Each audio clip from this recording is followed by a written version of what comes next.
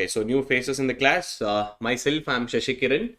So I handle usually the economics paper in the foundation and the strategic management in the CA inter-level. So I've been teaching from almost like past 8 years now. So across like all the 5 states of South India like Karnataka, Tamil Nadu, Andhra Pradesh, Kerala, and even Telangana. Like usually one common question which I will be asking even before starting the class. Like be genuine to yourself, that's the most important thing. How many of them feel that I don't know the subject, sir? I'm little blank on it. I tried understanding, but still there is a little issue with me. I'm either maybe the conceptual clarity is not there, or maybe the presentation of answer is not good, or maybe I have conceptual clarity as well as presentation, but I really don't know where I'm exactly going wrong. And even in this category, you can raise your hands. Conceptual clarity is missing. Anyone? Okay, 1, 2, 3, 4, 5, 6. Majority of them. Okay, so presentation of the answer is the biggest problem for me. I have a conceptual clarity, but presentation is the biggest concern. Okay, one student. So in online, we have more students in online. Okay, a few of them are my students itself. Okay, Bangalore batch students. Hello, fine, superb. So like you guys have to let me know like what is that you are exactly looking out for. See, definitely presentation wise, I will be giving you a like what exactly to be written over there, how exactly precisely you need to present your answers. Is it in point wise? How exactly you should go ahead? We will do it. And like, should I go little in depth about the conceptual knowledge or should I revise things? In depth. In depth. Okay, if that is the case, the class might get extended little. Is that okay? Okay for everyone? Okay, chalo, let's get started. So basically, first we need to understand the question paper, the pattern of question paper, how exactly the question is going to come. And based on it, we will start with the discussion part. So hope you will be knowing it's a last paper. That is paper 6B, wherein which after completing your financial management, FM, then that is where you will come to the strategic management. After that, full on holiday. So inter is done. So before finishing, there will be always a bomb which ICAI tries to put. That is with FM and SM. Either it will be in FM or either it will be in SM. So SM chances are very less. FM in terms of calculation, maybe the question adjustments, twisters, that is where most of the students will go wrong. For the one who feel FM is really good, SM is the trouble. One who feels SM is really a good, FM is the trouble. Or there are certain set of students, sir, FM and SM is not at all a trouble for me. There is one big pay waiting for me, audit. Audit is the biggest concern for us. If that is the case, Karthik sir is there. Not to worry. Tomorrow, the after tomorrow, 1st, 2nd and 3rd of April, Karthik sir revision class is going on. You can attend that also. Not a problem at all. Okay, now first let us understand the question paper pattern. So whenever you see the question paper, you have almost like 15 and 35. 15 marks is for a MCQ, 35 marks is for a descriptive. And if at all you see the average weightage of a marks, the maximum you will get is 5 marks. 5 marks is the maximum. So you need not to write length and breadth like pages together. That's not required. See, in CA exams, this is the first thing that you need to keep in mind. Quality matters over quantity. So most of them think, okay, sir, like my BCom exam. Which exam? BCom exam. 5 marks means 1 page. 10 marks means 2 pages. No, it doesn't matter here. Unless and until if your answers are not in a qualitative way, even though if you're writing 2 pages, 3 pages, it's of no use. So first you need to understand the weightage of marks. What is the question that they're asking about? And based on it, you should start deciding what should I present in the answer. So let us go ahead. First, you will be having a compulsory question that is your MCQ based, case study based question. What is it? So in your paper, it is actually 50-50. Like out of 50 marks, 25 marks comes from case study. How many marks will be case study? So 25 marks will be case study.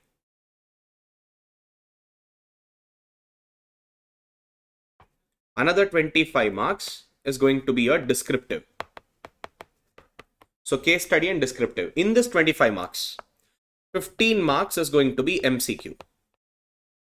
And the first compulsory question of descriptive, that is question number 5. There are 3 sub questions, A, B and C. 5, 5, 5. So 15 plus 15. How much is that? 25. That means 50% of your strategic management paper is going to be a case study based, analysis basis. Another 25 marks is going to be your descriptive, theory way of answering. So first you should keep it in mind, sir, should I only go with the descriptive way? Should I only sit and study the material? No, it's of no use.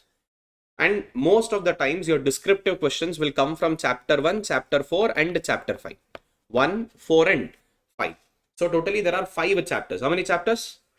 So in that 5 chapters, especially when you speak about this particular concept of case study basis, you can get a question from chapter 1, you will get a question from chapter 4. This is the most important. 90% of the times the case study based questions are coming from chapter 4, matrix questions. Last but not the least, chapter 5, very least expected, but still you can expect a question from chapter 5. Is that clear? So in terms of case study basis, which all chapters are important? 1, 4, 5. So in terms of descriptive, all 5. So if I need to speak about the weightage of an individual chapter, it is very much clear. You can expect somewhere between 8 to 12 marks from all the chapter. Minimum least 8 marks, maximum 12 marks, and an average 10 marks from each chapter. So 10, 10, 10, 10, 10. So it is 5 chapters, 10 marks each, total 50 marks. There is going to be one extra question for you guys. You need to attend any 2 out of the remaining 3 other than compulsory questions. Clear? So question paper pattern first you need to understand. Remember, it is going to be a 5 marks question in the descriptive. In terms of a case study basis, 10 marks straight away comes from a story. You can observe. You can randomly pick any question paper. So first 4-5 questions will be from the entire story. After the story, that is carrying 2 marks each. After completing that, again you will be having one single question that will be for only 1 mark. Last question, that is going to be for 1 mark. 15 marks comes from the MCQ. To be frank, out of 15, scoring somewhere between 12 to 14 is not a challenging at all. If you check out all the past 3 papers, MCQ based is going to be the most easiest. Don't ignore MCQ questions. Kindly solve all the MCQ questions. That is your lifesaver. Definitely, like, even though at the worst scenario, out of 15, scoring 10 is going to be the most easiest over there.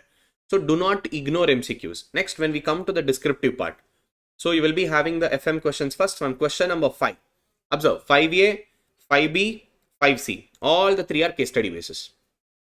So it is going to be like completely a story. You need to analyze that and then you need to come out with the answer. So this analysis, or how do I get to know this analysis, is another common question which I will be getting from the students. Unless and until if you don't have a conceptual knowledge, what exactly is a concept about? What are they asking for? When you're reading a question, you should be able to figure out which concept are they narrating here. So that's conceptual knowledge is most important, especially from chapter 4. That is where most weightage is for all this case study based questions. Clear? So compulsory question will be always from case studies.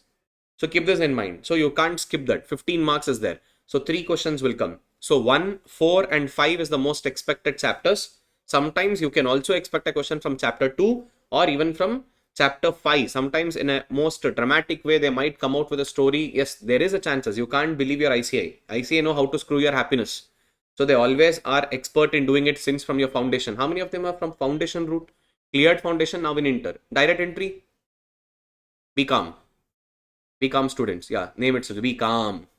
That's how it went. 3 years. Okay, chalo. Now, have a look here. Next, question number 6. There is 2 sub questions. 6A, 6B. Again, 5 marks. How many marks is that? 5 marks. Question number 7, again 2 sub questions, 5 marks. Question 8, 2 sub questions, again 5 marks, and one more optional. For this question B alone, it's not for A. Question B alone. Clear? That is only an option for question B. So maximum weightage per question is only and only 5 marks. How many marks? Hello? Are you alive? So respond. How many marks? 5 marks. Clear?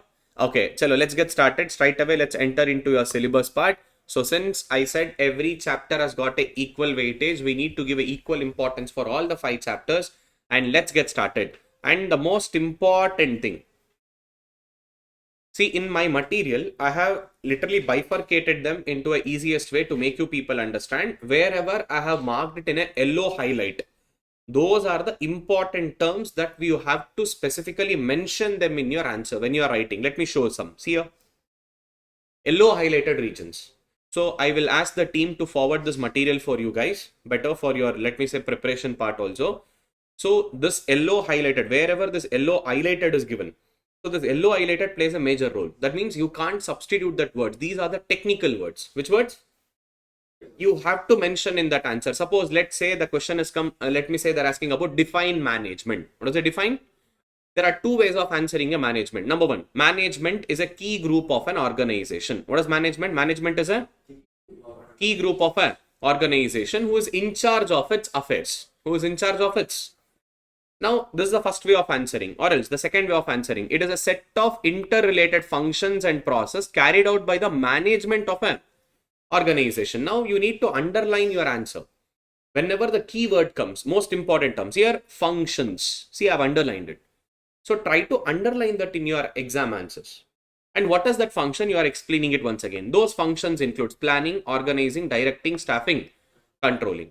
See, wherever the bold letters are there, those are the secondary importance. That means you have to include that in your answer. But wherever the yellow highlighted is there, that is must and should. You need to write that statements. Without writing the statement, you cannot get the full marks. See, biggest challenge for any inter student is, sir, I know the concept, but while putting it across, I'm making it more simplified. They're not asking you to write in a simplified way. You guys are professionals. They're expecting you to write in a professional way. They're expecting you to write in a professional language. That is why most of them are losing out marks. Sir, I have written my proper correct answer. I have students, like they will take the entire scanned copy of their answer sheet and they will come, sir, kindly correct this paper and let me know what is the score that I'm going to get from your correction. By and large, maybe some 2-3 marks in and out it will be the same score what the evaluator has given. Suppose the evaluator out of 50, let's say, has given some 23. I might have given 21 or maybe 25. So by and large, it's the same. Whereas a common mistake which is happening for our CA students is you are trying to simplify it. Don't simplify it too much like a school kid. Not required. You are a professional kids. They're expecting you to write in a professional way. So this is the one thing which you have to keep it in mind whenever you're writing your own answer. Don't simplify it too much. Sir, I need to make sure that even my science students are there now, my colleagues are there, or maybe my cousins are there. Even if they read my answer, they should understand. Yes, that is good. That is, class notes. But they are not expecting you to write the same way in your exams. That is where you guys are losing marks. That one tick mark will be there in your answer. If you observe the scanned copy, tick mark will be there. Instead of 5, they will give 3. Why is that 2 marks deducted? Did you question yourself? No. Why? You are simplifying answers. Don't simplify. Whenever there are some professional terms, kindly use the same professional terms. That is what they're expecting from you. That is the standard way of answering. Sir, how do I get to know this? While practicing, you will understand where is that you are simplifying things. So practice makes man perfect. So the very one important thing that you guys have to do is, if at all you feel any subject, it's not about the strategic management or maybe law, auditing, be it any theory paper, if you feel, sir, I am finding it challenging in presenting answers, you have to make sure that at least in a day, one single question you need to write for yourself. Consider this is an exam hall. Take out one sheet of paper.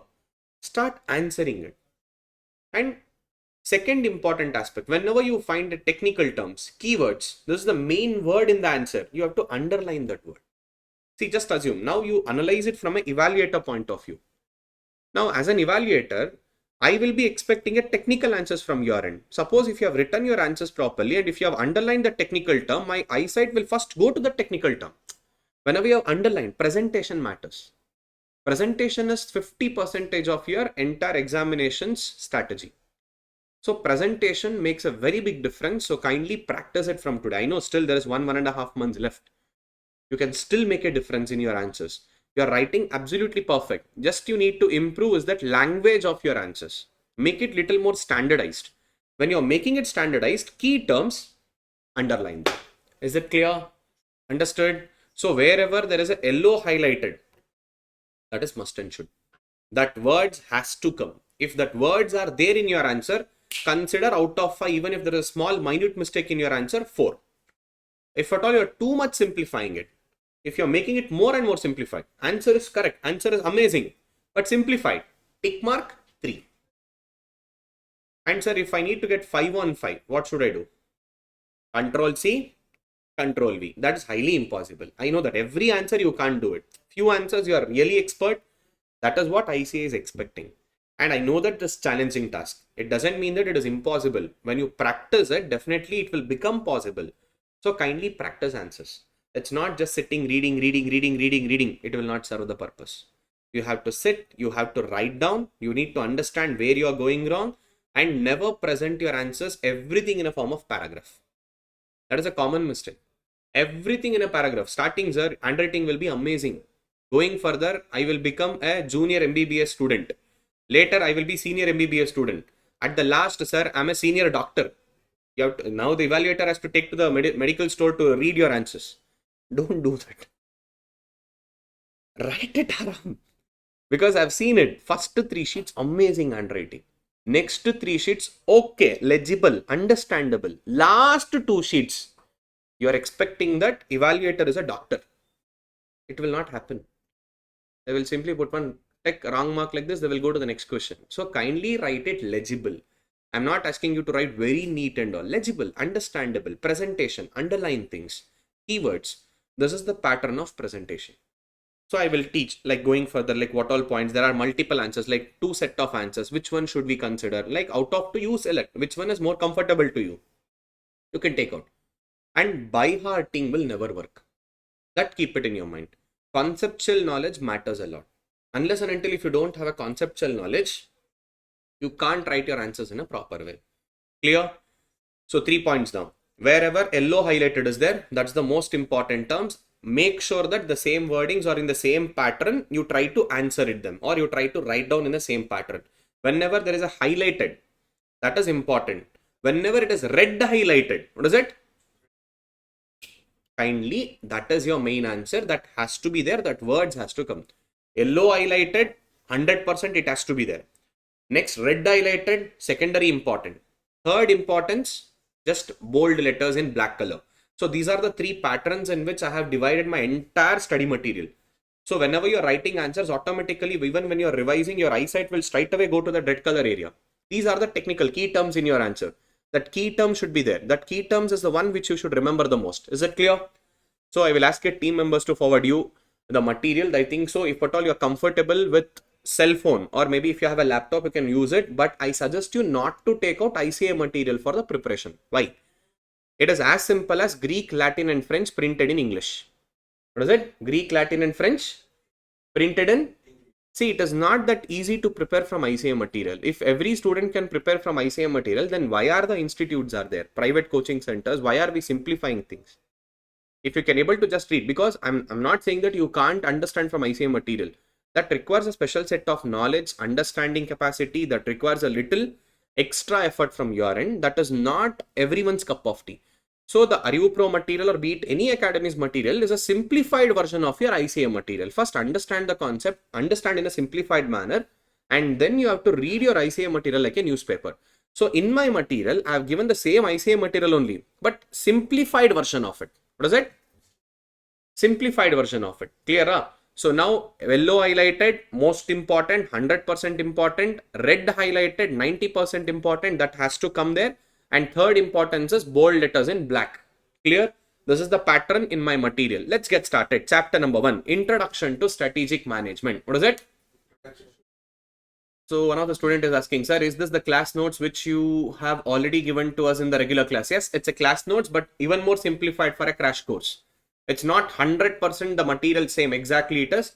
I have changed it little. I have reduced some sentences. Whichever is only the shortest way we need to remember for the examination point of view, I have reduced it. It is not the same. Exactly 100% same.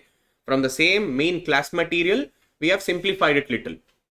Okay, let's get started. So chapter number 1, what is it? Introduction to strategic. So even before starting with chapter 1, understand what is strategy. See, this word strategy has originated from the concept of war. That means, as a general of a war, what is the decision I take to win against my opponent? Win against my? That is called strategos. That means the decision taken by the general or an army general. That is called as a strategy. Now the same thing has been adapted into a business. That means whenever we are doing a business, our main intention is to always, let me say, stay ahead of a competition. Whoever I'm competing with, I should be much more better than them. I should perform well. I should, let me say, make more profit than them. I should be the one which should be most preferable brand to my customer. For which every organization tries to build their own strategy. They try to build their own. every organization wise strategy will be different. Let's say, for example, as a student, your way of preparing is different. Other students' way of preparation is different. You might be comfortable in sitting and studying early in the morning. Other student might be sitting and, let me say, studying in the midnight.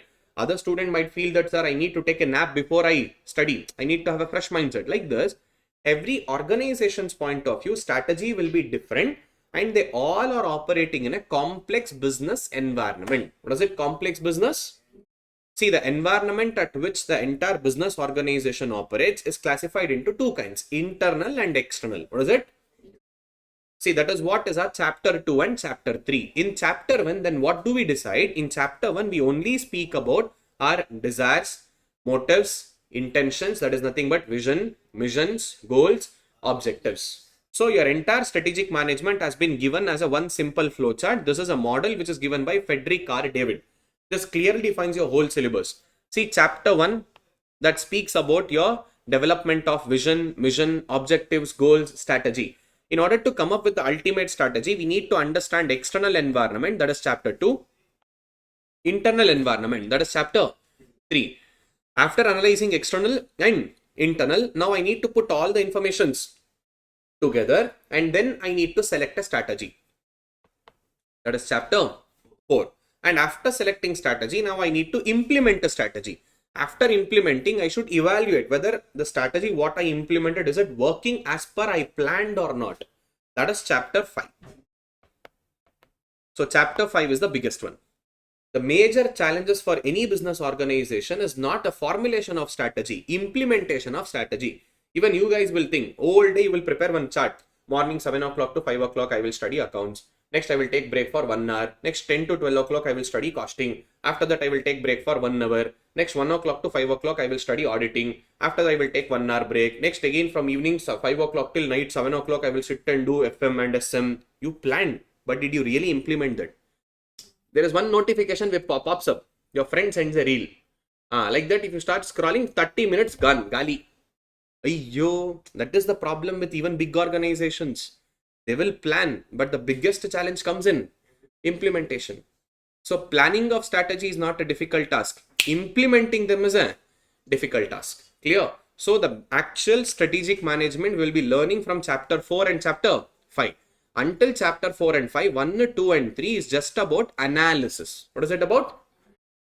Which strategy should I implement? In order to implement that strategy, what all I need to understand, whether inside my organization or outside my organization. When I speak about inside my organization, who all are involved, who should be in a decision making, who should not be in a decision making, who has got power, who has got interest, all these internal aspects will be understanding, and even external aspects, like I'm operating in a business environment, my political environment keeps on changing, rules and regulations keeps on changing. Our Nirmala auntie will not be silent. She will come and ask for her share. She will be like, hello, paisa de do mere ko. She will be asking, whenever tax rate keeps on increasing, how do we perform? If like COVID, tsunami, earthquake, if this happens, like how do we perform business? Whatever strategy I implemented, it is not working. How do I go for a plan B if plan A doesn't work? This is entire analysis. So chapter 1, chapter 2, chapter 3 only speaks about your analysis. Actual strategic management starts from and chapter. That is why more marks weightage, you can expect more conceptual, technical concepts in chapter 4 and chapter 5. Clear? So 1, 2 and 3 will get over just like this. It will not take much time when we are revising. We will give more time in chapter 4 and chapter 5 because more of your case study based questions from 4 and also most of your conceptual based descriptive answers also will be from chapter 5. So there we will spend more number of time. Is that clear? Now let's get started. So chapter 1, Introduction to Strategic Management. First, we need to understand management. Now, let's say, for example, there is a college. Who is the head of this college? Sir, principal of the college. Now, who is controlling this principal? Sir, management of the college. One who has invested money, one who is making all this ultimate rules and regulations. Sir, my teachers are under the principal. I have an HOD. Under HOD, there is a normal class teacher. So it's the same pattern for any business organization. The people who will manage the show, the people who will like what to do, what not to do, which business we need to enter, which business we need not to enter. These are the people whom we term them as a management. What is called as? They are the key group of an organization. Who are they? Key group of an organization who is in charge of the affairs. Who is in charge of the That is the first way of understanding. See, they are also called as a chief organ. Which organ? Entrusted with the task of making a purposeful and productive entity. Purposeful and I have a purpose. I need to achieve it. And I need to be more productive. I need to be more. What I thought and what I achieve should be one and the same. I need to make that. For it, I have a certain powers given. So I am the key group of an organization. These are the people who are interested in managing the organization. Managing the first type of answer. Second one. See, management is nothing but an organization which is a set of interrelated function. Wait, let me erase this. Set of dash function, set of and process. Set of dash interrelated functions and process. Sir, what is this process? Whenever I need to hire someone, I will take an interview. How do I take an interview? First, I will call out for an interview. Okay, there is an opening, hiring, that advertisement you will see. Next, there is an interview panelist. Let me say there is a procedure for interview, like oral, written, HR round. Like this, we will plan things. So, very first one is planning. What we do. Second one is organizing, bringing all the resources together and starting the organization. Next, directing, in which direction we need to head, which business we need to do, which business we need not to do, and staffing, making people to come and sit in a right job, right person. Now I cannot make Shashi Kiran to come and teach audit. Wrong person for right place.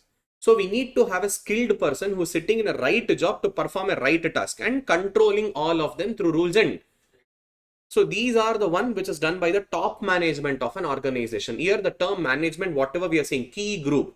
This key group refers to the top management. Which management? See, any organization for it matter, there will be 3 levels. How many levels? Usually in general, top level or also called as corporate level. Middle level is also called as business managing level. And the third level, that is your execution level. That is the last one, lower level. That is functional level. Which level? Corporate level, business level, functional level. So these are the 3 steps. Now, whatever the management we are speaking about the top level management, CEO, MD. About them we are going to speak about. Clear? So who is a management? Management. See in your meme template. Simple way of understanding. What is management? Key group of organization. Along with that, secondary answer is there. That is a primary answer. Key group of organization. What is secondary answer? Management is a key group of organization who is performing interrelated functions and process. What is it? Interrelated functions and clear. So these are the 2 important terms that you will be answering. Number 1, it is a key group of an organization who is in charge of its affairs. See, this is the primary answer. Under that, you need to write your own answers. Okay, who is that? What they do? All that explanation. But when you're writing the very first opening statement, kindly write this in a technical term.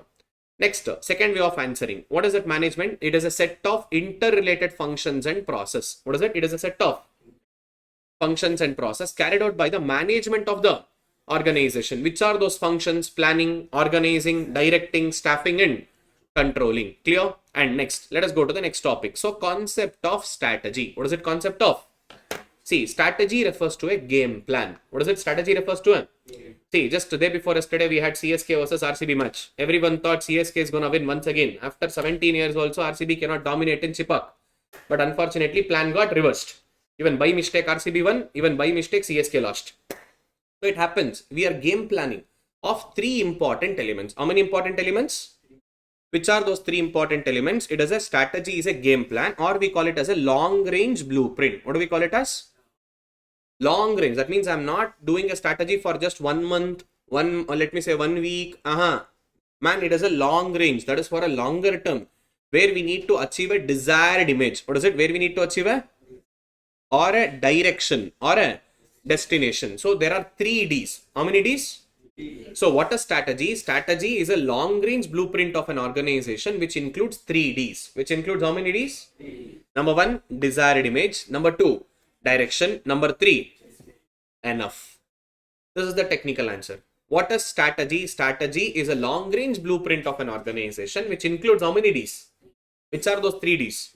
Desired image. That means what I want to become in the future. Now RCB, what you want to become in the future? Winning IPL trophy? Who want IPL trophies and all? We want kidney, liver, heart of people. We want business from the people. IPL tickets, that is most important. IPL franchisee is now into a more of business center, not of winning cup and all. We don't cup. CSK people want 7 cups. We don't want. We want business. How? More ticket sales. How? More and more merchandise sales. We'll do unboxing event. That is more important than a cup for us. Yeah, if RCB wins, now fan following will fall. We know it very well. But still we say, Isala cup namde. See, that is how, even exactly the same. We need to do a business. We have certain desired image. Ultimately, we say we need to win the cup. End of the day, the owner wants cup or money. Profit is important. Huh? Ticket sales has to happen. See, in IPL, every other team sells the ticket through BCCI. RCB is the only management. We sells the tickets in RCB website. We don't sell it from BCCI and all. We have a separate fan base. We want people, if normal match ticket is 2000, come to RCB, 4000 per ticket, double. See, nice business, no? We sell t-shirt, we'll sell cap, we'll sell all other things except winning cup. Business. Desired image. What is it? And direction. What is that? How do you need to achieve? We will bring Mr. Knox. We'll create a content team. We'll make all fun activity. Even though IPL just goes for 2 months in a year. Another 10 months, what to do? We need to hold back that fan base, na? We have a certain directions. This is how we need to follow. Every organization, man, I know my product is a seasonal. Let's say Coke, Coca-Cola. Now, when will you drink more Coke? Rainy season, winter season, summer season? Sir, summer, sir.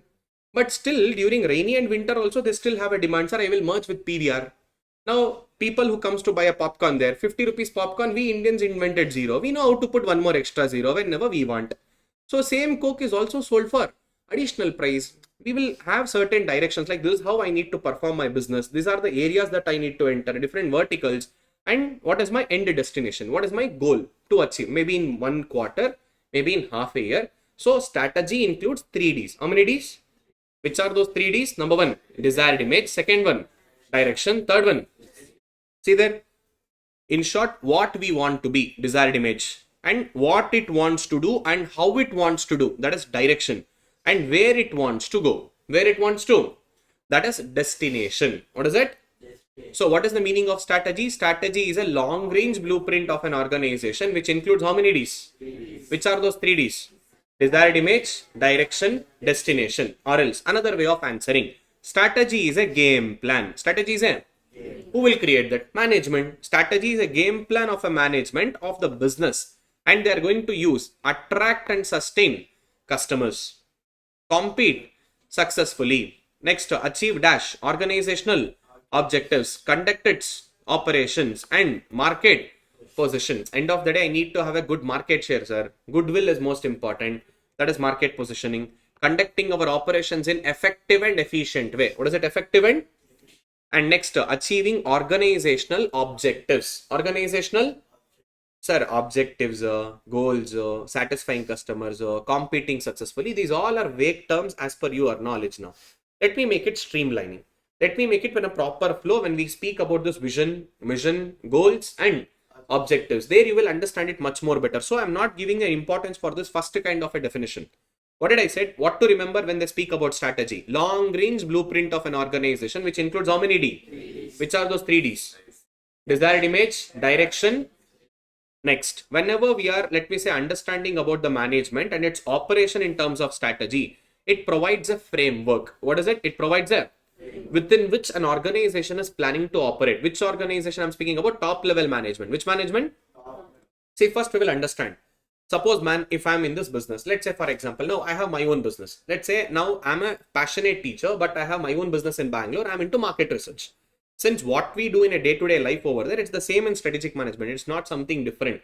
We do it for our clients on a daily basis. Same thing I'm teaching you guys. Now, let's say Shashi Kiran. Now I'm from the market research background.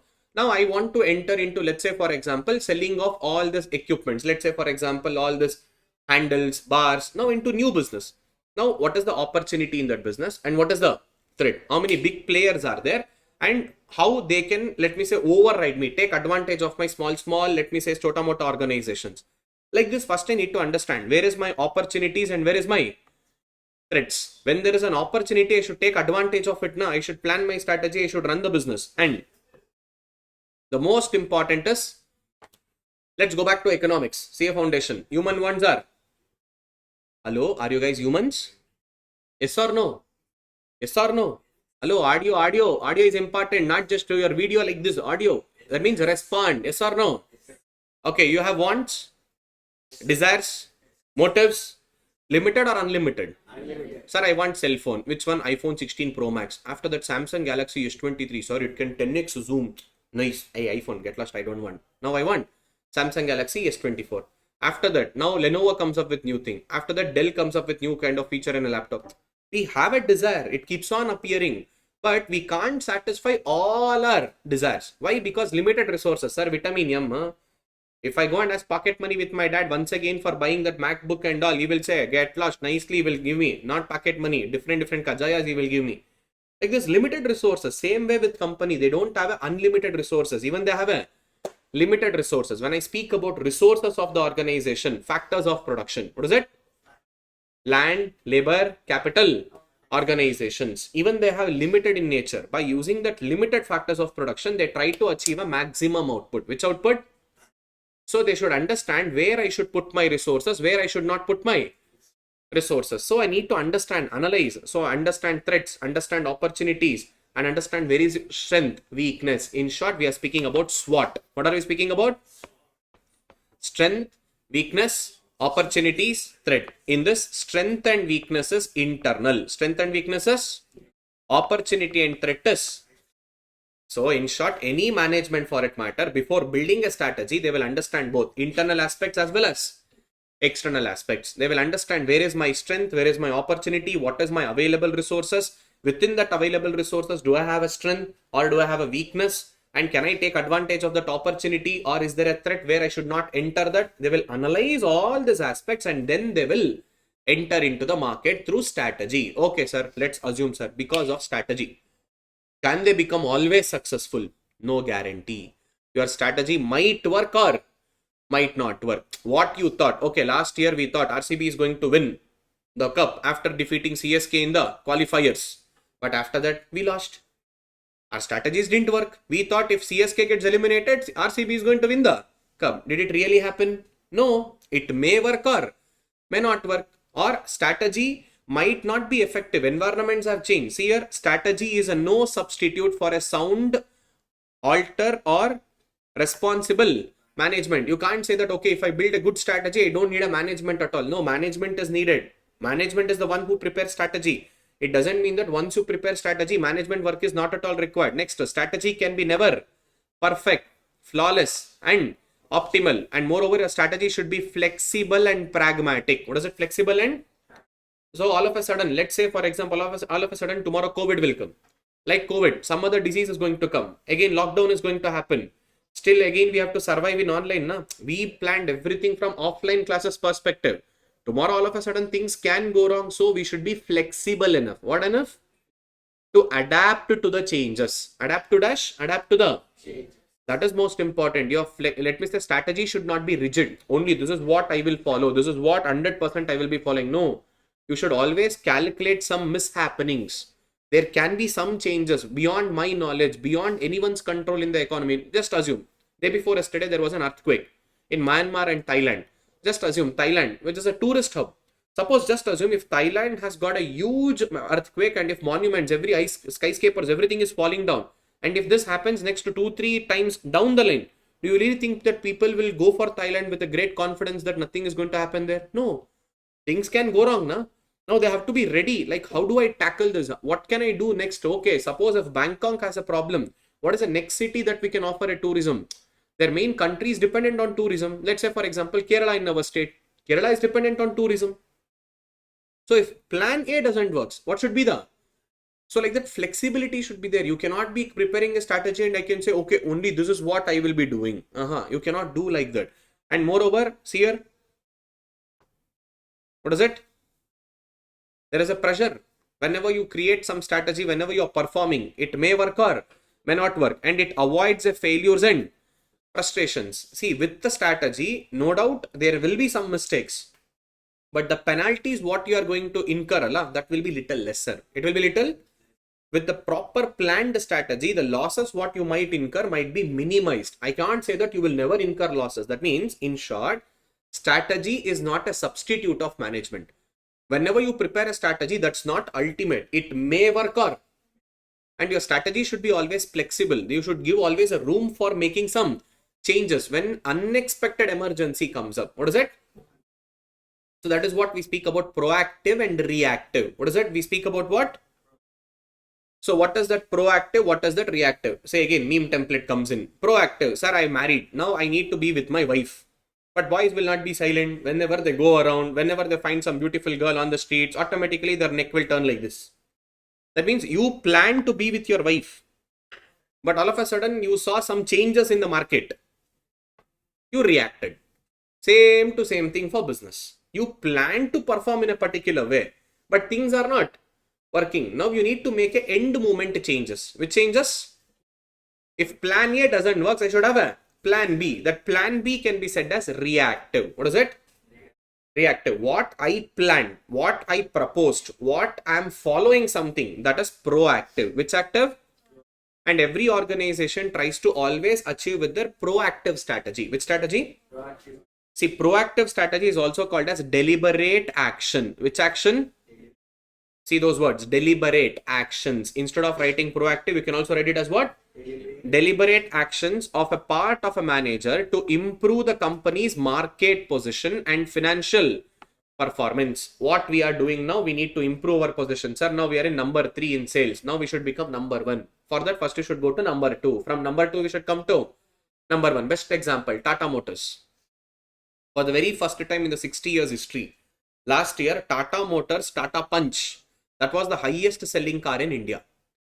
Earlier, only Maruti cars was there, either Swift, Wagon, some Maruti cars used to be the number 1 sales in the country. Tata was always in number 2 and number 3. Number 2 was Hyundai, number 3 was Tata. But for the first time, see, Tata has come to number 1. That means my plans, my actions, my strategy is to make me better in the market position. It has to make me better in the... For that, I have planned things. My planned strategy are called as proactive strategy. Which strategy? Clear. Now everyone is concentrating on EVs. Now going further, EV is going to be the future. So already many organizations, let's say for example, Maruti Suzuki. Now they stopped selling diesel vehicles. Now we are not selling any diesel. Either CNG we will sell or either petrol we will sell, or now they are also entering into EV segment. Which segment? Now EV segment is booming. Everyone is concentrating on EV. That means everyone is planning in EV. Everyone is proactive. What is it? Clear? Sir, reactive. What is that reactive? Suppose, let's say for example, now Ola got a backfire. Many of the bikes got it busted, heating issue, service is not proper. Now most of them thought, okay, Ola, you are stupid fellow. I don't want your vehicle at all. Now everyone started going to the some other brand. Now to take advantage of this, now Ather came up with a new concept, plug and play of batteries. See, that is reactive. Some problem is happening in the market. Now I need to resolve that problem. Now I can't go with my normal strategy. I can't go with my... Now normal strategy is not working. My environment changed. Scenarios changed. Tsunami came up. COVID came up. All of a sudden things got changed. Now whenever I implement a sudden changes in my strategies, that is reactive. What is it called as? Now you tell me which is important for organization. Proactive or reactive? Proactive. What is important? We should go as per plan. I cannot always dependent on reactive. So my main intention is to always perform the organization in a which way? Proactive way. Clear? So that is proactive and reactive. See here, next, reactive to unanticipated emerging developments and fresh market conditions in the dynamic business environment. Proactive strategy is a planned strategy. Which strategy? But reactive strategy is a adapted reactions. What are they? To the changes in the circumstance. Changes in the dash. Best example, there is one case study. Maybe suppose if any of the students have studied from economics and BCK in the foundation. Cadbury case study, there you would have heard. Cadbury contains worms. There was a multiple complaint raised across the nation, and Cadbury understood where exactly the problem was. The problem was not within them. Problem was with the storing. Now all this Munyappa store, Rangappa store and all, they never used to store it in a proper fridge. Because of that, worms used to get affected. And you would have seen on the chocolate, there is a statement given. Do not expose it to direct sunlight. What is it? Do not expose it to. But most of the cases, this all local vendors and all, they will expose it to the direct sunlight. Leave about the drinking water bottle.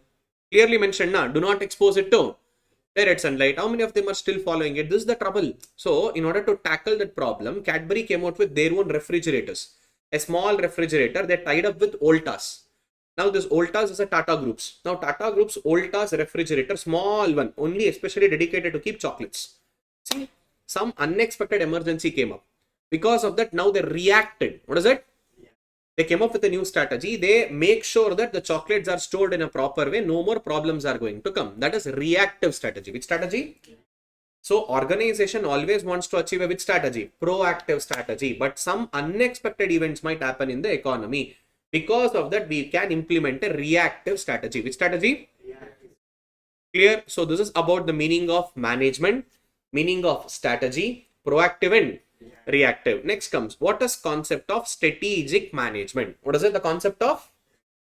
Remember, whenever you hear this word strategic management, in the mind, one important term has to ring the bell. The word called as process. What is that word called as? So strategic management is a process. What is strategic management? Strategic management is a process of what? First, setting our vision, and next crafting our objectives, and after vision and objective, what is it after vision and? Next comes a strategy. Next comes, okay, let me make your life little simple. Okay, listen to this carefully. First, we will identify the vision of an organization. What is it? This is desired future. What is it? Desired future. In short, what we want to become. What we want to become. Next comes mission. M. Who we are and what we do. What does it speaks about? Who we are and what we do. That means who we are, what business are we in, presently what we are conducting. That speaks about the present situation. That speaks about what? So after vision and mission, next comes goals. What is the next one? Goals are end results. What is goals? Clear? And those goals are open-ended. Keep this in mind. What is goals? Open-ended. That means goals keeps on changing. Next up, in order to achieve the goal, we have objectives. What do we have? This objective is a time-based measurable target. What is objective? Time-based measurable target. This is closed-ended. Which ended? Closed-ended. Now understand this carefully. Now vision, a desired future. What I want to become. Sir, I want to become chartered accountant. That is my vision. That is my vision. What is my mission? Who we are and what we do. Sir, presently I am a BCom student who cleared BCom. Now I want to become a chartered accountant. I am entering into CA interlevel. I am trying to understand the syllabus. I am trying to learn the syllabus. Okay, what is your end result? Sir, in next 6 months down the line, I am completing my CA inter. Next 6 months down the line, I am completing my, that is my end result. What is it? End result. What you need to achieve? Clearing your intermediate exam. In order to clear your intermediate exam, what is your objective now? Sir, first 1 month, I will study accounts. Next 1 month, I will study auditing. Next 1 month, I will study costing. Clear? That is time-based measurable targets. What is it? Time-based? That is my objective. Sir, what is a goal? End result. In next 6 months, or let's say for example, after this first attempt, I will be clearing my inter. That time-based measurable target is an open-ended goal. Which goal? Sir, best example, Rahul Dravid. Do you know Rahul Dravid? Now Rahul Dravid made this statement. I want to become chartered accountant. I went to a class, saw that big books. I got feared.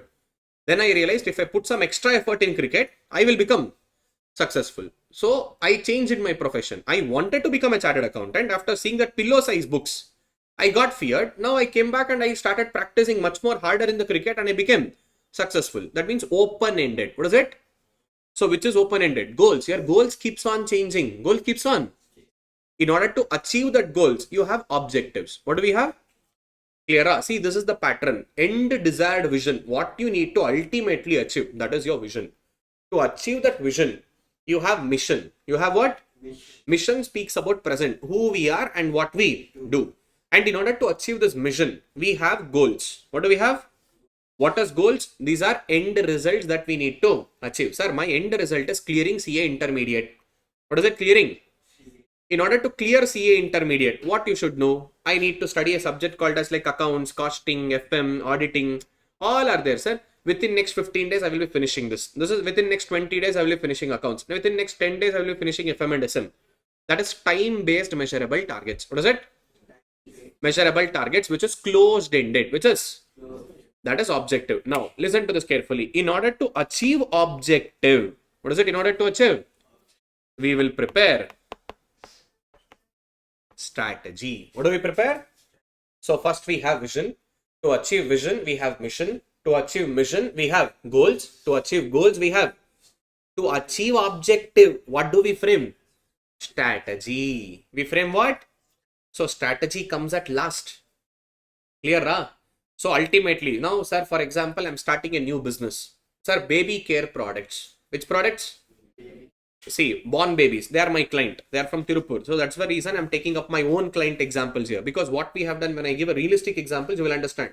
Sir, baby care products, one-stop solution for all baby related, whether baby cosmetics, whether baby powders, or whether baby dress, or anything related to a babies. Let me say from 0 to 5 years. 0 to.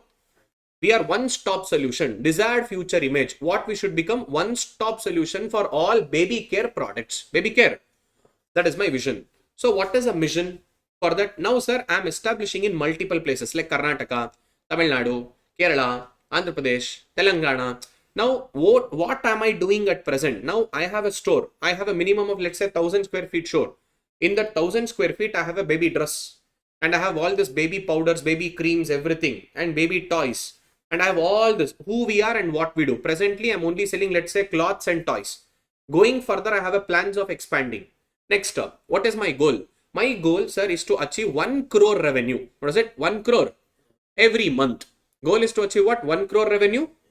So to achieve that 1 crore revenue every month, what is your objective? Sir, my objective, festival is coming up now. Now sentiments is there. Now why Ramraj has to promote all that cotton traditional wear and all? We will also come up with a traditional dress for small kids. We'll attract. I have my own objectives. How do I achieve this? I will give offers. I will get connected, let's say, with Amazon, Flipkart, Myntra. I will give some special discounts. I will conduct some activities. Let's say, for example, toddlers, moms, you can come. There is one spin. If at all you spin that wheel, whatever offer comes in, you can take, you can buy. Like this, I have time-based measurable targets. What is this? Clear? Any organization for it matter, they will be having this format. Mission, vision, goals, objectives. Ultimately, to achieve objective, what do they prepare? Such strategy can be proactive or able to get the full flow. See, this is the proper flow. Clear? Now, beyond all this, that is vision, mission, goals, and objective. There is much more bigger. That is intent. What is it?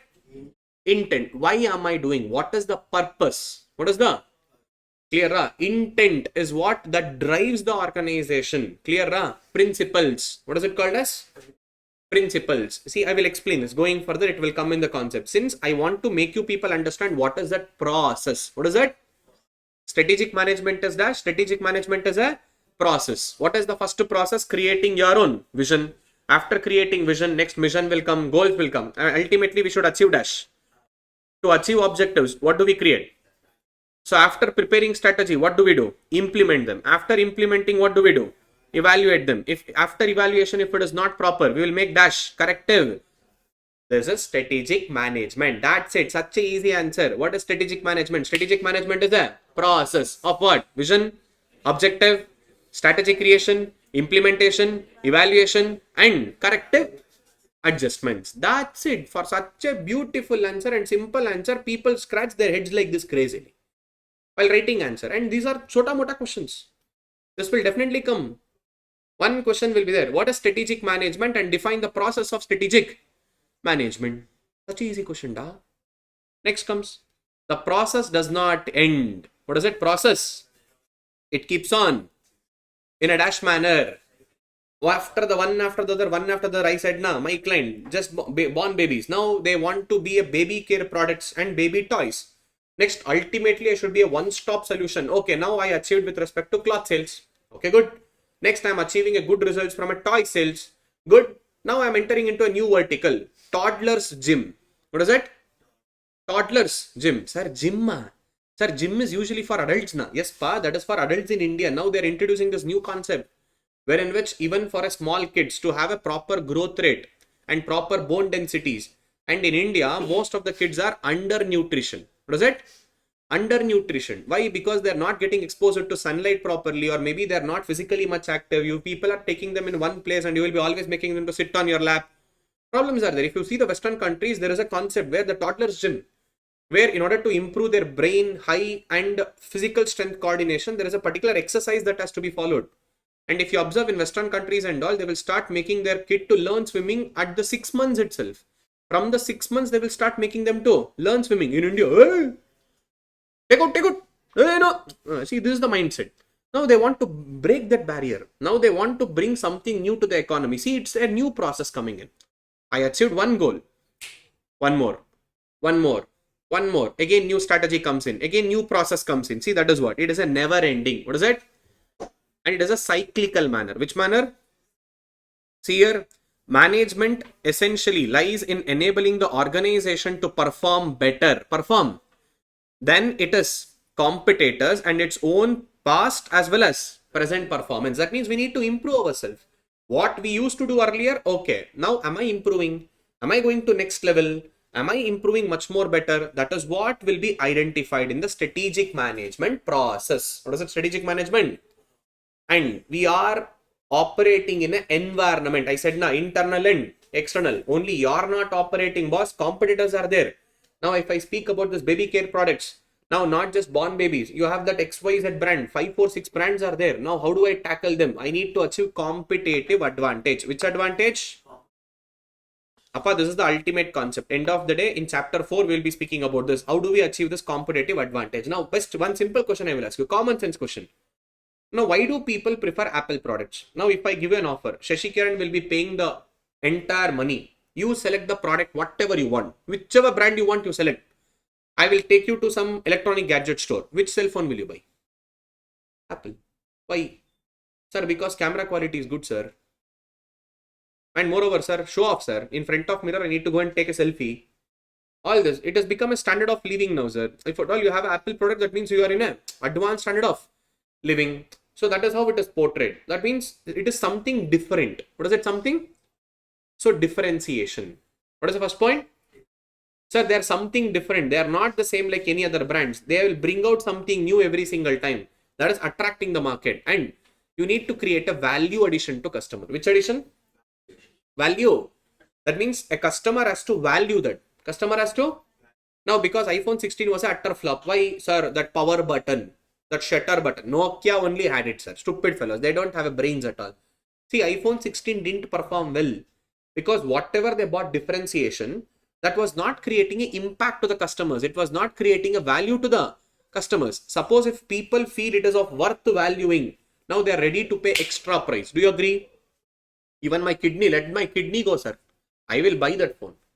See, two important things has to be kept in mind to achieve competitive advantage. Which advantage?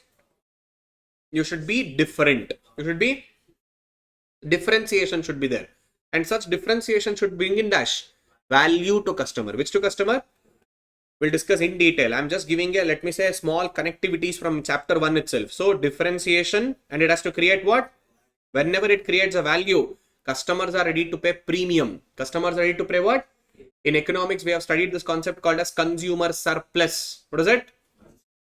Consumer surplus. Clear, Ram? So in case of consumer surplus, we are going to pay extra. Yes, we are ready to pay extra price. Clear, Ram? So that is value creation. Next up, which is also guiding the organization. What does it do? Guides the organization. That means in which climate or in which conditions, in which direction the organization has to run. I will get to know where the advantage is there and where the disadvantage is there. Clear, Ram? Okay, sir, respond to the chat box. Wait, let me complete this. Okay. Clear? So this is the concept of strategic management. What is that? Strategic? Clear? See, in strategic management, usually the meaning will be there. You need to first write the meaning. After writing the meaning, next they will be asking you either the characteristics of strategic management or limitations of strategic management or importance of strategic management. See, they will never ask you one simple question. They will always club questions in strategic management. So whenever you're answering, let's say for example, they're asking you, define the importance of strategic management. What does it define the? Straight away, don't write the importance of strategic management. First, explain what is strategic management. 2-3 lines. And then go for the answers. Straight away, don't write, okay, listed below are the importance of strategic management. Blah, blah, blah, blah, blah, blah, blah. Don't do that. This is what presentation is. First, explain what is strategic management. Strategic management is a process. What is it? Strategic management is a of developing dash, dash, dash, dash, dash, 3 points, and these are the importance. You need to list them down. Clear? See, in strategic management, they will always club questions. They will always, straight away, they will never ask you one simple topic there. Explain strategic management and its limitations. Like this, they will be clubbing. Clear? Next comes importance of strategic management. What is it? Strategic management. So what are all the importance? Now have a look here. Wherever I have red highlighted, those are the keywords that you consider it as a main pointers. Consider it as what? Main. Whenever you're writing answers, kindly write down in the form of pointers like this and explain that pointers little in brief. At least 1 or 2 lines. At least 1 or. Just don't write that pointers and expect that evaluator will give you full marks. It will not happen. Evaluator will not give you full marks. You need to explain it little. See there. In strategic management, there is a concept called as survival of the fittest. This is explained by Charles Darwin. Explained by whom? He said, see boss, organization which is not a strongest which will survive or the wealthiest which will survive. One who is ready to adapt to the changes. One who is ready to adapt to the changes. They are the one who will survive. Best example, Nokia. See, Nokia didn't adapt to the changes. They were sticking on to the same old methodologies. Now Android entered market. And not just Android, iOS entered market. But these guys were still same. Now one point of time people stopped buying Nokia. Why? Because stupid fellow, you are same. You're not having any difference at all. Now trends are changing. Now let's say for example, when I was at your age or when I was at a small age, whenever my parents used to take me to the bakery, we used to cry, crib, do one hangama for just getting one honey cake. Getting one? Now will you people buy honey cake? Ah sir, pastry zamana sir. Tiramisu chocolate we want. All these new trends have come up. Would you really go and cry for, let me say, honey cake? Huh? No, how many of them will do it? Sir, trends have changed. Like that, whenever trend changes, we need to adapt to the new trend. Without adapting to the new trend, if you're still doing the same thing, one day people will say tata bye bye for you. So one who is responsive to the change, he is the one who will survive in the market. He is the one who will clear. That means that is what Charles Darwin said. Survival of the fittest. The survival of the fittest will happen. It is not with the strongest, not with the wealthiest. One who is adapting to changes. One who is clear. See another best example. See, before COVID, we didn't have a concept of online class at all. Everything used to go offline. Na? Now, students, it can be from any nook and corner of the globe. He used to come, he used to sit in the class, he used to learn. But see, now things after the COVID has totally changed. Now we are not coming back 100% offline. See, even from Bangalore, students are joining. By sitting in Coimbatore, we are taking a crash course further. Every single person online, offline, even recorded will be there. This will be uploaded on a YouTube. See, all these are happening. That means now scenarios are changing. Now, if at all a coaching center will say, no, I will only conduct offline classes. Student will say, poda day. What do I do for, let me say, revising? I need some backup now. Suppose today I might have not understood something. I want to refer it back once again. Where do I come and access that? If I give you that multiple option, yes, good. See, that is the present business scenarios. I can't just do online or I can't just do offline. It's a combination of both, hybrid. But before COVID, did we had the scenario? No. That is the concept. Survival of the fittest. Clear? Now see there. Whenever you follow the strategic management, all this vision, goals, objectives, and all that intent, it will give us a direction for a company to move ahead. In which direction we need to run the organization and where we should not run. It helps the organization to be dash. Instead of every single time we can't achieve with a reactive strategy. We need to achieve through a proactive strategy. And next, it provides dash. It provides a, that means it provides a decision making aspect. That means what we need to do and what we should not do it. Where I need to achieve and where I should not enter at all. Next up, it makes the prepare the organization face dash. Face the future. Now, not only thinking about present, what I should become in the future. Ultimately, you are struggling to achieve your vision, na? Desired image, future image. And next, serves as a corporate defense mechanism. What is it? Corporate? Sir, what is this? Corporate defense mechanism. See, these are the technical words. You can't substitute these words. You need to write that. Corporate defense. I said, nah, through the help of strategic management, it is not a 100% short success. Let me say, there might be something going wrong. You might incur losses. but your losses or might be the damage will be limited. Damages will be without having a process, without having analysis. If at all you're blindly entering into the market, the amount of damages what you will incur is extreme. It is just minimizing your damages. It is minimizing your risk element. That is strategic management. It will not guarantee the success, but if anything goes wrong, it will minimize your risk. What does it? Minimize your risk. And it helps enhancing a longevity of the business. That means whenever you're doing a business with a proper strategy, you can run for a longer period of time. Next, helps the organization to develop a clear and competitive. And this is important. This is what chapter 3, chapter 4 speaks about. Core competency and competitive. Major topics. I said now, competitive advantage, value, differentiation. All those will come into a picture. See, these are the importance. What are this? Important. See, wherever the red color is there now, I will ask the team to share you the material. This entire same material. Clear now? These are the importance. These important terms, whatever is there now, that is your pointers to write in the exam. This red color one has to be there. And after that, kindly explain them. Clear? So these are the importance of strategic management. Next comes a limitation. When there is an advantage, there should also be a disadvantage. Agreed? Now, what are the disadvantages? They are highly complex and turbulent. What is it? Highly complex and? It is not easy to prepare a strategy or understanding the business environment and adapting a right strategy. It requires a skill. It requires a talent. I need a right person. I need to appoint that. Cost is involved. What is involved? And also it is a time consuming process. Which consuming process?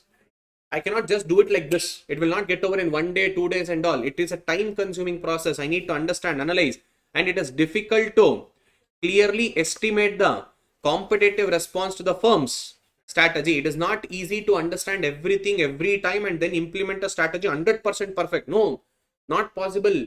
As a human, we make errors and we can't always predict 100%. It is not at all possible. Sir, and then when there is so much of disadvantage, why should we consider strategic management?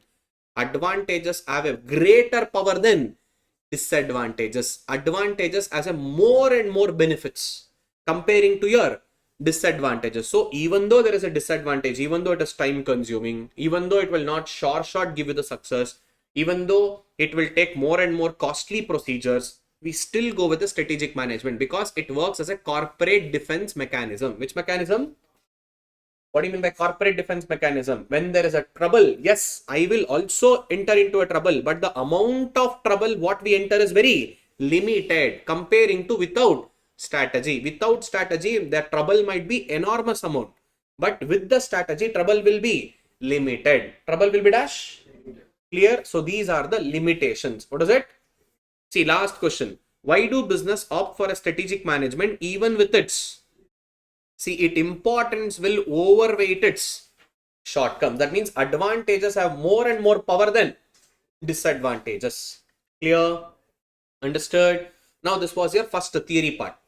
Next comes vision, missions, goals, objectives and values. See, all these are considered as a strategic intent. What are they called as?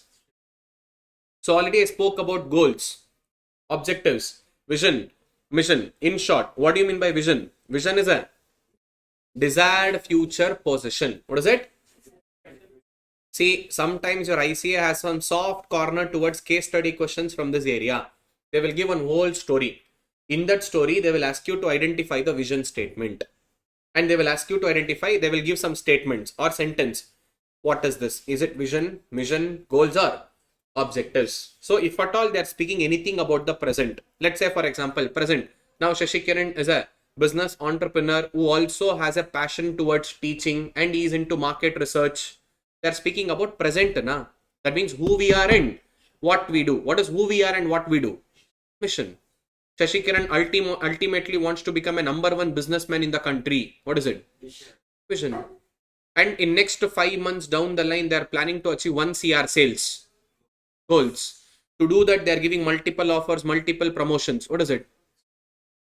They will give one whole story. In that story, you should identify which is vision, which is mission, which is goals, which is.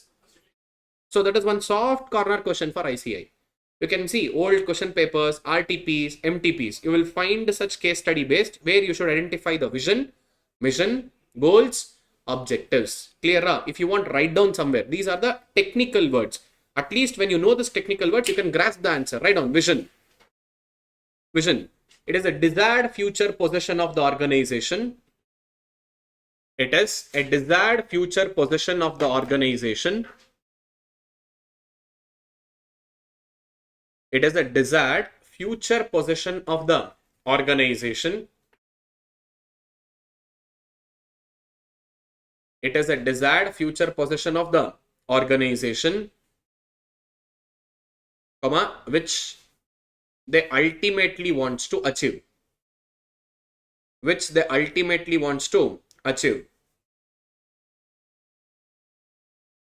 Which they ultimately wants to achieve. In the bracket, write down what we want to become. In a bracket, write down what we want to become. In a bracket, write down what we want to become. What we want to become. Next, mission. Mission. Mission. Who we are and what we do. Who we are and what we do. See, in your answers, these terms should be there. These are the important terms. Clear? Who we are and what we do. Clear? Next. Better do one thing. Give a differentiation between goals and objectives. Sometimes the question has come. Differentiate between goals and one more thing. Listen to this carefully. Whenever a question comes to differentiate, what is that common thing you will do? You will divide the sheets into two sides. Left side goals, right side. For God's sake, don't make that mistake in exam. When you are writing in a professional way, you should never put that table form. First, write down all the pointers of goals and below that, write down the pointers of objectives. Or else, if you want to compare point by point, point number 1, first line about goals, second line about objectives. Next, point number 2, first line about goals, second line about. This is how you should present the differentiation between. Never put that table in your exam. Never put that table. You will lose marks. Your answers are correct because you are presented in a tabular form. 1 mark dumber. This I got to know from one of the ICAI member who is into a panelist. He clearly said me, in your CA Inter, be it any paper for it matter, whenever they ask differentiation, kindly don't put that table. Have you ever seen in suggested answer they have given table? You can't find. Even it didn't strike to me. Last 2-3 years back, during the COVID time, I was just conversing with one of the ICAI member. He clearly said, this is the common mistake what student does. Never and ever put that table. Left side, topic 1, right side, topic 2. Oh, don't do that. You will lose out 1 mark. Clear? Whenever they ask a question, differentiation, never put a table. Clear? Only for your understanding in class, we usually put that table. Clear? Now, just for understanding, tabular form. Left side goals, right side objectives. Left side goals, right side objectives. Right on, goals, left side, end results of organization. What are they? End results of organization. Under goals only. Point number 2, they are open-ended. What is it? They are open-ended. Point number 3, under goals, there is no time restriction. What is it? There is no time restriction. Usually for a business organization to achieve a goal, they don't have any time restriction. Clear? Now right side, objectives. Objective. Time-based measurable target. What is objective? Time-based measurable target. They are closed-ended. Point number 2. What are they? Closed-ended. They are dash-ended, closed-ended. Point number 3. There is a time restriction. What is there? Time restriction. Clear? One more bonus point. Point number 4. Below this, objectives only. Write down. They are precise and expressed in specific terms. They are precise and expressed in specific terms. They are precise and expressed in dash terms, specific terms. Clear? See, this will make your life simple. Most of the times the question will be indirectly asked from goals and objectives. Student will usually go wrong in defining what is goal and what is objective. See, with this basic understanding, even if you read your material like a newspaper once, you can clearly understand which is open-ended. which is closed-ended, in which there is no specific time duration. Where there is a specific time duration, objectives, which is end result, which is time-based measurable targets to achieve objectives. What is it to achieve? What do we prepare? Strategy. What is strategy? It is a game plan of 3Ds. Which are those 3Ds? Desired image, direction, destination. What is strategic management? It is a process. Strategic management is a, what is that process? First defining your vision. Ultimately, you should achieve your objective. To achieve objective, what do we prepare? After preparing strategy, we implement. After implementing, we evaluate. If things are not working properly, corrective actions. See, these are the technical words. Even when you are preparing at home, you should give focus on which words? Technical words. Even when you are answering, you should always come out with your mouth. Technical words. Automatically will write that words in your exam. Clear? Now let's go to the next topic. See, this will get over in next 10 minutes. The entire unit gets over in 10 minutes. There is nothing much here. See, strategic intent. What is it? Vision, mission, goals, objectives, values. Values. That is the bigger one.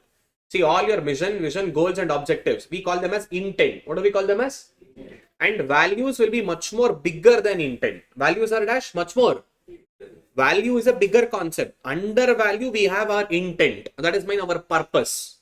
What we business are we in? What we want to achieve?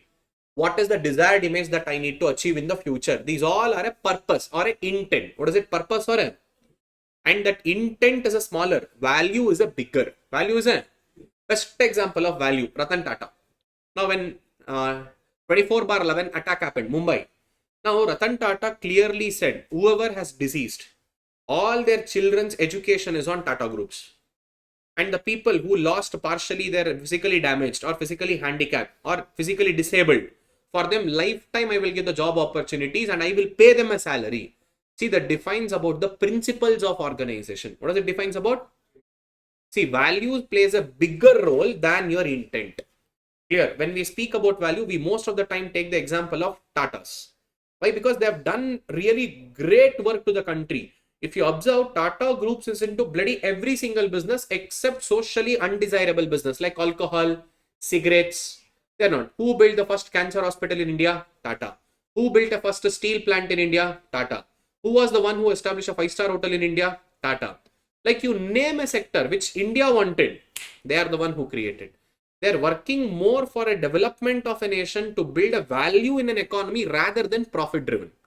If at all you observe, automatically we speak about Tatas when we speak about value. You observe any faculty, any strategic management faculty. That is one proper example which can give in our country. Tata Groups. They work for a purpose. They work for a, not for profits. That is what the organization is all about. That is why everyone desires to work in a Tata Enterprises. They want to be in a Tata. That name, fame, what they get from the Tata is totally different. I have my friend who works for a Tata, is into senior management. You don't believe he will be multiple times, will be roaming around across the globe for some meetings, for some decision making, collaborations, all this. And he is also a part of JLR. What about JLR? Jaguar and Land Rover. He's in that part. Most of the times he will be in London. Now this guy keeps on saying me, people don't know who is Prashant, but that name below Prashant, there is an organization name, Allah. That is what they respect for. Tata Groups. Prashant, senior manager, blah, blah, blah. No one recognizes that. Below that, there is one word called as Tata Groups. That is the weightage. What the organization has. Values. What is that values that they have created? So values are much more bigger than your intent. Values are bigger than your intent. Clear? So values will always override the intent. Sometimes values can be an obstacle also. Why? Now let's assume, best example. Now sir, in India, our youth is completely diversified because of Instagram, because of all this unwanted IPL, everything. Now let's say for example, there is a nice business, sir, Dream 11, Rummy Circle, Cricket 11 Circle, all this nice business, na? 49 rupees, 51 rupees. If at all you put that money, there is a chances of winning 3 crore. How much? Looks tempting, looks attractive, but the real, let me say, if you break down that business analysis, Allah, you will get to know you people are the foolish people in that. Man, middle class are the people who are losing money from that. They are not gaining money. Man, on an average on this all this fantasy apps, on an average in every single match, more than 7 crore people are investing. Just assume 7 crore people investing 40 rupees each. 7 crore people investing? Appa, 4 sevens are. How much? 280 crore. And that government enjoys the lion's share. Taxes. Even for putting money tax. Even if you win money tax. Entertainment tax. Ready, everything is there. Even the fantasy app, the one who built that app, he will not earn so much. Government earns so much from the tax. That is why government is not interested in banning all this. And moreover, there's a slight difference. Skill and gambling. There is a slight difference. If you go to the Google and if you search, is Dream 11 a gambling or is it like a speculative? It's a skill based. Only a slight difference between a speculation and a skill based. That is what they're playing around with. Now, Tata Groups, it's a matter of time to come up with such Dream 11 and all. Na? They have resources, they have skill, they have a manpower, they have everything. It's a matter of time to build one software and create this. Na? But they will say, no, we are not doing it. We are not doing it. Even though it might be trending today. We are not doing it. It can be profitable. We are not doing. That is values. Sometimes even though the business is most profitable, most suitable to earn your objectives, to achieve your goals, values will stop you. This is my behavioral principle, decision making aspect. What is it? My decisions are always taken based on values, not always based on profits. So this value ethical way and value driven organizations are very minimal. Very, very minimal. And one best example is always and always Tata. Multiple examples are there, even Levi's jeans. Now, once there was one case study about Levi's, wherein which in one of the Western countries, I don't know whether it was in Europe or different country, I forgot the name of the country, child laborers were involved in the manufacturing of Levi's. Levi's outsources the work. They will not manufacture. They will outsource the work to some other organization who will stitch the jeans and they will just place their logo and Levi's sells that brand. And they got to know that one of the producer is using a child labor and that became a big news. And Levi's came up and they said lifetime, the education is free for the, let me say kids, whoever was working there. I will take care of their lifetime education. See, there are organizations who takes a decision based on values and principles. What is it? So values will be much more bigger than your intent. Your intent is only about vision, mission, goals, objectives. Bigger than that is values. So decision making aspect will be always driven from dash. Values. What is it? Clear? Now let's get started. See, strategic intent. Intent refers to philosophy. What is it? Philosophy of the organization.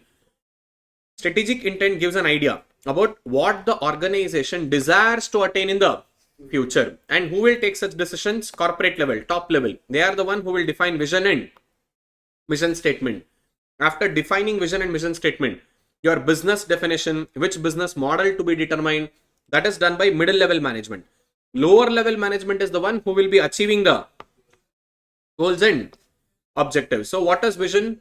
Vision is a blueprint of a company's future position. What is it? Vision is a blueprint of a company's where the organization wants to land. That means ultimately what I want to become. Now see, I've given some examples. Henry Ford, their vision statement.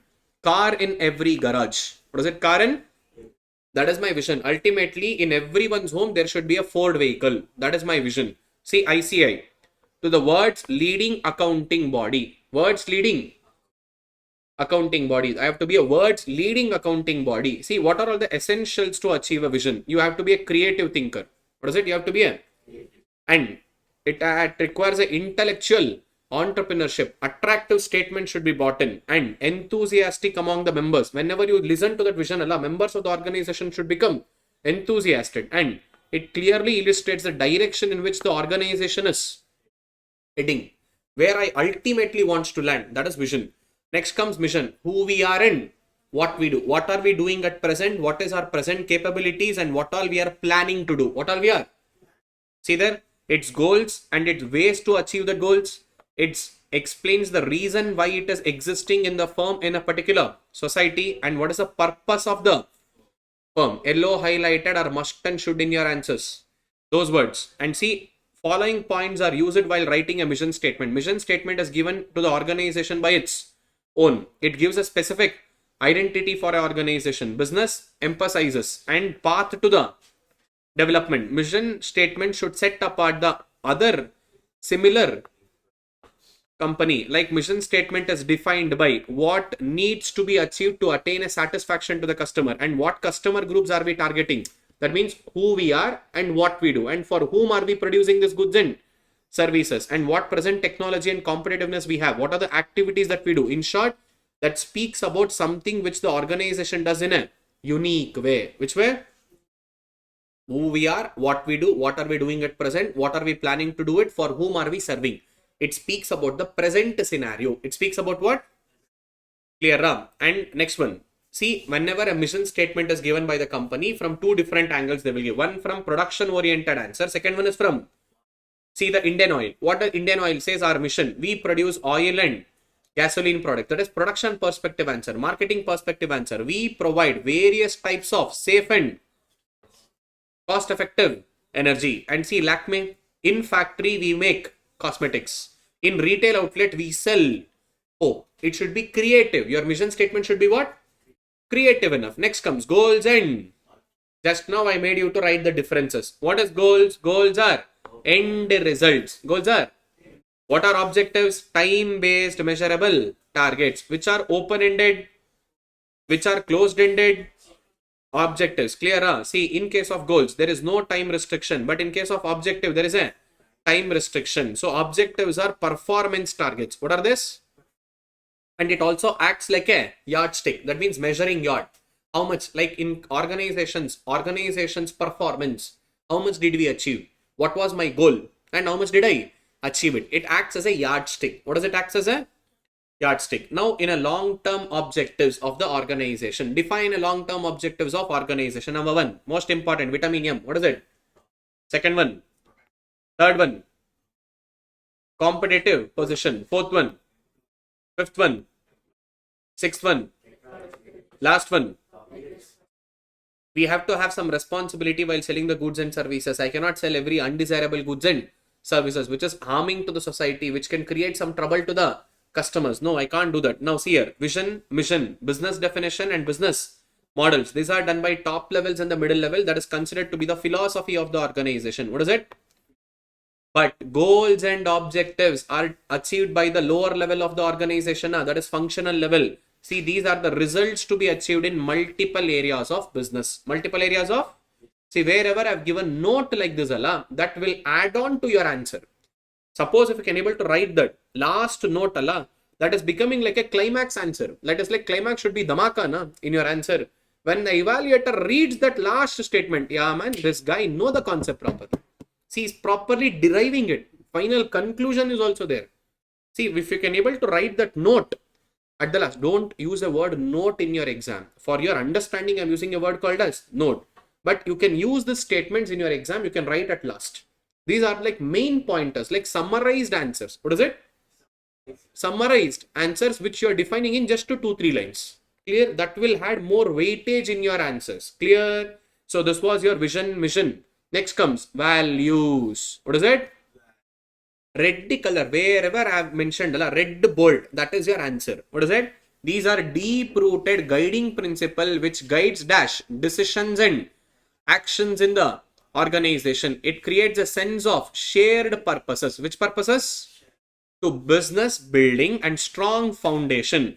And why do values are so important? Because it sets a tone on how the people think and behave about the organization, and not just why employee prefer to work with such organizers or with that organization. Majority of the consumers say they would prefer to buy the product and services from the company who have a purpose why they are selling these goods and services to the market. So when we speak about intent versus value, which is a bigger one? Values are a bigger than intent. See, again, note, this is the final answer. Intent is the purpose of doing business, while values are the principle that guides the decision making of the business. Values will guide dash, value will guide the decision making of the business, while the intent is something which is driven by the values. Intent is something which is driven by the, then which is ultimate? Values. Under values, all your intent will come into a picture. Clear? Understood? So this brings to the last topic of chapter number 1 that speaks about strategic levels in the organization. That means there are 3 levels: top level, middle level, lower level. Top level is called as corporate level. Which level? Middle level is called as a, and in short, in your popularity way, we call this as a SBU level. Which level? Strategic business units. Which units? Strategic business. And last but not the least, which level? Functional level. Clear? See, there is one topic in the last chapter, chapter 5, forms of business organization. What is it? That is called line of authority, structure of the organization. What is it? There are 8 structures. How many structures? 8. Simple structure, functional structure, divisional, multi-divisional, SBU, matrix structure, hourglass structure, and cobweb structure. There are 8 structures. The structures are nothing but line of authority. What is it?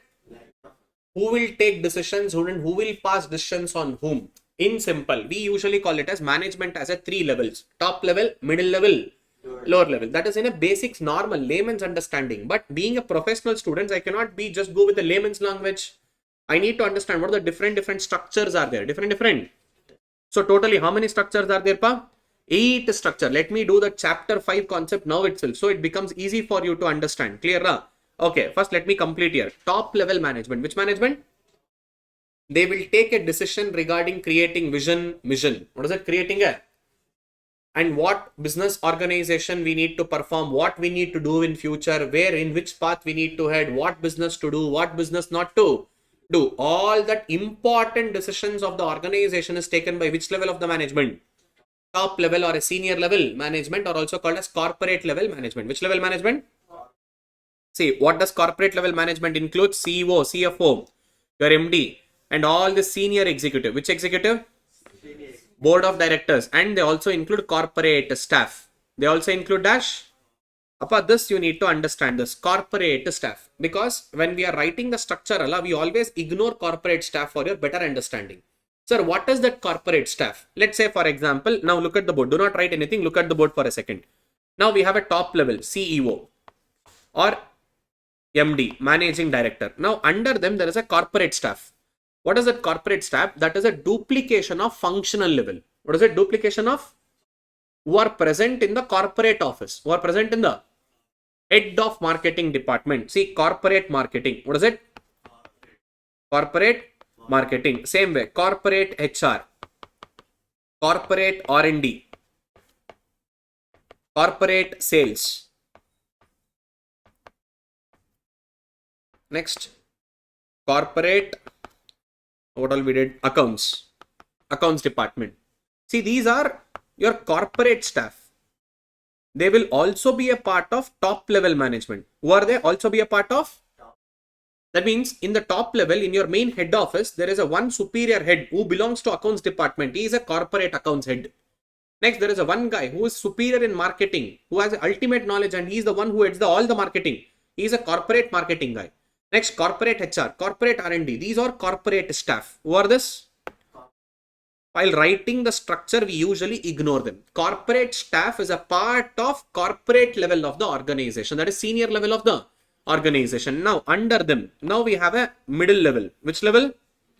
So, which is that middle level? We call them as a divisional level. Which level? Divisional level. Let's say, for example, Shashi Kiran is a shoe manufacturer. Now, I'm manufacturing a leather shoes. Clear? Now, I'm selling my leather shoes in all the 5 states in South India. Let's say I'm selling in Karnataka, I'm selling in Tamil Nadu, I'm selling in Andhra Pradesh, I'm selling in Kerala. Now, this is my division. Now, under my division, I have functional level. Which level? What is that functional level? Same. Marketing, HR, R&D, sales, accounts, like the same. It gets repeated. Marketing, HR, R&D, sales, like this. This is functional level. Which level? Functional level. Clear? See, this corporate staff alone we are ignoring. Why are we ignoring? For your understanding purpose. What is the top level management? CEO, MD. What is the middle level management? That is divisional level. And after divisional level, we have ultimately which level? Functional level. Which level? Top level, middle level, lower level. In the top level, we also have a corporate staff. Whom do we have? But every time, whenever I write down, I will be ignoring this corporate stuff. Every time I should write that corporate HR, corporate R&D, corporate marketing, corporate sales, corporate blah, blah, blah, blah, blah, like this full 7 departmental functionals. Clear? So hereafter, I will not be writing them corporate staff. But remember, corporate staff is always a part of top level management. Clear? Even while reading also, sometimes I will ignore that reading because every time it gets a duplication, repetition. That will irritate you guys. Clear? See there. What is the role of a top level management? Role of a top level management is to oversee the development of the strategy. In short, they are the one who will define the mission and goals. That gets ultimately resource allocation job. That means, boss, what resources I have, where I need to use, where I should not use it. Now I will say Cadbury. Now we are also planning to come to an ice cream division. Now someone will say, no sir, no ice cream and all. We'll come up with stationery. Like how classmate is there now. Like that, we'll come up with Cadbury stationery. Now someone will say, why Cadbury stationeries and all, sir? Better we'll do one thing. Like this cafes and all are there now. Coffee experience center, how coffee is grown, different types of coffee. Like this, why don't we come out with chocolate? Dark chocolate, milk chocolate, brown chocolate, green chocolate, white chocolate, rainbow color of chocolates. Why don't we come up with an experience center for chocolates? Now I have 3 options in front of me. I can't do all the 3 because resources are limited. I need to only select one to achieve an organizational objective. For what purpose resource to be used, what purpose resource not to be. Who will select that? Top level management. And finally, they are the one who has to formulate strategy and as well as, but they will not do it. They will delegate that work. They will to the middle level and lower level. In short, formulation of strategy, top level. Implementation of strategy, middle level. Execution of strategy, lower level. Clear? Top level, formulation. Middle level, implementation. Execution, lower level or functional level. Which level? Now let us speak about the middle level. Middle level of the organization is called as business level of the. Whatever decisions are taken at the top level, they will pass on that to whom? Now remember these words very carefully. Particular business, individual business. What is it? Particular business, individual. See, business organization at the top level will take a strategy decision for an entire organization as a whole. They will take a strategy or decision for an entire organization as a whole. That means entire business. Let's take up an example. Tata groups. Which groups? Tata groups. Let's say for example Tata. We are understanding for a Tata groups. Now for this Tata groups, now I have a MD or CEO. Let's consider top level people. Now under the top level people, next to middle level now, this has to be divisional level. Which level? But I will not call it as a divisional. I call it as a SBU level. Which level? SBU 1. Strategic Business Unit 1. Let's say for example automobile. Now under automobile, all the related business. Which business? Will come under a single SBU. Let's say for example, there are 3 divisions under an automobile wing. Now Tata Motors. What is it? Tata Motors. JLR. What is JLR? Jaguar and Land Rover. And Tata Auto Components. Auto Components. That is parts, spare parts. Manufacturing. So these are the 3 divisions. These are the 3 under SBU. Under SBU is also middle level only. That means all this automobile business, which are related business, that will come under one single SBU. Sir, can you give one more example for that? Definitely yes. Let's say SBU 2. SBU. Let's say steel business. Which business? Tata Steels. Now let's say SBU 3. IT. Information Technology. SBU 3. Now IT. IT has again 3 verticals in them. Now TCS. Heard about TCS? Tata Consultancy Services. Tata Elxsi. Tata Elxsi. And they also have Tata, one more is there. I forgot that. Tata Elxsi is there and Tata Software, some other software development is there under the Tata. Wait, I would have written somewhere. Tata Digitals. Tata Digital. Like this. They have SBU 4. Let's say for example, SBU 4 about consumer and lifestyle. What is it? Consumer and? See, consumables and lifestyle. Tata Salt. Tata Voltas AC, Tanishq Jewelers, like this, consumables and retails. What is it? Consumables and like this, different. Under that, there are multiple things like Tata AC is there, Tata Voltas AC is there, jewelry is there, Tata Salt, food, all this. See, this is divisional level. Which level? See, all related business. Which business? Will come under one SBU. Now listen to these words very carefully. Particular business, individual business. What is it? Individual business. These are the where you will go wrong with. See, top level management. Which level management? CEO, MD. They will prepare a strategy for a whole organization. That means including every SBU, SBU1, SBU2, SBU3, whichever business we have. We take decision, vision for whole organization. But every SBU has individual CEOs. CEO of automobiles in Tata different. CEO of steel business different. CEO of IT services different. CEO of consumer and retailers different. CEO of a SBU level will take decision for a particular business. Which business? Particular business. That is automobile business only. In automobile business, we have a different strategy. Here. Now, head of Tata Motors. He will take a decision for individual business. Which business? So, top level management, whole business. That is whole organization. SBU level, particular business. SBU level, and under SBU, divisional level, individual business. Clear? While reading, even in your ICAI material, this is where you will go wrong. As a whole organization, who will take the decision?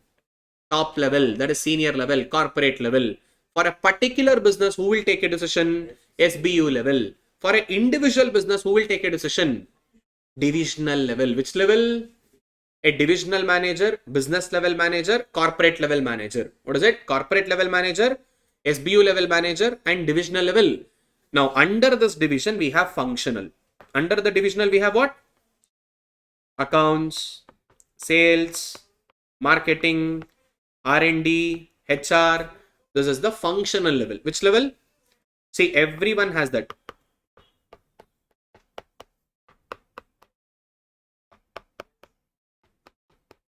Clear? See this functional level. This functional level gets duplicated. What happens? Functional level gets. This is SBU structure. Which structure? Just now, whatever I wrote, this is SBU structure. And precisely in our syllabus, whatever explanation comes in ICAI material, everything is focused on SBU structure. Which structure? Whenever you speak about business level, which level?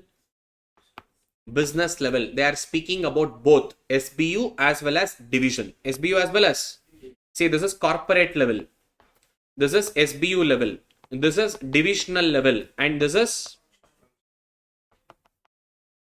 functional level. Which level? Clear? So, in your entire syllabus, everything is focused on SBU structure. Which structure? SBU structure. Clear? Hello, audio. Clear? See, I have one problem. It is like Newton's fourth law. Now it's a new addition. Okay, but let me say the Newton's law. Every action is equivalent. If I am keep on listening to the sound, my energy will keep on increasing. If you people are like, automatically 3 examples will come down to 1 example. And you will not even get to know 2 more examples was there. So your energy will define my energy. So get ready. So if the class wants to be interesting, you have to respond. What you should do? With volume. That is also most important. Respond with volume. What is it with? Clear? I don't know like how you guys used to be, but if at all in a theory class, it should not be like a one-way communication. It should always be a two-way communication. Whenever I give a pause, whenever I'm, let me say, becoming blank in between, intentionally I will not say anything. That means I'm expecting answers from you there. You need to repeat that word. Clear? So in your syllabus, entire explanation is based on which functional level? SBU functional level. SBU and functional level. They will be explaining about this SBU and they will be explaining about the functional. Is that clear? Understood? Okay, let's get started. So have a look here. See, business level. Which level? They will also explain about SBU. What is it? See there, it is self-explanatory almost. See, it is often gets duplicated because that SBU level, SBU1, automobile, SBU2, steel, SBU3, consumer and retail, SBU4, IT, like this. See, all that different kinds of products or services is often duplicated under this functions and creates a series of self-contained, that means self-operating division. Under SBU, there is multiple divisions. SBU1, automobile, division 1, Tata Motors, division 2, JLR, division 3, Tata Autocop. Under the division, functional, marketing, sales, HR, accounting, marketing, sales, HR, accounting, that is functional. So all of them gets duplicated. See, the general manager, which manager? Of a dash level, of a particular division, becomes responsible for a particular product line. Which line? Particular individual. I said now words. See, particular product line, that overriding concerns of a divisional managers is healthily growth of that particular division. He is focused only on that one division. All the divisions put together, one SBU manager will come. SBU CEO or SBU manager. So Tata Automobiles, that is SBU1. There is a head for that SBU1. Under the head of SBU1, Division 1, Division 2, Division 3. Clear? Divisional manager, SBU manager, corporate manager. So these are the different levels about which we will be explaining. But in generic, in your 11th and 12th, what you have learnt about a structure of business organization, top level, middle level. Now in the middle level, again bifurcated into two, SBU and division. What is it? Clear? See, this is the entire explanation. Whenever you're reading ICAI material, keep SBU structure in mind. Keep SBU structure in mind and then read it. Because explanation will be always given about particular business, individual business. Particular business, there you will go mad. What is particular business? What is individual business? Who will take decision for particular? Who will take decisions for individual? So who is responsible for the one entire SBU? SBU manager. SBU manager, will he come under senior level or a business level? Business level. He is not a senior level. He is a who will report to the senior level. Formulation will be done by the top level management about whole organization, about dash organization. But decisions about that one SBU will be taken by which manager? SBU head or SBU manager. Under SBU, that is particular business. SBU is a division, is a individual business. Clear? Understood? So this is the explanation about SBU. Now see, principal general manager. Which manager? At dash level. They are speaking about SBU manager. They are speaking about which manager? SBU. Or the business level manager is the head of the division. Under him different divisions are there. That divisions are made based on related business. Which business? Related. So under SBU, SBU1, automobiles, all related business related to automobiles will be in that SBU. Sir, SBU2, let's say for example consumer and retail. All related business of consumer and retail will be under one SBU. So remember, one SBU and another SBU is not related to each other. One SBU and another SBU is not related to each other. But under SBU, divisions are related to each other. Under SBU, divisions are related to because they all are similar business. But one SBU and another SBU, are they similar business? No, they are totally different business. But under the SBU, divisions are related to each other. Entire SBU, one divisional or multiple divisions put together will get a similar strategy. Which strategy? But SBU will get an individual strategy. SBU will get a like the way we sell the car. I can't use the same strategy to sell the AC, Voltas AC. Can I sell it? No. Now I will give year-end sale. March, left out stocks. I'm selling a 20% discount. Again, summer is going on. Now will I say 20% discount on AC? Even if I say discount on AC, will I give 20% and all? No. So the strategy for selling AC will be different. Strategy for selling cars will be. But under selling cars, luxury cars, premium cars, normal cars, that will get a similar strategy. Which strategy? Similar.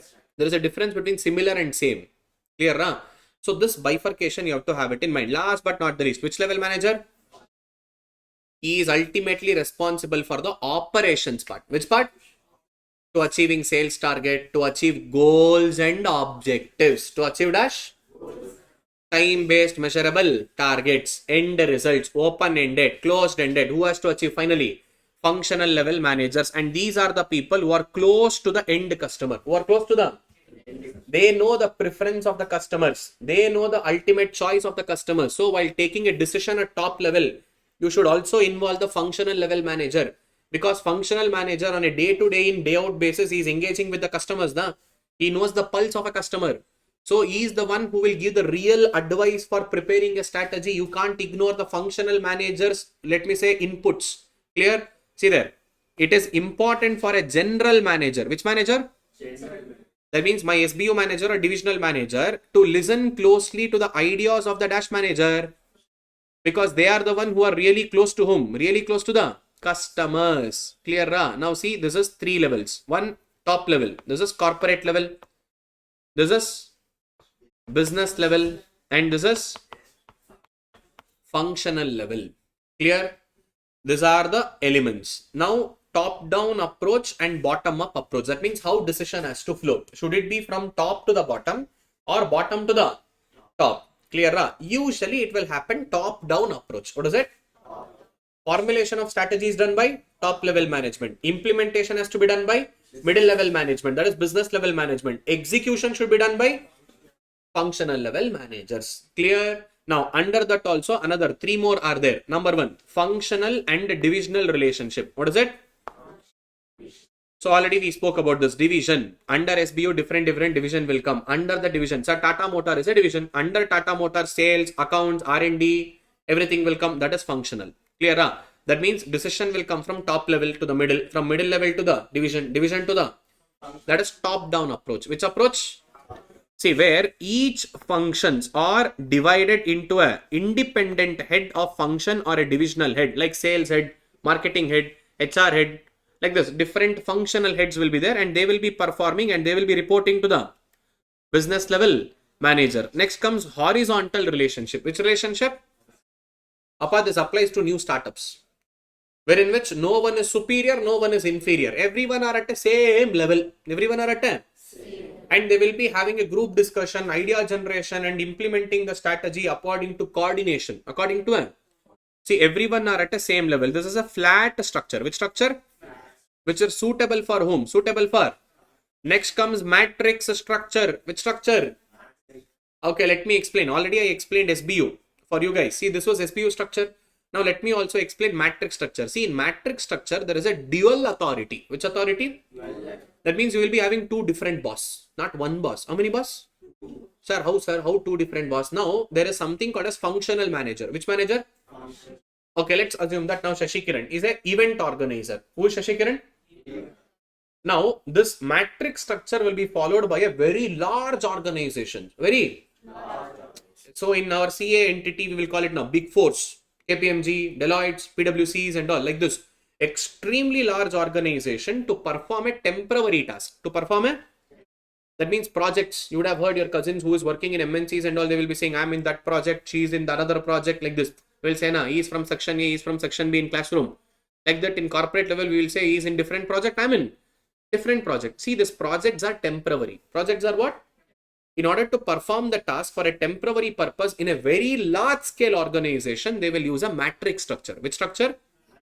Okay, let's say Shashi Kiran is an event organizer now. Now, under my event management, I will get a different events. Like say, for example, wedding event, political event, some educational event. Like this, different events I need to organize. Now, let's say, for example, I have a functional manager. Which manager? Functional manager. See, this can be even under SBU. This can be even, or it can be even under any of the structures of the organization. See, under this functional manager, now we have a different functions. Let's say, for example, for event management. Sir, for event manager, the very first one is marketing and sales. Tickets has to be sold. We need to do marketing in social media and all. Marketing and sales is one of the function. Now, under that, sir, procurement. We need to set up the stages. We need to put that, all that pendals, all that arrangements has to be made. And next one, sir, security. All that bouncers, all that we need to prepare security. Let's say there is one music concert going on, Coldplay. It happened in India on a full hype Coldplay concert like that. And next, sir, along with that security and procurement and marketing and all this, we need to have a coordination department. Which department? Coordination department. That means we need to assemble things, everything, resources has to be got and everything has to be placed in the right place. Okay. These are the 4 functional departments we have. Which departments? Okay. Now, under them, there is a functional manager or project manager. Which manager? Project. Okay. Let's check. Madam, what's your name? Aparna. Let's say Aparna is a project manager. Hero, what's your name? Gautam. See, Gautam is a functional manager. And Aparna is a project manager. Now, let's say Shashi Kiran is a boss. Let's say CEO or MD. Now, I will get one political event. Which event? Political event. Mr. Talapati Vijay, he wants to start his own political party. Now he wants to conduct one big event and launch his party. So I got a political event. Let's say, madam, what's her name? Akshita. Now let's say Akshita is very good in marketing and sales, full creating that new Instagram trending reels, editing, creating that full hype and all. So Vijay particularly came and asked, for me, social media engagement is most important. I need someone extremely strong in social media event. Okay, chalo, fine. I will appoint Akshata as a social media manager for a political event. Like this, I will give one more team: procurement, security purpose, coordination purpose. There is one team. Like this, temporarily, I will be assigning them a task. Now, for example, Akshata, you work for political event. Let's say Mr. Kohli uncle, you work for a procurement of political event. Dhoni uncle, you work for this. Like this. Different people I have been assigning. Next, I got one more event from ArivuPro Academy. Which academy? So they're conducting something called as Vijayam. For the students who have cleared their foundation inter and all, we are felicitating all this Vijayam and all. This time we are doing it in Chennai. Where are we doing it in? Okay, Chennai. Now, which is happening in the month of April in Chennai. Now, again, we need to organize for that. Now, you'll appoint. You know what's your name, da? Huh? I say both the name. Okay, JG. Okay, JJ. Now, let's say, for example, JJ is a particular person who is involved in security. Now, Vikas is a person who is taking care of marketing. Like this, I will having a different. Let's say, for example, you know what's your name, da? Adarsh. Now, Adarsh is getting destination marriage. Let's say in Goa. Where? In Goa. Destination marriage. Like this. Now I will appoint a person like this. Particular persons for security, procurement, like this. Different. See, all these tasks are temporary. Now let's say Adarsh, will he get married every month? No. Once in his lifetime. Nah. Second opportunity, no, let's see later. If at all he gets a wife like Dhanushri and all, maybe chances are there after paying alimony, after 4.5 crore for just 18 months. Oh, what a beautiful concept in our country. See, it has become a business now. Nice business. Now, see, we are appointing a person to take care of a temporary task. Which task? Now, let's say, for example, now Vikas. Now, Vikas has to report for both of them now. Now, Vikas, whatever the work Vikas is coordinating, he has to also report to functional manager Gautam. He should also report to a project manager Aparna. This is what I call dual authority. What is it? There is no single boss. There are two bosses. Even reward will come from two boss. Tuppifying will also come from two boss. So these are a temporary task. Which task? See, let's say if the marriage gets over in Goa, destination marriage. Now these people, I will assign them to some other event. Here, let's say there is some naming ceremony which is happening. Some big event. Like this, I will appoint them. See, like this temporary task. Which task? Matrix structures are used in extremely big organization to create a project and scrap the project in the most easiest way. If one project gets over, another project will come. Second project gets over, third project will come. Like this, people are shifted from one project to another project. This is matrix structure. Which structure? See, I explained you SBU structure. I explained you matrix structure. Okay, better we'll do one thing. In chapter 5, that 8 structures are there. Now we'll finish all the 8 structures. So in the chapter 5, we need not to discuss once again. See, almost there it is like a self-explanatory. Which explanatory? Almost, I will explain that. Wait, let me go to the chapter 5. Last one. Chapter 5, there is a concept called as organization structure. What is the concept? Line of authority. What is it called as? Line of. That means who is having a power, who will be making a decision, and who should be executing it, who should be formulating it, who should be implementing it. This is the line of authority. See, simple da. Whenever we change a strategy, whenever we change, even structure should also change.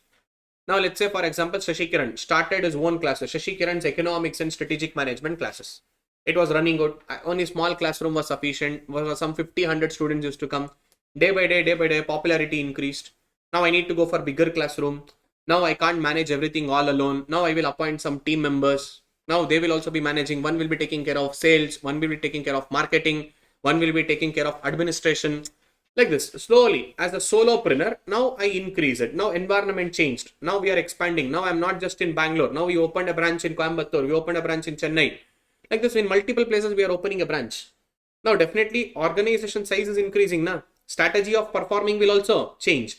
Now whenever the new strategy comes in, whenever the Now new administration problems will come up. Everything Shashikiran alone cannot manage now. I will appoint a person who is good in sales. You take care about full sales in Tamil Nadu, Karnataka, Andhra Pradesh, every place. Next, you are good in marketing. You take care about marketing. You are good in HR. You take care about the appointments, okay, taking the right person, making them to work and all. Like this, I will take up multiple people. Now see, new problem comes. Now I will follow the new organization structure. New organization. See, organization performance will decline because of strategy changed. Now see, I will build a new structure, and again operational efficiency will improve. Again market scenarios will change. Again new structure. Again new changes. Again new implementation. Like this, it is a never ending process. Which process? Simple. If environment changes, strategy changes. If strategy changes, new problem arises. To tackle that new problem, again new structure comes in. After new structure comes in, problem result. After problem result, environment has a problem. For that, again tackling that, new strategy. For implementing that new strategy, again operational problems will come. To let me say rectify that operational problem, new structure. After new structure, problem result. After problem result, new problem, new strategy, new structure, new problem, new strategy, new structure, new problem. Process. Clear? So totally there are 8 types of structure. How many types of structure? First one is simple structure. What is the very first one? Solopreneur. Everything is decided by Shashikiran. Where to sell, whom to take admission, whom not to take admission. Everything I am deciding on my own. Everything is operated under me. No one else is there. Under me, there are some chota mota employees in my organization. I will instruct them, they will be performing. I will instruct them, they will be. See, that is simple structure. See, owner manager, who is it called as? Makes all the major decisions directly and monitors dash activity. All the activities, and the company staff merely just acts as a executor. This is applicable for single business strategy who is located in just a single geographical region. Shashikiran, you are from Bangalore, you are conducting classes only in Bangalore. Good. Simple structure is good. You will be having some 2-3 employees. You will take every decision. You will only do everything. They will just act as an executor. They will just act as what? And this is a focused cost leadership and focused differentiation strategy applies for simple structure. We will do that. Chapter 4 it will come. Clear? Next, characteristics. See there is a little specialization of task. New rules will come and little of formalities and unsophisticated information system. No information twisted and all complications and all. Very simple. Direct involvement of owner manager in all the phase of day to day. Even in toilet bulb is not working, we will only come and we will only refill. Let me say we will put that. Even if floors are not swept properly, I will go, hey, come here, hey, call that I am NTC. Everything is taken care by me every single day, day to day, and communication is on frequent and direct. Introducing new product becomes easy and market decisions are taken very quickly and responding to competitive advantages. This is simple structure, but simple structure cannot sustain for long term because once your organization expands, what is it? Once your organization, now I can't follow simple structure. Now I come to functional structure. Which structure? Now simple. Functional structure is much more easier. See, now Shashikiran, he is the MD or CEO. Now under me, I will have a functional departments. Which departments? Sales department, marketing department, HR, and let me say recording department. In academy, recording department, editing department, recording and editing team, like this. And let's say R&D department, accounts department. These are functional departments. Which departments? Is that clear? Now, we have a top level. That is Shashikiran. Under me directly there is a lower level. Top level and that is functional level. Which level? Now let's say for example Shashikiran became little famous in Bangalore. Okay, now Shashikiran is opening a branch in Tamil Nadu and Kerala. Where am I opening in? Now from functional, once we grow little big, I will come to divisional. I will come to where? What is divisional? Again, MD or CEO. This is top level. Now under that, division 1, Karnataka. Division 2, Tamil Nadu. Division 3, D3, Kerala. Now under this division, functions will come. What will come? Functions will come. This is what your top level, middle level, lower level in generic. What we studied in our 11th and 12th. Clear? Accounts department, sales department, marketing department, HR department, accounts, sales, marketing, HR, account, sales, marketing, HR. See, this functional level gets duplicated. Dash gets duplicated. Now I need more and more specialized people, cost consuming, time consuming, everything. Once we grow big, cost consuming, time consuming, complicated, information has to pass from top level to the lower level. See, but still, now this is the catch. Divisional and multi-divisional. Listen to this carefully. In a divisional, what is it in a? Still CEO, MD is involving in all the levels.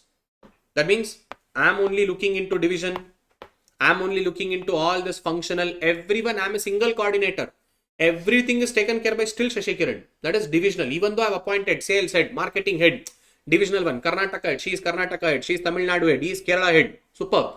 But still, I will only be involving every day. What have you done? How much sales has happened? Oh, how much sales did you do? How much sales you guys have done? Which popularity is increasing? Okay, should we also introduce accounts class? Should we also introduce auditing class? Should we also introduce costing class? Will be directly involving. That is divisional. Still, a top level management is involved in all the levels of operation. All the levels of operation.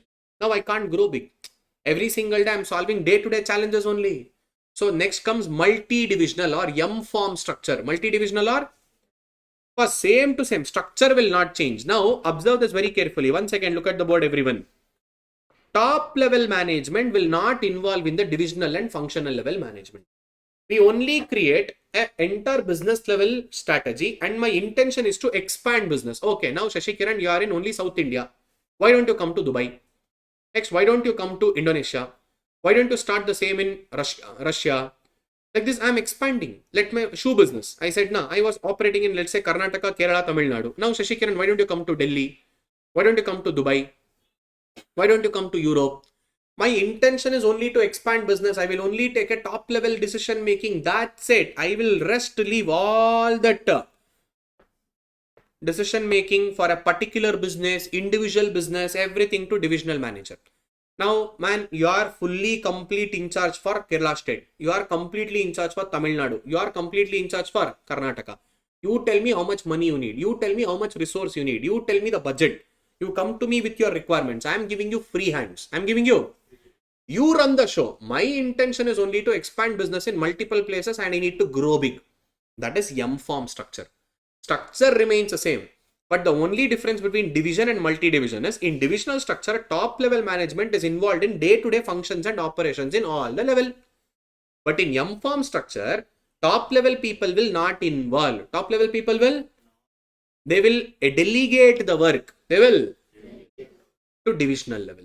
Now under divisional, every division has sales, every divisional has marketing, every divisional has accounts. Now you guys are responsible for individual division. How much profit you made this year? How much sales you made? How much sales you made? Now you have been given individual targets. Now you need to achieve the target. Top level will not at all come. They will not at all involve. They will only do an entire business level strategy. Was a whole organization. For a particular business, who will do a strategy now? Divisional level. But in the earlier divisional structure, top level is only involving in every performance of action in day-to-day performance. Clear? See, that is divisional structure and multi-divisional structure. What is it? See, simple structure, functional structure, divisional, multi-divisional, SBU. Already we have spoken about SBU. Clear? So 4 is done. What is the 4? First one is simple. Second one is functional. Third one is, fourth one is, fifth one is SBU. Clear? Next comes 7th one, matrix structure. Which structure? Which structure? Matrix. Clear? So already matrix also we spoke about.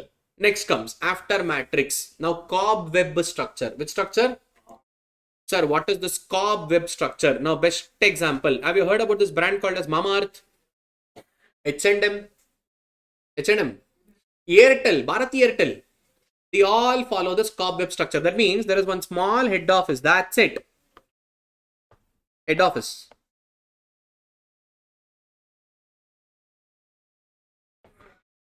And this head office is outsourcing all the work. Sir, production work, outsourced. Marketing work, outsourced. Sir, in case of sales, outsourced. Procurement, outsourced. Sir, let's say for example, transportation, outsourced, storing, outsourced, marketing, sales. Oh, okay, marketing and sales is outsourced. Like this, every single work, whatever is there, all the divisional operations are outsourced. Functional operations are outsourced. I'm just merely acting as a shell company. Which company? Shell company. That means I'm looking very big from outside, but inside nothing is there. Every work is outsourced. Production is done by someone. I will just put my label and I will sell. I don't have any control in production, marketing, sales, procurement, transportation, storage, nothing. Every work is outsourced. Every work is, I'm just in between having one small office, some 2-3 staff, and just I'm doing coordination work. Which work? This is Cobweb structure. Which structure? In reality, organization does not have any control for everything. They have an operational partners. Operational. And these operational partners has to be changing whenever the need changes. Has to be changed whenever the, and they are not permanent. They are not, they will be changing according to the need. In Karnataka, I have one operational partner for production. In Tamil Nadu, I have another guy. In Andhra Pradesh, I have another guy. In Kerala, I have another guy. In Delhi, I have another guy. In Maharashtra, I have another guy. That means I can't produce a standardized product. What product I get in Karnataka, same standards will not be there in Delhi. Same quality, same standard will not be there in Andhra Pradesh. Because production people are different. Na? I have outsourced my work. That is Cobweb structure. Which structure? Clear, na? I'm just giving you a trailers of all this. Background, whenever next we are reading the pointers, you should understand. But the biggest problem here is, there is no proper, let me say, hike, any seniority in the organization. There is nothing to appoint, na. To give you promotion, there should be some senior level, na. Where is there? Everything is outsourced, and employees will have a fear of losing job. That means only some small people are there in the office, na. For you, no promotion, nothing. Lifelong, you should work in the same level. And no promotion, nothing. I can remove you whenever the need changes. I don't need you people in Karnataka. No more people are eating Gonmat chocolate. Get lost, bye. Like this, I need a huge operational partners to get the work done. Get the work. You send me the bill, I will pay you the money. Everything is done under my name. Airtel, Bharati Airtel does this. H&M does this. Mamaearth does this. Now today this has become a trend. Why? We will incur so much of manufacturing cost. I need to buy land space. I need to buy machinery. I need to appoint people. Why so much of headache task, sir? Simple. Already people are there. Another best example, Parle-G. Parle-G is never produced by Parle company. They just do marketing. That's it. It is produced by all chota mota people in that particular state. They will get it from them. They will put their symbol there. They will put their packaging. That's it. They will sell it. That is what Parle does. Parle-G biscuits. What? Oh, Parle-G biscuit, so famous. Yes, from decades together they are doing this. That is Cobweb structure. Which structure? Last but not the least, hourglass structure. What is it? See, it will be like this. Shrinked middle management. What is it? Shrinked middle management. See, top level there are more people. Lower level there are. Middle level is very much limited. That means I only have some general manager. Which manager? Only some 2-3 general managers. That's it. Now because of technological advancement, because of dash. Now because of all the software's application, within one click of a button, I can see what all work is done by the lower level. I can delegate the work. Now straight away, top level people are communicating with the lower level people to just to check how the work is going on. I am appointing a general manager. There is no specific role. You will only take care about production. You will only take care about, you have to look into all the activity. You are just a general manager. Which manager?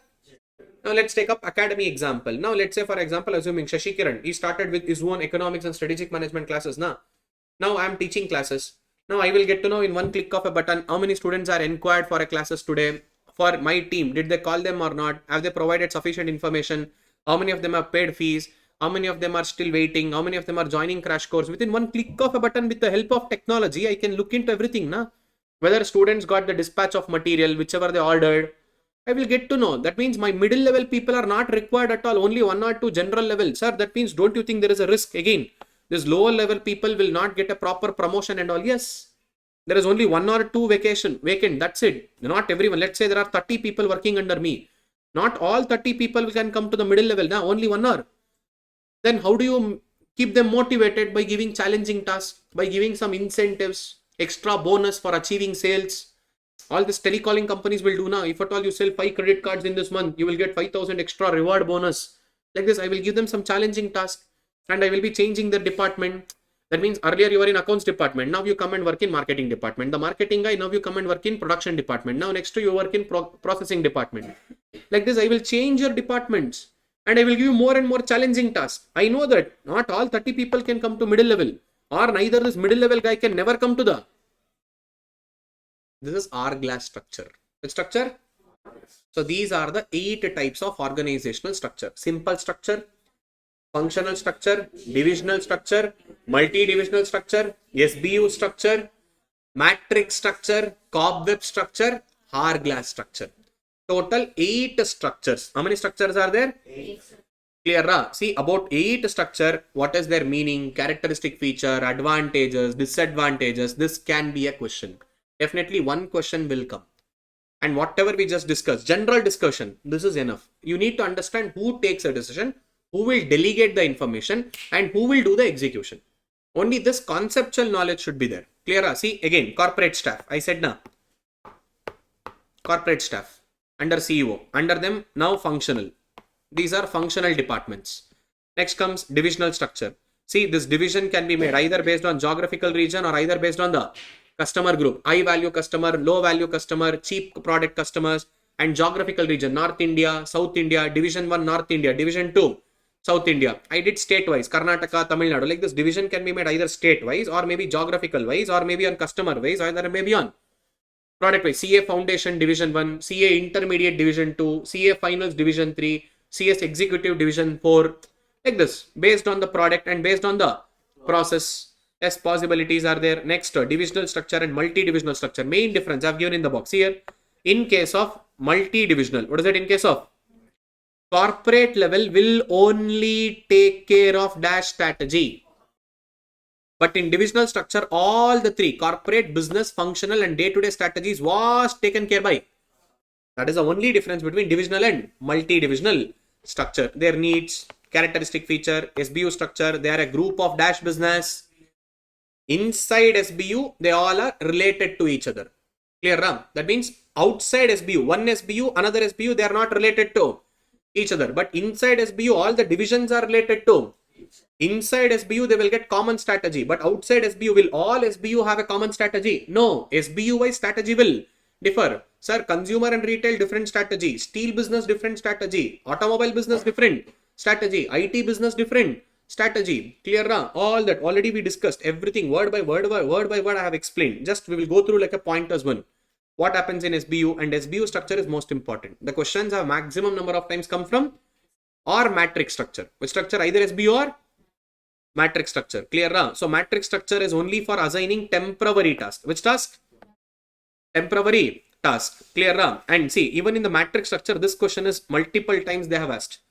See, development of matrix structure from the words of Davis and Lawrence. What is it, Davis and? Now, I will just continue the matrix structure. Let's say, for example, now, come back here. 1 second, have a look here. Now, let's say, for example, Aparna. Now, Aparna was a project manager. Now, she was taking care about political event, ArivuPro, educational event, marriage event, everything. Now, multiple projects started coming up. Multiple projects started coming up. Now, I will take 3 different people. Let's say, for example, Aparna, Dhoni uncle, Kohli uncle. These are the 3 project managers. Now, temporarily, what is it? I will give the task. Let's say, Aparna, if any political event comes, only you take care. Dhoni, if any marriage event comes, you take care. Kohli uncle, if there is any educational business related event comes, you take it. Temporary. It doesn't mean that Aparna will be only and only doing a political. Now, if she is fed up, okay, now Aparna, you take care marriage. Dhoni uncle, you take care political. Or Kohli uncle, you take care some other thing. Temporarily, I will be changing. They are not permanent. They are temporarily fixed. What is it? See, in stage 1, one single functional manager and one single project manager is only handling every projects. Handling. Aparna used to handle political. Aparna used to also handle business related. Aparna used to also handle personal events. Everything was handled by Aparna. Now, once projects started increasing, once pressure of projects started going up by up, Now I will appoint multiple project managers. Multiple project managers are handling the projects. There is no rule that one manager will only take care about one event.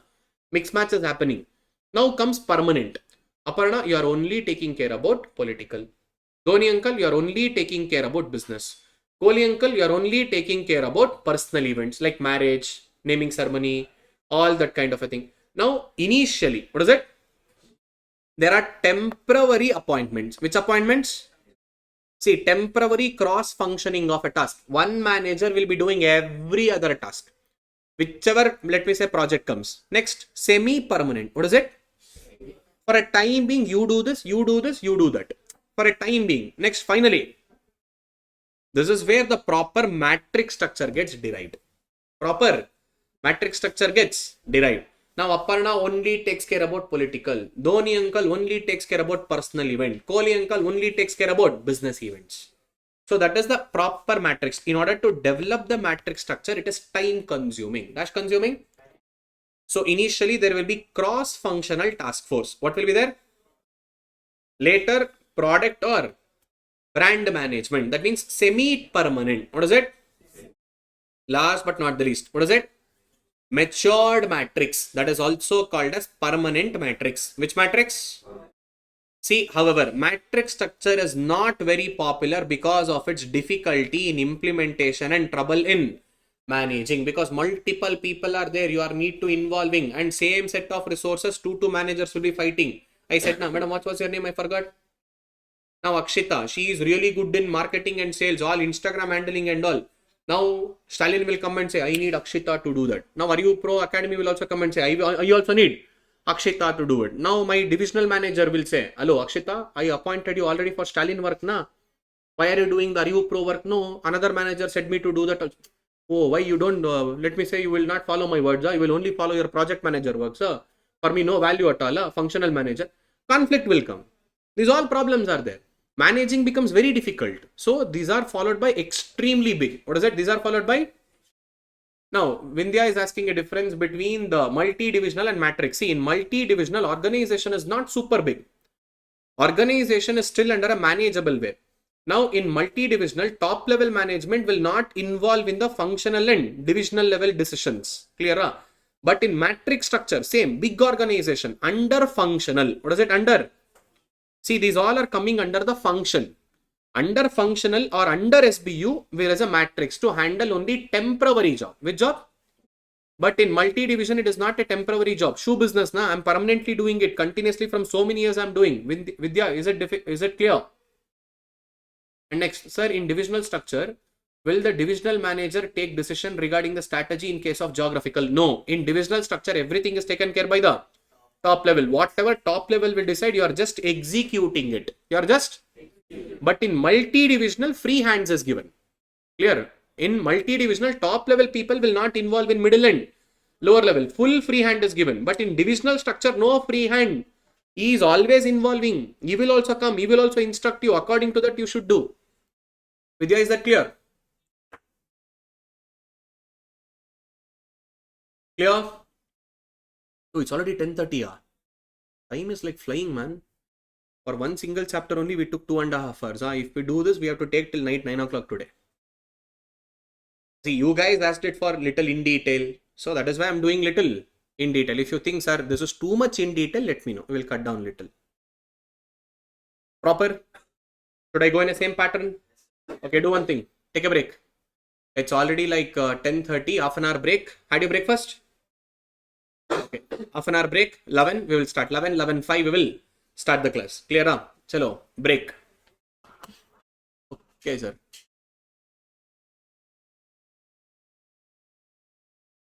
Sir, but in geographical division, regional manager will have grip on the region. Yes. Decisions only related to the geography. They are responsible for profits. They are responsible for all kind of aspects. Whatever targets is given, that is in geographical base. That is what. But still, in multi-divisional, more free hands is given. More and more liberty is given in multi-division. But in the divisional, you are not given so much of free hands. Still, there is a target achievable. There has to be like particular proper way of structuring has been made. But still, top level management keeps on involving. The only difference between division and multi-division is top level involvement. Nothing much. But definitely a divisional manager is responsible for that one entire division. Karnataka division manager, full Karnataka in charge. Tamil Nadu in charge. Kerala in charge. Now I will catch hold of them. Why didn't you do that sales? I kept you target now. What was your difficulty? You should have come to me. You should have said me. I would have helped you. Like that questions will come. But in multi-division, no involvement. Straight away hiring, firing. If at all you're not taking care, someone else will come to your place. Clear? Vidya, is that clear? Sir, will this be uploaded on YouTube? Yes, but when? I never know. Is it immediately or maybe after a month or during the time of examination or 1 week before the examination? I'm not sure, but it gets uploaded. But don't expect immediate upload. Hello. We'll take a break. So now the chapter 2 that speaks about external environment. What is it? So we started with the flow chart. If you remember, chapter 1, vision, mission, goals and objectives. That is intent and values. Now chapter 2 and 3 speaks about analysis. What does it speaks about? Strategic analysis. That means we are operating in a business environment. Such environment includes both internal as well as external. What is it? Internal as well as? So we have a business environment. So in such business environment, we have internal environment and external environment. Now, under this external environment, we have another two more classification, micro and macro. What is it? Micro and macro. Clear? Huh? So what all comes under internal? See, when we speak about an organization, we have an employees, clear, plans and policies, resources, research and development. All this comes under internal. So we don't give much precisely an importance for internal. Why? Because they are in our control. See, internal factors are controllable factors. Which factors? But external factors are uncontrollable. They are not within my control. I can't change them whenever I want. See, employees, I can change. If I don't need more employees, I can fire the employees. I can change my plans. I can change my policies. Resources can be changed. But external, I can't do it. Now, under external, there are micro and macro. Listen to this very carefully. This is where it is important. Micro environment is a two-way communication. What is it? Which will directly impact the organization. Macro environment is a one-way communication. Which way communication? Which will indirectly impact us. We can't influence on them, but definitely those factors will influence the business decision making. So what all comes under micro? Now under micro, we have customers, we have competitors, intermediaries, clear, and suppliers. Under macro, demographic, political, legal, socio-cultural, technological, environment factor, like this, the list goes on. That means now if I say, let's say for example, legal. Now, can any individual business organization affect the legal elements in the country? Hey, no, Modi government, I don't like your law. Kindly change the law for me. Can you say like that? No. Now, definitely whenever the changes in law happens, your way of conducting business will change. They will affect on your organization, but you can't affect the legal system of the country. Now, best example, socio-cultural factor, inflation, GDP of the nation, poverty, unemployment, income earning capacity. Can you influence? No. Let's say, for example, in an economy, if there is no proper income earning capacity, now you will say, I'm a manufacturer of, let's say, cell phone. My cell phone is 2 lakh rupees. Who will come and buy? They will say, what a day, stupid fellow. Now I will say 20,000. Okay, let me think about it. You say 10,000, one big line will be there. You give discount, Amazon festival sale, big billion day. In India, we have a more and more of cost sensitive customer. Which sensitive? They need to understand all this demographic. What is the kind of population we have? How much of population is a higher income level, lower income level, poor level? I need to understand, analyze. These all are one-way factor. Which way factor? Only they will impact on me. As a business organization, I can't influence them. In case of two-way communication, I will understand customers. According to their customers' taste, preferences, even I will be coming up with my goods and services. Do you agree? I also understand, analyze about my competitor. What is he doing? What is he coming up with next? How do I tackle him? How do I overtake him? My suppliers, they are the one who supplies the raw materials to me. Just assume if they don't supply raw material on time, can I produce goods on time? Can I meet the demand on time? No, definitely highly impossible. And intermediaries, wholesalers, retailers, Channel partners. Just assume if my wholesaler is not distributing the goods on time to the retailers, now I will be getting Katrina Kaif for advertisement holding mango, droplets are falling, people are feeling like drinking sliced mango juice. But sliced mango juice is not available in the shop at all. Only advertisements are going, you are instigating your customers. Is it good? No. Even they have to operate properly. So all the elements has to operate in a particular sync. So we need to understand internal as well as. Then what is business environment? Listen to this definition carefully. All internal and all external which affects the performance of an organization. What is it? All the internal factors and all the which will affect the performance of the. When I say performance, it can be in a positive effect or it can be in the negative effect. So we need to understand, analyze. We should understand as well as. That is what strategic analysis. What is it? Strategic. We do it for internal as well as. But most important is external because they are not in my control. Internal is in my control. By understanding the various aspects, I can make a changes in internal aspect. But can I make a changes in external aspects? No, I can't make a changes at all. See, business environment. Which environment? This is the process of strategy formulation. So strategic analysis, whatever we do, internal analysis, external analysis, that is a strategy formulation process. Which process?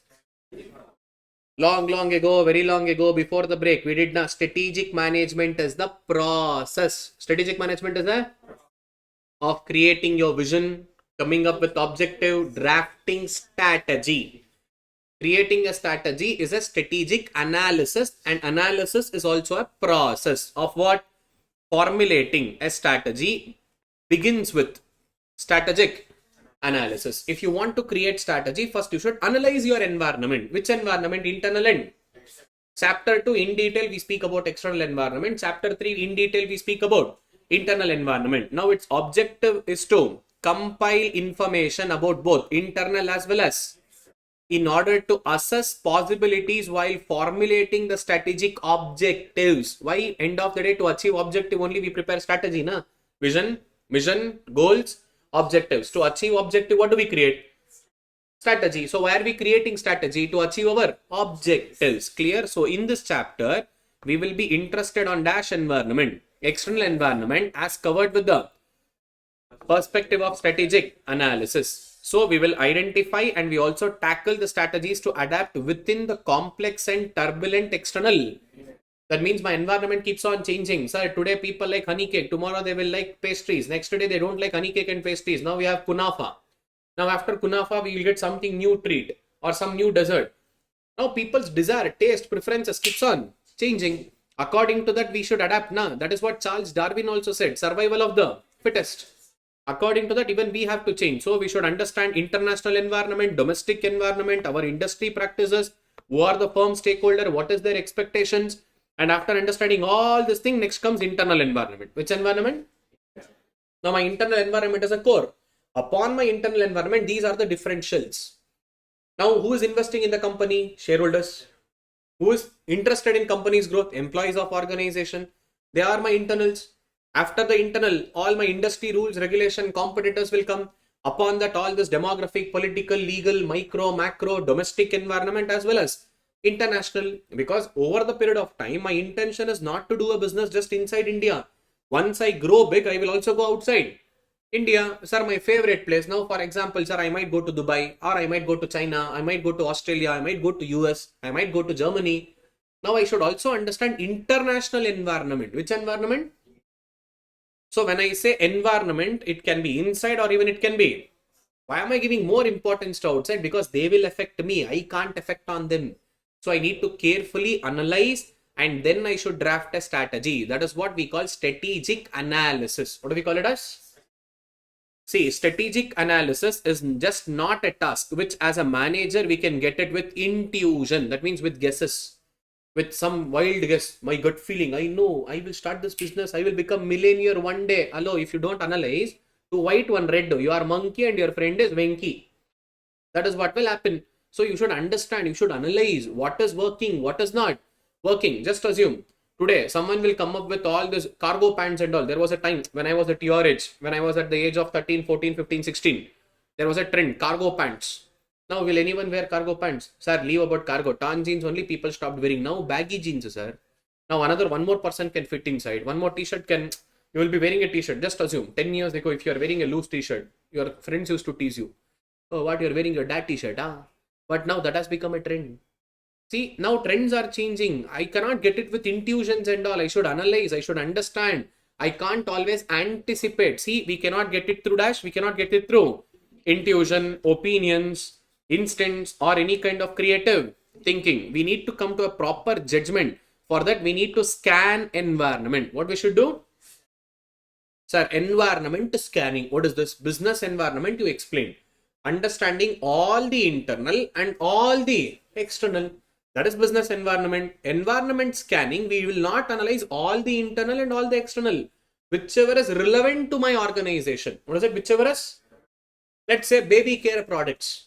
For understanding the business of baby care products, whatever is relevant to me for my industry, I will only understand my relevant industry's environment. That is environment scanning.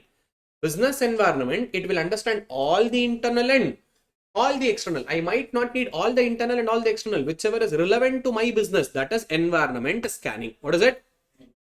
So what is the main difference between business environment and environment scanning?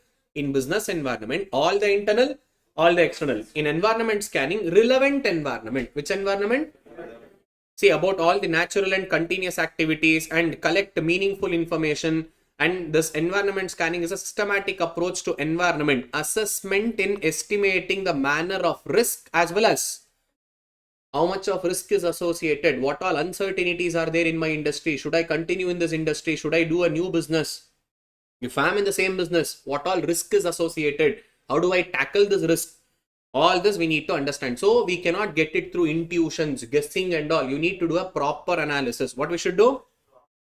So in short, suppose if the question comes from strategic analysis, what answer should be written? See here, the strategic analysis is a component of a business planning that has methodological approach, making the right resources invested that may assist business in achieving dash. And it will focus of thinking about the rivals and aids to evaluate the business plans and stay ahead of it. Understand the market, create your own strategy, go ahead of competition. That is strategic analysis. It is a methodological thinking. What is it? Methodological or an approach which is making right resources invested, which is making, I can't take my resources for granted. I have limited resources. I can't use it for every other alternative purpose. I will understand which will work for me, which will not. Wherever my working is happening, where I can achieve my objective. See, ultimately, we are also speaking about what? Achieving our end of the day target will come to objective, organizational objectives. What is it? Organizational. To achieve that objective, what are we preparing? Strategy. Why are you preparing strategy? To achieve the objective. Why are you achieving objective? To achieve your goals. Why are you achieving goals?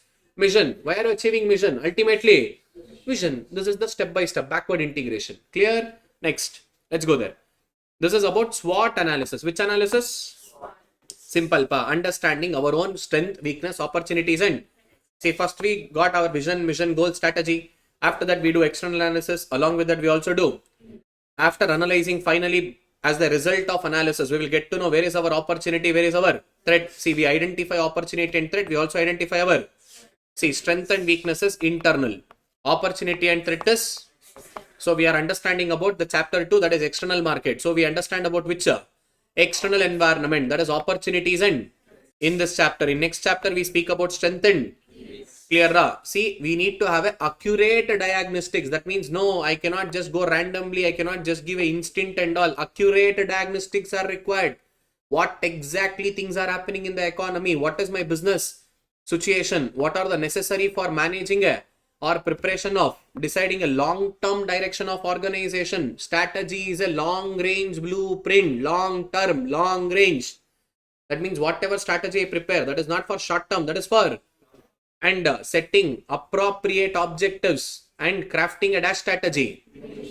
Same thing, na? First to long-term direction. After that, objective. To achieve that objective, what are we preparing?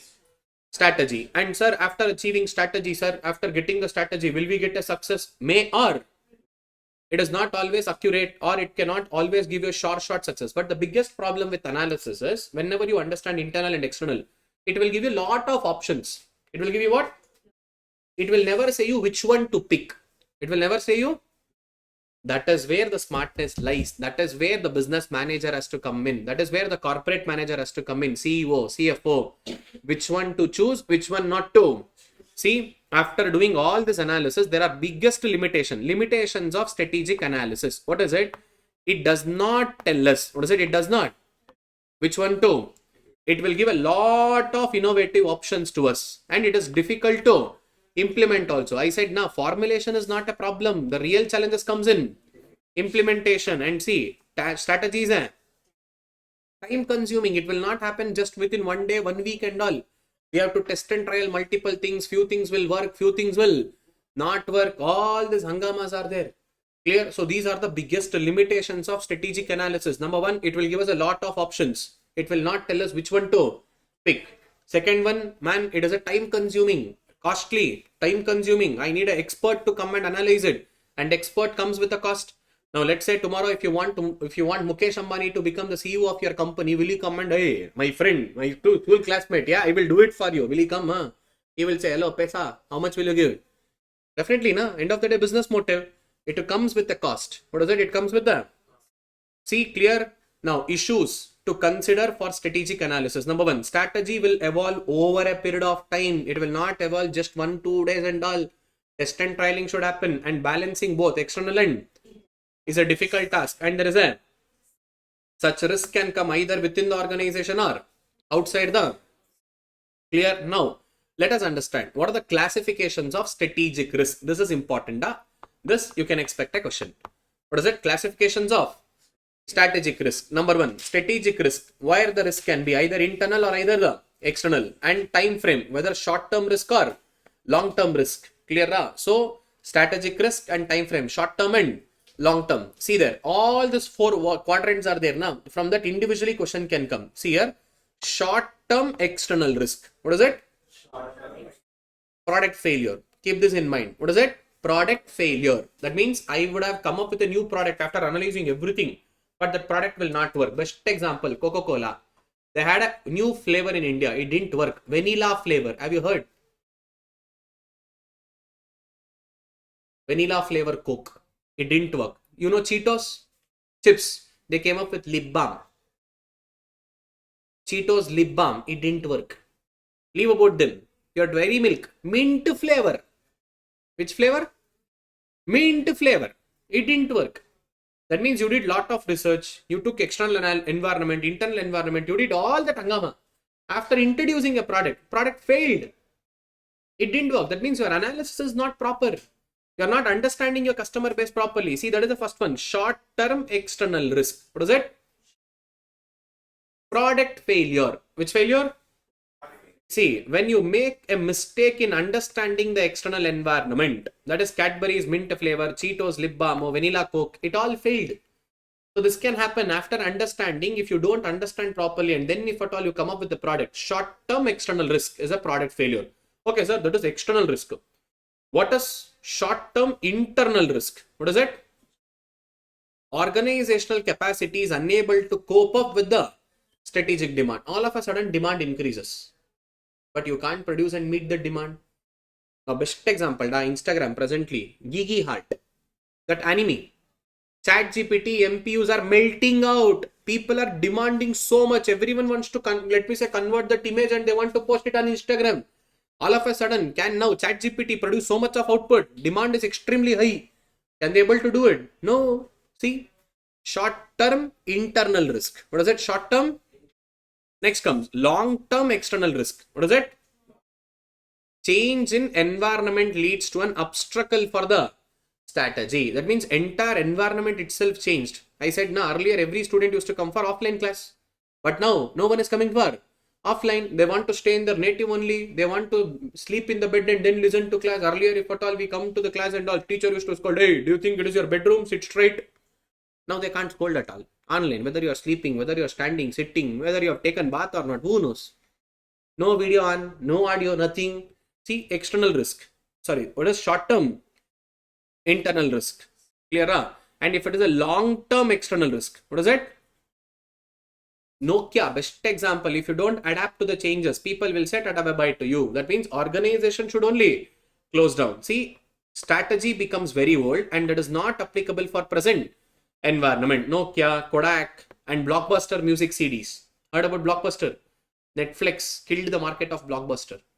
And in fact, Netflix wanted to do a business together with Blockbuster. Blockbuster is a cassette CDs. Heard about cassette CDs? That was a very big chain in US. Every single day they used to open one new store in somewhere in nook and corner of US. To such extent they were market dominating. But Netflix killed them properly because of change in trend. Now people, sir, who will go buy cassette CD, tape recorder, that cassette CD player, watch CD, again go back and give it, buy new. Within click of a button in internet, we can watch movie now. Na? See, trend changed. Now, sir, who is going to theater and all? In 1 week, it will come to OTT. And my friend bought OTT. 1 year Amazon Prime. Sharing is caring. With the, you will have to give it to me only. You let him say no. Murder will happen.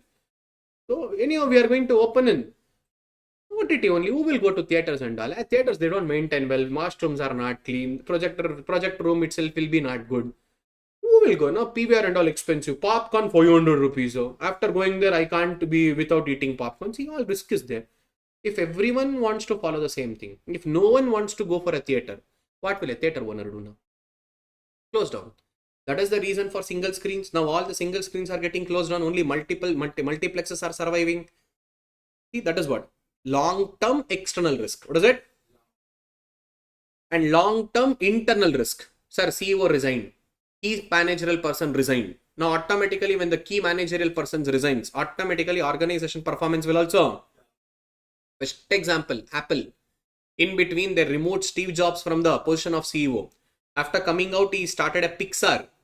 Now today Walt Disney took over that Pixar. Toy Stories, animated movie, Toy Stories, Pixar production.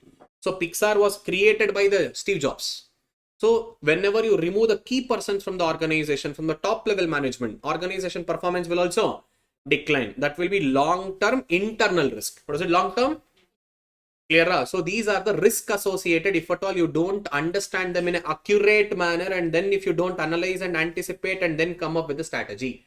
If you go with intuitions, if you go with your belief, if you go with any informal way of gathering information, these all risks are involved. Either internal risk or short-term risk, or either product failure can happen or organization failure can only happen. See, these are the possibilities. Clear? Next comes strategy and business environment. What is it? Who will prepare the strategy? Sir, business organization. Why do they prepare? To survive in the market. What all they will consider? Sir, both, sir, internal as well as external. Internal means my own resources. External means all these environment factors. By considering both, then finally we'll prepare the strategy. Who prepares that strategy? Management. Clear? So to accomplish your goals and objectives, now business strategist, who is creating it? People like us, market research agencies, they will outsource it to us. Business strategist creates a strategy and formulates policy considering the both internal as well as, and our external factors are highly dynamic. That means they keep on changing. Taste and preferences of customers will change. Their likes, dislikes will change. Sir, yesterday they wanted to watch that movie, Emporium 2. After getting negative reviews and OTT will watch, and the movie is not good, it seems. When you know, ultimate movie, extraordinary movie, that see mixed reactions. People are confused. Clear? See, like that, preference changes. It is highly dynamic. What is it? Highly, and it is a continuously evolving. It keeps on changing continuously. And business environment. Already I spoke about the definition. Now, what is business environment? All the internal and which will influence the situation, especially for your business decision, business planning, and business operation. Now, what are all the importance of business environment, sir? Why should we do this environment analysis? Internal, external, simple, to understand your opportunities, and after getting to know your opportunity and threat, what will you do? You will grow your organization in that particular direction. And after growing, what will you do? Sir, goodwill, sir. We need to build what? Image building. Why Apple is famous? Image building. Now, why people buy Apple products? Sir, Apple don't sell product. Apple sells luxury. Apple sells lifestyle. Apple is no more an electronic gadget. Apple is a lifestyle now. People wants to look rich. If people wants to look superior and all, they buy Apple products. Whether they know to use it or not, that is secondary. For build-up wise also, they will buy the Apple. Next, sir, it is a continuous learning. Environment keeps on. It's not like I will analyze it one time, next I will analyze it after 20 years. Then you should say tada bye bye.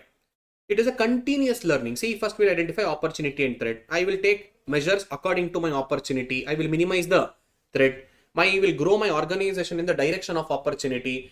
And I will be keep on understanding the environment. It is not a one-time procedure. It is an ongoing procedure. Why am I doing all this hangama? Image building, goodwill creation, brand value, recognition, identity. Just assume tomorrow Apple comes out with washing machine. Yeah, we're ready to buy. If Dell comes out with washing machine tomorrow, sir, first let my friend buy it. Let me see the review of my friend. Later, after his review, we'll think about buying this. Why didn't you do the same with Apple?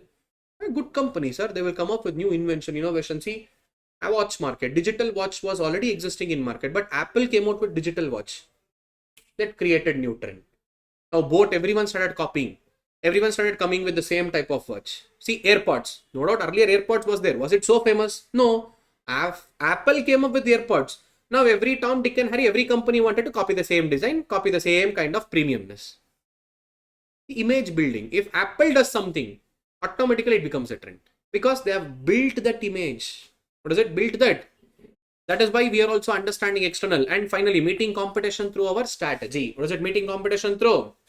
So with that respect, now let us get started with the external environment. Which environment? That is classified into how many kinds? Two kinds. Micro and... So what is that micro environment? This is a small area which have an immediate periphery. Which has a... And that too, that will be regulated directly, because internal organizations get affected directly with micro customers. They are a king. We need to satisfy the customers. And my competitors, stupid fellows, they will indirectly affect me, or sometimes directly affect me with pricing, with product, with quality. I should understand my customers. See, micro environment consists of whom? Suppliers, customers, marketing intermediaries, competitors, etc. They are specific to a set business or a firm which affects the working either on directly and regular basis. So I need to understand, analyze all my internal and external, especially external, under that micro as well as macro. Let's understand one by one. First, let us understand macro. What do we understand? Demographic, study about population. What is it? We'll understand in my country how much of youth are there, how much of small age people are there, how much of old age people are there. Suppose if I need to speak in terms of age group, what is it? Under the age group classification, small age group, let's say 0 to 16, 16 to 60, 60 plus. Sir, 60 plus is senior citizen. I'm planning to come up with a hospital and healthcare facility. If more population, let's say, sir, more than 40% of India's population, assumption, what is it? Assumption, 40% senior citizens are not there. In China, Italy and all, they are. Suppose if more population is in senior citizen, good na, hospital business will increase. Frequently they will fall ill, diabetes, cancer, eyesight problem, knee pain problem, everything one or the other way. And next we will also promote for middle-aged people. What is that? Don't drink alcohol. It is injurious to health. Cancer it will cause. And we'll put one advertisement. I was Mukesh. I was smoking. Doctors are unable to save me because of cancer. In India, whenever you do something de-promoting, that becomes indirect promoting. You go to movies. You see the opening scene of the movie. Now Mukesh has been upgraded. Now it is Prashant. Now Mr. Prakash or Prashant. Some other ad is coming. Government got criticized nicely. See, one or the other way, I will understand the age group. What is their preference? What are they going to buy more? And what is their income earning capacity? What is it? Income earning. And what is that classification in terms of race, age, income, education level? What is their asset and household ownership, job position, which region they are, which particular is it? Are they more in city? Are they more in villages? Or even in city, which South India or North India? Are they in Bangalore or are they in Chennai? Are they in Coimbatore? Are they in Madurai? Are they in Kochi? I will understand regional wise what is the population structure and what is the level of their degree of education. And India is relatively a youth driven nation. That is, young population is more. That is middle age group. In India, almost like 61% of population is a middle age group. Remaining 39% put together is small age and senior citizens. So India is called as young India. India is called as a... So anything related to the middle age group segment, you come up with the products and segment with a less prices in India, full boom. Zudio, best example. Without advertisement, Zudio became a super duper hit. Tata Enterprises. Next, socio-cultural environment. Which environment? What is the standard of living in their country? What is their values and beliefs? What is their social traditions, what is their ethical standards and the state of society, understand their beliefs, values and norms of society, determines how individual and organization should be interrelated. Now you tell them, hello, I'm an Australian based company, why should I give holiday for Diwali? Hello, you don't give holiday for Diwali, you have something called as Ayudha Puja, you know. You don't know, you will only become Ayudha today. Wait. Now in India, it doesn't matter which company you are, from which country you are, you should shut and give holiday for Indian festivals. If you are giving holiday for now in today we have a festival in Karnataka, Yugadi festival. Now in Tamil Nadu there is no festival today. Pongal is your favorite festival and biggest festival. Like that today in Karnataka there is a biggest festival. There is New Year for us, Yugadi festival. Like this, someone says, oh, no holiday today, they will say, hello, get lost. You have to compulsorily give holiday. Socio-culture, you should understand what is their belief, what is that their practices are, which tradition is cultured or which culture is practiced more. According to that, you should operate your business. If you go against traditions, if you go against their cultural values, will they allow? Well, hangama will happen in India. See, always and always we have a differentiation between Hindu and Muslim. Whenever election comes, this is the trump card. BJP uses it very nicely. Congress, the next level there. They know how to do corruption in a corporate manner. 60 years of experience, from 1947. From 1947 till 2015, who was ruling the country? Congress. They know how to do it. See, all socio-cultural factors, how to divide people, how to make people fool, how to indirectly get vote from the people. They know it very well. See, socio-cultural elements, even business will do the same. See, in Tamil Nadu, if you want to sell something, bring MS Dhoni as brand ambassador. Product sold. If you want to sell that in Karnataka, bring Virat Kohli. Product sold. RCB, Isala Cup Namde, Ildedru Cup Namde. That is what we say. See, socio-cultural factors. Which factors? Social. What is the standard of living? How much of unemployment problem is there? What is their income earning capacity? How much of them are educated? All this you need to understand, analyze, and then you should perform your business activity. Clear, ra? How many of them are living in city? How many of them are in villages? And one more, biggest shocking data. I don't know whether you know this or not. In India, 60% of iPhone sales are not made in cities. Tier 2, Tier 3 places, villages and districts. And 90% of iPhones are sold in EMI. Demand for Apple is not from city. Demand for Apple is from rural. People are ready to give it for EMI. Even whether I earn income or not, EMI ready. Whether next month I will get salary or not, EMI ready. See, even before earning income, expenditure is ready. That is India. They know to sell it in EMI. You next, they're planning selling gold in EMI. By mistake, if they provide this, full on gone. Now there is no option to buy gold in EMI. Suppose if they bring that, in India, full, see, everyone will be having gold, full gold. Whether I can pay EMI or that's secondary. Already people will buy cars and bikes in EMI, unable to repay back. Now bank will come catch hold of them and they will seize the vehicle. Hangamas are going on. Next comes economic environment. Which economic environment? Indian economic environment. Which economic? Yeah. What is the growth rate of your country? What is your per capita income? What is the nation's national income? See, all this religion, national level, and we need to understand, and with which all countries you have a good relationship, where you can export, what are the kind of resources the nation has got, and what is the nation's purchasing, and what is the size of market. Is the market in India growing day by day, or is it depleting day by day? Is it attractive market or unattractive? What is the pattern of income distribution in the country? What is their current income? What is the general price level of the country? What are the savings in the country? What is the circulation of debt and credit availability? What is the interest rates in the country? All this will decide your business ability. Just assume rules and regulations are highly strict. You will not get loans for lesser interest rate. Loans are getting at higher interest rate. Will you go forward to take loan from the bank? No. Next, suppose if labor laws are very stringent in the India, without knowing you came to India, you established. Now you are India, I didn't know, I will go back. Will you do that? No. You should understand all this and then you should enter. And next comes most important. What is it? Now all our thumbs up fellows. Which fellows? See, in Kannada there is a saying, ebbetto. You will say kainat in Tamil Nadu. So like that stupid people who don't know how to sign also. They are our MPs and MLAs. Probably India is the only nation where an educated votes to an uneducated expects for growth and development. Wow. Amazing. See, the people who have not even stepped into school, they are MLAs, MPs, people's representative in the country. They will make superb rules and regulations. You can't do that, you can't do this, strict rules and regulation. Upon that, our educated politicians like Nirmala auntie will come. Hello, my share, I'm a sleeping partner. No, we should understand what are the political, legal environment, what all rules, regulation, laws are there. Where I can perform, where I can't perform. What is the rules in Kerala? What is the rules in Karnataka? What is the rules in Tamil Nadu? Environment factor, environment laws. Pollutions you will do na in the name of production. Strict rules and regulations are there in few states. Strict rules and regulations are. First of all, in India, rules is like comedy. Everything is in books. In reality, in practical rules, when smoking in public places prohibited. Smoking in public places? Hey, no one smokes in public places. Next to bakeries and all, no one. Have you ever seen anyone smoking in public place in India? Why? No. But rules are there. It is prohibited. And you should wear a helmet while riding a vehicle. Seat belt is mandatory. In India, everyone wears, sir. No one rides a vehicle without helmet. Even pillion rider has to wear. There is a rule. Bangalore, you come. We have good photographers. Even your pre-wedding photo shoot, people will not take a nice photograph. Come to Bangalore. All design photos they will take. By mistake, you jump signal. You thought, oh, no one is there. CCTV camera, AI enabled. Was it? AI enabled. Immediately fine will go. Immediately message will come. See, they almost spent some 180 crores for AI cameras.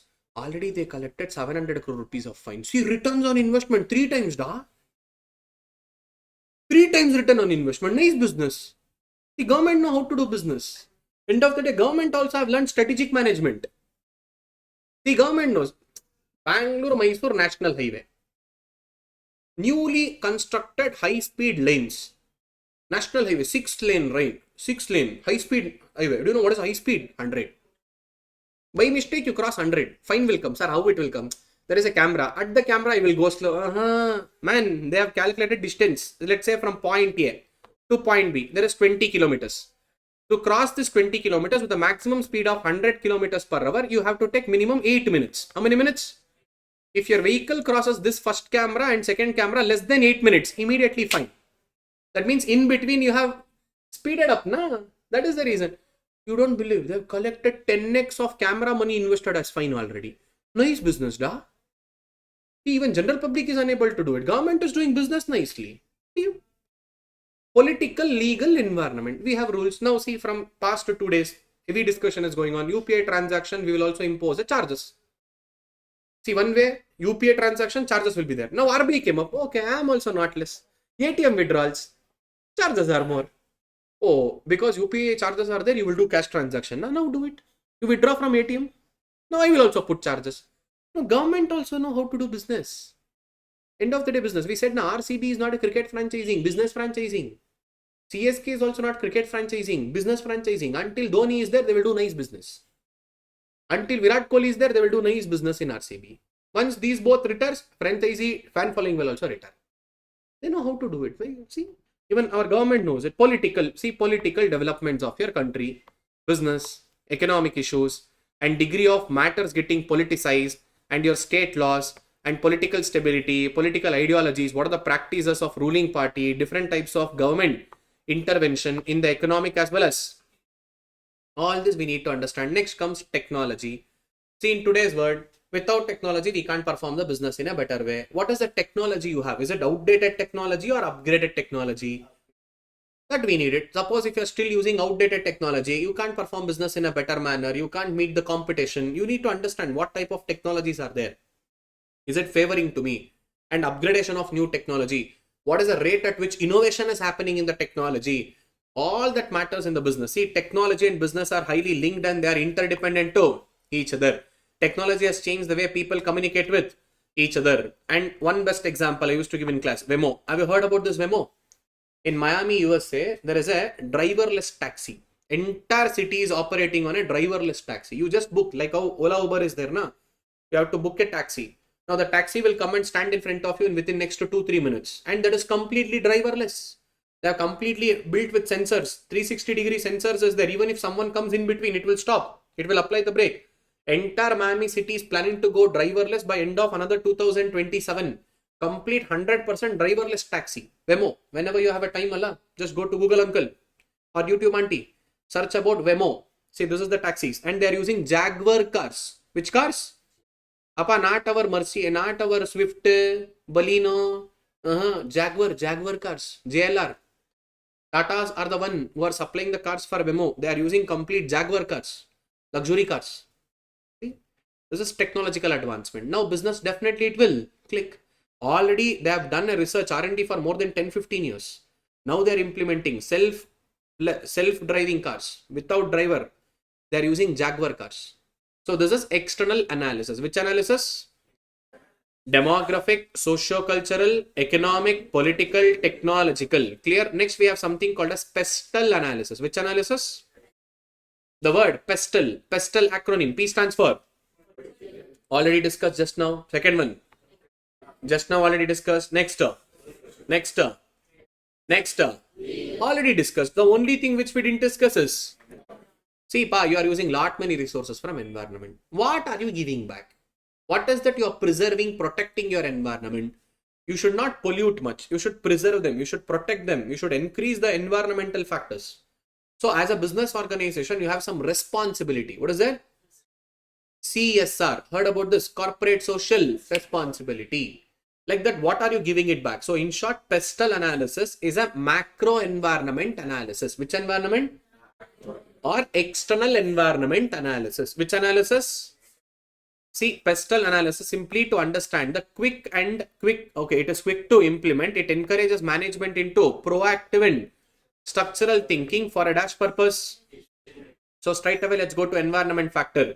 In the environment, we should preserve, protect what all? Tourism purpose, farming purpose, insurance purpose, all this. That means what are you giving back? What are you? To the society. What is that you are preserving, protecting? You cannot exploit. That is environment factor. That is Pestal. What is it? See, SWOT analysis is both internal as well as external. Strength, weakness, opportunity, threat. Strength and weakness internal, opportunity and threat was external. But Pestal analysis will only focus on external. It will only focus on what? Precisely macro environment. Which environment? Macro. Clear? Now comes internationalization of business. Now you tell me, should business always aim for internationalizing? Yes. Once I'm growing, once I'm expanding, automatically I would not like to be in my own country alone. I would also like to go to the other country. Best example, your favorite product, Maggi, Nestle. They are present in 190 countries across the globe. How many countries? Out of 196, they are in 190 countries. Their product is present in multiple nations. And why do we need to go for internationalization? Simple, sir. Vitamin M. Profit motive. Their market is growing high. Our market is not growing. Why brands are concentrating on India? Because, man, we know it. Indian market is growing domestically. It is growing very high every single year. GDP is increasing. So better let me take an opportunity. Population of India is also more. They are having a demand capacity more and more. So better I will only come to India, produce in India, sell from India and export from India. Why am I expanding so much? Because simple, sir. My product should be available in multiple countries. And few products will work in some nation, few products will not work in. Like Coca-Cola example, I said, now vanilla flavor. Go to Indonesia, you will get blueberry flavor, vanilla flavor, Oreo. Best example, your stupid product of Cadbury.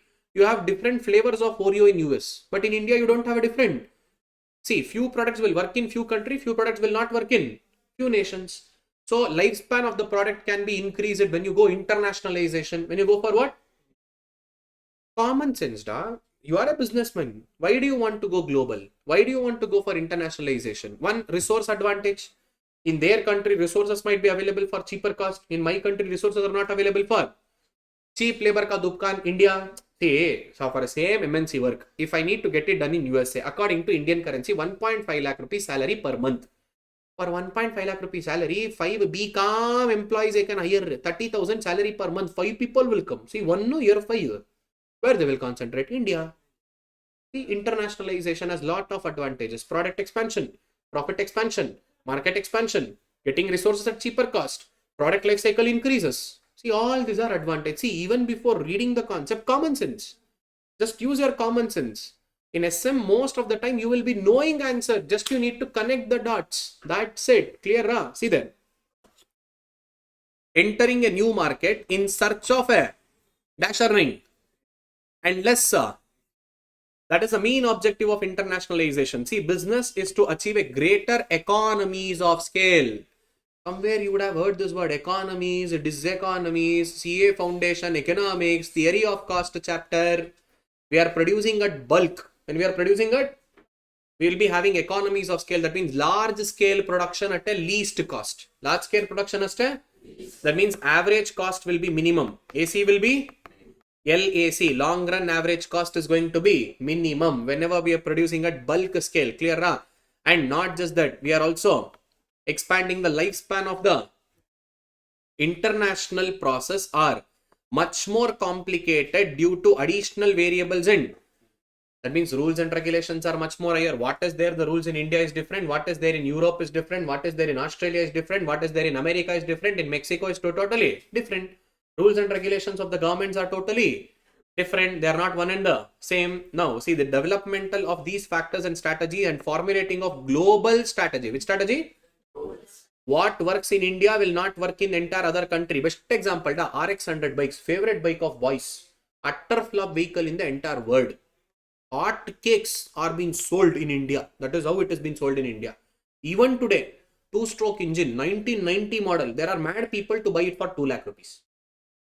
1990 model, 2 lakh rupees. You say RX100, I want it. Demand is so much. See, that is what works in the world will never work in India. What work in India will never work in outside world. We have many products like this, not just RX100 as an example. We have many products in India like this. Clear? Now see there, we need to build a separate new strategy for an international business. We cannot always go with a domestic strategy. What works in India will work in even in other country. Their taste and preferences are different. Their customer base are different. Their environment is different. Their legal issues are different. Clear? Another best example, when you have a free time, Starbucks. Heard about Starbucks? Even today, they are unable to establish their base in Australia. Highly impossible for them. Because same menu, same strategy, everything what worked in USA, they tried to implement that in Australia. Utter flop. They didn't even get established properly. Even today, they are struggling. Starbucks is not at all famous in Australia. They have another local brand and even US brand, one more brand. They built it superbly because they understood the local market. They did the international analysis. Clear? Now see there, what are the characteristics of internationalization of global environment or a global business? Shortcut to remember, ORS. What is it? O stands for common ownership, common pool of resources. R stands for resources. S stands for strategy. Common resource, common pool of resources, common strategy. This is the main characteristics of global. Next, what are the steps involved? Same to same. First, identify the opportunities and take advantage of opportunity. Prepare strategy. Then implement the strategy. See, evaluate the opportunities and threat. Discover the, for your dash business, global commercial, that is operations, and prepare your own to achieve that objective. What you should prepare? Answers are same. Repeatedly, we are using the same process. Same process. That is what I said. Skeleton is same. Muscle and clots are different. So, end of the day, strategic management runs on a simple process. When you know that process, your answer is just a plug and play. Clear? Such a easy subject. People think it is complicated. That is what I said. When you know the logic, you can do all magic. If you don't know the logic, even magic looks very complicated. This is what. See, we explained about process. Ultimately, we are understanding opportunity threat. We are framing our own objective. To achieve that objective, what are we building? Say, how do you come with a strategy? Analysis. What are you analyzing? Internal and. That means you're understanding about your own country's internal factors as well as for a business. Simple. Next.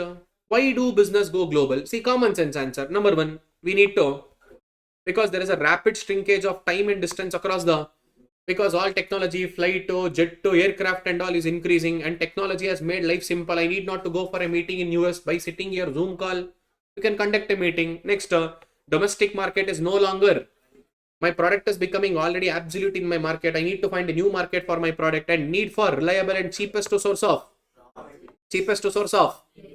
There is a vast pool of talent in some other countries. I need to make use out of it. Best example, India. Talent is extremely high. Reward is extremely low.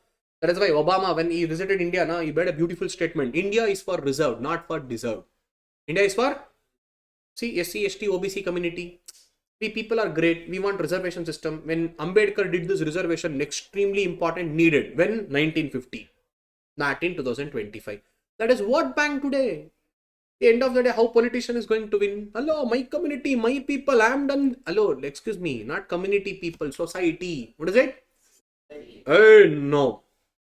I am Gounder, I will only do it for Gounder. He is Brahmin, he will do it for Brahmin. Yeah, you come to Bangalore, there are many provinces. Best example, the place where I come from, Baswanagudi.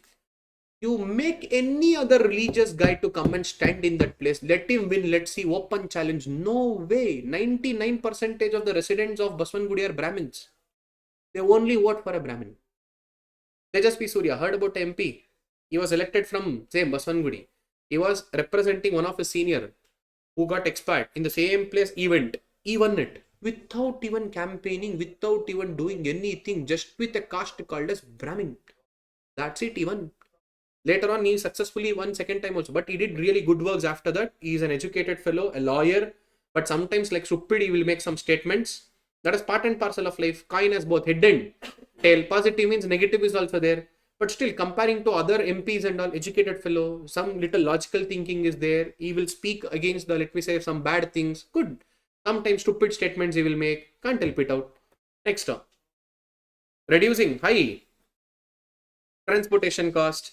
Next, when exporting oriented finds foreign market more and more open and growing up, so we'll go for internationalization, and most important, increase in privatization of manufacturing and service sector, less government intervention in decision making in some other country. Like that, we will go there. And also trade, tariffs, customs are getting lowered, customs duty, all restrictions, rules and all, and strategic alliance. What is it? In order to reward off the economic and technological threats. And again, it will come in chapter 4. But let me explain here only. See, what is a strategic alliance? Sometimes I need not to go there. We will create our own small Kutisa agreement. That means you sell my products in my country. I will sell your products in your country there. And you have to sell it for me. Best example, noodles. Which country is famous for noodles? Japan, China. Japan is the one which introduced the ramen noodles. But Maggi acquired a market of India much more faster than Japan did it. Now Japan is trying very hard to enter Indian market, but highly unable to do it. So Nissin, Indo-Nissin, heard about this brand? Nissin. Indo-Nissin is most famous in Eastern countries. Hello? Indo-Nissin.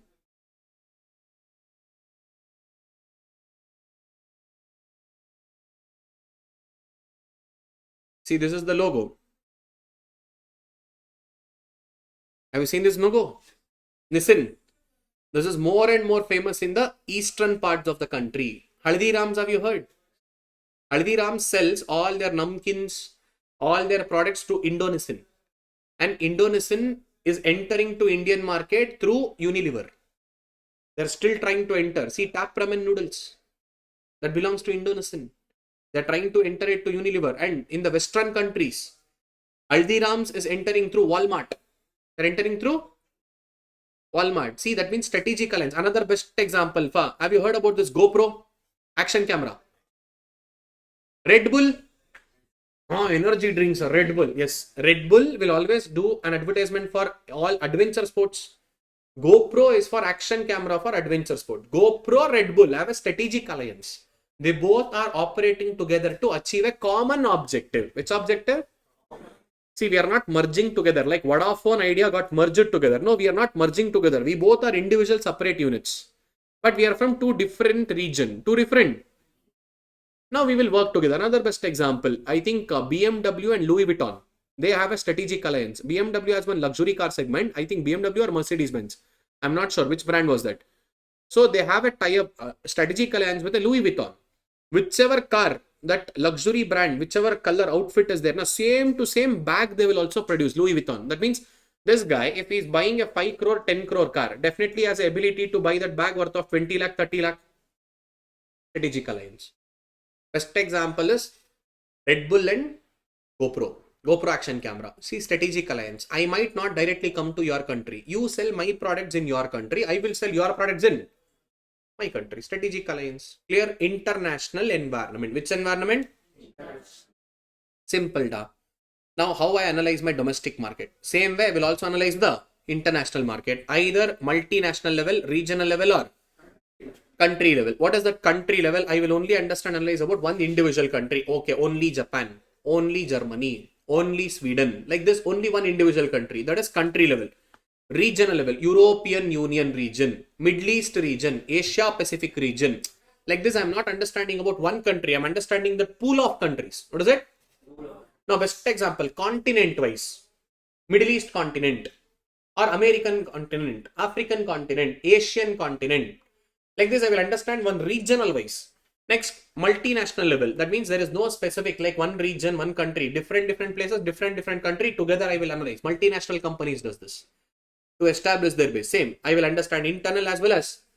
Why? Because there is a global environment which can be done in a very large scale. Which scale? See, multinational level will always be done in the large scale.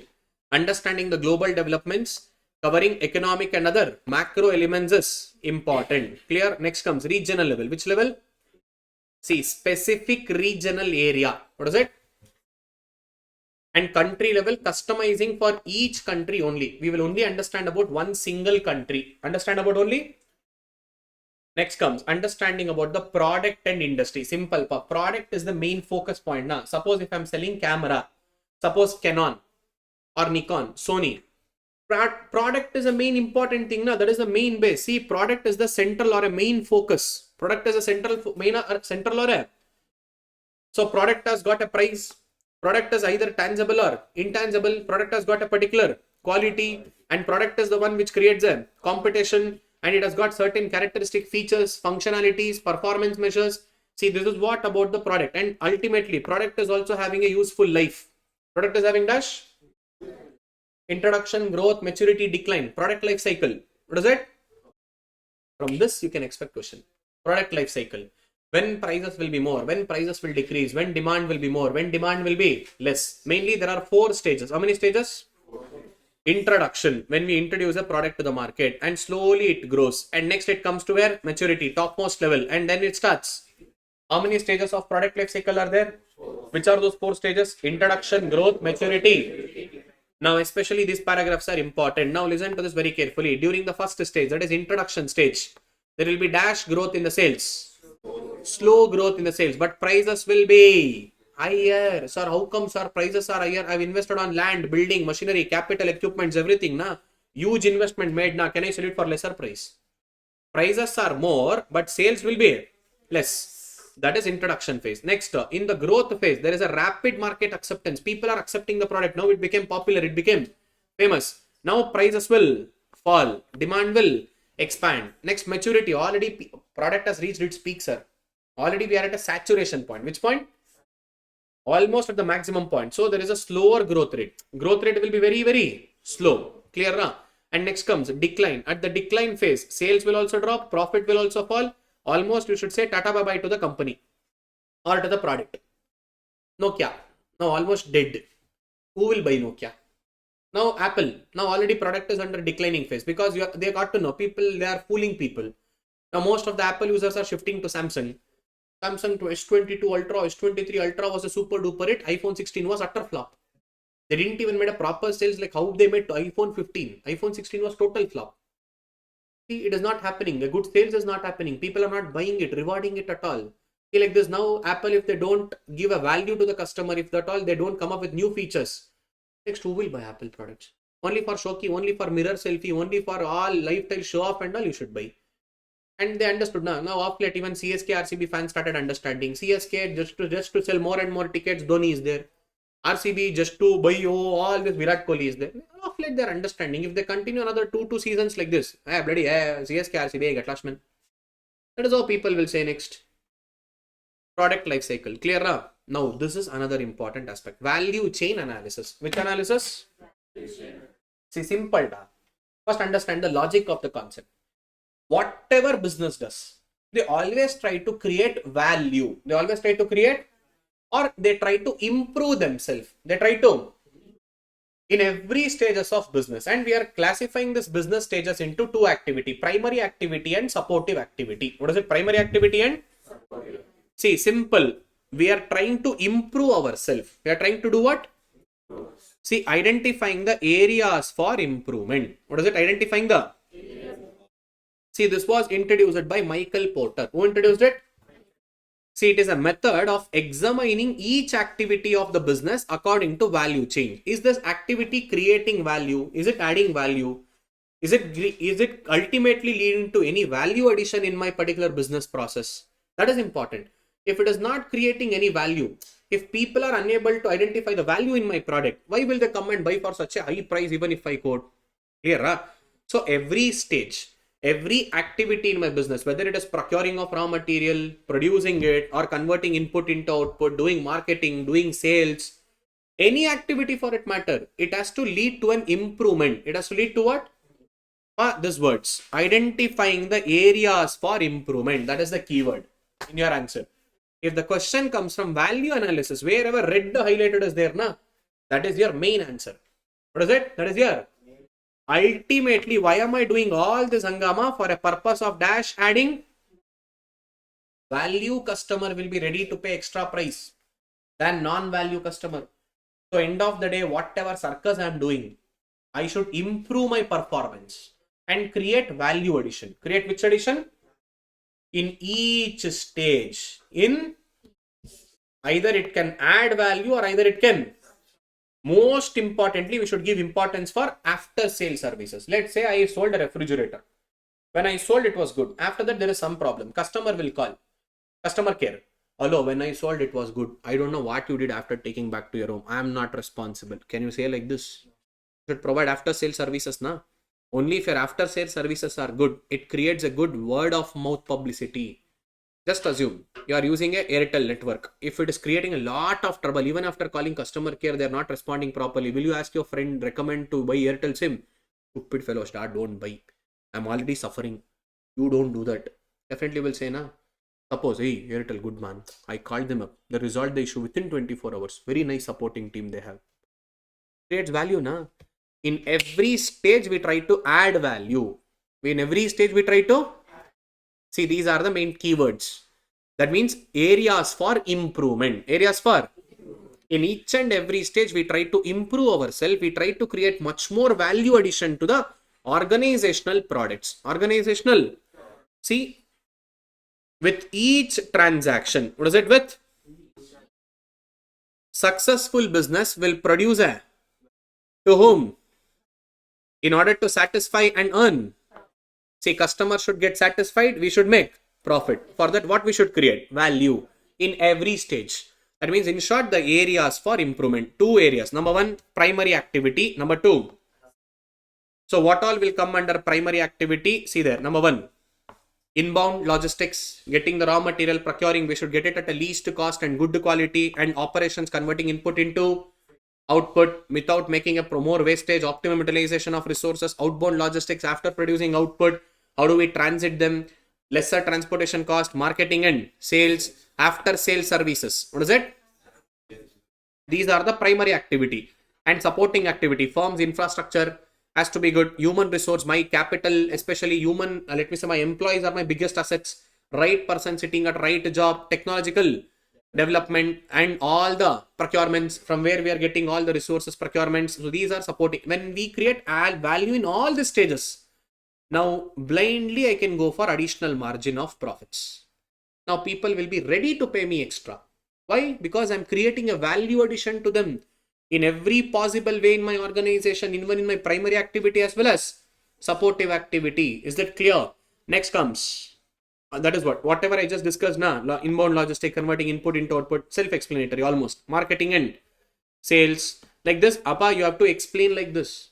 After understanding the concept, you have to write the point, and you should also, in exam, don't expect if you just mention the points, you will get marks. You have to explain. Clear? Next comes industry environment analysis. What is it? Now we are entering into the most important portion of the chapter. Porter's 5 forces model. Which model? See this guy, Michael Porter, is the most important person. Where whatever theories he has given, multiple theories has been given in the strategic management, almost business level strategy, Porter's 5 forces model. Now simple da. We need to understand our competitive pressure. What we need to understand? how much competition is there and from where all we are getting that pressure. Where all we are getting that? See, mainly there are 5 areas. How many areas?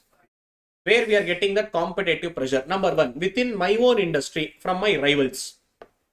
With my own industry from my competitors will also impose pressure. They will also come up with new products. They will also come up with better after sale services than me. Their product quality is good. Prices are lesser than mine. Yes, competition can be there, not just from my own rivals.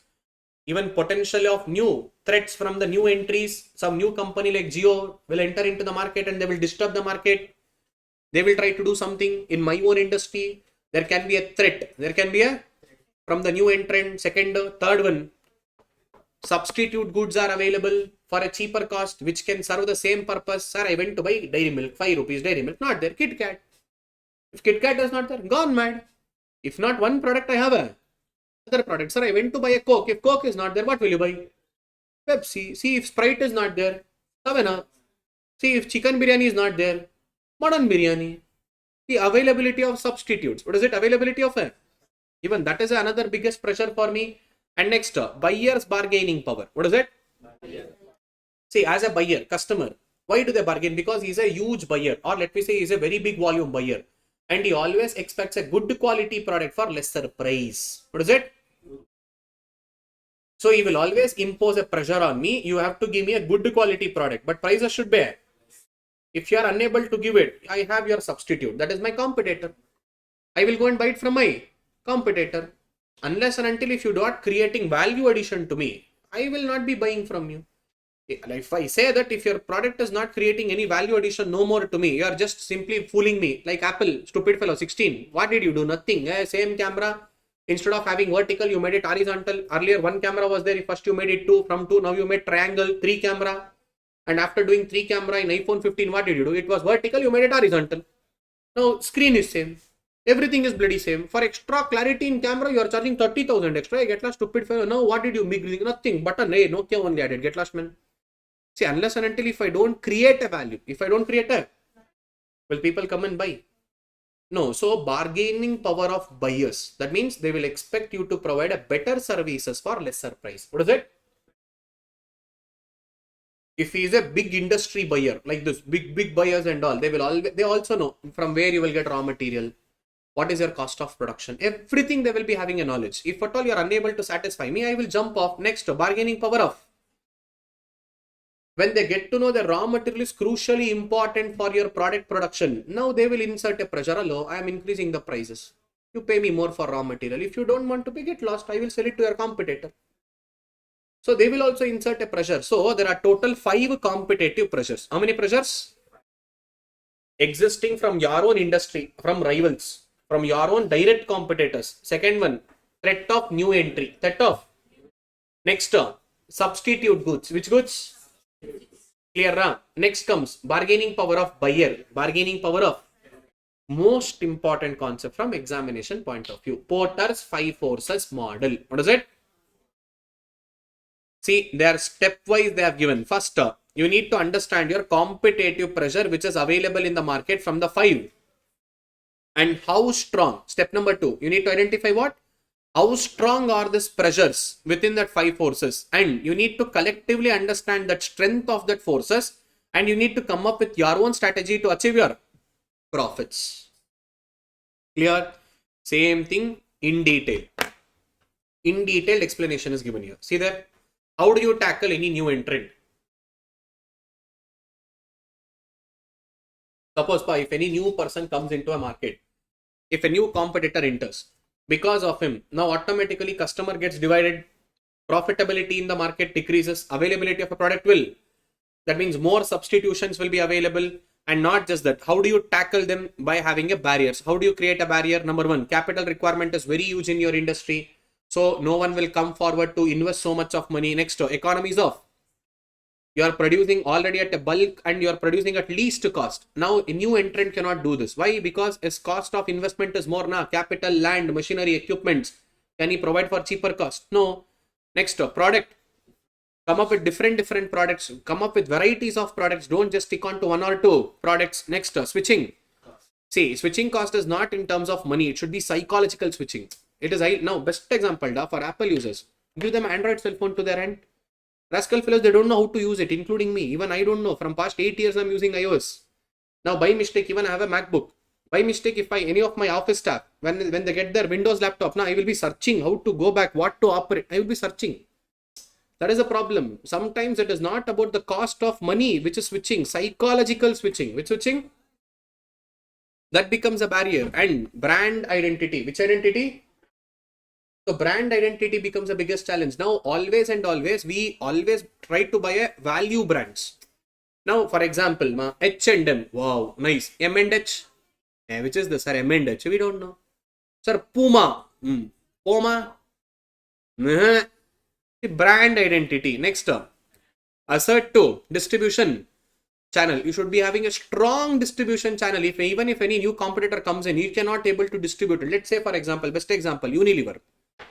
Now you tell the product of shampoo, Dove shampoo. Even if you go to the smallest village in the corner of the country, and if you go to the small shop and you ask for a Dove shampoo, you will get Maggie. Best example, go to hill stations, still you can find. Water bottle, Bisleri, you can find. Any new competitor comes in, can he able to build such a strong distribution channel? No. So create that as a barrier. Next, possibility of aggressive retailization. That means retail product, people should prefer you. Retail aggressive way. That means advertisement should be in such a manner that everywhere your product should be visible. People should be thinking about your product. Such a way you have to block any new entrant, any of this. Either in your industry, capital requirement is huge. You are producing at economies of scale. You are bringing with product differentiation, different products. They are unable to bring in so easily. Entry itself, switching the cost. It is not about the money cost. It is about the psychological cost. Next, brand identity, goodwill creation. Clear? Next comes, what is it? Access to distribution channel and possibility of aggressive retailization. Clear? Next, bargaining power of. See, as a buyer, what do you expect? Good quality for lesser price. What is it? Good quality for. And moreover, you are a big buyer. See, you have a full knowledge about your source of product, about their availability of substitutes, and you are a very big buyer. And if at all you are not getting for a better price, you will always go to the competitor. Hey, Shashikaran, I don't want your products at all. I will go to your competitor. He is giving me a better price. Same services. Next, bargaining power of suppliers. Whether your industry becomes attractive and profitable, that depends upon the supplier. Intentionally, if supplier starts charging more and more price, when he gets to know that there is no substitutes available for a raw material, what is it? No substitutes available for a. Intentionally, now we will charge more price, and it can erect a higher switching cost also. Now you cannot all of a sudden switch out the cost. You cannot change. It will take time. All of a sudden now raw materials changed. Your product output will also change. Quality will change, and there is more and more concentrated on their buyers. Now buyers will switch over if the quality changes, if the product output changes, because if the raw material changes, automatically output will change. So when they get to know there is no substitutes available for raw material and your product is extremely important for them, automatically they will start demanding for more and more prices. Next comes nature of rivalry in industry. What is that? Nature of. So what kind of rivalry do we have? Is it a direct competition or indirect competition? That we need to understand. If it is extreme rival, that means everyone are just fighting for a small percentage of profits.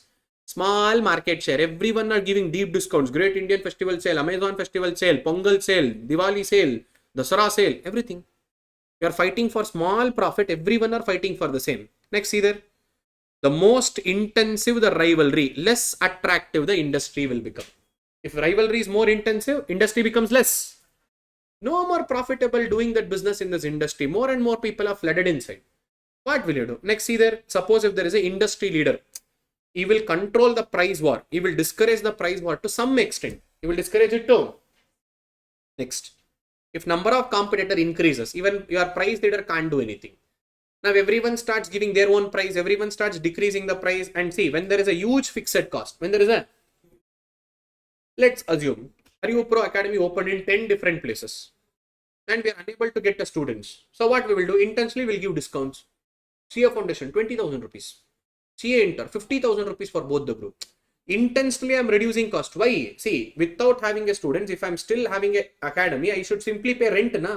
Rent is a fixed cost. Why should I simply have a idle capacity? Let me earn that variable cost. Let me at least get that fixed cost.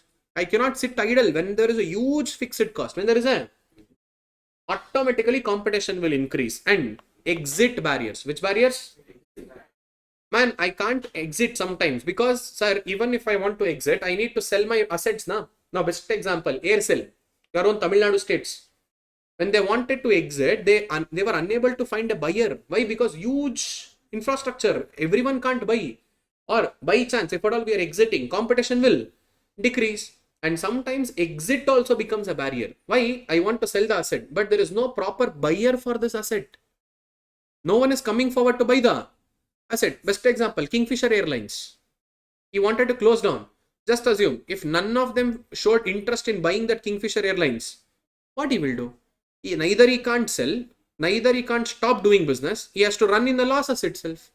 This is the problem. Next, see, product differentiation is not there. By and large, everyone are selling a same product, some minute differences. Like our toothpaste. One will say, do you have salt in your toothpaste? Another one will come and say, do you have chakke, lavanga, pudina items, double red. Another one will say whitening of tooth. Another one shampoo brand. It is for thickening of hair. Another of dandruff. Another shiny silkier. By and large, everyone are selling the similar products. Which products? Purposes. Same. You are fighting for that small profit. Next, slow. Already your industry has reached the topmost stage, maturity stage. Next, there is only decline going further. Already you have reached that maturity stage. Now slow growth is there. Now whatever might be the competition, you are just trying to survive. You are just trying to. These are the problems with respect to the rivalry in the industry. What is it? Next comes threat of substitutes. What is it? Now substitute players will act as a major threat. Why? Because instead of buying, let's say jeans pants, sir, I will go and buy a cargo pants. For a jeans pant industry, biggest threat now is cargo pants or maybe joggers. Now track pant looks like a jeans pant. Now they come up with a texture. Same duplication. It is a track pant but looks like a jeans pant. Good na. People don't even get to know I'm wearing a track pant. I will come to college like that only. See, now there is a trend. In Bangalore, we have certain products and certain dealers. Track pant looks like a jeans pant. But if you go and only touch and if you feel it, it looks, oh no, it is a track pant, not jeans pant, but it looks like a track pant. Substitute, na. So proper availability of a substitutes. Whenever your substitutes are becoming more stronger, automatically your product's demand will decrease. And see, substitute products offers a price. Their prices are lesser, your prices are more. And next, a firm must search for the products that perform the same or nearly the same functioning of their existing products. Best example, your banks. One bank will say, I will give FD at 6% interest rate, other 6.2%, another 6.5%. Slightly the 0.1, 0.2% differences, they are fighting away to get more and more customers for FD. Clear? So these are the blocking. Clear? These are the Porter's 5 forces model. Which model? Clear? Most important aspect. Next comes attractiveness of industry. What is it? Simple da. When will you do business? When will you do more business? Sir, only when industry can able to still generate a profit. Still customers are there to buy my product. Still there is some energy left out in the market. Just assume if growth potentiality is not good. Growth potentiality is, will you continue in that industry? Will you continue? No. See there. Attractiveness of industry. There are some various issues and that draws a conclusion about the relative attractiveness or relative unattractiveness of an industry. Whether this industry is growing, whether there is a still profit prospects, whether the industry is gloomy, whether we can still have some opportunity or not, that we need to understand. Especially already market has grown big. It has already reached this topmost stage. Next we know it is decline only. Clear? Now best example, bitcoins. Oh, everyone invested. Wow, amazing Bitcoin. Oh, going up. It starts falling down. Now, is it attractive? Anyone planning to invest in Bitcoin now? Sir, it may go up. What is it? What is that may when? God only knows. It is not at all attractive anymore. See there, important factors on which management may base such conditions of attractiveness. Number one, what is the growth potentiality? Year by year, is it growing or is it declining? Can you able to make adequate profits? Which profits? Is profitability favorable or unfavorable. And what is the competitive position? Is competition is becoming more and more stronger day by day or more and more weaker? And how can you take advantage of your weaker rivals and capitalize that on your vulnerable basis and degree of risk and uncertainty of that industries of future industries? And what is the severity of the problems which is there in that industry as a whole? We need to understand all these things and we should take a decision whether we should continue or not continue. Next comes experience curve. Which curve? Appa, simple. As the business grows, business will learn. As the business learns, now they can perform the same task in a better way. What is it? Same task in a with less cost. Yeah, that is experience curve. Simple. Just assume same topic. If Shashikiran is teaching from 8 years, even you wake me up in the midnight, sir, I say material, page number 321, second paragraph, second line. What is that? I can easily tell. Repeatedly doing the same things again and again, we'll become experts in that. Na? Automatically I can still, sir, chapter 1, how many hours can you do? First you tell me within how many hours I should do. Can you do it in 2 hours? Okay. Can you do it in 5 hours? Okay. Can you do it in 9 hours? Okay. Possible, na? We know, we have an experience. Same topic, how it can be done in elaborated way or a standardized way in crash course way. Say now we are doing crash course. Now I can't go in depth everything in possible way. But now you said me, sir, little logical explanation needed. We have not understood the topic. Now understanding wise, we have to do it. We are doing now. See, by this time, if it was a normal crash course, already it's been almost like already 3.5 hours now. By this time, already chapter 3 also khatam. With a normal speed. What is it? But we are reducing the speed today. Why? You said, sir, no, do it little in detail. So when a person gets more experienced, when an organization gets more and more, now they know how to perform the same task in a better way with a lesser cost. Same task in a experience curve. See here, experience curve is akin to a learning curve. Which curve? Which explains the efficiency increases gained by the works through a repetitive working process. Repetitive. And whenever you do the same work again and again, automatically your unit cost will decline. That means your cost of production will decline. As we learn, we will. That is called experience curve. See here, when you are experienced more and more, your cost automatically starts decreasing. There was one story now, very long back I read this. There is one big ship, world's biggest ship, which will get repaired. Now, world famous, all this mechanist, every person will come and he try to repair. Nothing is going to happen. Still problem unsolved. Now, one of the shipwreck guy will say, in our hometown, there was one guy who has a nice experience. He does all these customization works and all. Maybe you should try with him. Now, okay. Anyhow, we have tried with multiple people. Nothing happened. Okay, bring him also. Now, this guy will come. This guy will inspect everywhere. And he will say, okay, I can resolve the work within 2 minutes. What? Within? Day, people have taken months together. Nothing happened. You're saying just 2 minutes. He will pull out one hammer from his bag. He will go around. He will just tap in one place. Machine starts. And now they will say, oh, nice, super. Please send me your bill. I will pay. Now this guy will send a bill of $1 lakh. How much? No, this guy got shocked. $1 lakh. What bloody hell he did? Nothing. He just tapped in one place for that $1 lakh.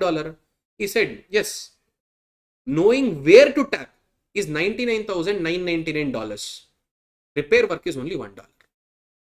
Experience is $99,999. Repair cost is only. That is what? Once you become more experienced, people will pay for your experience. You can do the same work in a lesser task. That is what MS Dhoni is. Still behind the stumps, he can make entire changes in 0.16 seconds. You bring any wicket keeper in the world, will he do it? Almost the guy is at the age of 42. Retirement life. Still 0.16 seconds reaction time for stumping. Bring any world class wicket keeper and let them do it. Experience. Clear? Next. Best example in India, Maruti Suzuki. See, they know how to understand the pulse of the Indian customers. Their car sales are always and always higher. For the first time I said, Tata Punch. This time they overtook. But now already Maruti will be waiting to give the tucker back now. The highest sales from past 60 years, not 1 or 2 years, 60 years. Maruti, number 1 car sales in India. And there is something called as safety. Maruti people have forgotten that. They have deleted that word from the dictionary. 0-star rating cars are also there, and that are sold like hotcakes. Wagoner. And what is it? Ignis. Maruti Suzuki Ignis. 0-star rating, da. No safety at all, but still, highest sold. Experience. We know how to sell. We know how to make people bakra. We have experience. Like Congress people, 60 years experience. How to make people of the country full. Yeah, we have full experience. Next comes value creation. Which creation? So what is that value creation? Simple. Whenever we add value to our product or value to our services, as we said, now value chain analysis. What is it? In every stages, we try to create value addition, improvement. When we do it, automatically it creates a value to customer. They are ready to pay high prices. Same concept now from the customer point of view. There from the manufacturer point of view. Now from customers here. Value is measured by the and there.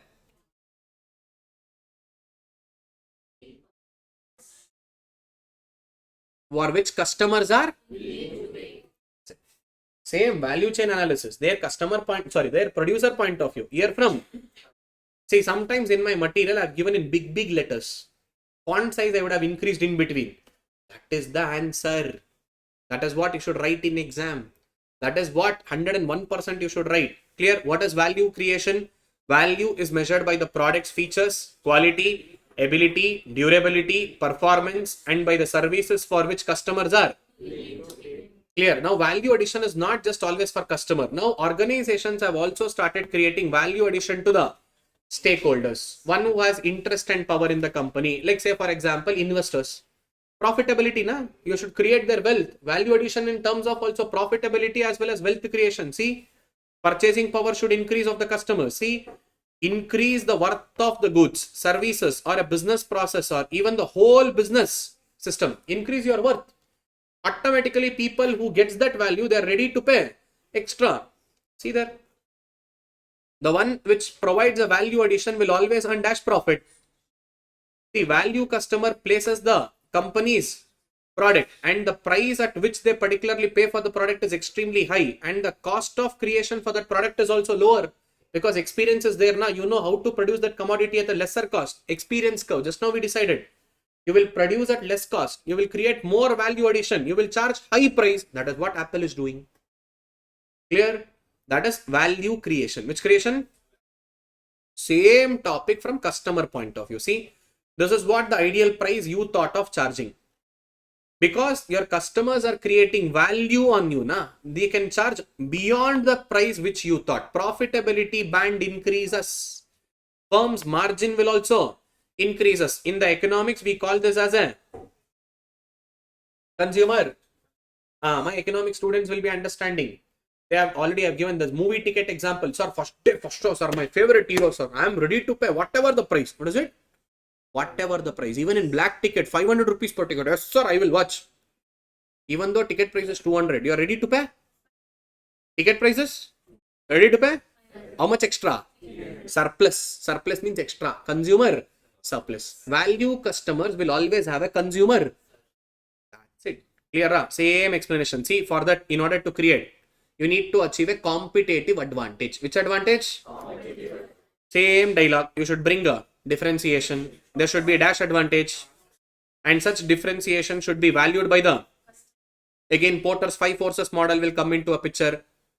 Understand your competitors, rivalry, all that entire thing. So value customer wants to pay over and above the.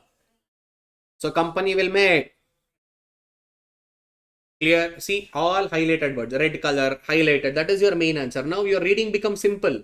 When you know the logic, you need not read the whole paragraph length and breadth. Highlighted words. Clear? Next comes market and same your 12th standard answers only. What do you mean by market? It is not always a place. It is an arrangement or a situation. Arrangement or a where buyer and seller contact. Why are they contacting? To exchange goods in for a value or consideration. For a value or. And who is a customer? Customer is a person who buy your goods and services. One who pays for the product. Sometimes customer may not be a consumer. Customer and consumer may be different fellows or a same fellow. You will ask your parents to get ice cream. Your parent is a customer. You are a. In general case, customer and consumer is one and the same. But for an organization point of view, from pricing perspective, customer important. From satisfaction perspective, consumer is important. That's it. You need to write this. Nothing much. See, market need not be always a physical place. Next to market, marketing condition, 4 P's of marketing: product mix, place mix, price mix, promotion mix. See, delivering to the best customer experience and establishing and maintaining and growing the relationship with the are the main goals of marketing. And products that have a best quality, performance and design or features will always and always be sold. Product oriented businesses has to be considered. We need to produce at a lower price, and sales oriented business will always focus on spending enough money on advertisement, sales and promotion, customers, and persuading the customers. That means inspiring the customers to come and buy. Like Maza example, Slice example, bringing Katrina Kaif, all this, either get Sunny Leone or Rashmika Mandanna, all these people, and instigate people, make them bakra, make them to come and buy. That is what in real life happens. Do you really think Rashmika Mandanna will drink Sprite? Will what is it? Katrina Kaif will drink slice juice? Perk, best example. Will Alia Bhatt eat perk? But advertisement she will do. Cornetto ice creams, will she eat? No. In his life, neither she will eat or she will never allow her kids to eat. Leave about that. Shah Rukh Khan, Akshay Kumar, Bolo Zuba Kesari, will they eat pan masala? No. Vimal pan masala, Bolo Zuba Kesari. Will they eat? No, but they will make the citizens to eat. Nice misleading through advertisement. Next comes, what is it? Person or a business that buyers or a buys the product or buys a services from another. Now they provide revenue and organization cannot exist without them. Such customers are mainly classified into various categories. There are high value customer, low value customer, and customer analysis. What is it? Same to same thing. Who is my targeted customer? For whom am I selling? What is their wants? And how are they different from others? And what are the product is meeting their needs or not? In short, examining and evaluating the customer needs, customer's desire and customer. And according to that, we will build our products and services. See, different geographical region, different products are needed. Now, best example, car company. Now, a country like Russia, which is in extremely cold, North Pole temperatures and all, the car, they don't need AC inside, they need heater. Their needs are different. You come to Africa and all, equator region, full boiling, sun, AC. Cooling is needed, not heating. See, needs are different. Preferences are different. See, customer profile can reveal the demographic information about the which customers who are buying what products. In South India, what are they buying more? In North India, what are they buying more? Which kind of chocolate are they buying more from Cadbury? Is it Dairy Milk Silk or is it Dairy Milk 5-star? We'll get to know, is it a small 50 rupee chocolate or 150 rupees big chocolate, especially when the Valentine's Day comes. Popping art.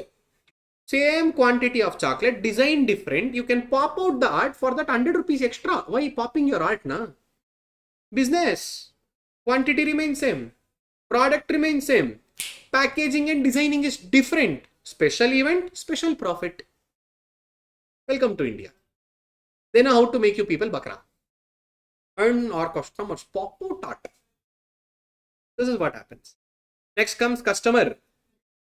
Understanding at when, how customer is going to buy your product, why are they buying or why are they not buying, understanding the behavioral patterns of the customer. Simple, how they purchase the product, how frequently are they buying your product, what is their preferences, why are they coming and buying, is it because of quality or is it because of price or is it because of anything else? Understand. Why are they coming and buying you once again? See, whether your marketing is super duper it or whether your sales is nice or what is your services offered. In short, communicating with customers in an effective manner can only be possible only when you understand the behavior of the customers. Clear? See, understanding the behavior. What is it? Understanding the of the customer enables the business to establish effective marketing and advertisement campaign. Now, after understanding, I will get to know what kind of advertisement I should do. If more and more customers, let's say for example, for a Mercedes Benz, Audi and all high class customers, can I give like a stupid advertisements? Like how they sell Maruti cars and all? No. I need to understand who is my targeted customer, what is their preferences, what class of society they come from. What exactly they are expecting from me? I need to understand and then I have to react. See there, provide products and services that meets their needs and retaining the customers for the repeated sales. That means I should understand the behavior of a customer. How frequently are they buying? See, our boys will buy the chocolate only during Valentine's Day week. We know how to take out profits from them. And we know when college student will come and buy the products. We know chat shops will do a nice business than stationery shops next to the schools and colleges. Yeah, I will understand where you are ready to spend money. There I will come and establish a business. See, there is a stationery shop, Xerox shop, stationery, school pencil, book, everything is there. Next to that, one chat shop is there, where business will happen more. Chat shop. We know it very well. Whether you buy a notebook or not, you want to eat pani puri. We know that. Whether pani puri is made out of fresh potato or rotten potato, that is secondary. Pani puri is important. We know that. Even to understand, to make a decisions. What is it to make a? Same internal factors, external factors. After analyzing, finally customer will make a. After making a decision, they will purchase a product. What they will do? They will. After purchasing a product, post-purchase actions. What is it? If you like a product, you will recommend it to your friends. If you don't like a product, will you recommend? Tuppify. You will tuppify to the product. Hey, don't buy. Even if they give free, don't buy that. Stupid product it is. Clear? Simple. How is your decision making getting affected? First, external influence. What is that external influence? Sir, first advertisement, sir. Katrina Kaif and she said, mango is beautiful. And even my people said, sir, peer recommendation. My friends also said, sliced juice is beautiful. And even because of social norms. Even my people, everyone are drinking the sliced juice. Everywhere I go and see, everywhere slice, and everyone wants to drink mango juice when summer comes. Now that means we are creating a psychological impact. Which impact? And next comes internal factors. Again, psychological factors internal to the. Okay, should I drink slice or should I drink maza? Okay, slice, Katrina Kaif will come. Maza, some stupid lady will come. Katrina Kaif, good. Everyone are looking for Katrina Kaif. Next, decision. After understanding internal, external. Okay, should I or should I not? Should I buy this shirt? Should I buy this new cell phone? Should I buy this Apple tablet? Now, after analyzing everything, finally you will take a decision. What is that? What is the problem? Should I really identify that problem? And what are the needs, desires to fulfill that problem, which are unfulfilled? Which are? Next, search for a desirable. Okay, if I don't buy this Apple product, is the Samsung having this tab? Is Samsung having a laptop? If not, Dell, HP. What is the feature? What is this guy's feature? What is the cost? Seeking information about the alternatives and finally making a. After making a choice, what you will do? Post decision. See, customer. Happy customers will make a. And even recommend it to. Dishonored customers, neither they will purchase the product or neither they will recommend it to. That's it. That is called as consumer behavior. Which behavior? Clear? Next comes competitive strategy. Which strategy? See, simple. Again, see bold letters, highlighted, enlarged fonts. Now the competitive strategy of a business is concerned with how to compete. What is it? In the business in which organization is operate, or in other words, competitive strategy defines how a firm expects to create and sustain competitive advantage over. Understand the market and take advantage of your customers by creating a differentiation and value addition. What is a differentiation? And should come up with a different product, and such different product has to create dash value. Then automatically competitive strategy will work. Clear? And landscape. Simple. The understanding who is your competitor. Who is your? How strong is your competitor? What all big differences he can make to you? See, competitive landscape speaks about understanding and identifying about your competitor. What is it? Understanding and about the competitor. How strong is your competitor? How weak is he? What is his weakness? What is their strength? What is the competitor's vision? What is competitors? What are their core values? And what is their niche market that they are serving? This is what we call competitive intelligence. What do we call it as?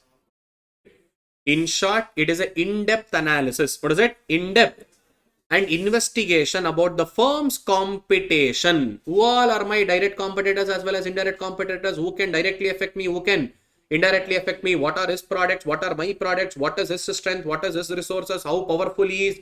What is he doing? What am I doing?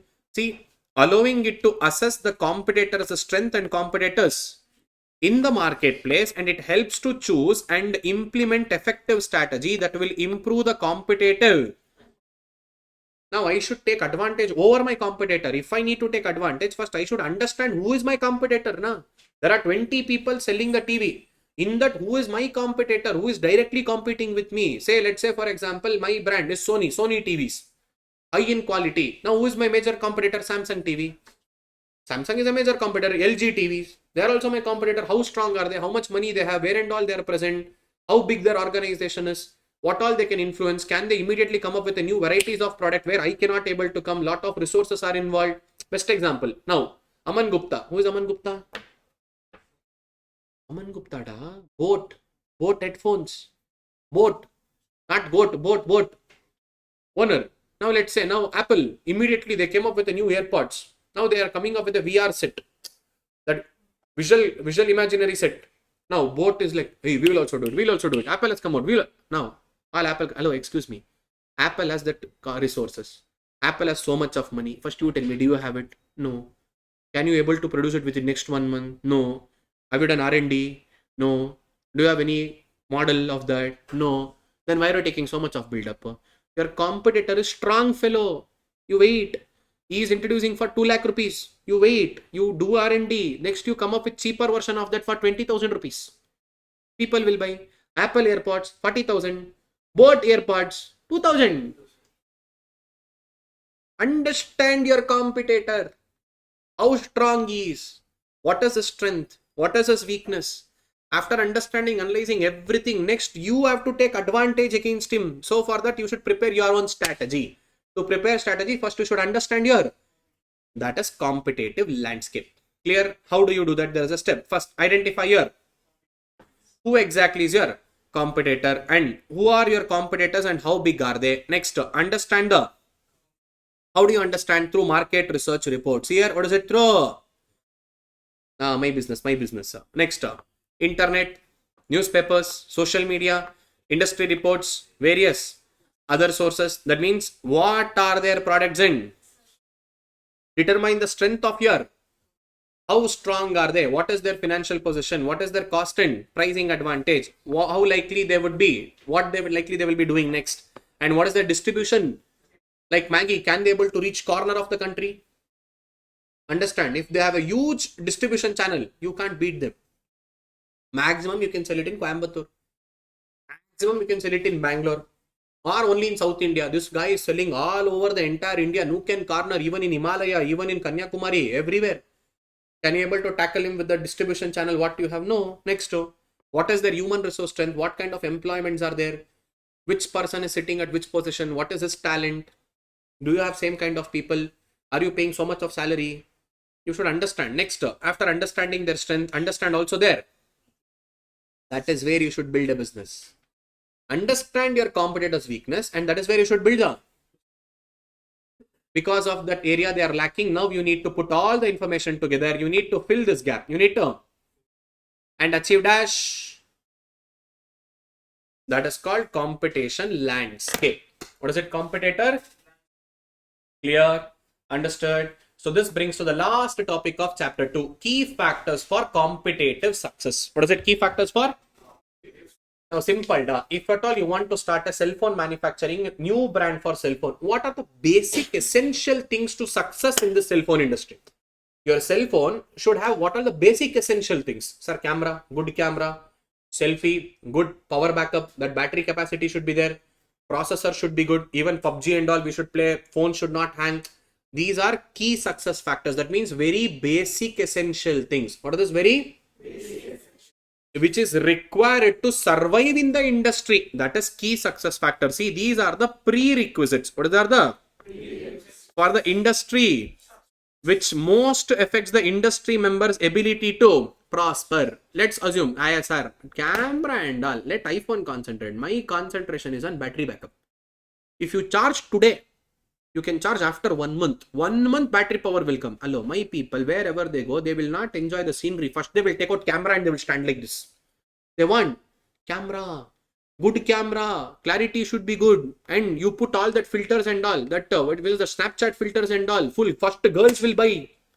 If you want boys to buy that, next you have other features in that.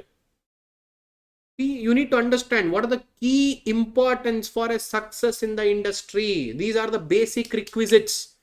Now, like Apple, if at all you remove charger, if you ask your people to come and buy charger separately, they will not come and buy your product at all, because Apple has created that brand image. Even if they try to remove it and if they want to sell it separate, yes, that is successful for them. If Samsung does that, okay, chalo, fine, few will buy. Will every customer of Samsung buy that? If you remove earphone, okay, not required. Now who will use earphone? Earpods, sir. Anyone will buy a new earpods, earphone and all. World fashion. Who will do that? They don't mind. If you remove charger, will they agree? No, but Apple has done it successfully. See? You need to understand which are the prerequisites. Which are the? In order to be successful in this industry, and these are called as key success. Hardly few industries will be having multiple key success factors. What is it? Let's speak about our own industry, CA coaching industry. What is the prerequisite in the CA coaching? Sir, good faculty who has a good knowledge about the subject. Second one, you have to complete the syllabus on time. You should not extend the classes. Like you guys said, you will complete within October. Bloody rascal fellows, you are taking till now, November end. And when will I write exam? November is only exam. Now they have made it January. Suppose if it is CA inter exams is in January. Minimum 3 months in prior you should complete syllabus. Now we need time to sit and study, prepare and all. Exam, past papers, RTP, MTP. Now you said January is the exam. Maximum will take it till November. The stupid fellows, even November got over. December also started. Still you didn't finish syllabus. Will next students go there? No. Key success factor. What you have promised, you have to deliver. These are the basic essential things. What is it? To survive in the industry. To survive in the... See, whether a company will be financially and competitively become depends upon the key success factors. And what are all the identities of key success factor? What all basis the customer is going to come and buy, especially the brand image. Which image? See, customer's choice between the competitor's brand and your brand, that is based on your brand image. And what all resources and competitive capabilities you have got. Can you able to sustain this? That means whatever you have got an advantage, can you able to build this for much more longer duration of a time? Next, one key success factor to another key success factor, it varies from one industry to.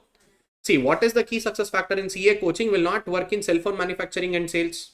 Next, competitive success and what timings are less important and what timings are more important. You should know what factor more important at the moment, what factors are less important at the moment. Now, sir, selfie camera is more important. Battery backup and all is less important. Now, earphone plug and all less important. People don't mind because people don't use earphone now. Whether you have a earphone socket or not, they don't mind. Now, what do they mind about? Sir, good outlook should be there. Phone should look very slim. Phone battery backup should be good. Camera should be amazing. 5 minutes charge, 30 minutes talk. Like this, you give features, they will buy. Rather than putting charge for 4 hours, 3 hours and all. Within 30 minutes, phone has to get full charged. Key success factors. Next. What is it? Greatly raises the risk of misdirected. Now, whenever strategy goes wrong, automatically you bring something new, but it doesn't not a key success factor of your organization. Automatically products will fail. Another best example, Nokia came out with this new concept. Plug and play phones. That means you need not to buy a new phone. Suppose you need more battery. It will be like a puzzle. Interior parts are like puzzle, like a back case. If you want bigger battery, you can have additional battery. If you don't want camera, suppose your parents are using, remove that camera. Instead of camera, you can put battery in that. Like puzzle, they bought it, but it didn't become successful. It didn't even work. It didn't even become commercialized. And see, only in the rarest condition, industries will be having more than 3 to 4 key success factors at any point of time. Clear? So these are the concepts of chapter 2.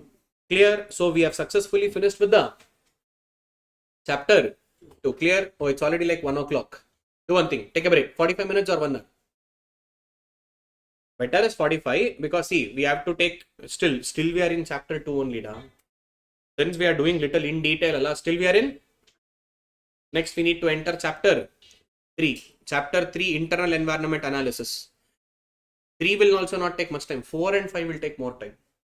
So that is the reason. Clear? So 45 minutes or 1 hour? You guys decide and let me know. 45 minutes. Okay, now the time is exactly 1 o'clock. We will start the class at 1:45. Again, 1:45 to by 3, chapter 3 will get over. 3 to 4:30, chapter 4 will get over. And again, 15 minutes break and chapter 5. Maybe consider till 6 o'clock. Ideally 6 or worst scenario 6:30 or 7. Depends. Depends because we are going in detail. If you don't want so much of in-depth, we'll go faster. You want the same or should I speed it up little? Same, huh? Able to understand? Understanding? Anyone feeling bored? Have your lunch little less and come. Theory subject. If not, you will become Superman and Superwoman after a few minutes. Clear? Chalo, take a break. It's already 1 o'clock. 1:45, we will start the class. So have a sufficient lunch and come, not heavy lunch. Sufficient lunch. Okay, so before the lunch break, we had completed till chapter 2. Now we shall start with the chapter 3. Clear? Had your lunch? Feeling sleepy? Let's see. Okay. So now the chapter 3 speaks about the internal environment. Which environment? So when we speak about internal, that is within the organization, which organization has a control on. Which organization has a? See, like which are those internal, like people, process, physical infrastructure, administrative apparatus and organization cultures. So these all will be the internal aspects where entire organization will be controlling and also includes all other stakeholders. What is it? All other? See, when I say stakeholders, it can be employees of the organization, shareholders of the organization, government, one who has an interest and one who has a power. What is it? One who has a interest. See, whenever you listen this word called as stakeholders, these two words has to strike to your mind. Interest and power. What is it? Interest and power. So let us understand who exactly is a stakeholder. So stakeholders are the one who are considered to be important to an organization. Who are those? One who is considered to be important. Why they are important? Because few stakeholders have more interest in the success of the organization and few stakeholders have more powers in a decision making. More powers in it. See, every person will not have more power. Every person will not have more interest. There can be more interest, more power. Less interest, less power. More interest, less power. Or less interest, more power. Like this, 4 various categories are there. How many categories? So in short, we need to understand who are those individuals who has got an interest in the success of organization. And those individuals who have a powers in, let me say, decision making. Powers in dash? See, influencing the strategy and influencing the performance straight away. So this will be the meaning of stakeholders. Clear? Now identifying a key stakeholders. Which stakeholders? Key stakeholders. That is most important. When I say key stakeholders, management. What is the meaning of management? Key group of an organization. Same way, key stakeholders. Who are they? Clear? Now with that respect, we need to understand about the Mendelow's matrix. Which matrix? Which also speaks about power interest matrix. Which matrix? See, in any organization, first we should understand, boss, who should be knowing the information, who should not be knowing the information, certain aspects, certain decision making, who should be having a control, who will not have a control, who has to pass information to whom. Like this, I can't inform each and every decision making to every person in the organization. That's highly impossible. See, who needs to know about when and who has to give the feedback, who has to give the final approval. This can be confusing because everyone cannot make a decision making. Everyone will not be interested in the success of the organization. So with that respect, we will, let me say, change the quadrants, x-axis, y-axis, with respect to power and with respect to interest. What is it? With respect to power and with respect to? Now see here, y-axis will represent the power. What does y-axis represents? And x-axis represents the interest. Now with that respect, now we will define it as high power and low power. High interest and low interest. Now all these 4 quadrants are important and this can be an exam question. Suppose if you get a question from Mendelow's matrix, you should also write this table. So kindly keep this in mind. Sir, should I write in detail about this? No. What is given in the bold letters? Now observe, this has to be written. Keep satisfied, key players, low priority and keep inform. This has to be written and what is their role in that? Now let's say for example, who is a keep satisfied category? One who has a low interest and high power. One who has what? Low interest in the success of organization, but high power in decision making. High power in? Now, best example, GST department or government officials, wherein which they are least about whether your organization becomes successful or not. But we have certain powers. We can define some rules and regulation according to which you should operate. Suppose you are asking to, let me say you are going to ask a loan from the banker. Now, banker will fall under this category. He is having a low interest in your organization, but high power in your organization. Next, second category, high interest, high power. What is it? Your CEO, MD, your corporate staff, they have to be informed with each and everything. They are the key players of the organization who are managing everything in close, and they have a decision making ability. Which ability? To make the changes in the strategy for the performance of the organization. Next comes low priority, low interest, low power. What is it? Low interest? Research institutions.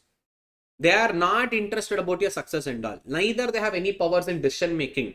But you need to keep them monitoring because they have all the powers to change their quadrant from low power to automatically become keep satisfied, or maybe they can become a key player. Another best example, your news channels, media. You have to keep monitor them. You have to keep on be in touch with them. Suppose just assume that they will come up with some fake news that will become trending in your state. In Karnataka it happened. There is one famous actor by name Darshan. Media doesn't like this guy and he is always against this guy. And one small incident took place. He was involved in one of the attempt to murder case. They became one big hangama. They made it one big hell and literally went to jail. See, the person who had low interest, low power, they turned out to become high interest and high power. See, possibilities are there. Whenever environment factor changes, let's say for example, COVID. Now, due to COVID, now automatically the business scenarios changed. Now, let's say news channels. One who doesn't even have an interest in your business organization or one who doesn't have any power. Let's say they will start exposing your organization at that time. Negative name, negative impact. Yes. So we need to keep monitor all of them. That means whether they have more interest, more power, less interest, less power, it doesn't matter. Whenever environment changes, again we need to reanalyze because they have moved a quadrant. From one quadrant, they would have moved to a other quadrant. Whom we thought they are not at all important might become important, or they might also influence on my decision making. Another best example, GST department. If you don't file your GST properly, will department sit silent? One who is low interest, high power will automatically become high interest, high power. Same way, there are certain people who has very high interest in your success of organization, but they don't have power. Employees of organization, take advantage of their expertise and kindly create all your new rules and regulation. You need to keep them satisfied. What does it keep them? So clear. Now remember, one who has low power but high interest. One who has but high interest. What is it? Low power, high interest. What is it? They are employees of the organization. Who are they? They have to be keep informed. You have to inform them what is happening, what are we planning to do, next what are we planning to build. Next, one who has high power, high interest. High power, they are the key players. Who are they? The CEO of an organization. They are the one who will be managing very closely and all the decision making has to be taken from them only. You need to manage them very closely. Next, low interest, high power. What is it? Low interest? You need to consult them. What you should do? And keep them satisfied. What does it keep them? Suppose if at all you not keep them satisfied, they have high chances that from that low interest, automatically they will become high interest. Already they have more powers now. Next, low priority people. That means low power, low interest. You just have to monitor them. You have to do what? See, I've given in detailed explanation here. Keep satisfied category. That means one who has high power but low. GST council, your banks, all of them. See, government, authorities, banks. Next, key players, that is CEO, CFO, shareholders, low priority people, business magazines, media houses, research institutions. Keep informed category, the employees of the organization, vendors, suppliers, and clear. So inform them and see, they utilize their high interest by engaging in decision, consult them in the areas of whatever they are expertised in. Consult them, take their inputs, then you prepare the strategy. I said now, fundamental or functional manager, he is close to customer. He know what customer likes and what customer does not like because he is very close to them. They can understand the pulse. Kindly take an input from the functional manager whenever you are taking a key decisions. Clear? So this is Mendel's matrix. And if you don't observe them properly, whenever environment changes, there is a high chances that one quadrant person can move to the other quadrant. Clear? So this is Mendel's matrix. Which matrix? And important from examination point of view. Clear? Next comes strategic drivers. What is it? So this is actually a theory concept where you may expect a question from this. There are mainly 4 drivers. How many drivers? The decision making authority can be dependent on this 4 aspects. Number 1, industry and market. Number 2 is customers. Number 3 is because product is the main center point of the organization. Next, channels of distribution. All your wholesale, retail, and all this intermediaries, one who's selling in online, offline, retail store, all this grocery stores, all of them. Next, industry and market. Now, simple question. What is industry? Group of organization who is doing similar activity. Which activity? Let's say, for example, sir, now I'm automobile industry, Maruti Suzuki, Tata, now Hyundai. All of them are in the same industry, automobile industry, which are conducting similar activity. Industry and the market. Market might be attractive or might not be attractive. That is a place where they will buy and sell goods and services. Now we need to understand the market attractiveness, and the market for different industries are not the same. Let's say the market condition for selling bikes is different, selling cars is different, CA coaching is different, or selling any other XYZ good is different. Can you say a market for all the industries are same? No. Different industries have a different market. What is it? Different industries have a... Some industries might have an attractive market. Some industries might not have a attractive market. Best example in India, IPL, full demand. Pro Kabaddi, okay. Badminton leagues and all. What do you mean by that? Are they really conducting, sir? That is how. We people don't even know about it. Next comes same to same. See, whatever I just explained now. See, market is defined as a sum total of buyers in. Either it can be physical place or a local market or global market. And see, market is not same. See here, observe, it is not same for all the business. Market is not same for each business has its own set of customers. They have a different types of a market. See, FMCG brand sells shampoos, dairy products, flour, washing powder. Do you really think whatever shampoo has a demand, it has got the same demand for a dairy products? No. Market is different for different business. It is not one and the same. Clear? Now, to understand the different markets and different kind of competition, this is important. Strategic group mapping. What is the concept name? That means understanding who is your competition. Understanding in your same industry, in your same, what is the size of that competitor? Now, strategic group mapping. This can be a question. If at all you get a question, see this table. This has to be drawn. Say, take some random XYZ. Let's take automobile itself. Sir, Maruti. What is it? They are the highest selling people in India. They will sell more and more cars in India, and even the varieties of cars are also more. See, x-axis is representing a range of, y-axis is representing their reputation in the market. Maruti does not have a good reputation and all, but more cars are sold by Maruti. Sir, next comes Hyundai. Hyundai cars, sir, good reputation, but in terms of varieties of product, they don't have much like Maruti. Little less variety. See, they are in between. Clear now? And next comes, sir, Tata. Now, Tata is day by day, they are increasing. They are rapidly expanding slowly from the almost zero. Now they are coming up. So even their varieties of products might be less, but the market reputation is high. Sir, next comes BMW. Sir, options are less. Reputation is extremely high. Clear? Sir, Renault brand. Sir, reputation is also not that good. Varieties of product is also not that much. Only little varieties are there. Like this, we will map them. What do we do? Based on their reputation, based on the varieties of product, what they have got in the industry. Clear? That is called strategic group mapping. What is it called as? See there, strategic group mapping will identify the rival firms and put them into the same group and understand who is more popular, who is less popular, who is having more varieties of products, who is having less varieties of product. Understanding your rival from the same industry. What is it? Understanding your rival from the, see, similar, who has a similar competitive approach and also having a position in the market. In short, studying the market position of a rival competitors by grouping them into a like position. Grouping them into a, that is called a strategic group mapping. That is the meaning. See, we all are resembling one another. We all are selling same segment goods. We all are tackling the same set of customers. We all are fighting for the same market share and same resources. Clear up? Now, CA coaching center, sir, XYZ Academy, ArivuPro Academy, ABC Academy. Like this, everyone are fighting for the same students. Now, who is having more courses? Who is having less courses? Who is having good market share? Who is having less market share? We are understanding the different competitors of our own industry who is fighting for same customer and same resource. Same customer and strategic group mapping. See, how are we going to resemble one another either in terms of product line, what the sales we are making is one and the same, either in terms of price, quality, or we have a same distribution channel or same product attributes or identical technology, similar services and technological. Sir, how do we do them? The steps are important. Usually question comes from identify the strategic group mapping and its steps of identifying it, or explain strategic group mapping in detail. You need to also draw that, plot it, take some random example like this automobile or whichever industry you want. You name it, randomly you name it. And you need to write, see, steps. Step 1, identify your competitor characteristics on what you guys are similar with.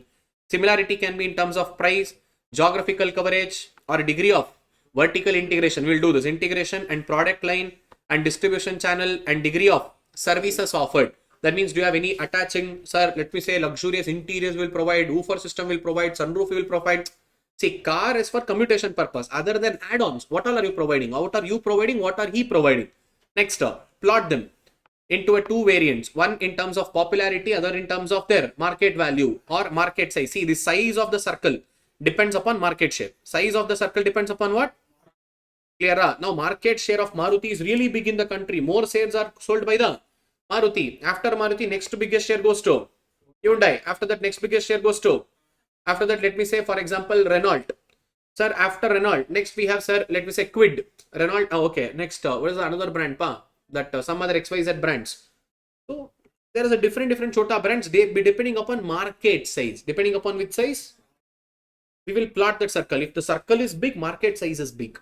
Market size is clear. Next, after plotting them, assign them with respect to the same strategic group. Who all are following the same strategy and draw the circle. That circle is based on the market size. Circle is based on what? See, this is understanding about your competitors. Understanding about your and the market and the industry and the market. Industry and next comes customer. Already we spoke about that. Customer and consumer may not be same. Customers are the one who will buy your product. Most important to identify the profitability. Clear? Same topic. Whatever we discussed, once again repeated. Next, products and what all product are we going to sell? Product plays a key important role. Which role? What are the key products? What is my main product and how it is performing in the market? What business are we in and what should be done to win over the competitors? What is my competitor doing? What am I doing? How can I overtake my competitor? How can I manage my existing product? Or should I need to try to bring in new product into the market? That means, boss, already there is a market. Suppose that market is getting saturated. Now, how many days will people eat dairy milk? Now we need to bring dairy milk silk, dairy milk fruit and nut. After that, Oreo. Now after that, we are trying to introduce ice cream. Like this, we are trying to build a new product. What is it? Build a, see, bringing a new product and what should be the pricing strategy for a new product? When I should enter the market, I should be more and more of customer centric approach. Should I satisfy them with my proper returns and what is a profit percentage I should hold in the new market? And I should slowly increase my dash share, market share. Slowly, number of people preferring my product should keep on increasing. Slowly, I will penetrate into the market. Gone mad. That is what happened. Now, people didn't even knew what was gone mad like 5-6 years ago. Now, today, no one goes and buys 5 rupees dairy milk. Maximum what they will buy is gone mad. Gone mad chocolate has increased its market share like rapidly. Now, they introduce new flavors, new varieties in that. So, coffee flavor, strawberry flavor. Now, they introduced it. See, once they become popular, they will introduce new flavors, new kind of entry will happen. And see, changes in the substitute is not always with respect of price. Changes will always be psychological. Changes will always be what? See there, differentiation between your product and the competitor's product is psychological rather than physical. To be frank, car, Hyundai and Tata, if you observe, almost features are same, spacing is same, price segment is same. Which one do you prefer? Psychological base, sir. What I like, I will do it.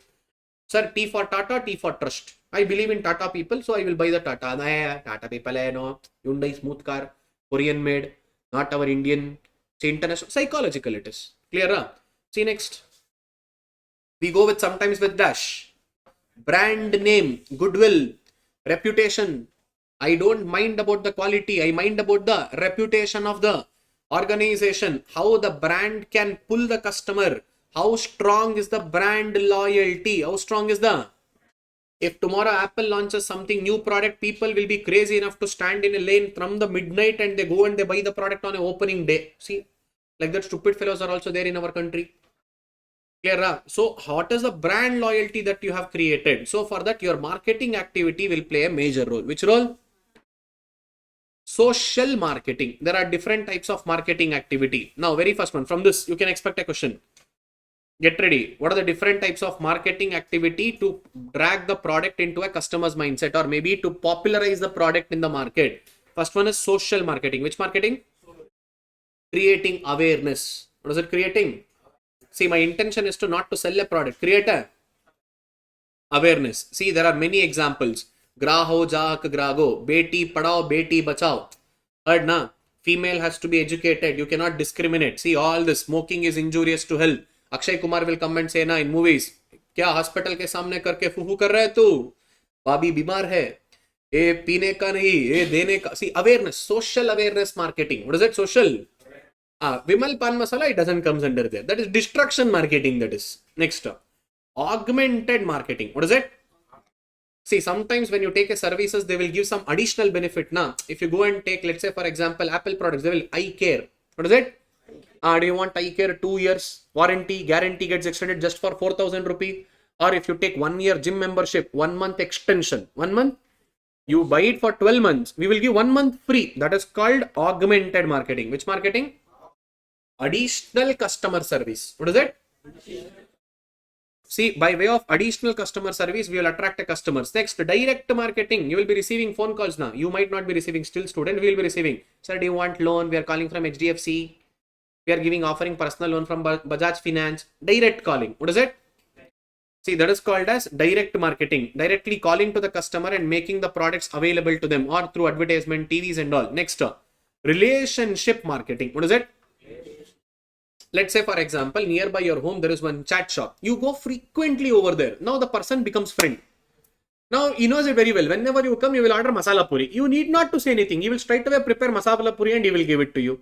Same way, when you frequently travel with any airlines, they know you are my loyal customer. You are my, let me say, customer regular. No, I will give you some special services. Which services? Like launch access or some additional snacks in the flight only for you because you are my regular customer. I'm not offering this to anyone, only and only for you because you are my loyal customer. Which customer? Loyal. See, that is called as relationship marketing. Usually airlines will do this. See, airlines will offer a special launch at a major airport for a frequent flyers in order to bring their bond, in order to have a bond with the selected customer. Which customer? Clear. Next, service marketing. Which marketing? Service marketing. Sometimes Bata showroom does this. Next time when you come, show this bill, you will get 10% extra discount. I'm not giving discount now. Next time when you come for a service, when you go to the saloon and all, sometimes they will give you some coupon code. Next time when you come, bring this coupon code, you can avail 10% discount if you come within next 15 days. They stupid fellow. After getting a haircut done, who will come in next 15 days for once again haircut?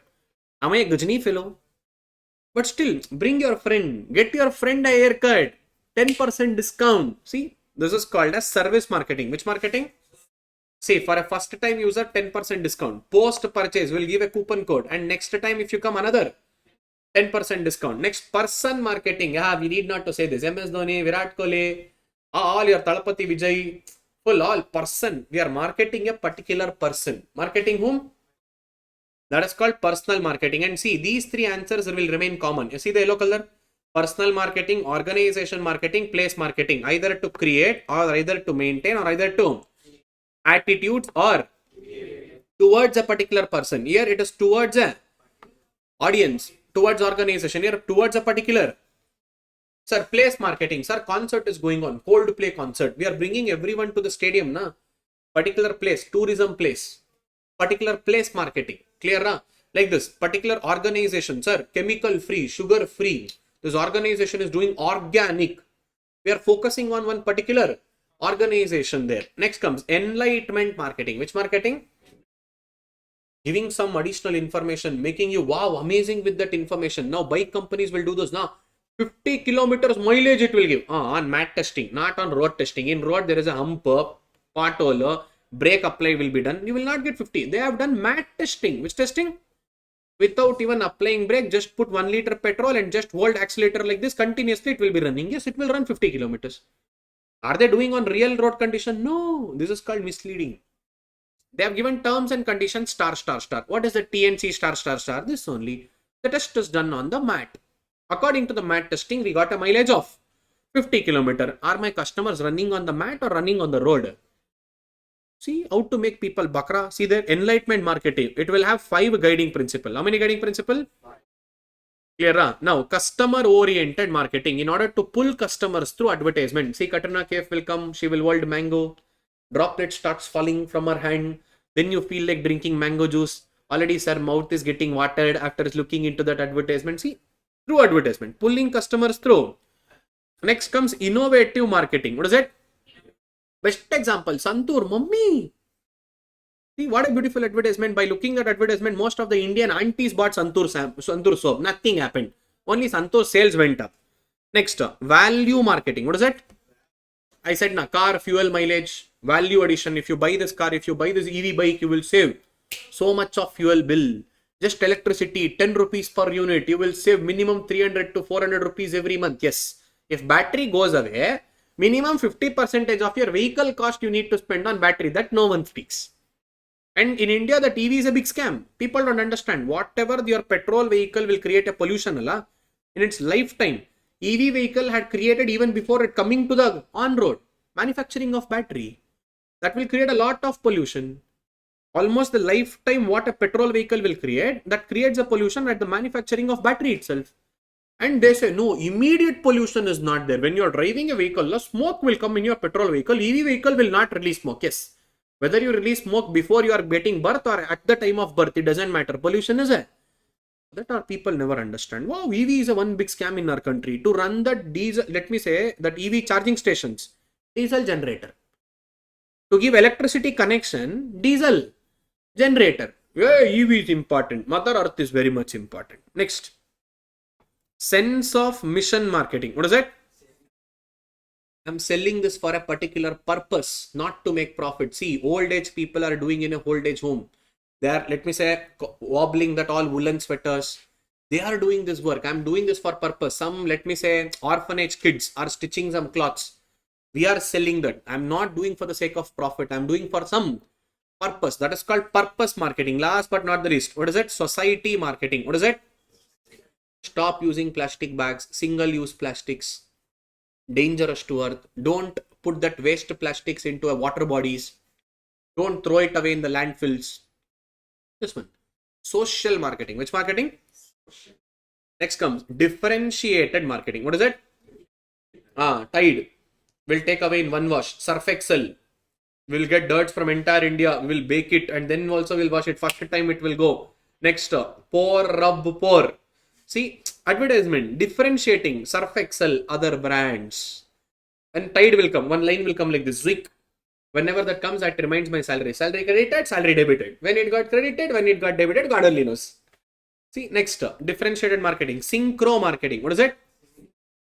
See, whenever the demand is irregular, demand is what? We'll do the synchro marketing. PVR example I gave na. We'll also sell Coke in PVR. We'll sell in McDonald's. We'll sell in KFC. And we will create something called as happy hours. In restaurants, all you would have seen. Whenever there is a no demand, we will create something called as happy hours. If you come between 2 o'clock to 5 o'clock. 2 o'clock to? Who will go to restaurants between 2 o'clock to 5 o'clock? Sir, we'll go during evening. IPL is going on. Na? Pre-reservation of seats will happen. Next, after IPL, no one will come. When they will come? Weekends. So on weekdays, what they will do? They will not come. So what do you do? Offer. PVR does na Wednesday. If you go and watch movies on Wednesday, ticket price will be 199. Remaining other days, one kidney price 399. And upon that popcorn, how much? 599. See, whenever demand will not be there, during the off season, we will try to pull the customer. That is called synchro marketing. Which marketing? Next, what is it? Concentrated marketing. Only I'm doing it on some niche area. Which area? Rolls Royce car. I am only selling to ultra luxury people. Ferrari. I am not marketing this to everyone. I am only marketing to some niche category. Which category? Clear? Next, demarketing. What is it? To reduce its demand. Let's say, for example, on weekends, zoo or any film malls, all this, every people will flood away to reduce that. Actually, IKEA did this once. IKEA, when they opened their very first store in Hyderabad, India, literally entire city was in jam. Everyone wanted to visit it. It happened in Bangalore also. In fact, I have only made one reels and I have uploaded on it. If you want to experience Tirupati Lane in Bangalore, kindly visit IKEA. Minimum 3 hours waiting time. Minimum? Literally, in the basement, there was one big line. I went. Even my wife was like, oh, IKEA, come, we'll go to IKEA. I said, why? Everyone want to go on the same day. Why do you want to? Whether IKEA will fly away after 2-3 days? No, no, it will be there only. We'll go. No, when you have to go, when that vibe is there. Okay, I knew it. Pakkal, in Hyderabad, in every single day in class in strategic management, I'm only teaching demarketing. What is it? Literally, IKEA, I made an announcement. Boss, we will be in Hyderabad only. Please come after 5 days. Please come after 1 week. Everyone flooded. There was still one image. You don't believe. Almost both the sides of a road, it was like completely jammed with the way which goes to the IKEA. And there is one IKEA board, big board in front of that, full traffic jam. Both the ways. In Hyderabad, literally half of the city was in jam when IKEA got opened.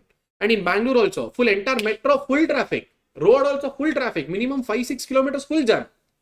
That is how literally happened in Bangalore. Now, literally IKEA made an announcement. Boss, please come tomorrow. Please come after a few days. We will be here only. We will not fly away. We will be here only. That means I'm not completely permanently reducing a demand for a time being. What is it for? We are trying to push the people come to next week. Come in the later stage. Clear? So these are the 13 different types of marketing. What is it? 13 different types of? Or marketing strategically. Marketing. Clear? Next comes the last channel, distribution channel. Which channel? How the products can be sold, not just through your shops, direct wholesaler, retailer. Now, sir, online, Amazon, Flipkart, now dealer will be there. Do you really think Apple will come and sell the product in Amazon and Flipkart? Dealer. Who is it? We call them as distribution network. They are called a sales channel. Which channel? Sales. Wait, let me show it for you, people. Wait. Amazon. Amazon India. Amazon shopping. See, randomly you go to any product, iPhone. Okay, iPhone 16 Pro Max. iPhone 16 now. Who is the manufacturer of iPhone 16? Apple. Who should sell? Apple. There is a sales channel. Sold by ClickTech Retail Private Limited. Can you see this? They are authorized resellers. Now this guy is selling. They are selling through a distribution channels. They are a sales channel. Which channel? Sales channel. These all are intermediaries. Who all are they? Intermediaries. See here. Now the types of 3 different channel. Number 1, sales channel. They are an intermediary who needs to sell to whom? Who needs to? That will be defined by the sales channel. Next comes a product channel. One who handles the goods physically. One who handles the goods. That means, let's say, for example, DTDC courier. Best example. Sir, I have sent some goods, sir. Courier guy is going to give it to the end customer. Physically handling. What is it? Handling the product. That is product channel. Next comes service channel. Which channel? Sir, I bought a new washing machine, sir, from LG. Will you think that LG, let me say, service center guy will come and install? They will outsource the work to local people. Nearby your home, one who does washing machine repair services and all, he is a contractor for a LG. And this guy will come and he will provide you the services. That is called a service channel. What is it? See, they provide necessary services to support the product. See, example, Bosch dishwasher may be sold by the Bosch showroom. But once they are sold, the installation will be done by Bosch contracted plumber. Bosch? Your local plumber will come and do it, but he has got a contract from the Bosch. He will be doing it. So these are the 3 channels of distribution. What is it? 3 channels of? Clear? From this, many a times the questions have come. That is why straight away I come up to this. Now, when I speak about distribution channels, sir, we can sell it to retail store. We can sell it through intermediary store, like your website, Reliance Mart, and we can also sell it through online modes like Amazon, Flipkart.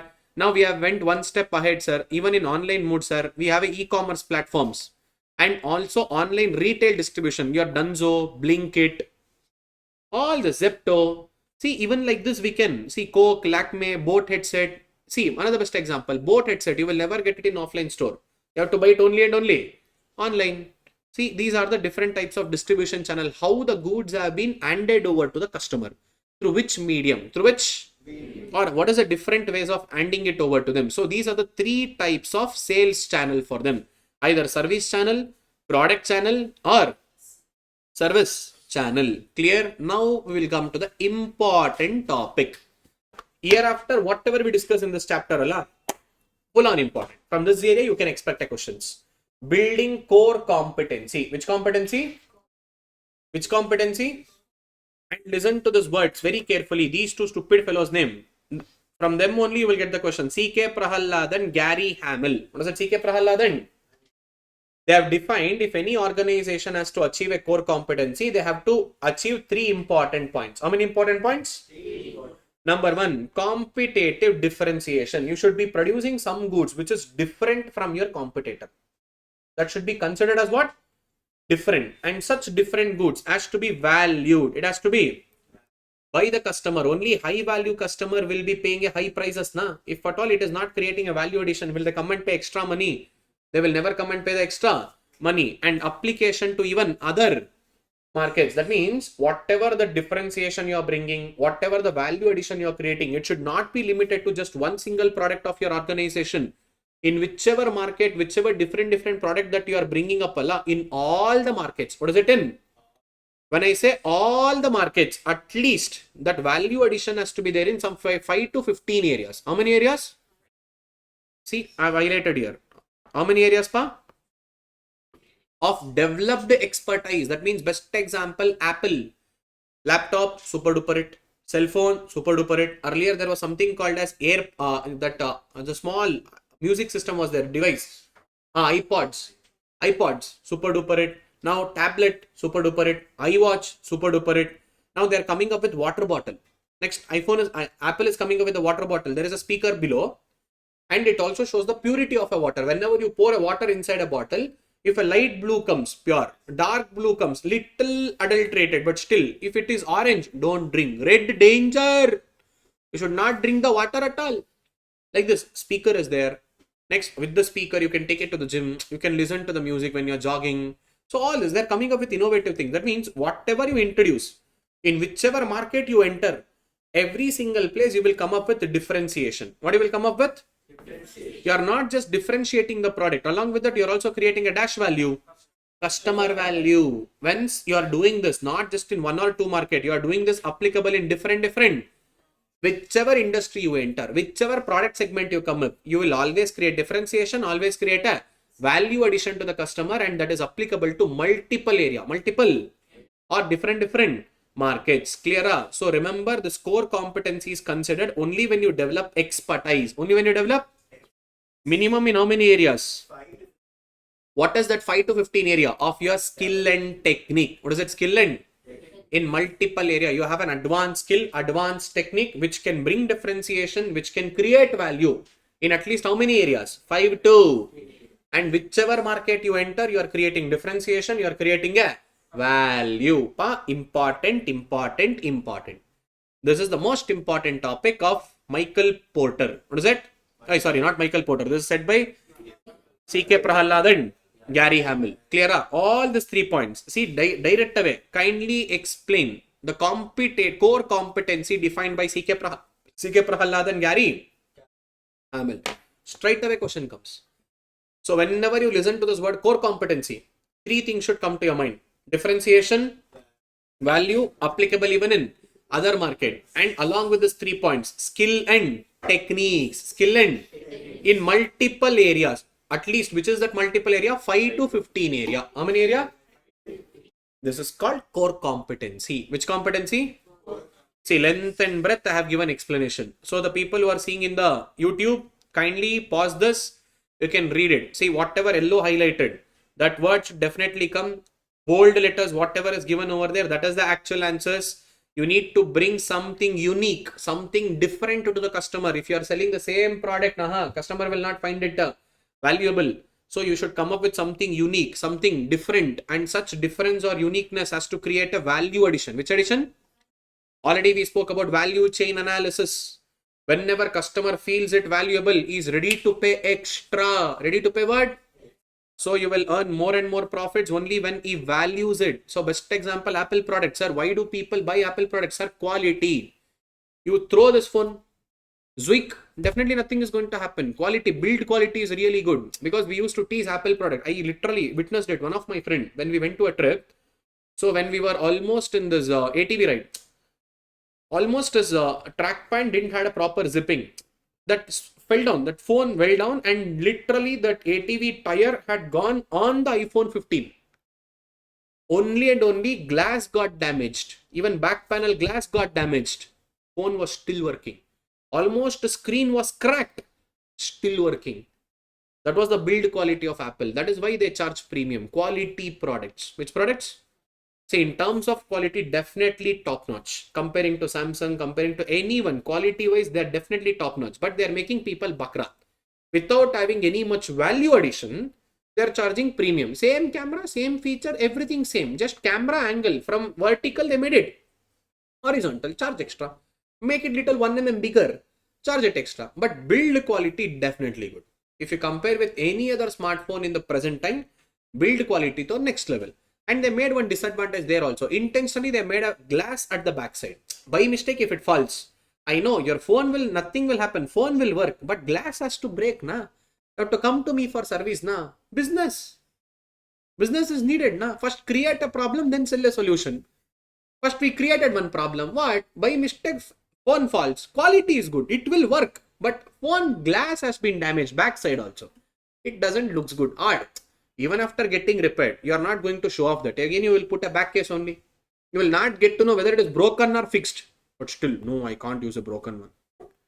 Mindset. They understood. Clear, na? So read this. Clear, and remember that skill and expertise. What is that? Skill and should be in multiple areas. Which areas? So this was said by whom? C.K. Prahalad and Gary Hamel. Clear. Now, other than C.K. Prahalad and Gary Hamel, in generic, if at all the question comes, explain core competency. What is it? Or explain the importance of core competency. Point number 1. Core competency are often visible in the form of organizational.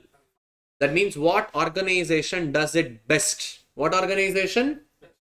That is core competency. Best example, Hindustan Unilever. See, just with their advertisement, they will make a product successful. You need not to introduce that product to the market. Just by creating hype, just by giving an advertisement in an amazing manner, you give an advertisement to Hindustan Unilever. These people have a creative way of doing. Pour, rub, pour. Lifebuoy, Bunty, tera sabun slow hai kya? See, they are making the product highly successful just with their advertisement. What organization does it best? What organization? Best. That is also a core competency. See there, core competency are often visible in the form of organization function. Which function? See, marketing and sales is the core competence of Hindustan Unilever. That means HUL has to use its resources to form the marketing related to its capabilities and turn them into a ways and superior of their competitors. Because of this core competency, HUL is capable of launching. What is it? HUL is any new brands in a market successfully. See, Surf Excel, they have only done it. Lifebuoy soap, Dove, one side Dove, another side other brand, soft, spongy. See, advertisement, people remembers. Based on that advertisement, you will go and buy that product. They will make a product successful just with advertisement. Old, there was one more advertisement, Candyman advertisement. I don't know how many of you seen it or not. Ambassador car will be there. A small guy will be instructed by a driver. Hey, just to check I'm parking, whether it is hitting or not. Whether it is, he is parking reverse gear. Now, just to check whether it is hitting or not. Now, this guy is like small kid. Nahi laga, nahi laga, nahi laga, nahi laga. When it bangs, ab laga. What did you said? Just check whether car will hitting or not. Nahi laga, nahi laga. No, it is not hitting. No, it is not hitting. Once it bangs, ab laga. Candyman, dimag ki batti jalata hai. See, that is how creative they are. They made it beautiful. Their advertisements are next level. They will make people to remember the product just because of what organization does it best. Even that is core competency. What is it? What organization does it? Yes. That is core competency. And you can always and always do it best, better, and always you are good in that. That is core competency. Second one, Core competencies. That is what now. What organization does it? So what was the point number one? Oh, often visible in the organization function. Visible in the organization. Clear. Now, let's say for example, sir, DMart. Heard about DMart? The DMart sells that at a competitive price. Very less price. Walmart also does that. DMart is also doing that. Sir, can I say selling a product at a lesser price is a core competence? No. Anyone can do it. Anyone can sell the product at a lesser price. But achieving high sales volume is a competitive. What is it? Achieving? Now, entire DMart store will be sold in just 31 days. They have a higher sales rotation. Whatever gets loaded in DMart, entire A to Z products has a cycle of just 31 to 32 days. That's it. Within 31 days, entire store is empty. Again, they have to refill. That high volume of sales is a core competence. Selling a product at a least price is not core competence. What is the core competence? High volume of sales. What is it? See, I've given in the yellow iterates here. Selling all products at the lower price is not a core competence. Ability to have a larger sales volume, that is operational efficiency, achieving dash efficiency, that makes them as a core competence. Clear? Next, core competence is reflected in the skill as well as integrity or invisible intellectual assets or cultural capabilities. What is it? Cultural. In short, teamwork of an organization. That means everyone are working together to build that. So this will make an organization to achieve a core competency. Which particular competency? Core competency. Number one, it is visible from the form of organization function, the way organization will function. Second one, whatever they are going to do it best. And it has a differentiated skill. What is it? And that are intangible, invisible, and intellectual asset. And they have a cultural capability. Which capability? Clear up. Now, how do we build this core competence? There are mainly 4 points. How many points are there? Number one, it should be valued by the customer, whatever differentiation you're bringing, and it should be very rare capability. Dash capability. And it is costly to imitate. Costly to? By any competitors. Even if they try to imitate, yes, I know they will imitate, but not easy. They should be costly to imitate, and they are non-substitutable. What is it? I said, substitution is not always about the money. Substitution is always about psychological substitution. People will be brand loyal. They will not easily substitute the goods. Clear? See there? How do we create core competency or building core competency is of 4 simple steps. Number one, valuable. That means customer has to value the product what you're bringing in. If the customer is not valuing a product, then it is not a core competency. Second one, it has to be a dash capability. Rare capability. See, R&D investments done by Apple is a rare capability. Not every organization does this. Apple invests a lot of money on R&D. They will make sure that they will come up with the best product. They will make sure that I will come up with always a unique product which brings value to the customer. Next, it is costly to.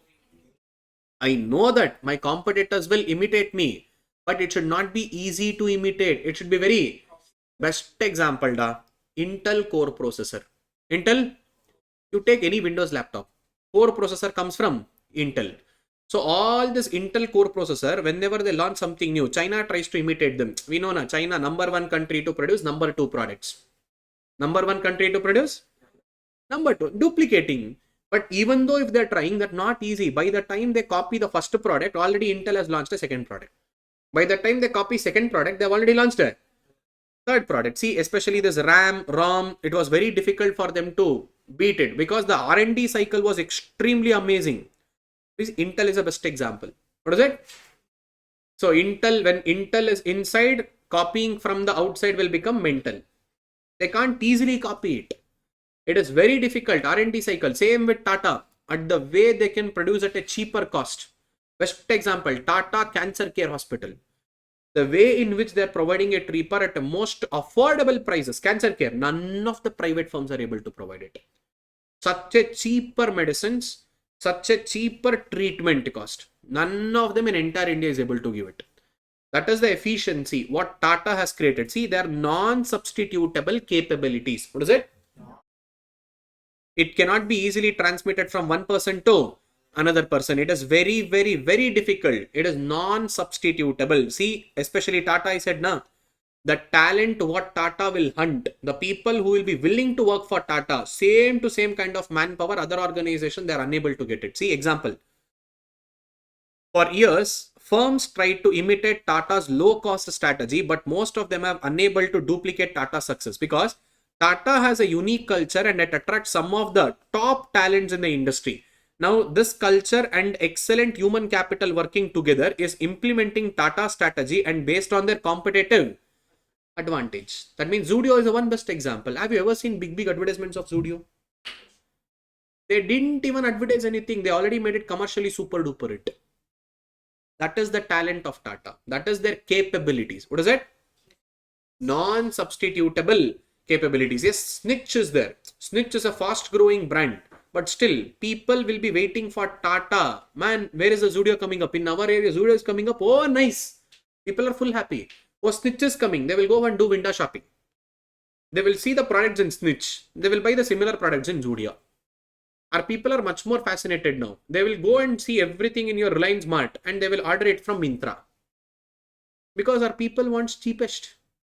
See, they understood. Tata got to know this. You want a good product at a cheaper. Okay, we will serve it. Now, Reliance Mukesh Ambani is there.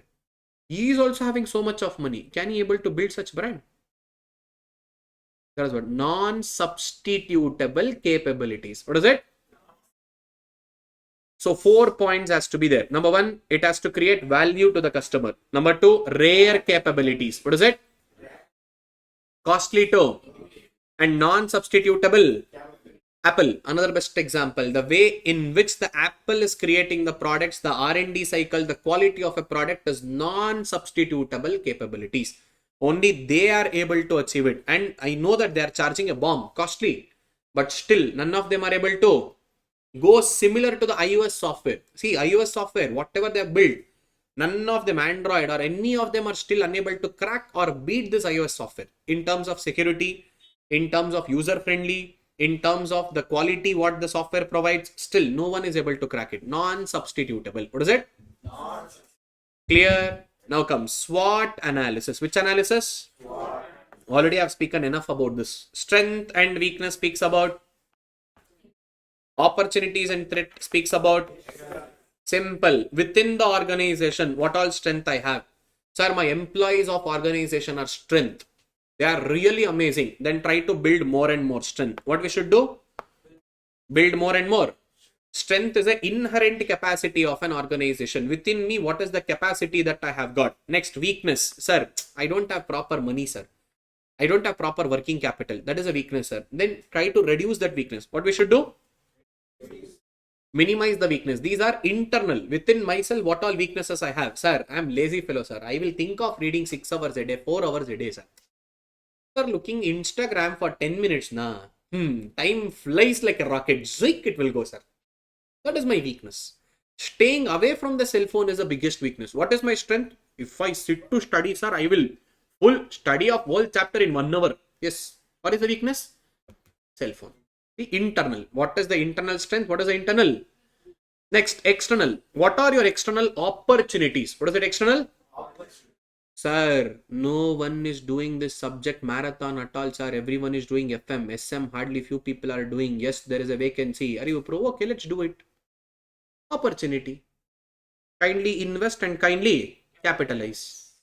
Next, external advantage. Any business for it matter. Understand where exactly your opportunity lies. Kindly invest money.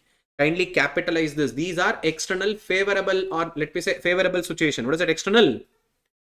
Outside your organization, this is external favorable situation. Next comes threat. External unfavorable condition. What is it? Kindly neutralize. Kindly reduce that threat. If not, it becomes danger to you. So SWOT is both internal as well as, that is self-assessment. What is it? Understanding about ourselves. Both internal as well as external. And now we will not just understand with internal and external. We also try to understand my competitors' SWOT. What is it?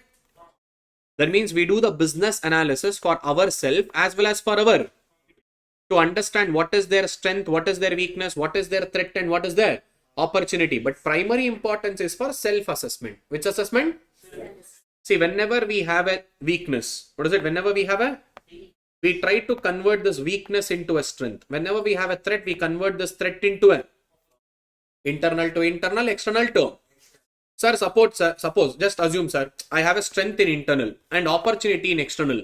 Hello, take aggressive decision, invest money, proactive strategy. Which strategy? Sir, suppose, sir, weakness is there and outside also threat is there. Hello, shut and sit. No, don't do anything. Temporary shutdown. What is it? Temporary. See here, if there is a strength plus weakness, go aggressive and take care. If there is a weakness and threat, these are the situations likely to avoid. Permanent shutdown, temporary shutdown. Only for a time being, I will close down. Time being, I will become silent. Clear? So remember, next comes the beautiful topic. Competitive advantage. What is it? See, we learned about core competency. 3 important points was remembered. Which was the 3 important points? Rare, value addition, non-substitutable. Clear? Now, according to C.K. Prahalad and Gary Hamel, also we learned. That means when we achieve core competency, through that we will have a competitive advantage. What is it? Earning more profits than anyone in the industry. More profitable than anyone in the.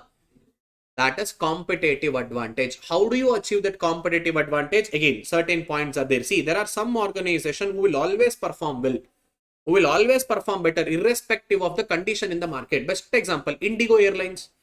Sir, bloody all Indian airlines are incurring losses, but only and only Indigo is making a profit.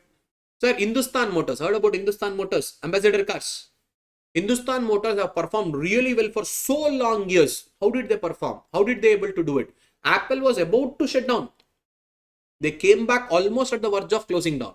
Now they are booming like crazily. How did they do it? See, I've given a couple of questions.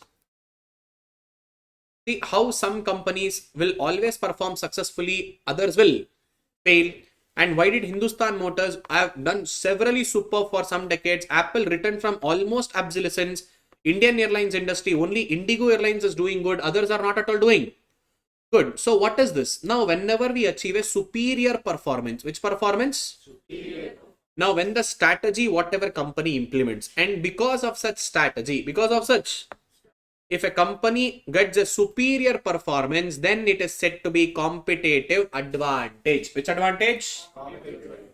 Because of the strategy what we create. If we can able to make a superior performance, what is the superior performance? My profitability is much more greater than anyone else profit in the whole industry.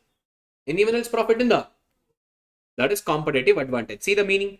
Whatever I've given in the flower brackets, that is the main meaning. That is where you should write the answers in the exam. See, competitive advantage allows a firm to gain edge over their rivals when competing. It is a set of dash. It is a set of. Same thing we spoke in core competency also, na? Uniqueness, differentiation. It should be adapted in multiple areas, not just in 1 or 2 areas. That competency and capabilities, minimum 5 to 15. Same to same. Uniqueness. It is a set of unique feature that the company and its products that are perceived by target market as a significant and superior to their. Significant and superior than of a competitor. In short, in other words, organization is said to have a competitive advantage if its profitability is average profitability of all the companies in the. Ultimately, this is what we want to achieve.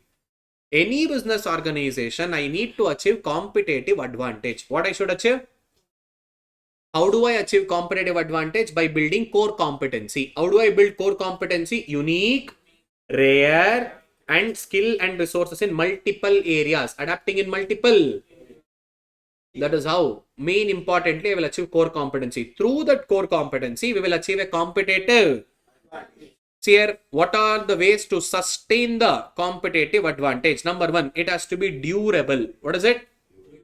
That means whatever advantage I have got, I know one or the other day my competitors will copy me. I cannot be always at number 1. I know that it will deteriorate, that way in which I am growing, but the rate at which it will deteriorate, it should be slower. It should be. See there? The period over which the competitive advantage is sustained depends upon the rate at which such resources and capabilities are deteriorating. What is it? Deteriorating, that means it is getting reduced. It should not get reduced all of a sudden. It should reduce very slow, and it should not be transferable. It should not be. See, usually this happens in terms of teaching, gym membership, hotels and all. Suppose, sir, that hotel taste is amazing, sir. Superb. Some new chef has come, sir. What a beautiful taste, you know. Now competitors, will they sit silent? They will try to snatch that chef. I will give you 30,000 extra salary. Come to me. They will try to snatch that guy. Gym trainers. Oh, the trainer is good, huh? That is why more people are going to that gym, huh? I will give you 10% stake in my gym. 20,000 extra salary. They will attract. But it should not be easily transferable. Not easily. Clear, huh? Suppose now, sir, they tried, sir. Let's say, for example, teacher, sir. That teacher, sir, Karthik, sir, auditing. Wow, amazing. Akhilesh, sir, account, superb, next level. Let's say some other academy, sir, you come and teach with us. We will give you 1 crore rupees of salary a year. They offered, but they said, no, I don't want. They tried it getting transferred. It didn't happen. Then you are achieving a competitive advantage. Number one, it has to be durable. What is it? It has to be durable. That means the rate at which it deteriorates has to be very slow, and they will try to snatch, they will try to get that competitive advantage from your organization to the competitor's organization, but it is not to be easily transferable, not to be. Okay, sir, they tried to snatch this gym or the gym coach or maybe that hotel chef, unable. Now, if they're unable to do it, what they have to do? Imitate, na? They have to build it from scratch now. They try to imitate. They try to the rate at which it is getting imitatable. It should not be easier. It should not be. It should not be easily imitatable. It should not be. Last but not the least, appropriability should be there. That means, hello, excuse me, company, you made a profit, na? From whose money you made a profit? Shareholders' money, na? How much dividends are you giving to them? They are the real owners, na? How much returns are you giving? You should not only enjoy profits only for yourself by having retained earnings, wealth of company. Hello, distributed, appropriate. What is it? Now people will get confidence. They will come and again invest in your company because you are giving good return, because you are a market leader. You are doing really good, amazing job. Your sales are excellent. None of the competitors are able to do it. Your deterioration rate is very low. They try to snatch, unable to do it, non-transferable, non-imitatable. Now you are making nice profits. And share it, na? You should not just hold it everything. You should also share it. Give it to your shareholders. Give it in a form of dividends. Let them also enjoy. Appropriability should be there. What should be there? See, these are the 4 ways through which we will build that competitive advantage. Which advantage? See, remember, if the competitive advantage has to be sustainable. What is it? Sustainable. So what we have to do? Number 1, durable. Number 2, it should not be easily transferable. And the rate at which it is getting deteriorated, it should be very low. Very. If not today, definitely tomorrow they will definitely copy me. I know that. But the rate at which it gets deteriorated, Allah, that should not be higher. It should be lower. Not easily transferable. What is it not? Third one, not easily imitatable. Last but not the least, appropriability. Whatever profits you make, you should also share it to the firm's owners, na? The stakeholders, shareholders. Then only they will come and reinvest it again. They will come and buy more and more shares. They will come and invest more in your company. Your value of the shares value of your company will increase. Clear, ra? So these are the ways through which we build a sustainable competitive advantage. Full topic important. Next comes most important aspect. Michael Porter's generic strategy. Which strategy? Which strategy? Generic. That is business level strategy. Which level strategy? Chapter 1, top level, middle level, lower level. Middle level is called as a business level strategies. As a business level manager or a SBU manager, what all strategies you need to implement for a particular business. Which business? And under you, divisional guy will be there. What is the divisional guy will be operating for an individual business? Michael Porter generic strategy. Which strategy? And again, this gets repeated in chapter 4. In chapter 4, we will speak about the top level strategy. That is senior level strategy or a corporate level strategy. But now we are speaking about which strategy? Business level strategy. Clear? Now let's get started. Straight away, let me come to the point. According to the Michael Porter, there are mainly three strategies that you can follow. Number one, cost leadership. Which leadership? Cost leadership. You are selling your product at extremely lower cost. What is it? None of the competitors are able to offer it. Only and only you are able to offer it. You are producing at economies of scale. Which scale? Large scale production at a least cost and rigorous reduction in cost in each and every place. You are not incurring on marketing. That is why Zudio, no marketing, nothing. Procurement cost less, manufacturing cost less, production cost less. Everywhere cost cutting, cost cutting, cost cutting, cost cutting, cost cutting. Finally, end of the day, we are giving the products to the customer at extremely low cost. What is it? Extremely low cost. Bloody none of the competitors are able to even come near to us. I should be a cost leader. Which leader? Cost leader. Selling at extremely low price. That is cost leadership strategy. Second one, differentiation. What is it? Differentiation. I am selling a unique product. No one else is selling. I am a differentiator in the market. Hello, Zudio, you sell whatever lower cost possible. Hello, H&M, Zara, we are designer made. What are we? Customized. We are different. We are not at all selling to a price sensitive customer. We are selling to price insensitive. What is it? That means who is ready to pay extra? Who is ready to pay? Yes. Apple products. Best example. Apple CPU. 4 lakh. One CPU. Sir, 4 lakh car will come. I know. One's monitor alone 2.5 lakh. Extremely high priced. Price insensitive customer. Price sensitive means one who looks for a lesser price. For them, cost leadership. Which leadership? In order to follow this cost leadership, we need to bring standardized product. Which product? And we are selling at very best example, McDonald's. You go to any nook and corner of the world, you buy the McDonald's burger, taste will be same, product will be, but only in India they are selling veg burgers. Only and only in India you will get veg burgers. Outside India there is no concept of veg. That veg burger is also local vada pav nationalized or internationalized. Same vada pav made it international way. That is called veg burger. Instead of chicken layer, they are putting paneer layer. That's it. That is veg burger. Outside India, you will not get it. Outside India, first of all, chicken itself, they don't sell. They only sell beef. Only beef burgers. If you want chicken burgers, KFC.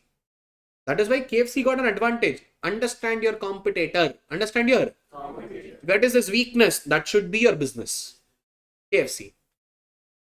That is what they did. And now another best example I can give.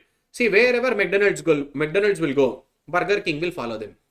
See, McDonald's will do all locational analysis. They will do internal, external, everything they will do. And after that, they will identify the place.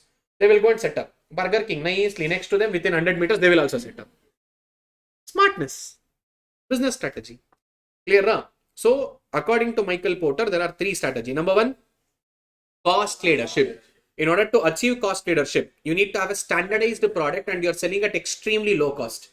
And differentiator, you are selling completely price insensitive customers. Complete luxury products or different products. Which product? It need not be luxury, but completely different products. Next comes focused strategy. What is it? Focus. Mixture of both.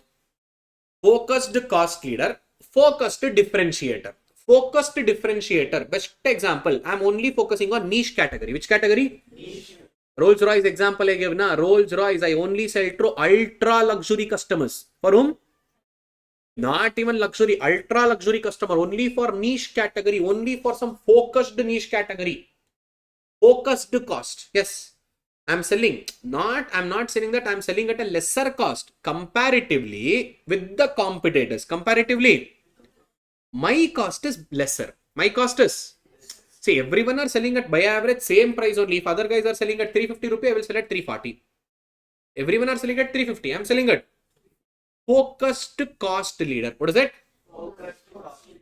Best example. Now, sir, I will not go to the Zudio, H&M or Pantaloons and all, sir. Next to my home, there is one shop, sir. The tailor auntie is there. I will say, I need this special design here. I need some special kind of, let me say, opening one pocket here. I will get it customized, sir. I will take the way I want and I will get it for economical price. Which price? Focused cost advantage. What is it? See, under this focused, we have this both. focused cost leader, focused differentiator. Clear? Total 4 strategy. How many strategy?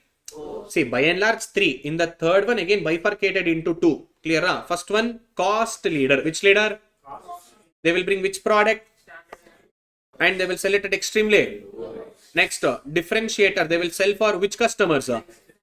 Price. And they are coming up with which product? Same core competency, competitive advantage, unique product, differentiation. Same points. Repeat, repeat, repeat.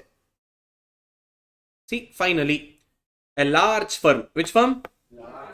Will always try to follow. A small firms will try to follow. Here, a large firm either cost leader or a differentiator. But small firms will follow focused. One who has expertised. One who is, like best example I will give in Bangalore, there is one of my favorite restaurant. See, in Baswangudi provinces, there is one restaurant by name Rogue Elephant. He was a chef who was working in Dubai in one of the 7-star hotel. And this guy left his job. He came out. He started in his own native place, that is in Bangalore. He has all customized cuisine, fusion foods. Nothing is less than 350-400 rupees. Anything, randomly you select any plate. Minimum 350-400 rupees. But the taste is next level. Taste is next level. You people will fall. You will flat for the food taste. And he doesn't have multiple branches and all. He will only have that one single branch. That's it. One outlet. Home is there. In front of his home, there was one big garden. He converted garden itself into an open air restaurant. And it is not much popularized. He doesn't do any kind of advertisement. Nothing. Only local people know about this restaurant and only local. And none of the rascal fellows, all your Instagram food influencers, have never made that review. Hardly few people. Hardly 1 or 2 of them who knew about that restaurant, only they have done a review. And cost is not less. Cost is, comparing to other restaurants, focused. I have expertise. I have skill. I have a talent. I will do it for a niche market. Which market? Niche. Focused strategy. Clear? So you can find such kind of restaurants. See, in your real life only we can start picking up and we can connect it to the topic. Clear? So big organizations will follow cost leadership and differentiator. Small organization will follow the full on theory. See, end of the day, you got to know the entire summary. What they do. What purpose they do. See here. They are having a low cost. But they sell for which market? In every area, rigorously, they will try to reduce the cost. And see, cost leader is able to charge lower prices for their products than most of their and still earn dash profit. A best example, in your Instagram, they will say, $3.99 unlimited non-veg, $2.99 unlimited veg. In order to achieve profit, they have to sell in high volume of sales. What is it? To achieve that high volume of sales, they are reducing the cost. Then only they can make satisfactory profit, not good profit. Which profit?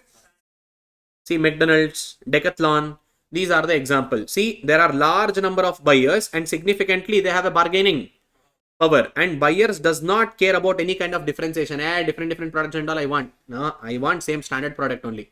I don't mind about differentiation and all. Next, market is compared with price sensitive buyers. That means they look out for price. Indian customers now, first thing when they go for shopping, what is the price?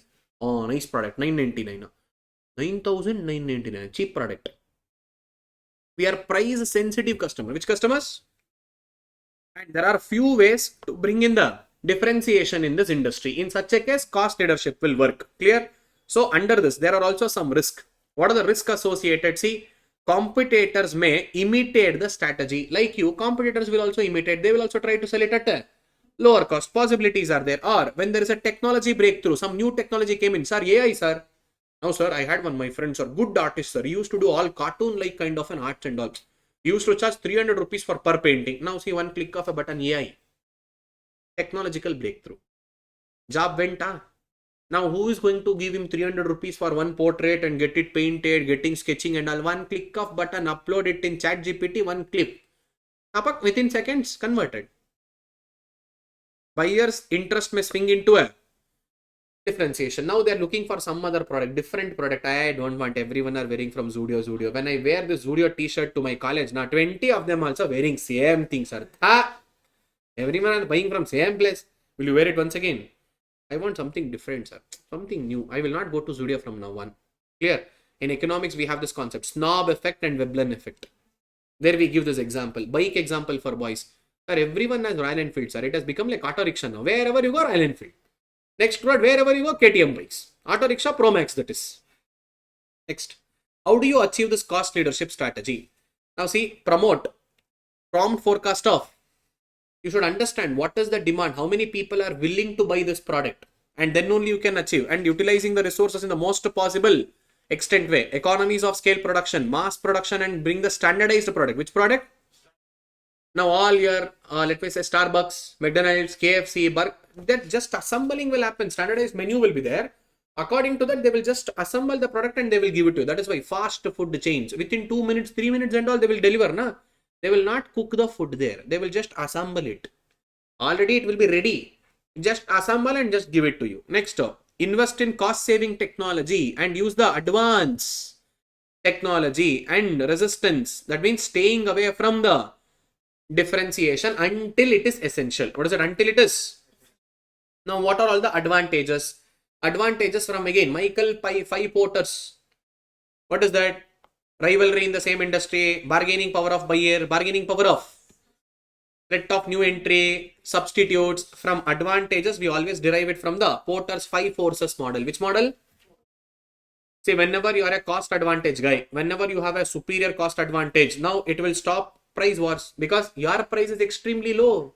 What they can do? They can't even sell below that than your price.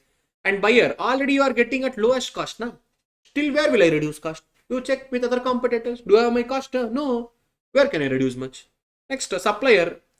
Automatically, you increase the raw material price. I don't mind because I'm achieving a high volume of sales. Which volume?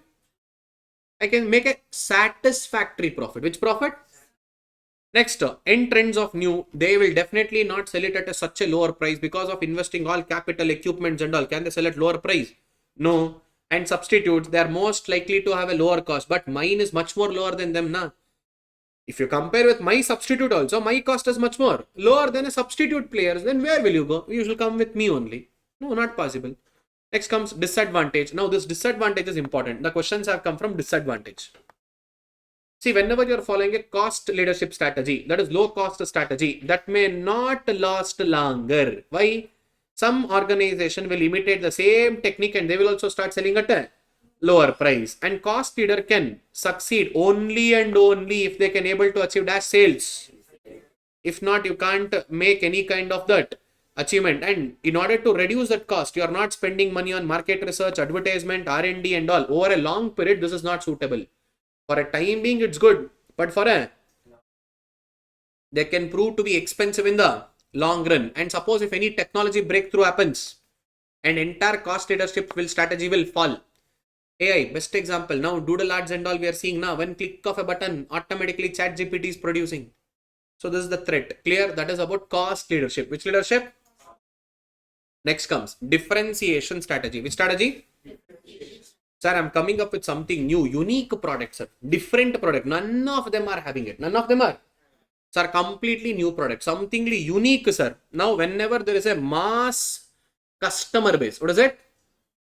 Mass customer base. But you are producing different product for a mass customers. Different product for a.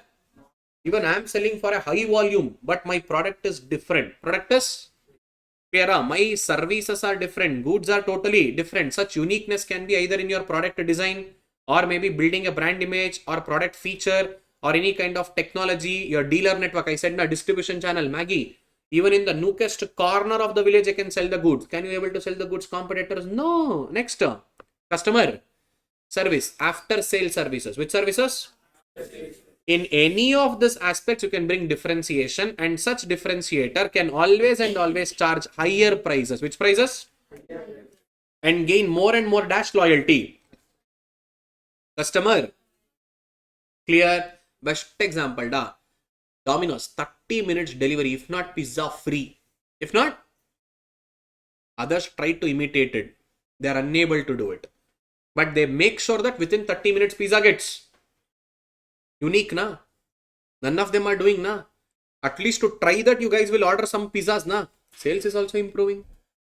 See, no one else is doing, only and only I am doing. Different, unique. What is it? Different and only we are able to crack it. Others are unable to crack it. And even now, others try to imitate it. Snacks, chips, namkins. They try to deliver in 30 minutes. People didn't even find that valuable. I can go to the next shop and I can get it myself in 5 minutes. Why 30 minutes? Can you get pizza in 5 minutes in next shop? No. Something unique. Something unique. And I'm offering to the mass customers. Which customers? For everyone. Others are trying to imitate me. Highly impossible to imitate. Domino's 30 minutes pizza is the best example here. Clear? Next comes. Such differentiation will also come with the standard products. Which products? And they try to rapidly imitate. Rapidly. Even Pizza try to imitate it and others are also trying to imitate. See, if at all you want to become successful in the differentiation, you need to bring a great product with the flexibility to make a changes according to the environment and greater compatibility, lower cost and improved services, less maintenance, greater convenience, more and more. Clear. Differentiation strategy should pursue only with the careful study of buyers. What is it? And need to understand their preferences, so that you should understand what is their need, what is their preferences. Suppose if their preference changes, differentiation will not at all work. Why will it work? No, not at all require. Get lost. Next, see there is also a risk. Such unique product, whatever you are bringing in and you are charging high price customer might not find it valuable. Best example, AirPod Pro Max. Even in AirPods, Apple came up with 2-3 variants. Normal AirPod, Pro Max. What is it? AirPod Max. People didn't find it valuable. High price. I don't want it at all. You bought a different product, but people were not ready to accept your product at all. It didn't create much value addition. So flop. Next, competitors may develop the ways to copy and you are no longer be considered as a unique. Both copied. What Apple did, same to same, both copied. You are selling for 20,000. We are selling for. Not everyone will buy for 20,000. Some high value customers, luxury customers who are price insensitive customers, they will buy. In India, who are more price sensitive or price insensitive? For a price sensitive customer, if any of your competitor comes up with the same product at lesser price, within no matter of time, they will ship. That is how boat became famous. That is how boat became famous. It is a sasta mal of Apple products. Same features of Apple products, but prices are. That is what boat is. Clear? That differentiation will not at all work. Clear? Next. How exactly you can make a differentiation? You can bring a differentiation with your product by making it cost effective or copy to imitate even your marketing strategy and marketing technique. And after investing all that money on R&D, if people comes and buys in a very big bulk, flocking, that is the reward. Apple does this now. Whenever Apple launches something, big line will be there from midnight only. People will be standing. See, next, in terms of pricing, you can bring a differentiation. Either you charge lowest price or either you charge. Depend upon your customer base and your organization goodwill. What is it? Organization and the location at which you are located. Right? Location also matters a lot. Every single time. Clear? Same advantages. Just go through it. How do we achieve this? Just read only concept. See, we need to end of the day bring a brand, loyalty, and buyers should not be able to negotiate because you're creating value addition and there are only fewer options. Which options? None of the competitor has it. Only I have it. I'm a differentiator. Is there anyone else who is doing the same product? No. You have to come back to me only. As a supplier, you charge premium. Don't worry. Even I will charge premium to my customers. I'm the only person who is doing it. Clear? Advantages, disadvantages, and disadvantages are important. What is important? See, this maintaining uniqueness for a longer period of time is very difficult. It is very. One or the other day, definitely your competitors will copy your strategy. They will imitate your product and you are no longer a differentiator. No longer a. And too much of prices is not good. Your people might not find it worth. And they might stop buying. And they might go and look for dash alternative. And such differentiation, whatever you bought, that basis is nothing but not valued by the customer. The 30 minutes delivery, I said, snacks. See, a packed snacks company tried to give this 30 minutes home delivery, but differentiation of the customers would not value such. I can buy it in 5 minutes only. Next shop is there. That is what Zepto came in. Zepto was copy of your childhood. You are the Zepto and you are the Blinkit for your mom to get it from the nearby stores.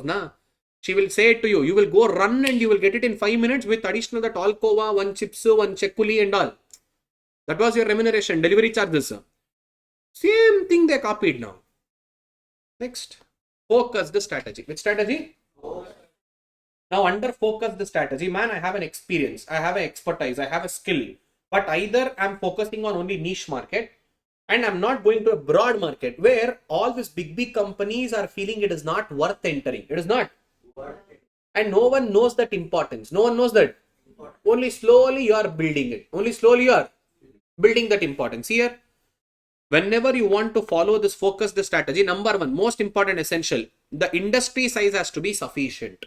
Industry size has to be to carry on that business. Next, it has to be have a good potentiality to grow. Good potentiality to, and it should not be crucial to the success of. Let others become successful. I don't mind. Even your big organization should ignore that. Let them. I am not interested in that area. It should not be that crucial for any big players to enter this market. And focused strategies are most effective. What is it? When customers have a differentiated preference or distinctive preferences, they have requirements. Sometimes you would have seen now for weddings, they have a special preference. Sir, matching cloth should be there, sir, with groom and bride. And opposite contrast, all friends should also wear a same type of a dress. Like this customization options. What is it? See, you have a rival firms who are not attempting to specialize in this. Yes, you have a rival firm, but they're not willing to enter this area. They're not at all willing to specialize in this area. Next, an organization uses the focused strategy may concentrate on only dash group of customer, particular group of customer. I'm not focusing on everyone. I'm not giving for a mass market. See, cost leader and differentiator was offering for a mass market, but I'm only offering for a particular group of customer. Restaurant example. See, I'm not offering for mass market and all. One who is liking the taste. One who is more good in trying some new food with a good taste. Only for them. Next. Either I will be in only one particular geographical. I said, na, Baswanagudi region. Only that one region I'm not there in any other place. I'm only in that one place. Next. Which is on a particular product line or a product segment. Clear? Another best example. Ferrari and Rolls-Royce. They follow this. Only ultra high luxury customers. That's it. I'm not focusing on anyone else. Even under them, there are two things. Number one, focused cost leadership. What is it? And focused differentiator. Focused cost and focused. And in order to perform this focused strategy, there is also risk associated. What is associated? Let's assume that you are increasing day by day, your market share is increasing, you are becoming successful. By looking into that, will your competitors sit silent now? Competitors will also recognize the success and they will also enter. Now this will have a limiting. Your profits will automatically get limited. And whatever that you provide the differentiation in the form of focus, that focus might shift into other attributes such as maybe cost leadership or just a normal differentiation. I don't need customization and all. I need just normal gagra choli, that lehenga. I don't need that customization option and all. No, I don't want. Just normal is enough. When people don't want that customizations, then it will not work. Focus strategy will. See, focused cost leader. What is it focused?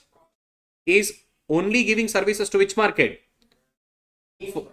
Narrow or niche market for a lower cost. See, when I say lower cost, it doesn't mean that extremely low. In that industry, my cost is lesser comparing to other. My cost is comparing to. I said, no, others are charging 350. I'm charging 340. See here, a firm does not necessarily charge a lower price in the industry. Instead, its charges are low price related to any other firm that competes in the same target market. That is focused cost leader. Next, focused differentiator. Best example, Rolls-Royce. Ferrari. They only sell for ultra Chennai customers. See, my focus is only narrow market. My focus is only, and I'm selling a dash product. Unique product. This is not for everyone. Only and only some specific customer. That's it. I'm not focusing on a broad markets and all. I know that no competitor is also there for me because they can't produce this commodity. Extremely cost. And only high HNI customers can afford it. Clear? Now same to same. What is it? How do you achieve focused strategy? You need to select your niche. Only niche market. You should have a dash skill. And there should be high efficiency. That means on time you're performing the job and with a lesser cost. With a lesser And next, you are doing it in a, that is creating a value chain. Which chain? Value chain analysis, primary activity, supportive activity, everywhere you are trying to improve yourself.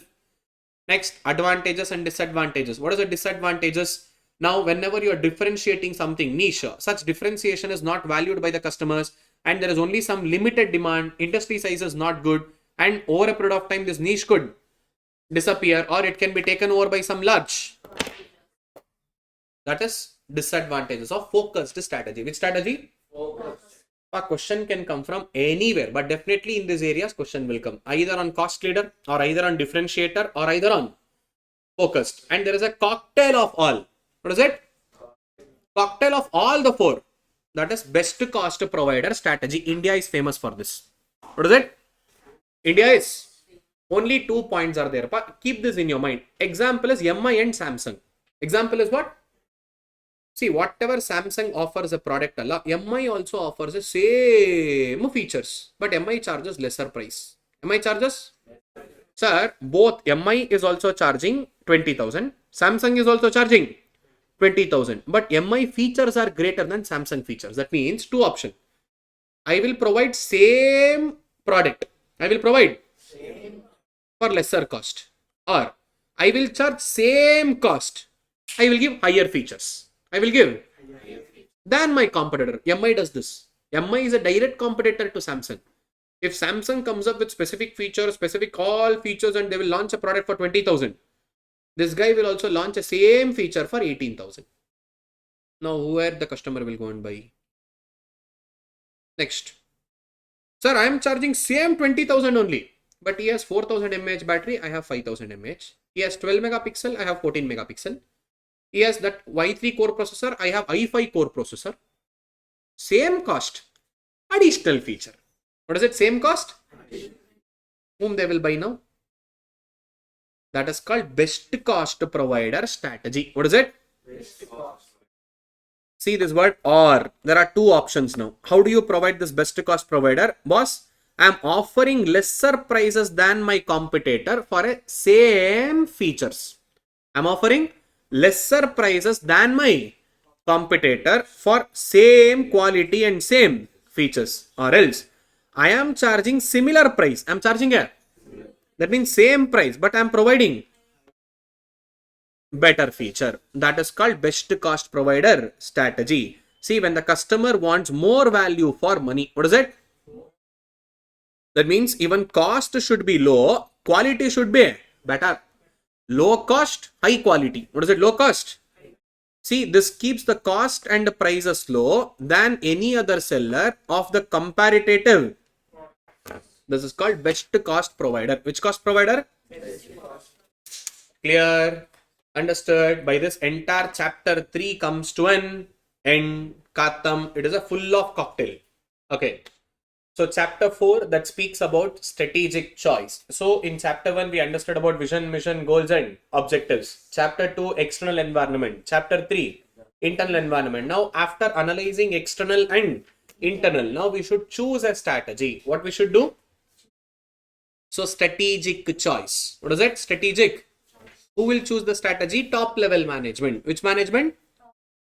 Now top level management. CEO, CFO, MD. Now already in case of Michael Porter's generic strategy and Michael Porter's business level strategy, we have done with the business level strategy. In this whole unit, we'll be discussing about corporate level strategy. Which strategy?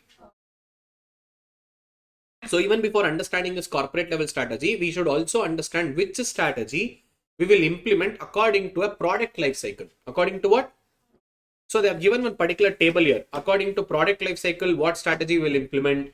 According to a different business scenarios, which strategy will implement? If we are unable to run the business, how do we close down the business? So in detail, they are speaking about what type of strategy to be selected. What type of strategy to be? So main chapter is classified into 3 segments. Number 1, they are speaking about the broad strategy. Which strategy? See, stability strategy, growth strategy, retrenchment strategy. Which strategy? Stability, growth, retrenchment. Stability, that means, sir, already I have studied enough, sir. Whole day I sat and studied. Now I need to relax myself. I need to That is stability. That means already I'm aggressively selling, I'm aggressively doing a strategy, aggressively waging a war against competitors, sir. Finally reached the top list. Now I need to stable. That means at a maturity phase. Which phase? Stability will come. Growth. Name itself is saying whenever you are at a which phase? Growth phase. You need to be very much competitive. You need to be more active. Next comes retrenchment. When you are in a declining phase. Which phase? Either I should close down, or either I should sell it off, or either I should revive myself, either I should see. That is retrenchment strategy or a strategic exit. See, this is what retrenchment, all the three. First, sir, I will try to revive myself. I know my organization is not performing well. I try to change the whole strategy. I will try to minimize the cost. I will try to come back. That is turnaround. If turnaround is not possible, OLX may beach though. That is divestment. What is it? I will sell off. Best example. Now, Ford sold their Jaguar and Land Rover to Tata. That is divestment. And sir, even no one is also buying my product, sir. Finally, I will close it down itself. That is liquidation. What is it? Liquidation. Clear. Now comes all case study questions. Strategic option. Full on important. Majority number of times the case study questions from that strategic option. Is that clear? Now, let us get started one by one. So, who will ultimately prepare the strategy for the whole organization? Top management is the organization which makes a strategic decisions, and they will address it to delegate the work to which management? Middle management. So, preparation of preparation of strategy, top level. Delegation is done by the middle level. To what? For a implementation. Execution, who will do?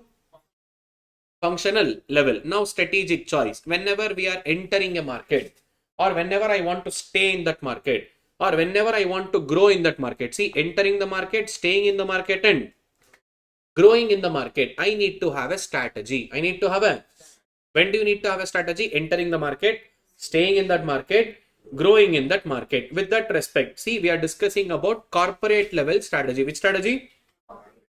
Now, this is given by William and Lawrence. Who has given this? So, according to William and Lawrence, you need to have 4 different types of strategy. How many different types? 4. Number 1, stability strategy. Number 2, growth strategy. Number 3, retrenchment strategy. Cocktail of all. What is it?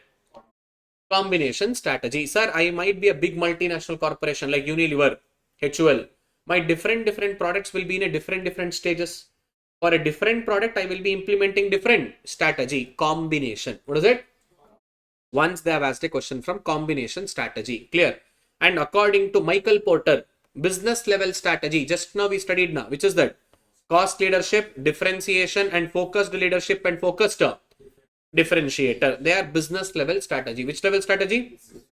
Now, functional level strategy, functional departments. That means sales department, accounts department, HR department, R&D department. That is functional level. Which level? See, strategic management of a distinct functions like marketing, finance, human resource, logistics, production. Now let us understand one by one. In terms of levels of organization, 3 strategy. Corporate level strategy, business level strategy. How many stages of business cycle is there? Introduction, growth, maturity, decline. Whenever you introduce some new product, now, that means I will like to increase my presence in the market. Now, I will slowly have a penetrating strategy. Which strategy? It is a market penetration. What is it? 1 second, sir. Retrenchment strategy is a strategy like turnaround. No, retrenchment will come under, let me say, retrenchment means closing down. I will explain. Wait, this is the last topic. Don't get confused. Vidya, wait.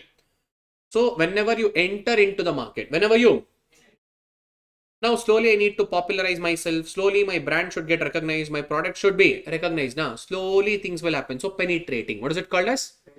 Penetrating. Next, whenever we are in a growth stage, either growth strategy or a growth expansion is one and the same, different name. Next, when I have already reached the top phase, which strategy? Declining is called as what? Retrenchment or turnaround. See, turnaround is also one of the strategy there. Turnaround means, sir, my operations are not at all performing well. I need to bounce back. That is turnaround. That is called as, in movies and all, they will show na, hero will be almost like dying. At last moment, he will overpower the villain. That is turnaround. What is it called as? Best example, Tata Motors. Once upon a time, Tata Motors was almost at dying stage. Almost people never used to buy any Tata cars. Whenever people buy Tata, hey, why are you buying that cab? Tata Indica, cab. Tata Sumo, cab. People feels that Tata products are only fit for cab. That is how they thought, and people never used to buy the Tata cars. Now Tata came completely turned around. They made full beautiful new strategy, complete changes in the organization. They built a quality products, new design, everything they bought in. Now see Tata Nexon, super duper hit. Harrier, super duper hit. Safari new edition, super duper hit. Now they're booming. Tata Punch, highest selling car in India. Almost at the verge of closing down, they completely changed their strategies. Now they became a turnaround. Now they became what?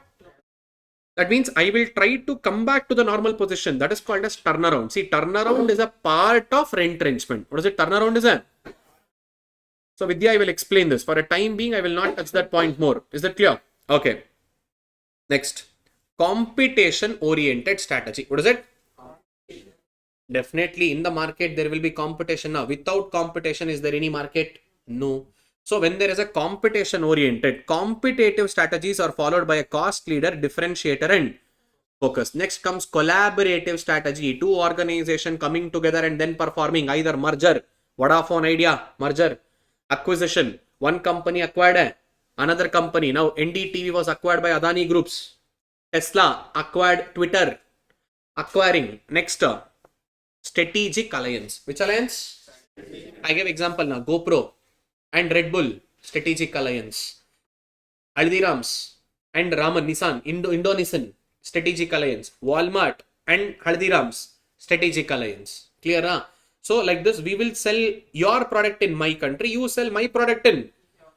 Neither we are not merging together and doing business. We only have an alliance, like agreement to sell each other's products. To sell each other products. See, I have my own customer. I will say, in Tamil Nadu, you will be knowing Milky Mist. Milky Mist and Asal Foods. They have a strategic alliance in Karnataka. Wherever Milky Mist products are there, Milky Mist is my client. Milky Mist and Asal Foods. Wherever Milky Mist sells, Asal Food products will also be there. Only in Karnataka state, not in Tamil Nadu. Karnataka state. Clear? Like this, strategic alliance. Which alliance? Clear? Next, let us get started. Now, sir, whenever a new company starts, which kind of strategy will they follow? Competitive strategy or collaborative strategy? Hello, first of all, we don't go for collaboration at a startup stage. We will always and always go with a competitive strategy. Which strategy? And especially market penetration. Which penetration? But sir, just now you said competitive strategy is followed by cost leader and differentiator or a focus. Now new startup can be focus or maybe differentiator. Yes, we'll always try to go with a competitive strategy. Which strategy? See, entering the market where the number of rivals are already. Collaborative means that we will go with a joint venture. We will not compete. Better we will go together. Have you ever seen any new startup do business together with someone else, competitors? Two competitors coming together and doing business. That two competitors are startups. Have you ever heard? No, usually they will not do it. See there. However, majority of the startups are launching in a dash scale. And their main strategy is to penetrate the market and reach a break-even stage as early as possible. And later they will pursue a growth strategy. Which strategy? So all that collaborations and all will not work for a startup. So in this chapter, we are purely going to discuss about the corporate level strategy. Which level strategy? Stability strategy. At which phase of business cycle? Maturity stage. Expansion strategy at the and expansion strategy is most important. That is where most of the question comes. Next, retrenchment strategy. Which strategy? Decline. What is it? And combination. That is above 3. Mix it together for different product, different segments. Combination strategy. Which strategy? Clear? So let's get started one by one. See, what is stability strategy? That means already I have achieved a maximum level. Now I am at number 1. Sir, already I have struggled a lot to reach this place. Now I should take advantage of this. There will be very less growth. There will be very slow growth rate. Still, I'm okay. I'm relaxing now. What am I doing? Relaxing. See, the firm stays firm in the current business and produce the market and maintains the dash level, maintains the of efforts, and it is satisfied with a dash growth, slow growth or incremental That is stability strategy. Next, expansion. Expansion phase, firm will be regressive. Firm will be dash. They will introduce a new product. They will fight with most of the competitor. They will come up with differentiation, cost leader, value creation, all that core competency, competitive advantage, whatever we studied now. Everything they will be pursuing. See, a firm seeks a significant growth, maybe within their current business or maybe entering into a new business which may be related or even which may be unrelated. What is it? Related or to their existing business. See, another best example I can give. Yamaha Motors. Yamaha. What is that famous for? Bikes, sir. Two-wheelers, scooties. Nah, they also have musical instruments. Piano, guitar. See, totally unrelated business. Nah, totally diversified into which business? Unrelated business. They are taking a risk. That is expansion strategy. Which strategy? Retrenchment. What is it? So in case of retrenchment, we need to close down or we need to turn around. We need to revive ourselves. Unable to revive, we will sell it. Unable to sell it, we will close it. Clear? See, in case of retrenchment, some businesses either drop their business or either they will also try to liquidate it or even they will try to sell off. That is retrenchment. Combination strategy with the above combination. Some permutations and combinations. What is it? Some. Now let's say for example Hindustan Unilever, Dove shampoo. Sir, it is in growth phase. Lifebuoy, maturity, sir. Already people have used it enough. Now only slow growth is there. Sir, let's say Pierce shampoo or Pierce soap or we will mixed fruit soap. Decline. Either we will sell it off, we will stop producing or we will close it down completely. Clear na? Like this. Different product might be in the different stages of business cycle. One single organization can also implement a different strategy for their different product segments. Different.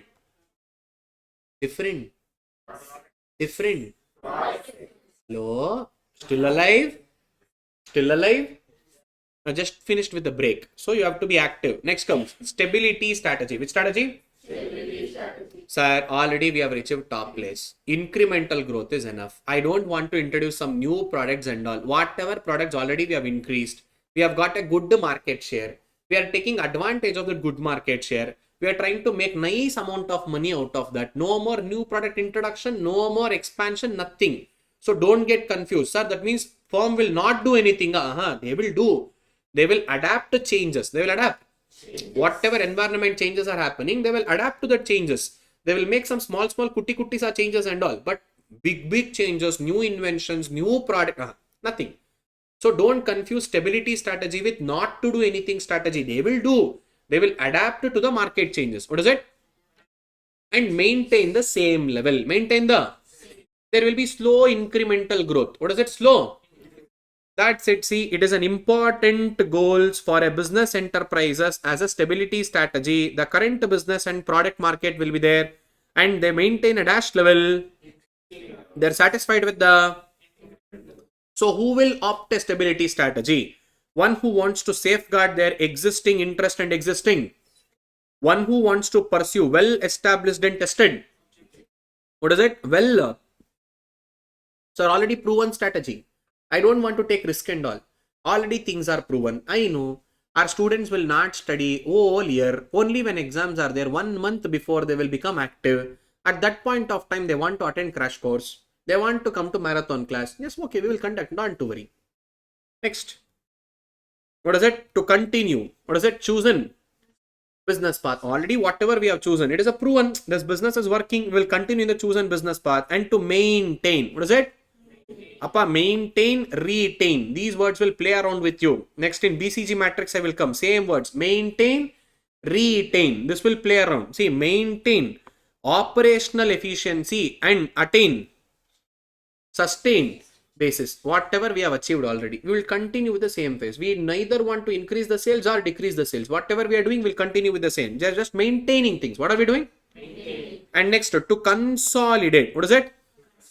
To be in the same level. Consolidating means to be in the same level. And whatever position we have already got now, we are commanding with that position. What are we doing? I am a market leader. Everyone shut and listen to my words. I am experienced fellow. I am superior. I am there in the industry before you all are there. So you listen to my words. You do it. Commanding position. Which position? to optimize returns on the resources. These are the people who will follow the dash strategy, stability strategy. See, continue to serve. It is ideal for only a smaller market or a smaller stage, and already it has reached a dash stage in the business cycle, maturity stage in the business cycle, who are just looking for a incremental growth where environment is not volatile and not so dynamic. Not volatile and that means it will change, not so volatile and not so dynamic, and they have to just remain updated. What does it remain? So don't get confused here. Hence, stability strategy should not to be confused with do nothing strategy. Yes, they will change according to the market trend, according to a. See, what are the characteristics? Same to same points. But whatever we have discussed till now, same thing is given in the form of characteristics. No difference at all. Same pointers. Clear? Pause it here and read it once, especially YouTube students who are watching it. Next, what are the reasons for a stability strategy? Now the product has reached a dash stage. Same, already we studied. Next, the staff feels comfortable with the status quo. That means whatever we are operating at the moment, we are comfortable. We are lazy, lethargic fellows. We don't want to see challenges. Already our age is also done, at the verge of retiring. Why do you want to take challenges at this age? Already in our 20s, 30s and all, we have taken a lot of challenges. We are in 50s now. We don't want to take challenges. Next, the firm's environment is relatively, it doesn't change as much. Environment itself is stable and they are not advised to, or there can be threat if you expand. There can be if you expand, and after expanding rapidly, now you will be enjoying a stability and consolidate itself. That means resting. Sir, we have fighted so much with competitors, sir. We have achieved this market position. We are happy with this. We'll maintain this. We will. And we will continue. Those are the people who will follow stability strategy. Which strategy? Now comes the important growth and expansion strategy. Which strategy? Sir, now we are not coming here to sit silent and all. We should make difference in the economy. I should grow big. I should make big name. Everyone should listen to me. Everyone should turn around me. Growth. I will be having rigorous strategy. Which strategy? Yes. See, I am redefining my entire business. What do? Redefine my, by enlarging the scope of business and substantially increasing the investment. That means I'm more dynamic, vigor, promise, and also looking for a success. And this can also take me to some unknown paths and risky, like KGF dialogue. It is there now. Hey, give it to him da. We are always going in a wrong way only. We be fasten your seat belts. You always go in a wrong way. We'll try to achieve something big. We will always do disasters only. Same. See? That will take a relatively unknown. Yamaha example I said, stupid fellows, you are good in motorcycle. Why did you go to enter into guitars, pianos and all? I will give a try, pa. If successful, good. If not, can't do anything. We give a try. At least we learn some lessons.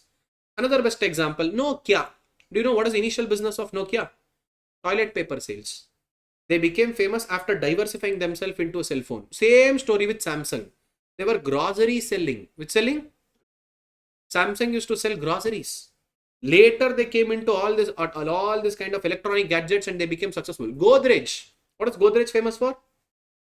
Sir, locks, your refrigerators. Would you know what is their initial business? Surgical equipments.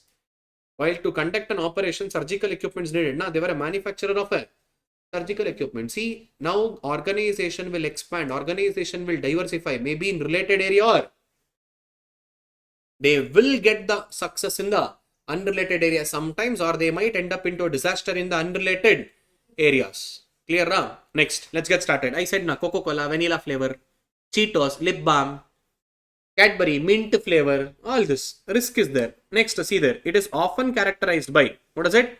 Reformulating your organization goals and reformulating. Already you have a goals and objective. Again, we are reforming. We are changing the entire industry, and major initiatives and moves into a involving investments and exploration and on-site of any new product. Will come up with a new product and new technology and new market and innovative and action programs. This is what we are doing in case of growth strategy. Which strategy? Growth.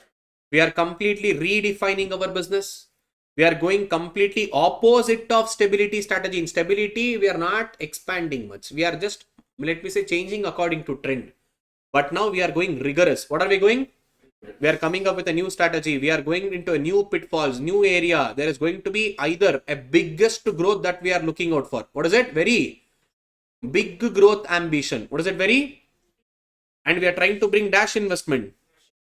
And we are trying to have a different strategy for different products. And next, further diversifying into two major strategic route, either intensification or I will explain what is this intensification. Intensification is internal. Diversification is also internal. That is into a different path. Next, major reasons for growth. Again, same to same. We need to have an urgent where environment is demanding us to expand into the new area. Best example, Ola. Ola became famous. Ride hailing, that is cab. After cab, what did they introduce? Two-wheelers. Did anyone expect Ola will come into the two-wheeler segment? No. They diversified their market, na. And Ola also tried to introduce something new. Ola Dash. There was a new concept called as Ola. That was utter flop. It didn't even work. Ola has tried something new, but didn't work. But EV segment, they clicked. EV segment, they bought into a new, let me say, vertical. Next, see there, strategists may feel more and more. That means your CEO, CFO will take a pride. See, we finally took the risk. We did this. We were successful. See, they will take a pride, and greater control over the market will be there because you are expanding, and there is an advantages of dash curve. Yes. And you can also produce them in a and expansion also. Diversifying, acquisition, mergers and internal, external, both. Clear? Now this flow chart plays a major role. Apart this flow chart, you need to remember. If you don't remember the flow chart, you will mess up in your answers. When we speak about growth strategy, what is it? See, the growth strategy can be either internal to the organization or when we speak about internal, what is it when we speak about? We have two aspects, intensification and especially intensification, be careful. Diversification is easy. Sir, we are entering new market to a new customer or we are building a new product in the new market. What are we building? New product in the new market. That is diversification. Diversification is not a trouble. For us, intensification is confusing. In intensification, there are three elements. Market penetration. What is it? Next, market development. Third, okay, just visualize it. Sir, growth. We have two aspects, internal and external. Under internal, again, more classified into two. One is intensification, another one is... Now, under intensification, three options are there. One is market penetration. Second one is market development. Third one is clear. First, let us understand what is this market penetration, market development, product development. Life saving is yellow color highlighted area. Market penetration. What is it? Market? Sir, existing product we are offering to existing market. Big Billion Day, Amazon Festival Sale. We are going to give more and more offers. We are trying to sell the existing product in existing market. We are trying to sell what? Existing product in existing market. That is called as what? Market penetration. Which penetration? Remember, existing product, existing market. Next, market development. What development? Sir, same existing product we are bringing into the new market. We are bringing into which market? Same product, sir. Let's take example, Zara. Sir, I'm popular in Europe. Now I'm entering Chinese market. Same product. Now, another best example, BYD cars. You would have witnessed it on the roads. That's a Chinese brand. Which brand? Now, this Chinese brand, which is popular in, especially in EV segment. Now, which is popular in China. Now, they are also entering which market? Indian market. Existing product, but market is new. Existing product in dash market. What is it called as? Market development. What is it called as? Let's say, for example, now, sir, Maruti Suzuki, Swift, existing in India. We are bringing a new product. Same Swift, sir, design changed. 2024 design different. 2023 design is different, but product is same. We will do just a little slight upgradation. What do we do? Slight upgradation. Clear? In case of slight upgradation, automatically it is the same product in the same market. What is it? Same product in the same. And next comes product development. Which development? New product to existing market. What is it? New product to existing market. Sir, car. Yes, Swift is there. Now, along with Swift, sir, I will come with WagonR. I will come with new product, but same market. Clear? See, three differentiations are there. These three differentiations are most important. Clear? Now, kindly do one thing. Try to write down this flowchart once. Try to write down this flowchart. Only internal part. Only and only internal. Okay, let's once again look here. Even in case of diversification, there are three types: concentric, conglomerate, diversification through innovation. What is it? Concentric, conglomerate, diversification through. Under concentric, we have vertical integration, horizontal integration. Vertical integration and clear up. Try to write only the internal part. Only internal.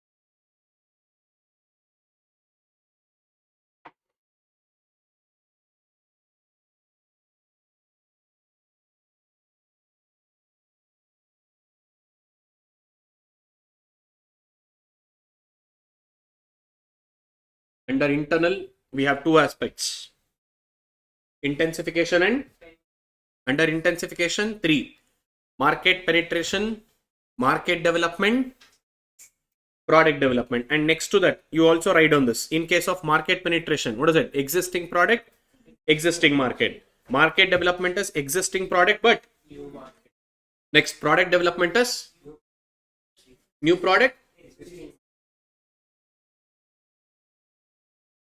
And this is the important concept.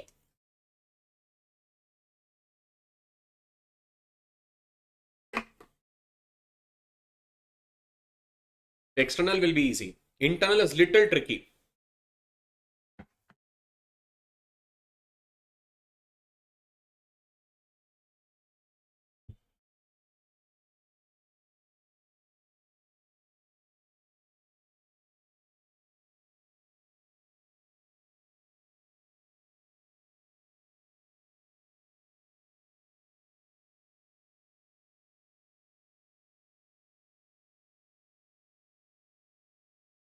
Finished? Okay, so growth strategy, internal, external. Under internal, intensification and diversification.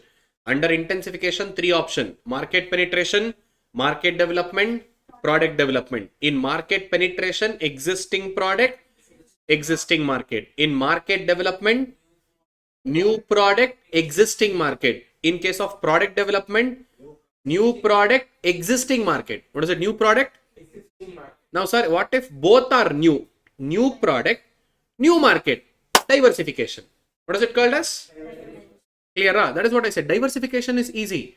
New product, new market. Completely new product, completely new market. Sir, Yamaha, sir, we are known for motorbikes. Sir, we will come to Indian market. We will not sell motorbikes. We will sell pianos. We are good in motorbikes in Japan.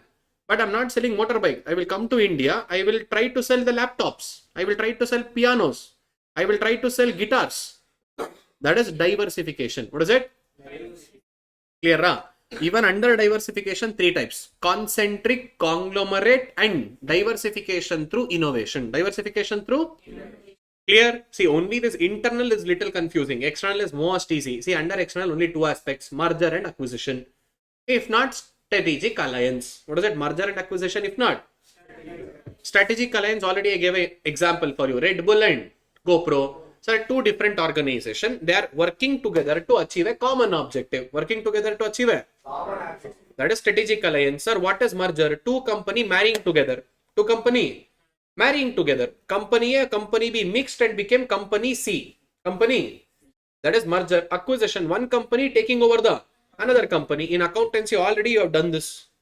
Full on length and breadth, you know about that. Clear? Okay, chalo, let's get started. The very first one, intensification. What is it? Under intensification, three options are there. Which are the three options? Market penetration, existing product, existing market. I'm trying to sell that by giving great offers, great discounts. Clear? Next comes market development. Which development? In market development, existing product, we are giving to a new market. Sir, Zara, they are good in Europe. The same Zara brand, Zara products, they are bringing to China. They are bringing to where? Or India. So existing product introducing to the new market. BYD car example. Clear? Next comes product development. Which development? Existing customers, but new product. We are coming with dash product. Ola, best example. Existing customers. We are coming up with a new product. That is Ola EV bikes. Clear?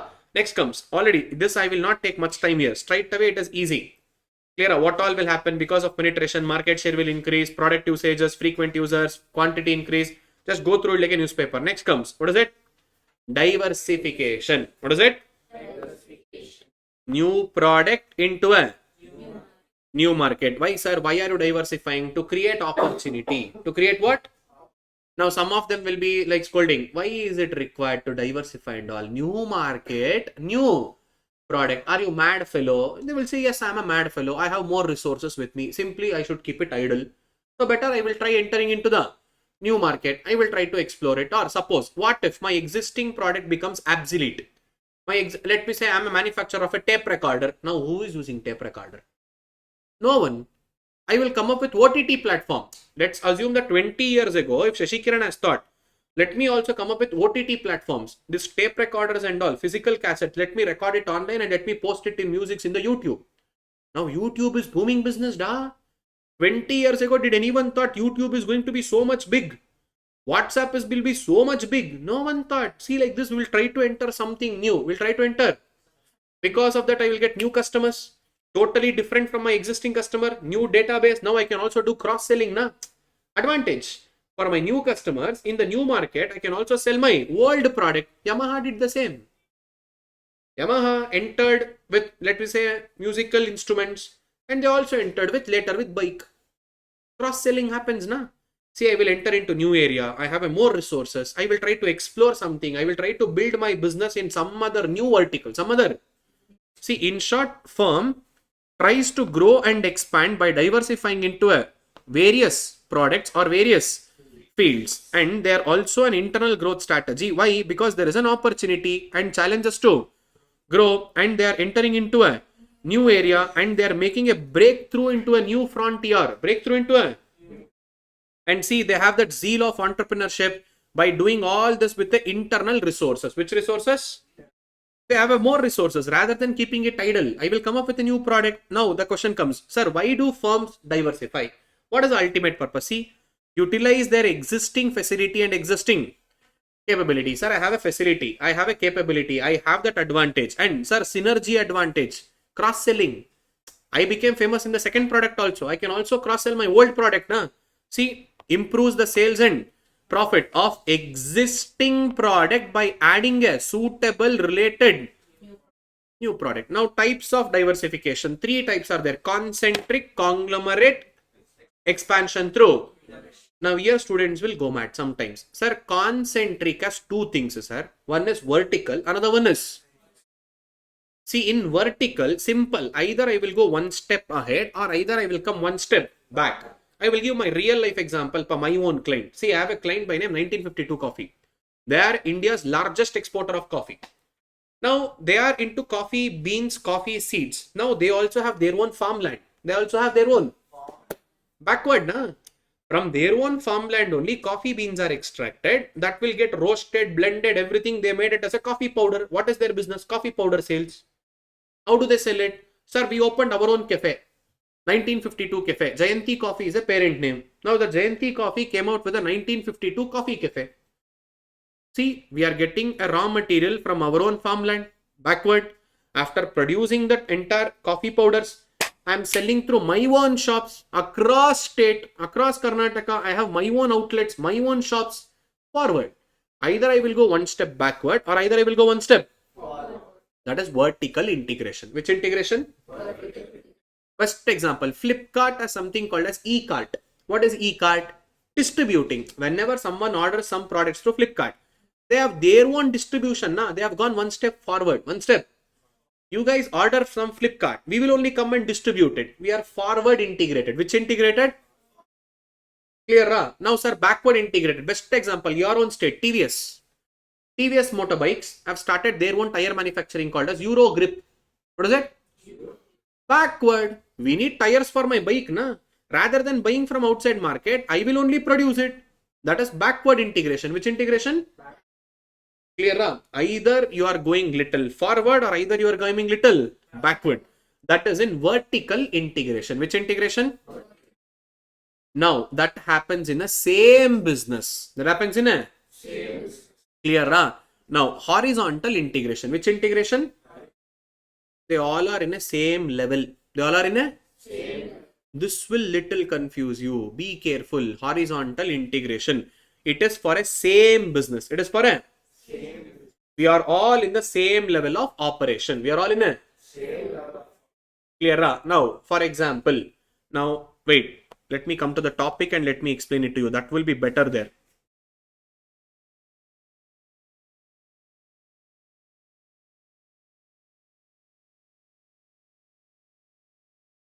See,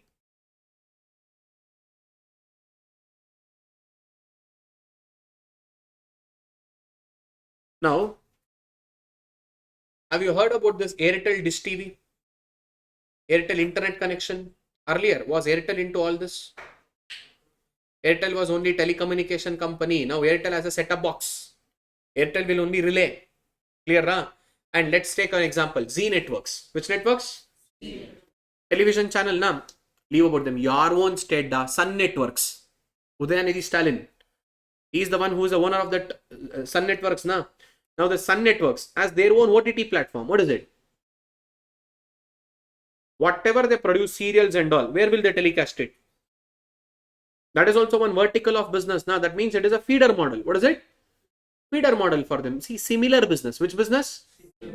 They all are into a similar business. Clear? Similar business will be your horizontal. Same business is going to be your concentric. What is it? Sir, under concentric, we have two things. Vertical and horizontal. Vertical is same business. Vertical is? Horizontal is similar business. Horizontal is? Next comes conglomerate. What is it? Unrelated business. Which business? Now, best example. Now, Shashikiran, assuming I'm a tire manufacturing company or a shoe, let's assume shoe manufacturing company. A shoe manufacturing company will come and establish a coffee manufacturing or coffee seeds planting. Unrelated business. Now, Yamaha example is best suitable. Which business? Unrelated business. Yamaha motorbikes, Yamaha musics, guitars, pianos. Clear. See, these three places, be careful. Number one, concentric. What is it? Either by process or either by technology or either by marketing. They all are one and the same. It is just a spin-off. That means a new addition. What is it? New to their existing business line or existing product line. In vertical integration, there are two things. Either we will go one step forward or either we will come one step backward. Usually that forward integration will happen for distribution channel. Which channel? Flipkart, e-card, distribution channel. Backward integration usually happens for inputs and raw materials. What is it? Inputs and TVS tires, Eurogrip tires. That is backward integration. Clear? Next, horizontal integration. Which integration? Same process or a product which is related to a similar business. Which business? But we all are in a same stage. Which stage? Of the production or marketing chain. Now, Z is a one best example. Z networks. Whatever serials they produce it, they will have their own distribution called as Z Dish TV. What is it? Z? They have their own. Na? Z has their own Dish TV. See, we are into horizontal. We are in a same parallel. What are we into? We all are in a same business line. We all are in a same level of the activity, but we are doing into a similar business. Which business? Activities of business is almost the same, but it is similar to one another. Similar to Airtel. I'm not just providing a telecommunication. Now, along with Airtel, we have got a set-top box. Why? There was some Dish TV which was not working properly. I took over them. Now I'm doing the same business. This actually applies to acquisition. What is it? Again, in the next particular topic, I will give a same example even for acquisition. Just assume. Now, for example, Airtel, instead of acquiring that company, they will set up their own. They will set up horizontal integration. What is it? Clear, Ram? Next comes conglomerate. What is it? Totally unrelated business. Totally.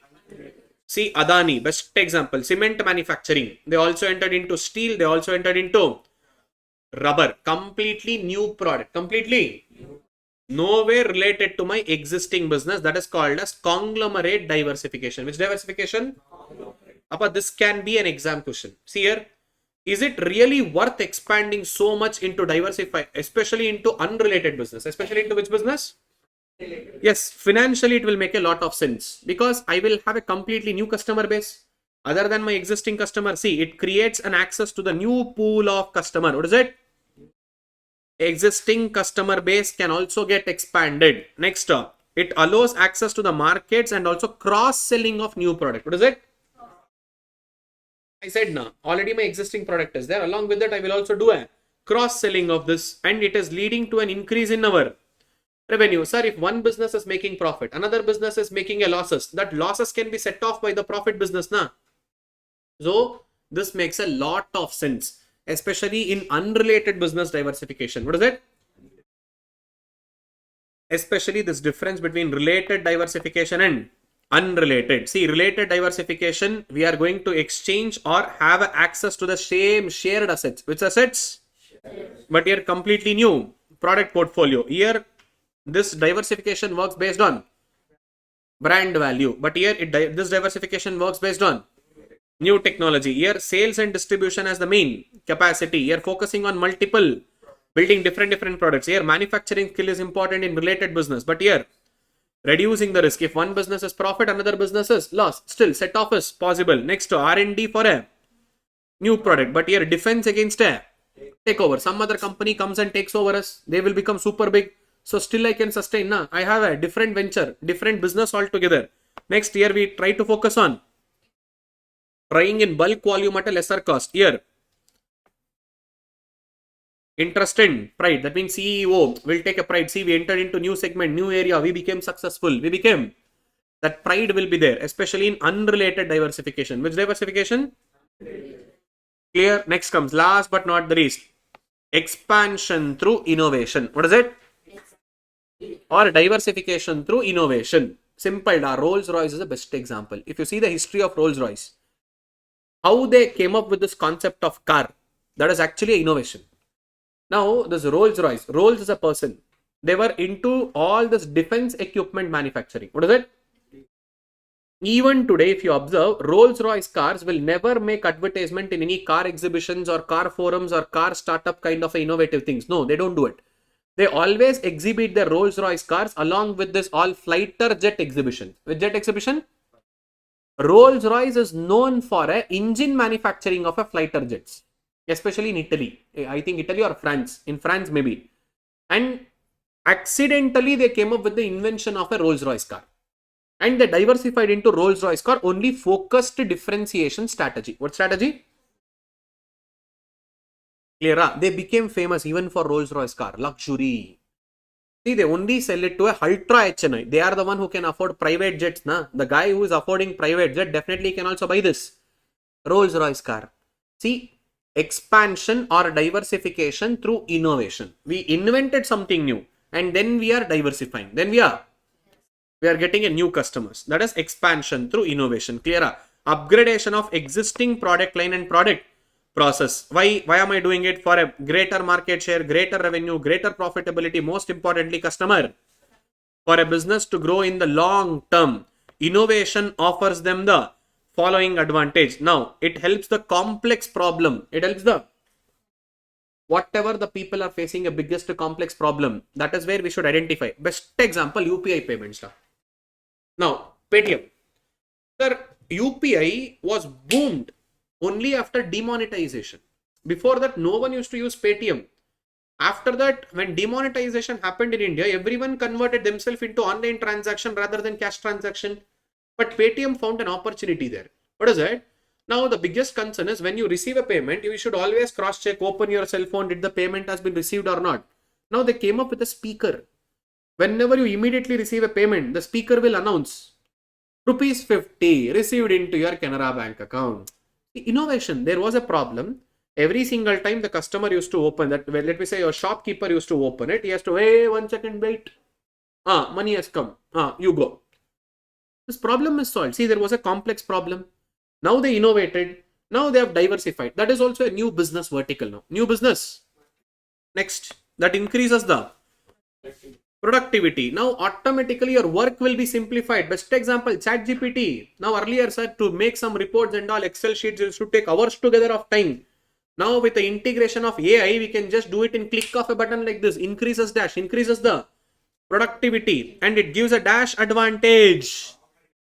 Ultimately, what we need to achieve? Competitive advantage. For that, we should achieve core competency. After achieving core competency, then we are trying to achieve what?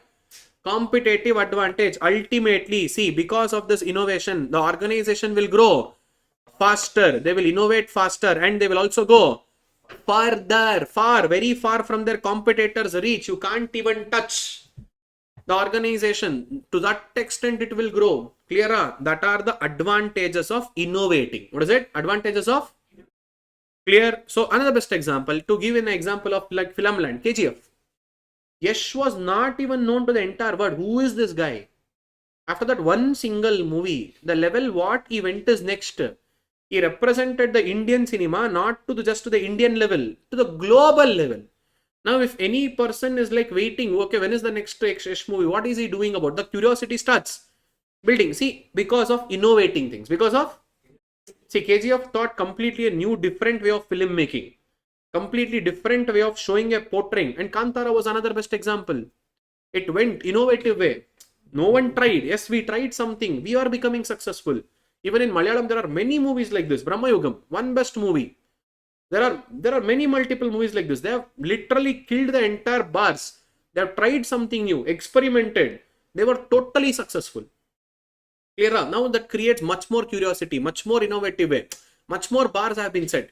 Now these people will go much more far. No competitors can touch them. See, that is the advantage when the company innovates. See, these all are internal growth strategy. Which strategy? Now comes external growth strategy. Under external, only two things are there. One is merger and acquisition. Second one is strategic. So what is this merger and acquisition? Marriage between two company. What is it? Marriage between two. Shortcut to remember. Don't write this in exam. Marriage between two.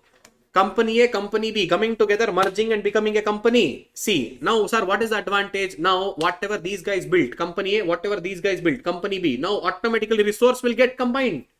Both of them experience gets combined. Automatically, they will perform much more better to compete against any other strong competitor. Jio, Vodafone, merge it together to compete against, sorry, not Jio, Idea and Vodafone merge it together in order to compete against Jio. Now resources got merged, abilities got merged, their offices got merged, resources got merged. Now they are competing against another strong competitor. See, that is the advantage. See, merger and acquisition within existing firms, that instant means of achieving expansion. What is the instant means of achieving an expansion? Merger and acquisition. Clear? See, that will boost the organization's performance. By combining two or more organizations together, it makes the organization much more attractive and tempting proposal to build up the necessary resources base required for a materialistic growth. And that also brings a systematic manner of multiplying the benefit for both of them. That is mutually benefiting. And it has to be happy and lasting affair. Happy and after merging, you should not quarrel between each other, and again, divorce and all should not happen. Happily and lasting. So, what is that merger? Already, I need not to explain this in detail. Friendly terms. What is it? In two organizations coming together, merging. And what is acquisition? Usually in strategic management, we will say it as unfriendly manner. Best example in India, Adani Groups and NDTV. NDTV was speaking complete bad about Adani. Adani thought, stupid fellow, wait. He came and he acquired. Well, he acquired NDTV. Now, nation wants to know. Where you will know? Nothing. Clear? Acquisitions and merger. But in reality, business acquisition will also happen in friendly way. But according to your syllabus, it will happen in that is forced collaboration. What is it?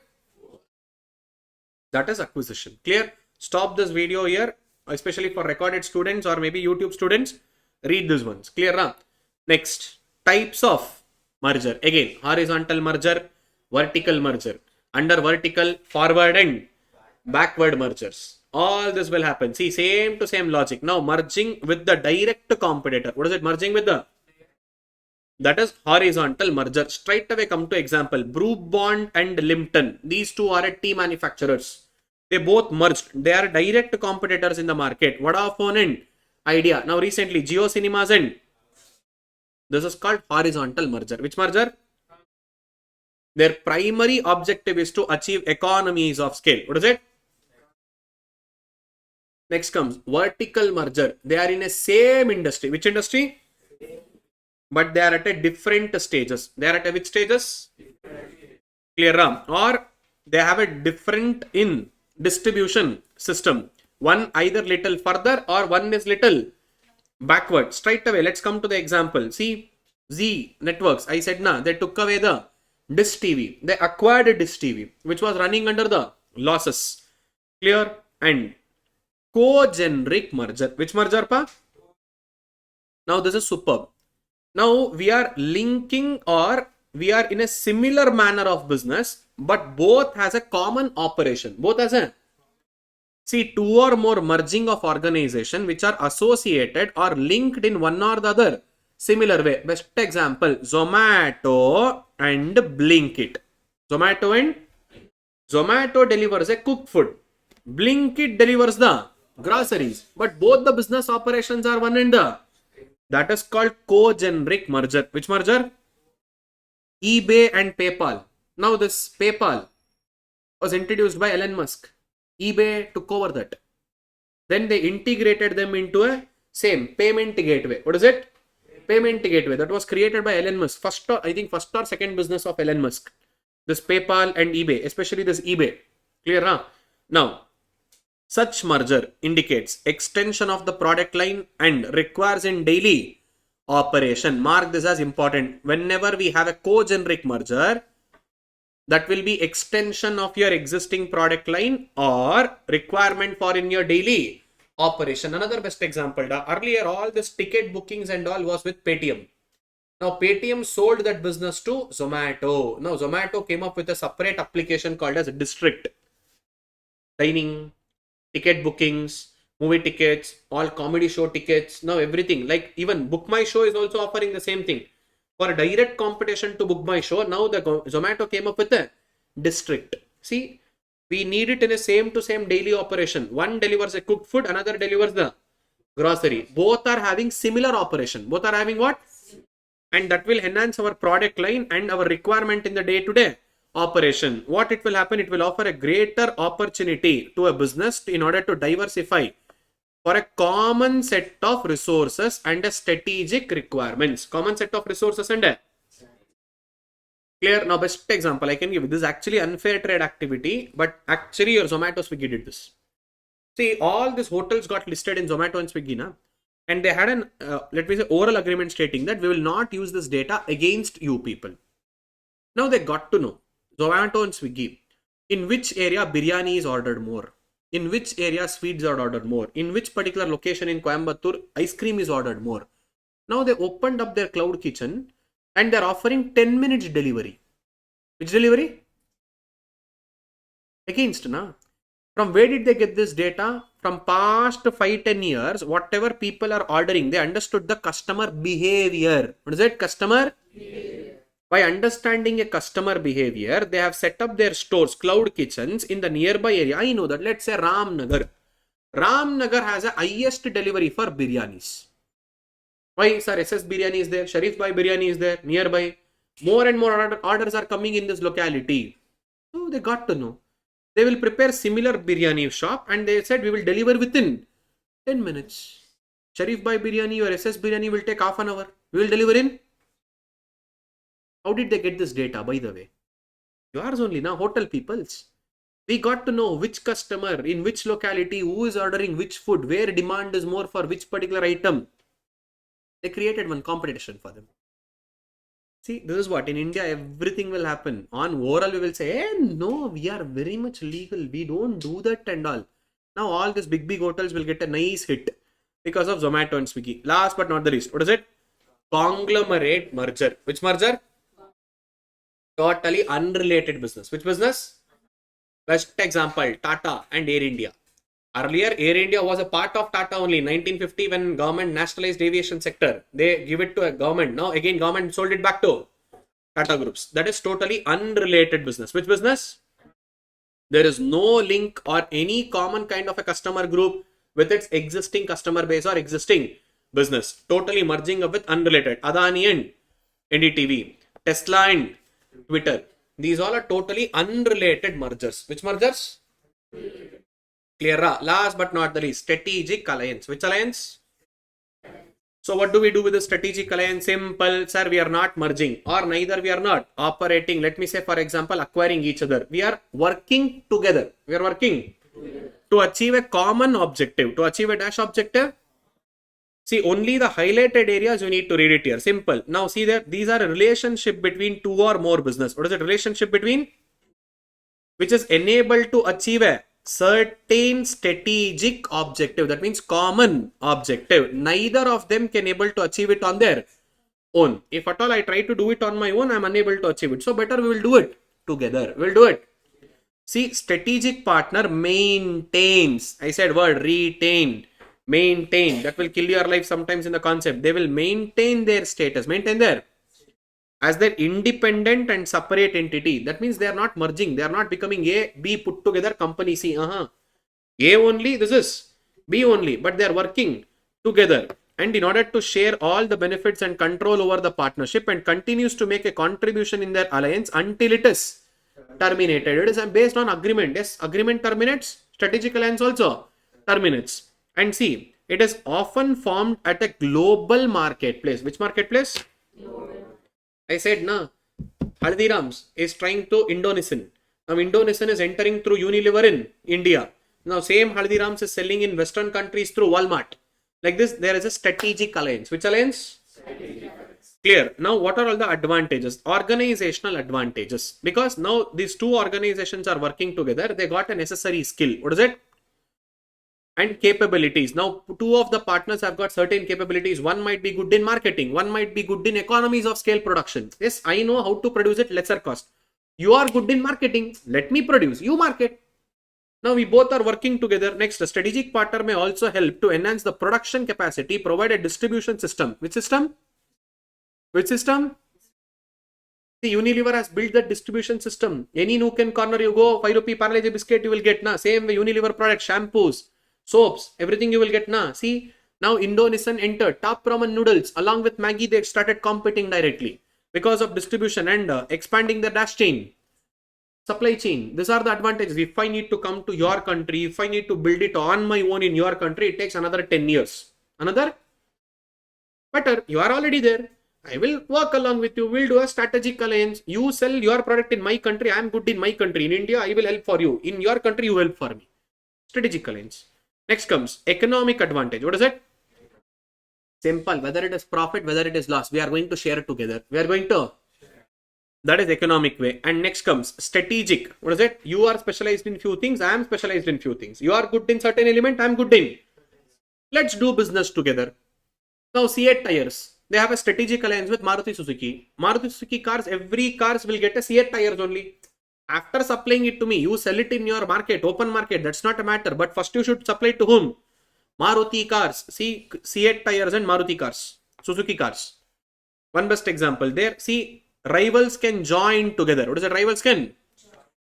To cooperate instead of competing between each other. In case of vertical integration, either little forward or either little backward, we will have a strategic alliance. We will have a dash alliance. Clear? Next comes, see there. Useful for creating a competitive advantage. Which advantage? Ultimately, that is what we are trying to achieve in the market now. Competitive advantage by pooling up of dash. Pulling up of and skills. Clear? And it is used to get access to dash new technology and pursue joint research and development. I need not to incur a cost on my own. Now let us share the cost. Why should I only incur R&D cost? Huge money. We both will share. Market analysis. Which country to enter? Which country has potentiality? Okay, we both will share the expenses. Next comes political advantage. Which advantage? See, sometimes when you build a strategic alliance with politically strong companies, especially in India it happens, especially in Bangalore it happened. Have you heard about Shobha? Maybe you both will be knowing Shobha Developers, Kerala.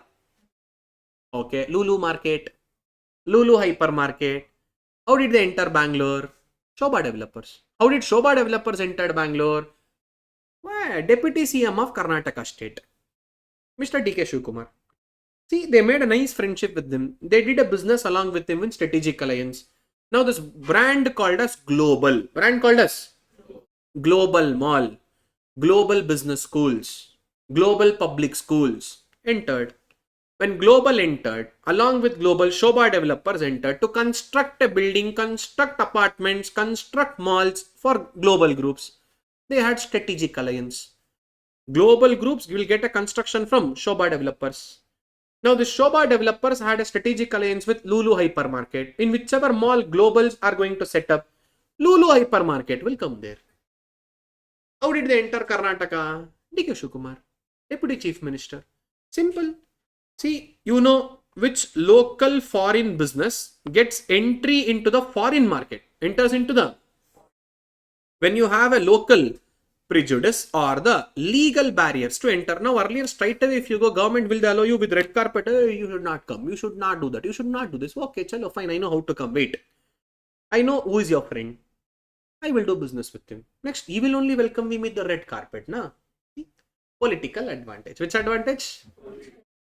Now, there is also a disadvantages of strategic alliance. Okay, when we have an agreement, we are doing it together. Suppose, further, we will both will fight together nicely.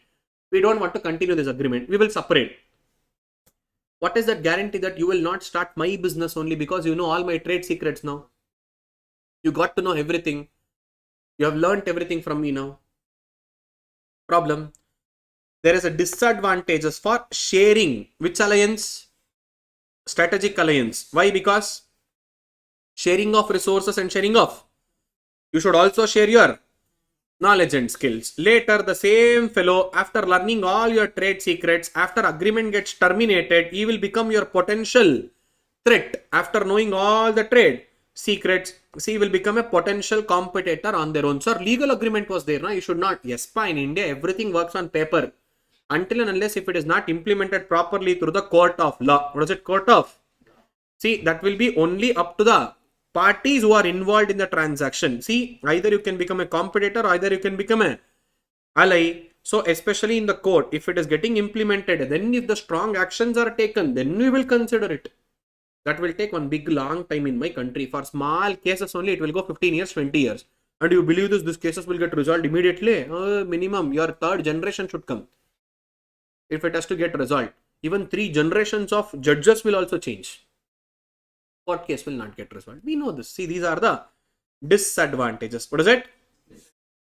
Clear? So, that is your growth strategy. Which strategy?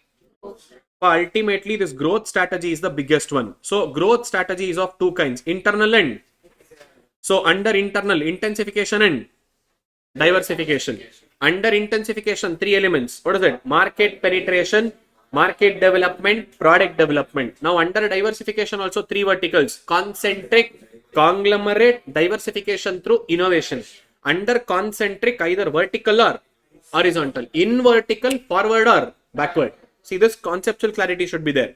Next comes under external. Under external, we have merger and acquisition or strategic. Under merger and acquisition, again, horizontal merger, vertical merger. That is concentric merger. Which merger? Concentric merger. Next comes conglomerate. Hello, co-generic. There is no conglomerate. What do we have? Co-generic. Conglomerate is not there. It is there. Have there. Concentric, 2 types. Which are the 2 types in concentric? Vertical and. Next, conglomerate and co-generic. And what is it? Conglomerate and co-generic. Next comes strategic alliance. Under strategic alliance, we only have advantages and. So, in terms of strategy, we learnt about stability strategy. We learnt about the growth strategy. Now comes the strategic exit. Which exit? Simple. First, I am not performing well. We will try to revive ourselves. We will try to. We'll implement all new strategy. We will turn around. We will reduce the cost. We will make sure that every other thing we are going to rectify it. Now we will be more aggressive. We will make sure that cash flow increases. My main core business of the organization was not given importance till this. Now we will give importance. Everything we will do. We will try to turn around ourselves. If it is not possible. If it is, Only left out option is sell this business to someone. Sell this business to, that is called as divestment. What is it? Even if no one is coming forward to buy my business, then no other option. Close it down. Liquidation. What is it? Clear? See, the exit strategy is of three kinds. Number one, turnaround strategy. Which strategy? In short, make a comeback. What does it make a comeback? And especially the question comes majority times from turnaround strategy. Steps involved in turnaround strategy. What is it? Steps involved in? Clear. Next, divestment. That means cutting off your existing loss-making unit by selling them. Best example, Ford sold that JLR to Tata, Jaguar and Land Rover. Clear. Next, liquidation. Best example, Kingfisher Airlines, Vijay Mallya. He completely closed down its business because of losses. So exit strategy is mainly of two types: retrenchment and liquidation. Retrenchment is internal. Retrenchment is what? Either I will try to turn around or either I will try to sell it off. If internal is not possible, next external, close down the business, close down the, and especially turnaround strategy is most important. Which is most important? When your organization performance is deteriorating. What is it? Organization performance is? And at a point where it is very, very difficult to bring in the changes. And also you need to change your entire organizational structure and organizational culture. And now you need to target on returning the organization to a dash position. And there is more and more of threats and weaknesses, which is adversely affecting your health of the, and even your basic survival has become difficult. In this case, you need to implement which strategy? Turnaround strategy. And how do we get to know that organization has to implement turnaround strategy? See, these are the symptoms. When there is a persistent, that means continuous cash flow, which is negative cash flow, and uncompetitive products and services. No one is buying your products or services. You're simply producing, stupid fellow. Next, declining of, deteriorating in your physical. Employee turnaround is more and more. More people are leaving, joining, leaving, joining, leaving, joining, and also miss. These are the symptoms. This is when you should have a which strategy? Now, what are the actions taken? Now, mark this as important. Actions taken to turnaround strategy. Kindly mark it as important. Mark it as important. Step number one.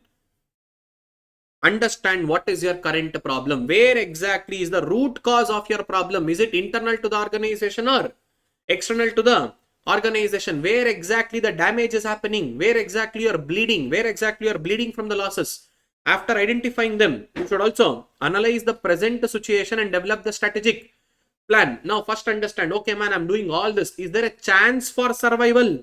Okay, I will implement all this. Is there at least a chance for surviving? At least a chance for turnaround? Will the market accept my commodity if I come out in something new? It is like internal reconstruction.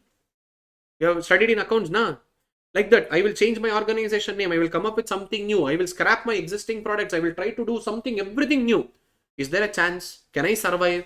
Understand that it's not about giving a chance. And identify the appropriate strategy to turn around and develop the preliminary action plans. Which is that preliminary action plan?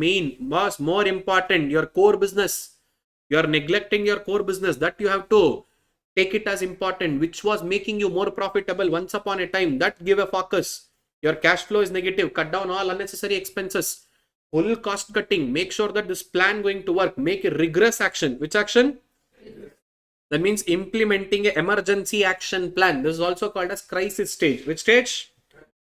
First, you should stop bleeding from losses and you should make your organization to survive. And whatever plans and policies that you are implementing now to revive your human resource, finance, marketing, operation, all this has to be restructured. Your debt has to be contracted. Working capital should improve. Reduce your cost of production. Improve the budget. And product line has to get improved. And now positive cash flow has to be bought in. Which has to be bought in? If that is not possible, then OLX may beds though. Whichever unproductive resources are there with you, whichever is not required, kindly sell them off. Make it as a quick and possible. Arrange it for enough funds and implement the turnaround strategy. Must be raised. Next comes fourth stage, restructuring the business. Now you understood what to be done, what not to be done. Is there a chances for survival? How do you get that money to survive? Okay, now implement that. Restructure your business. You should give importance for which business?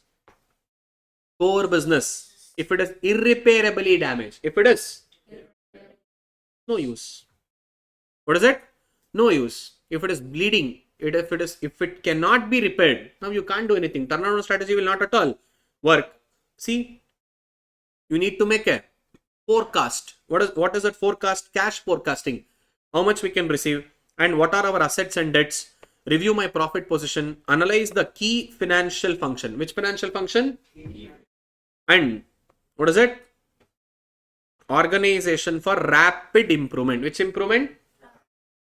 So reduce your cost. First, bleeding has to be stopped. Everything has to be controlled. Turn around. Whoever is not required, stupid fellows are there in your organization.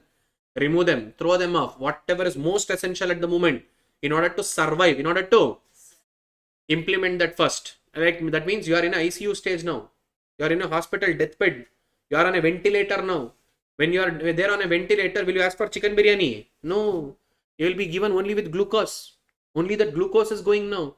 All unnecessary things cut down. Nothing. Next, final step. Return to the normal. See, the final stages in turnaround strategy process, organization should bring a slow sign of profitability. What is it?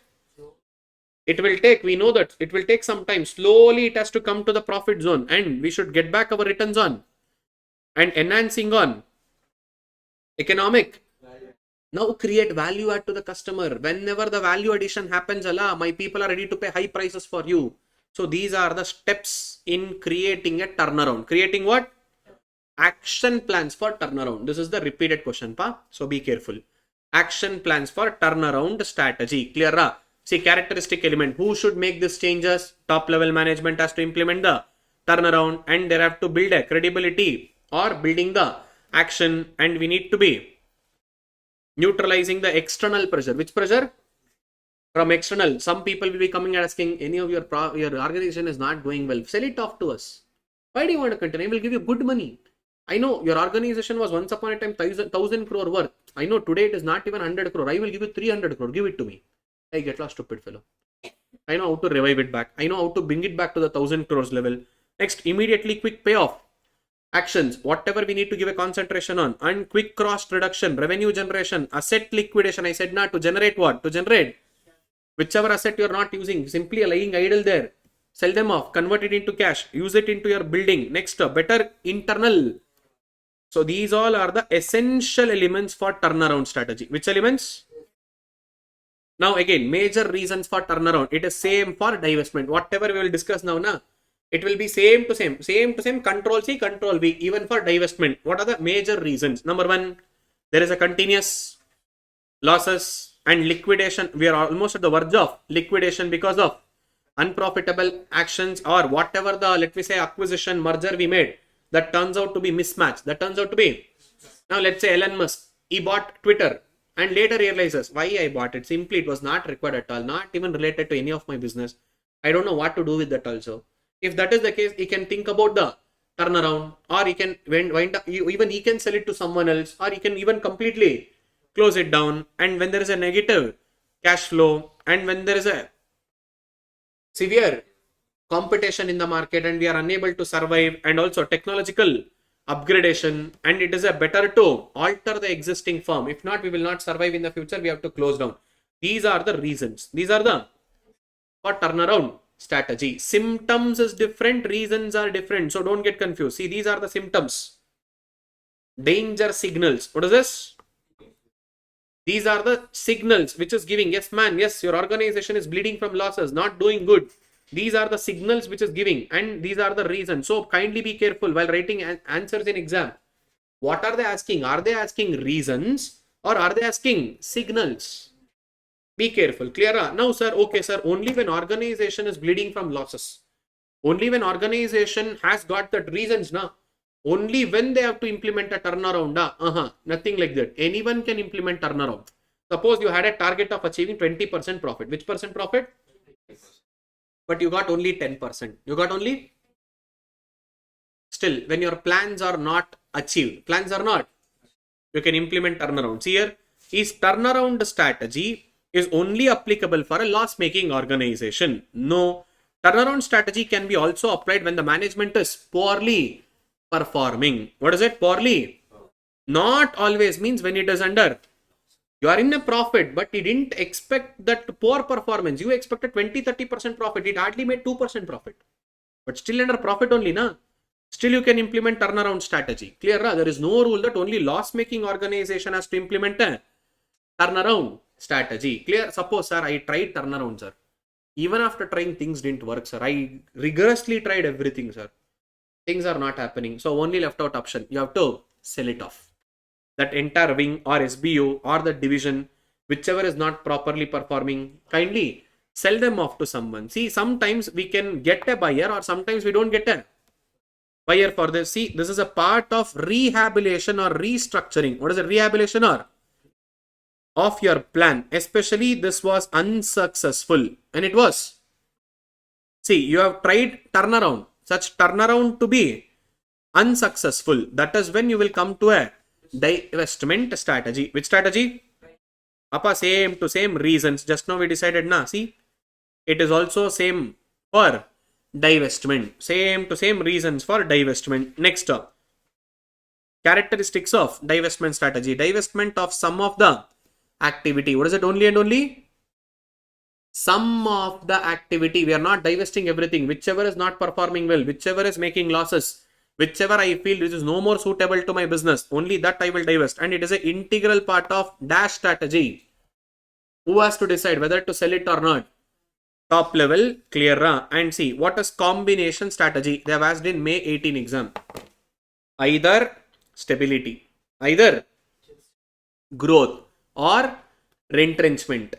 This will be implemented depending upon my product portfolio. That means now the organization can implement any of this strategy. What is it? Organization can implement depending upon the situation, depending upon the, see, either expansion strategy or diversification or retrenchment. That is called as combination strategy. For a big organization, they will be having different product SBUs, na?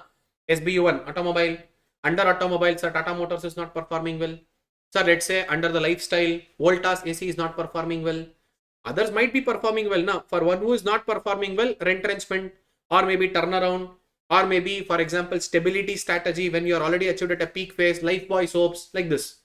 So different product requires a different strategy. Every product will not require a same strategy. That is called as combined strategy. Which strategy? Clear?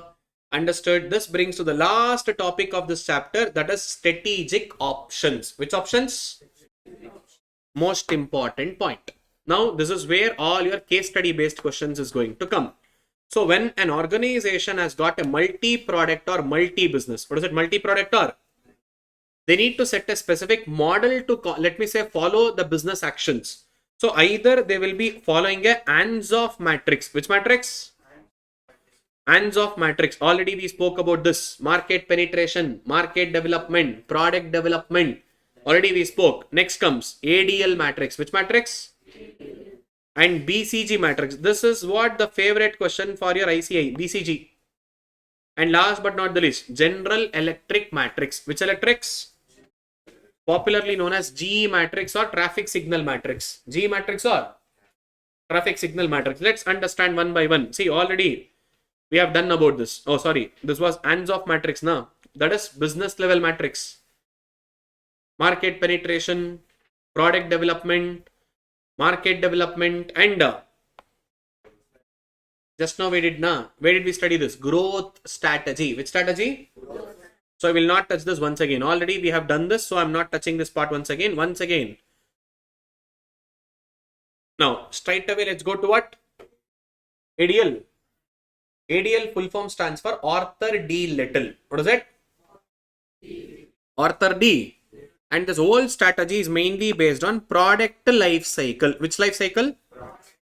In which stage your product is. Based on that, we should take a decision whether to continue that product or not to continue that product in your business. So there are two verticals. Number one, x-axis and y-axis will be comprising of these two things. Number one, stages of your industry cycle. That is either you are in introduction, growth, maturity, and decline. And what is the firm's competitive position? What is it, firms?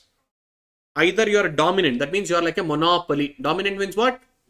Or you are in a strong position like Jio. Whatever you do, still people will come and buy from you. Next one, favorable. Airtel.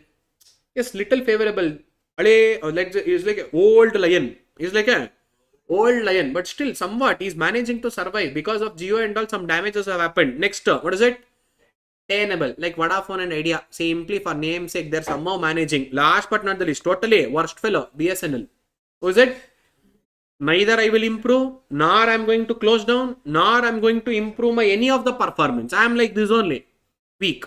So you're identifying your firm's competitive position either based on dash dominant, strong, favorable, tenable, weak. Clear? Now you need to represent them in a particular axis. Now see, in the order the little, in the particular map, so he has taken the x-axis or the x vertical for a product life cycle. Introduction, growth, maturity, decline. Aging is declining. Embryonic means introduction. Next, competitive position. Dominant, strong, favorable, tenable and weak. See, wherever green color is there, na, good to go. Yes, you can continue that product. You can be in that business. Wherever that orange comes, na, 50-50. Man, you guys have to sit. You guys have to decide. You guys have to take a decision whether to continue, whether to bring the strategy turnaround or whatever it is. Next, red, hello, danger. Don't even continue. You will not even survive in this industry. Close down. Clear? So this is ADL matrix. Which matrix? ADL. Suppose if at all you are in a dominant position. Which position? In any life cycle you are there. It doesn't matter. Green signal. Go ahead. Either. It is a very rare position. Which position? You are like your Windows operating system, Bill Gates, Microsoft. Except him, no one else is dominating in the Windows market. Clear? Now slowly little few people have come, but still who is having the lion's share? Windows. And I said na, Intel, operating process, all these chips and all, still they are only dominating in the market. They are monopoly. Who are there? And next comes strong position. You have a freedom over the choice of strategy. What is there? Freedom over the... Like Airtel, whatever end of the day you do, customer will still come and buy a product from you. But be careful. If at all you are doing all this stupidity things like Apple, na, one day they will say, bye. Next comes favorable. What is it?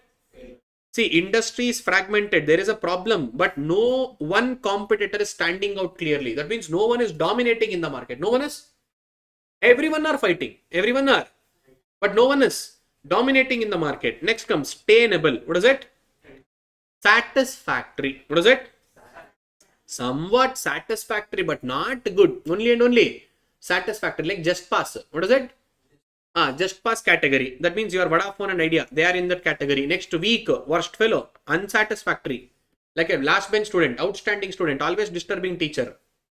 BSNL. What is it?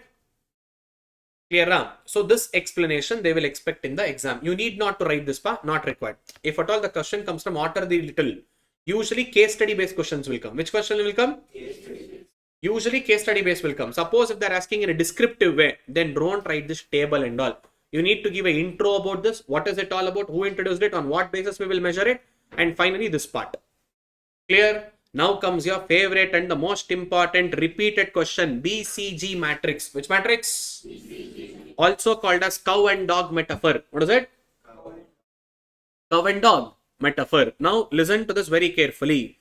We will only and only analyze this BCG matrix on the basis of market growth rate and relative market share. In short, market growth rate and market share. What is it?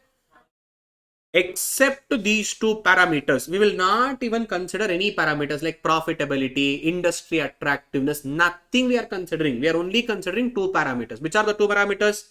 Market growth rate and market share. What is it? Market growth rate and only these are the two parameters about which we are going to understand, analyze and discuss. Clear? Now have a look here.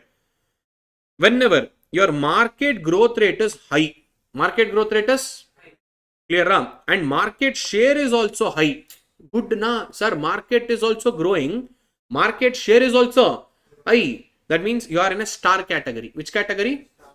Now this is where be careful. This is where you will go wrong. Whenever you are in a star category, you will not make profits.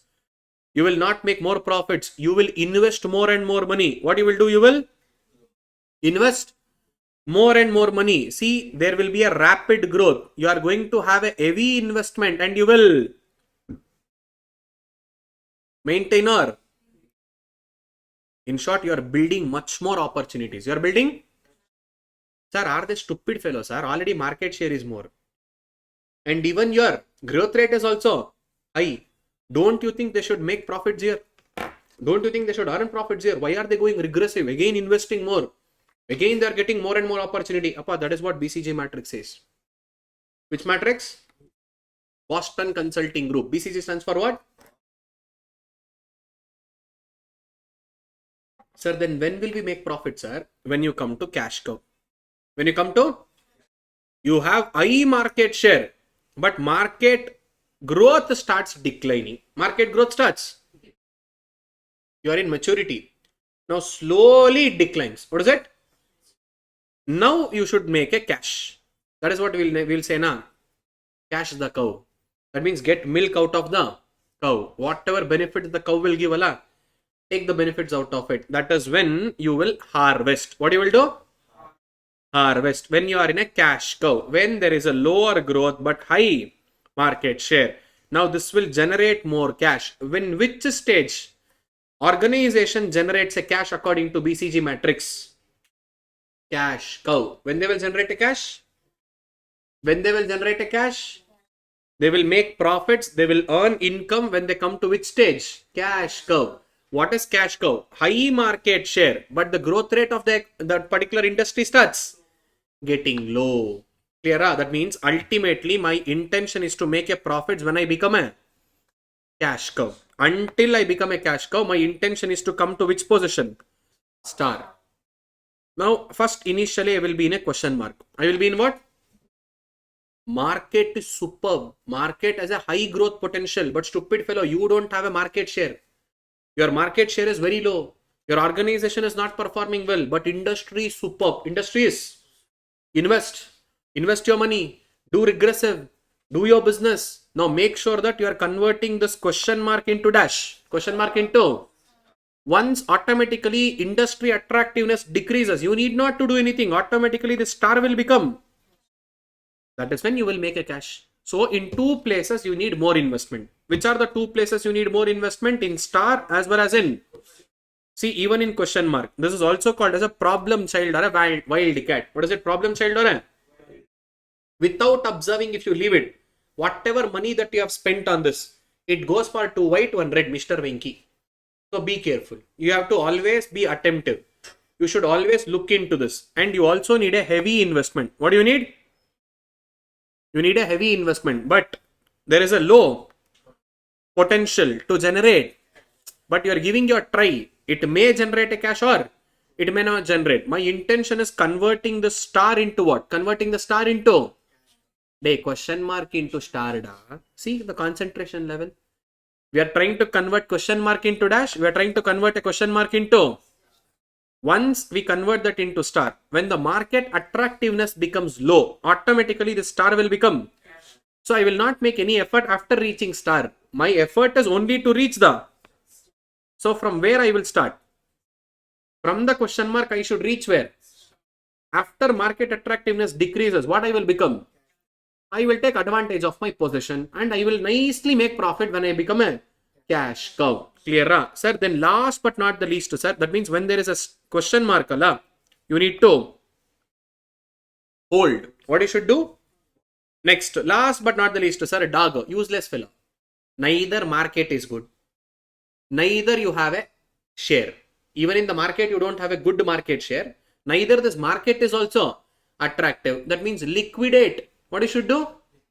Come out of that business. Why are you in that business? Tape recorder. How many of them will buy now? Stupid fellow. Why are you manufacturing tape recorders? Is there any demand for tape recorder? Yes, sir. Some old movies and all they used to do now. Some ancient. Which how much they need? 1 or 2 pieces. Nah, keep it some 10 pieces and then close down this business. Give it for rental purpose. Nah. Why do you want to be in that business? Gramophone. How many of them are using? No. Leave about them. How many of them are still using earphone? Very few people. Now everyone have gone to AirPods and all. Now come produce AirPods. Next, come out with a smart band. Next, try to make your cell phone itself as a watch. Now, there's inventions going on. Now, cell phone itself is like a. You will not have your, let me say, cell phone in your pocket and all. Next, you will be tying your cell phone to your hand. Ring. Coming up with innovations. Going on, still experiments are going on. See, come invest something, make huge investment. You will be in question mark when you are doing R&D. Try to convert that question mark into star. Automatically, when the market growth rate declines, you will become a cash cow. So you should know when to liquidate, when to hold, when to harvest, and when to build. What is it? When to liquidate, when to hold, when to harvest, and when to all that yellow underlined, yellow highlighted. These are the main answers. When will you liquidate? When you become dog. When will you hold? Usually you guys will get confused between star and question mark. High growth potentiality. What is it? We acquired a market in less than 2 months. In case study, they will give it like this. We acquired a market in less than 2 months. There is a high growth potentiality. What is this? Star. Which requires a huge investment to take the opportunity. Which requires a huge investment to take the star. What is it? By reading that statement, you should identify which stage it is in. It is in star. Where is it in? Clear? Understood? So what do you do when you are in question mark? Hold. What do you do when you are in question mark? Hold. When do you build? When do you harvest? When do you liquidate? This is the main answer. Biggest limitation of BCG matrix. You are only and only considering on 2 aspects. Which are those 2 aspects? And you are leaving out all other parameters. Industry profitability or current scenarios of the business or future scenarios of the business. Nothing. You are only and only focusing on market share and it is also difficult and time consuming and costly. See, difficult. Clear. Understood. Next one. Last but not the least. GE matrix. Which matrix? GE. Due to the disadvantages of BCG. What is it? Due to the disadvantages of BCG. GE matrix was introduced. General Electric Company went to the competitor of BCG. That is McKinsey and Company. Which company? McKinsey and Company. See, McKinsey and Company along with this GE, they invented new matrix called as traffic light signal matrix or called as GE matrix. Traffic light signal matrix or also called as 9-cell matrix. 9-cell, which is inspired by the traffic signal, which is inspired by the. Now, it is also considering the 2 important factors. In the horizontal axis about business strength. Horizontal axis, it consists about. In the vertical axis, it consists about market attractiveness. Sir, these people also considering only 2 parameters. The 2 parameters is just a heading. What all market attractiveness includes? What is the size of your market?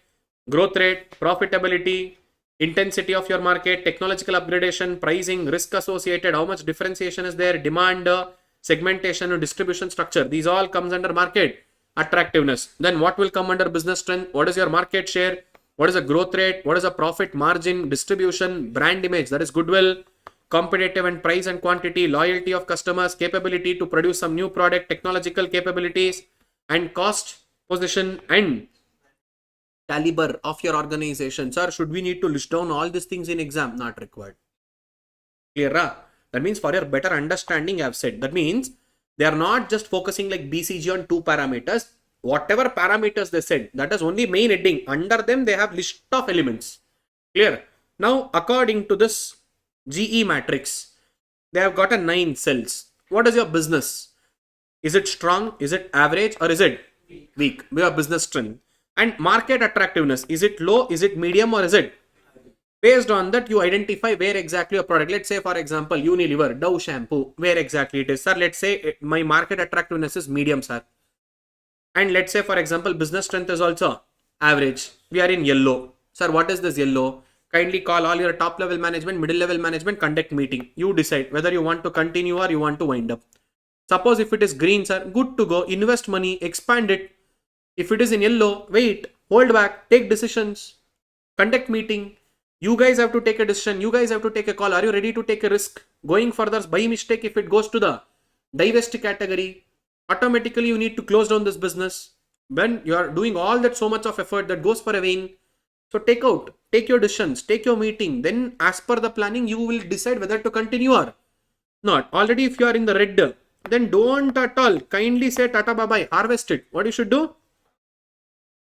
Clear? So this is traffic light. Green means go, yellow means be cautious, red means tata bye-bye. Stop it.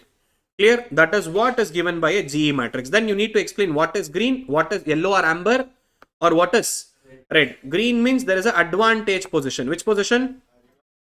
Where you can invest, where you can expand, where you can grow. Yellow or amber means cautious. Now management has to discuss and then they should take it ahead. Red means full stop. You will be under losses, bleeding. So either follow retrenchment or divestment or liquidation. So this is GE matrix. Which matrix? GE.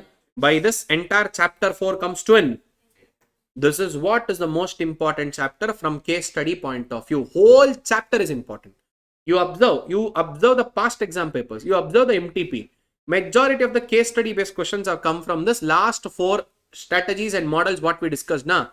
Already we discussed about market penetration, already length and breadth. Even from that case study questions will come. Existing product, existing market. What is it? Market penetration. New product, existing market. Product development. Clear, huh? New market, existing product. Market development. They will give one whole story. You should identify what is that. That is why I said life saving is the 2 inside brackets, whatever I've written. Market penetration, market development, product development. That is intensification. What is it? Yes. Diversification, concentric, conglomerate, and diversification through innovation. Clear? Next comes external growth strategy. External growth strategy is merger and acquisition. Strategic. That is why growth strategy is most important. Most of the descriptive question also comes from growth strategy and especially turnaround strategy, stages of turnaround. What is it? And BCG matrix, the most favorite question for ICAI. If not BCG matrix, your first one, business expansion, that is market development, product development, market penetration. That is another best. If not, chapter 1, vision, mission, goals, objective. Sometime if any stupid fellow like Shashikiran sets question paper, combine the chapters. Make that story inclusive of both. Mix the questions and ask. It will happen. They have asked it once. Clear? By this entire chapter 4 comes to an end. Okay, Vidya. Sir, what is the difference between retrenchment and divestment strategy? See, in divestment, see when you are pronouncing die, that means I am selling it off. What am I doing? That is divestment. In retrenchment, that is a part of making all these changes. Retrenchment is a main heading. Sir, I belong to CA Inter. CA Inter is like retrenchment. Under CA Inter, either one group or either 2 group or not at all writing exam. This category of students will be there. See, retrenchment is a main logic there. Retrenchment refers to wherein which that is an exit strategy. Which strategy?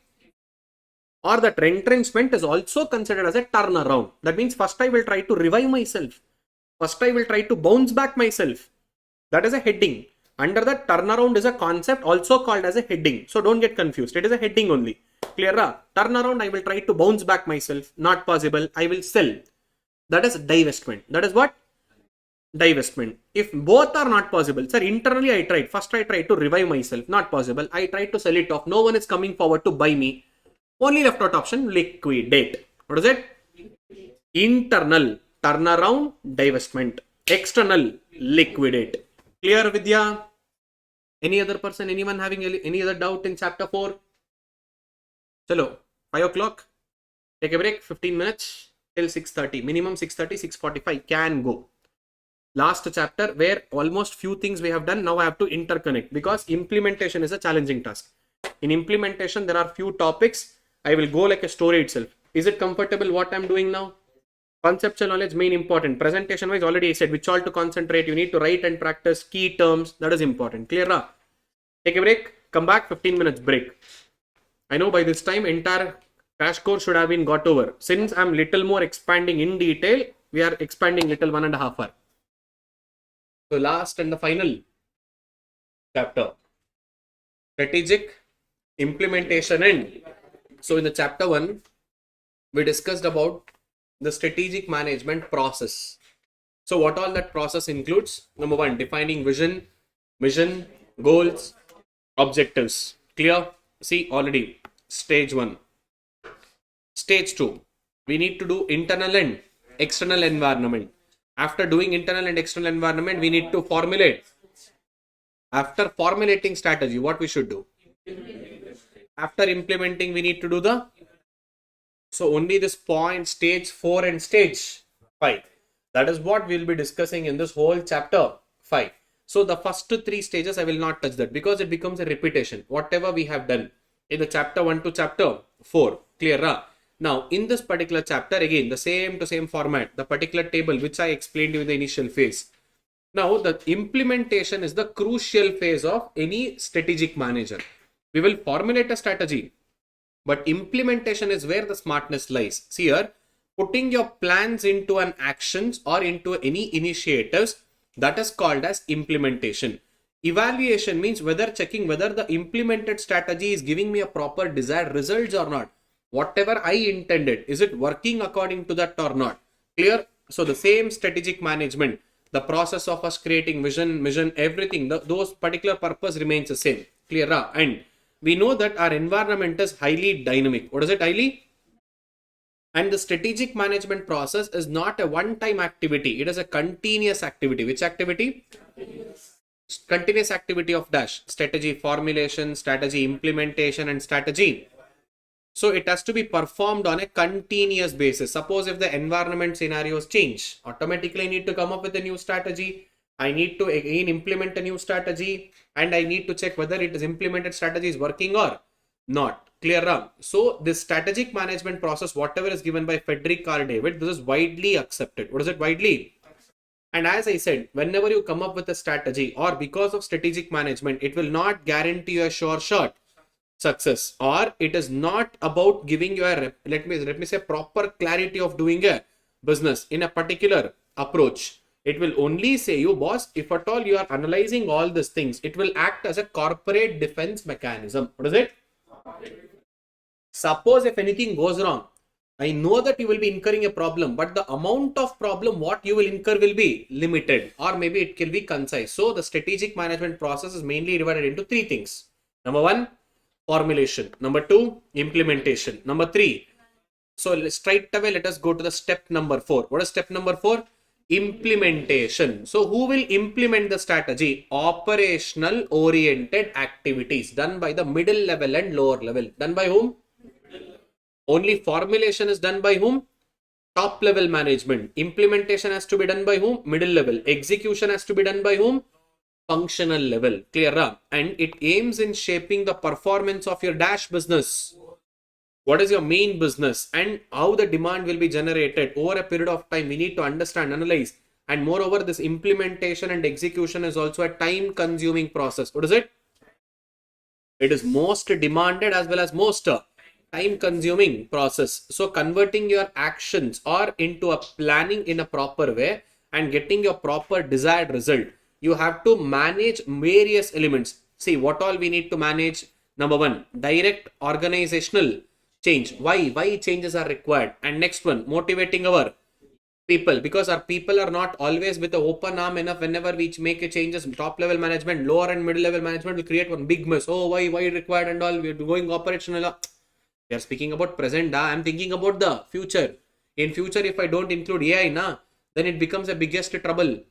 See, already people are losing out jobs. Already many industries are getting affected. So we need to also be ready to adapt to the changes and building and strengthening the company's competitiveness. That is core competency, skill and efficiency of the organization, and competitive capabilities. There should be rare capability, non-transferable, non-imitatable, all that competitive advantage, and creating a strategy which supports working culture and meet and beat the performance target. I need to meet the target as well as I need to beat the performance targets. I need to go ahead of my competitor. Then finally, after implementing all this, I need to evaluate whether whatever desired results I was expecting, am I getting it or not? Is there any deviations? If there is a deviations, I should take a corrective measure. Which measure? Evaluate the progress and impacts on any new external developments. And if that is the case, take the corrective action. For that, we have some trigger points. Which points are there? I said key essential elements of an organization. Same way we will measure our performance. If the trigger points are not matching, then man, your strategy is not working properly. You need to implement things in a proper way, or else you need to change your entire strategy itself. So this is the last and final stage, evaluation. It may be a well matching according to your industry and competitive conditions and performance are achieved in a target way as per the desired way or being met, or it may have not happened. You need to cross check and you need to reformulate it and re-implement it. Reformulate it and so with that respect, strategy formulation and strategy implementation. So strategy formulation is a top level task, that is corporate level task. Implementation is a middle level and the lower level task. See, strategy formulation will be taken care by dash management, but operational planning, strategic planning is senior management, operational planning is middle and lower level management, and senior management, they will evaluate the organization strength, weakness in the light of opportunities and threat, that is potentiality and danger, outside, internal and external. They will analyze it. But after getting a new strategy, which all resources are there, how to use these resources effectively as well as efficiently, how to achieve our, who will decide that? Middle level and lower level. See, characteristic features of strategic planning and operational planning. Strategic planning shapes in using the organizational resources in the most effective way. It speaks about current development of a, how we can increase our resources, how effectively we can utilize it, and also it assesses the impact of the environment variables. Variables means changes. Any variables, economic variable like external environment, political environment, that changes. Then strategy will not work here. It makes modifications to the business functions, but not fundamental. Who will make the fundamental changes? Top level management. Next up, develops overall objectives for the business, and such strategies are for a dash term success. Here we will not develop overall strategies, we will develop tactics. What do we develop? Who will develop strategy? Top level. Who will develop tactics? Middle level and the lower level. And it is for a time-based measurable targets. What are this? What is time-based measurable targets? Objectives to achieving dash. And who is responsible for strategic planning? Senior management. Who is responsible for the operational planning? Clear? So strategic planning is also a process. Strategic planning is also a of determining dash strategy. Top level strategy. Listed below are the ways we will do it. Same dash strategic management process. First define vision. Next we will define your objectives. After defining objectives, you should know what all resources you have, what all resources are required, and formulate the policies according to that in order to use the resources and disposal of the resources. Organization wide focus has to be given, and we need to make the division of major functions like division 1, division 2, division 3, which one to implement, and largely, what is it? Interact and overlapping decisions will be the duplication of functional level now. Marketing, sales, HR, and development of an effective strategy when the organization is going over the next year and what it wants to go. Not about the present. We're also thinking about the future. And sometimes what we plan and what happens in the environment is not one and the same. Because of some uncertainty, because of some, did anyone expect COVID? Did anyone expect the tsunami? Did anyone expect the earthquake? Some unexpected events will happen. Now, Cadbury case study example, worms were infected. Why? Because of external environment. They were not storing properly. Did Cadbury people expected this? This will become a big hangama? No. Some unexpected things will happen. So then what should be done? Boss, when you're preparing a strategy itself, make sure that your strategy is flexible. What is it? We can make a quick adaptive changes. What is it? Quick adaptive. So according to the environment, we can make it really quick. And sometimes whenever you can't make this quick adaptive changes, we need to think about what? What do you mean by diversification? Changing into new product, new market, new segment. See, customer base has to be changed. New market, new portfolio, entire new market segment, or monitoring and scenario planning. What can go wrong? Where we have to be very equipped. We have a planned things. Yes. But sometimes we need to approach reactive strategy. Which strategy? We made a planned proactive strategy, but no, proactive strategy might not work. We need to adapt which strategy? See, organization can regularly monitor the key indicators to change and conduct scenario planning to understand different future scenarios might impact. What is this word? Their strategy, which may impact or which may not impact. So we need to be ready for everything. You need to build resilience. That means you should be ready. Man, operational process, okay. Financial flexibility, okay. Risk management, okay. Whatever changes comes, don't worry, we are there. If we are unable to do any of this, simple, collaborate with your partner or create a partnership. That means merger and acquisition or strategic alliance. Let's share the risk and reward together I tried my best, unable to do it. I can't alone do it. So we will do it together. What do? We do it. Either with my competitor, I will merge, or I will collaborate and I will go further. Clear? So what all will be the impact of uncertainty? Because of this impact of uncertainty, due to some potential trends and potential event that can not just impact your present operation, even your what you're planning to do, or what was even there in the potentiality in the future, present, proposed, future, everything gets affected. Clear? So I was planning to establish one big academy, sir, full 5 floors, 6 floors, offline classes. No, bloody rascal fellow, who will come 5 floors, 6 floors? No, online.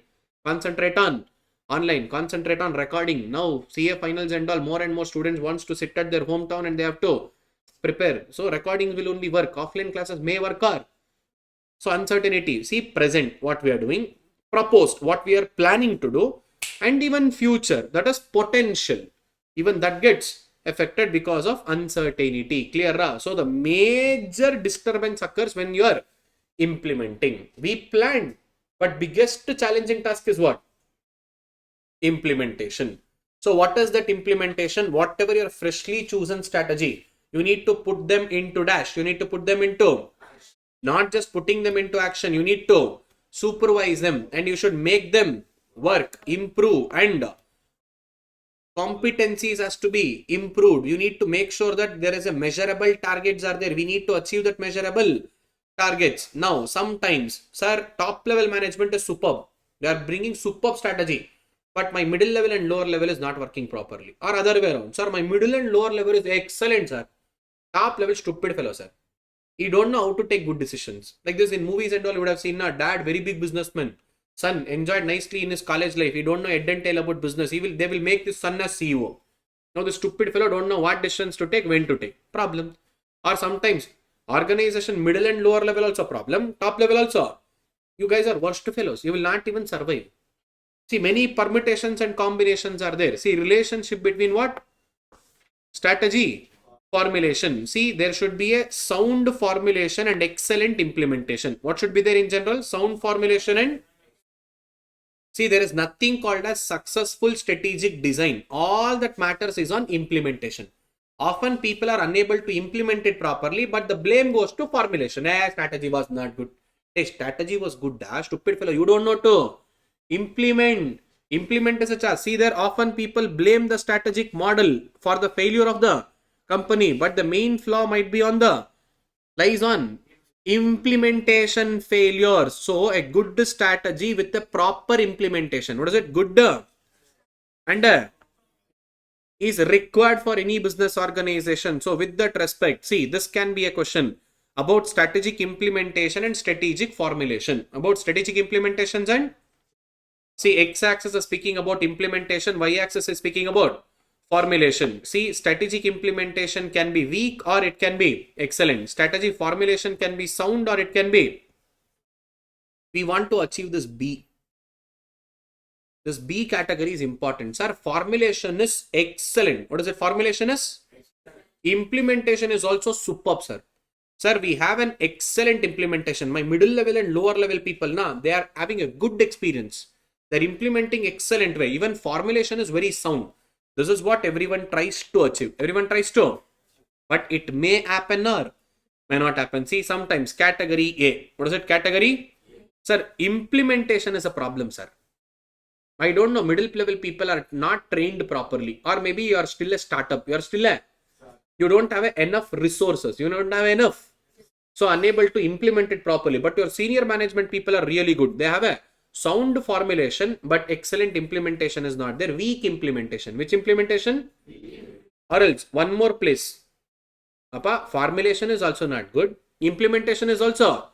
You will die off very quickly. What is it? You will die off very quickly. And there is one more category, D. What is that D? Formulation is not good. I said, businessman. His son will become CEO. Formulation is not good, but implementation is excellent. People in the organization are amazing. Stupid fellow top level management. So these two are a trouble kids. C and D. Especially D is much more better. C is worst fellow. What is it? C is? There should never be a C category in the organization. See, category A. What is category A? Sir, formulation is superb, but implementation is a trouble because of lack of experience. Because you guys are in a startup zone now.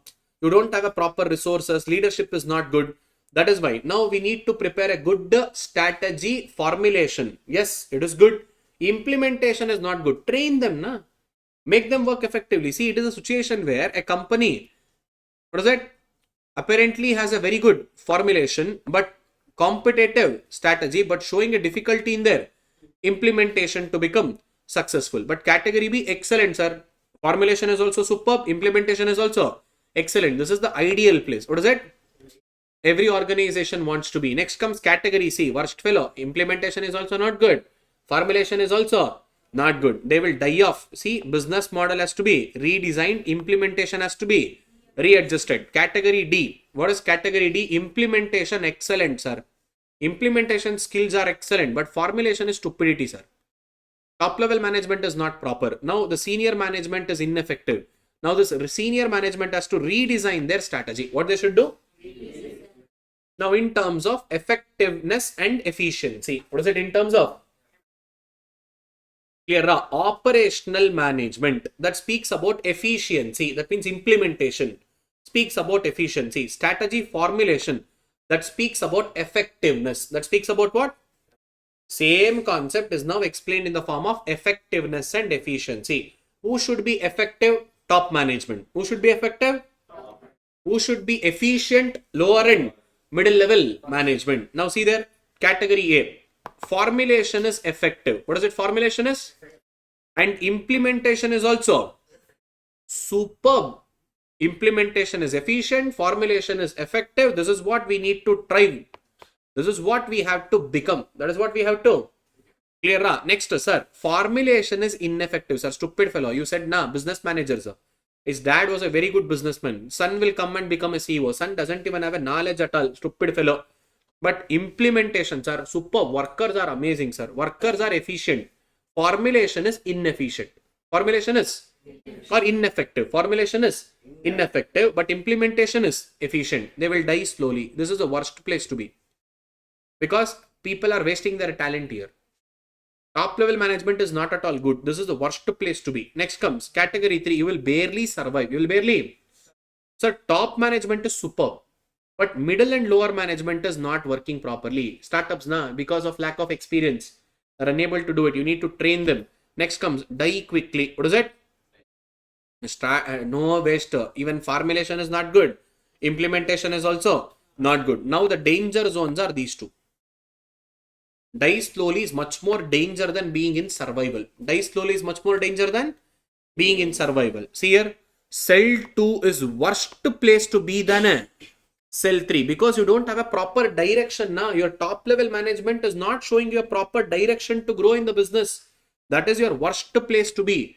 Clear? So remember, management should be effective. Operation should be efficient. Clear? Now, sometimes whenever there is a technological or technically imperfect plan. What is it technically? That means top level management is not good. If the technically imperfect plan, if it is implemented well, if it is, that means middle level and lower level are excellent. Top level stupid fellow, that can give a better result than a perfect plan. That can give a perfect plan, because which is the biggest difficult task? Implementation. You guys are taking care about implementation. Only your top level management is a stupid fellows.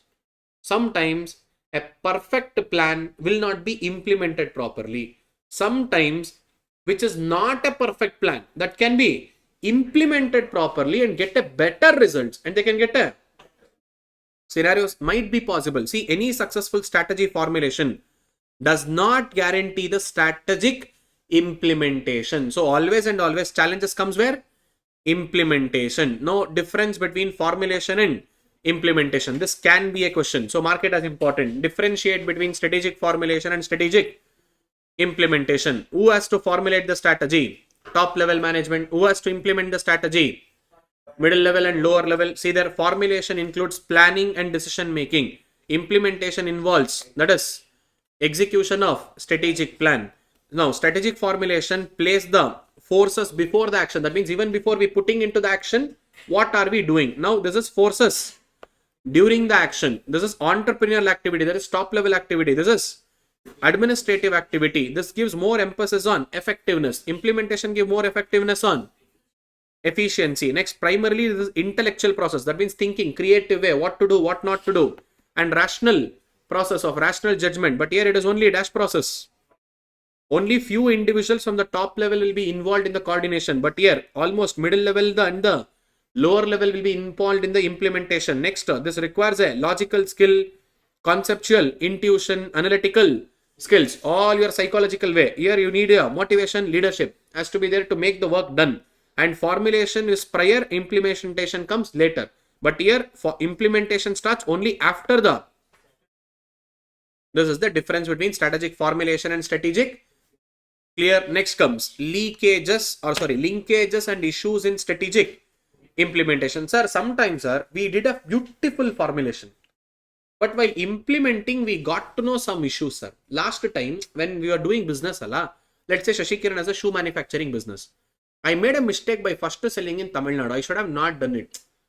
Why? See, because Tamil Nadu people have a bigger market here. Ambur is there, leather market is there, and they have Tirupur, cloth market and all. They are already big in all these lifestyle products.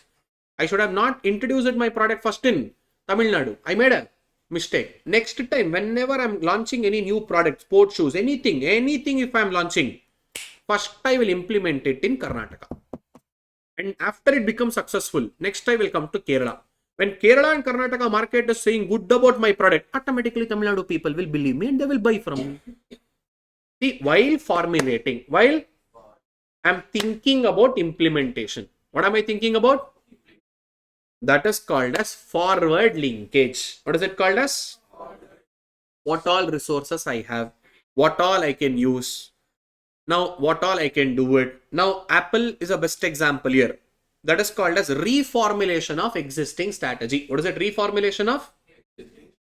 That means, boss, when when Steve Jobs was taken out from the Apple, the stupid fellow started doing R&D for 300 items. How many items? 300. Now, when Steve Jobs came in, hey, stupid fellows, don't do that. Not required. We are not going to launch 300 products and all. We only need 10 products. We only need. He eliminated all that. He brought down to only and only how many products? Now do R&D on this 10 product. Enough. See, that is what? Reformulation of existing strategy. What is it? Already existing strategy is there. We are reformulating. That means while formulating itself, I'm thinking about what can go wrong in implementation, what all has to be considered in implementation. Or I'm creating a. Why, sir, government changed. New rules and regulations will come. Till date, whatever strategies I did, it is not going to work. Now preferences of people have changed. Why, sir? AI has come into picture. Now everyone wants all dynamic, exciting, all image-oriented reports. Now how many of them will just read Excel report and all? No one. Even in Excel, they need all that pie chart, diagram, everything. It has to be little more colorful. So new government, new process, new kind of doing business will come into a picture. Now see, earlier we didn't have a concept of chart book.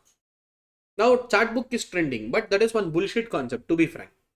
If everything faculty only provides, what you guys will do? What you guys will do at home? So I say to my students, I have a chart book. If you want, I will give it.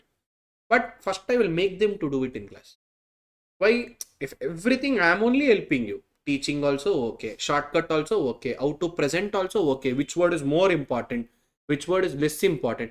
After doing 90% of job, at least 10% you guys do now.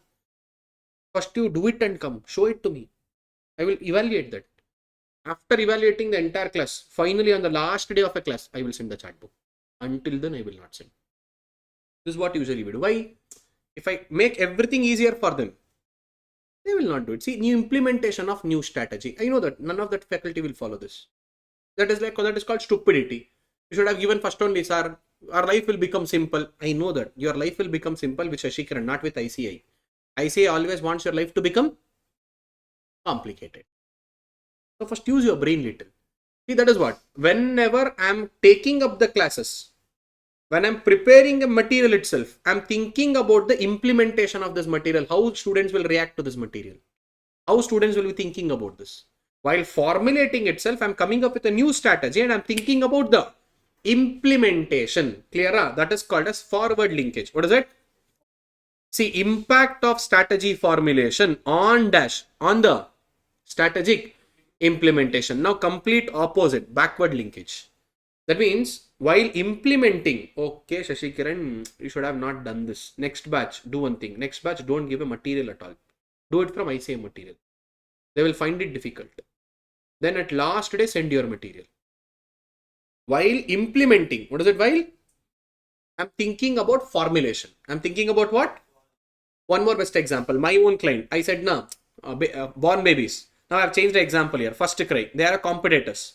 Now let's say, for example, in order to set up one store, that is one franchisee store, 1 crore rupees will be the expenses. How much will be the expenses? 1 crore rupees will be the expenses. Let's assume that now First Cry has a 900 store in India at the moment. Let's assume that they have 500 store. They are planning to set up 400 store. Planning to set up, in order to set up every single store, what is the money required? That means how much money I need? 400 crore. In my reserves also there is a 400 crore. That means I will plan accordingly with my existing resources. I will plan according to my, see man, I have a resources of 400 crore. Clear up? By using that 400 crore, what we can do? That means while implementing, we are thinking about the formulation of strategy. See, 400 crores are there. We have made a profits of 400 crore. So next, when we are opening up a new store, only 400 crores are there. One store requires a 1 crore. So while preparing a strategy, we will only come up with how many stores? Will not go beyond 400 crore. And we will make some additional efforts. We will make some additional efforts. See, what is that additional efforts? Employee hiring. Additionally, we will appoint some 1 or 2 employees to every single store. And I'm thinking about the present structure of resources. That means, what is my present resource? What do I have at present? I'm considering that present resources while implementing and then thinking about a formulation. Shashi Kiran, you will make this mistake. So next time while formulating, be careful. So when I'm implementing, I'm thinking about the formulation. Because last time in Tamil Nadu, backfire happened, na? First time I introduced it in Tamil Nadu. It didn't work. So this time, what should I do? First I should introduce it in Karnataka. Next I should introduce in Kerala. After becoming successful, when brand name improves, then I will come to. That means while implementing, I'm thinking about the formulation. Backward. What is it? Suppose when I'm formulating, if I think about implementation, that is clear. That's it. Backward integration and forward integration. Clear? So this is where usually students will go wrong. Clear? Issues for considering strategic implementation. We know that implementation is not that easy.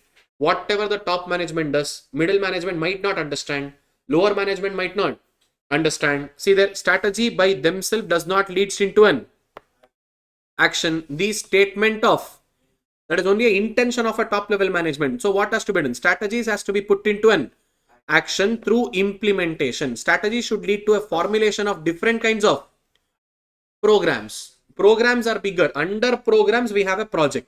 Under program, we have a, okay, ArivuPro decided, let's start a professional coaching. Okay, that is a program. Under professional coaching, which all?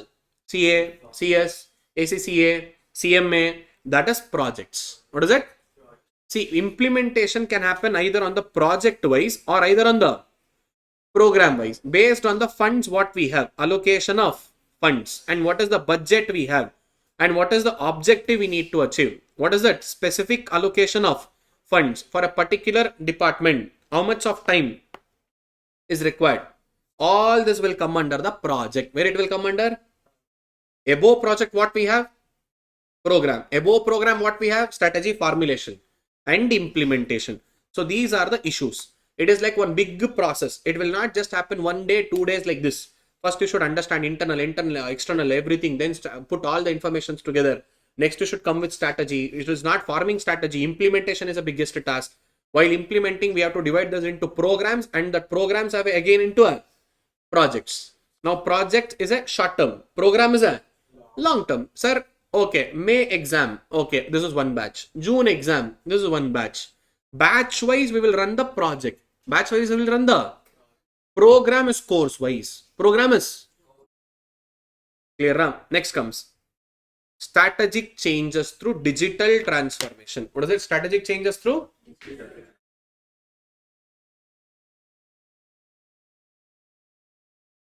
Vidya has a doubt here. Sir, in forward linkage, My organization is adjusted or corrected as per the strategy formulated. Organization is adjusting as per the formulation in forward linkage. That means whatever resources I have, according to that I will formulate.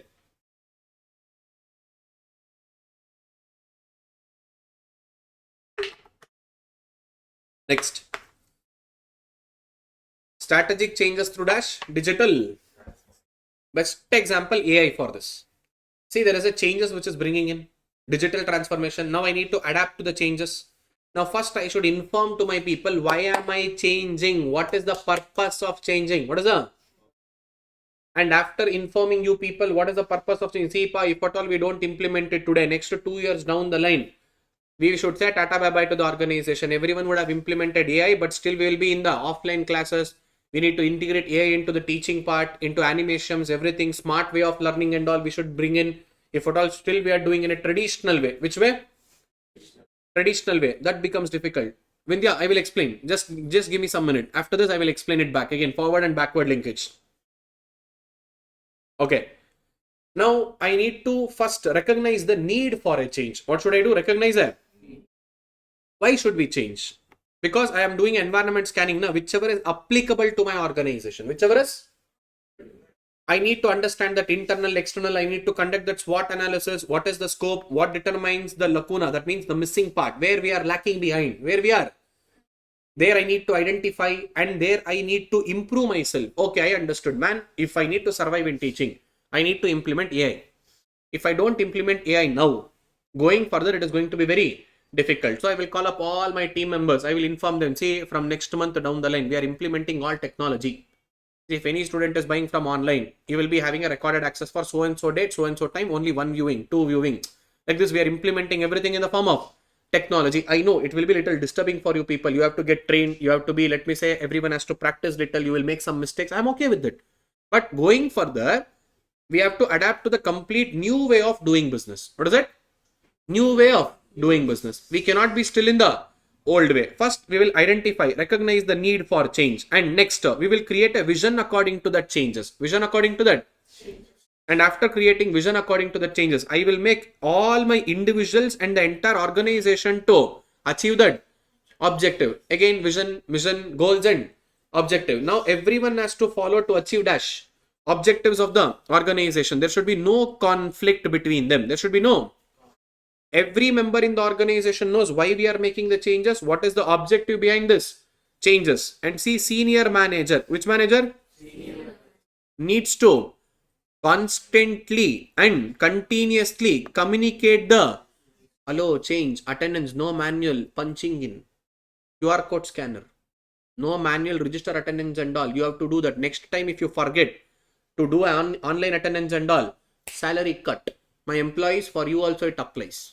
I have to keep on monitoring them, communicate the vision for all the organization members. I should make sure that change in the business culture is not of superficial or cosmetic. That means I'm not just joking it. I'm taking it in a serious way. It should be visible. Changes should be visible. What all we are making over a period of time. Everyone has to implement that. Now you cannot think, my boy stupid fellow. One day he will say, 1 week he will follow. 2 weeks he will follow. We have seen this so many times. In Josh, he will come for 2 weeks. In third week and all, again we'll go back to the same procedure. Hello, this time, no. Institutionalize the. We have to follow institutional wide, full on. Everyone has to follow. We should not slip back to the old way. We should not. Clear? See, these are the 3 steps in bringing change management. 3 steps in bringing. Number 1, recognize the need for. Why are you changing? What is the main purpose? Why are you doing it? Inform them, create vision and communicate all the vision with your members. And after them, you need to give them a time to adapt to the changes. Make sure that everyone is following the changes. Everyone are following according to the vision. They have to achieve the objective. And finally, when everyone are following, institutionalize it, permanent, make it. They should not slip back to the old way. They should not slip back to the. You need to regularly monitor.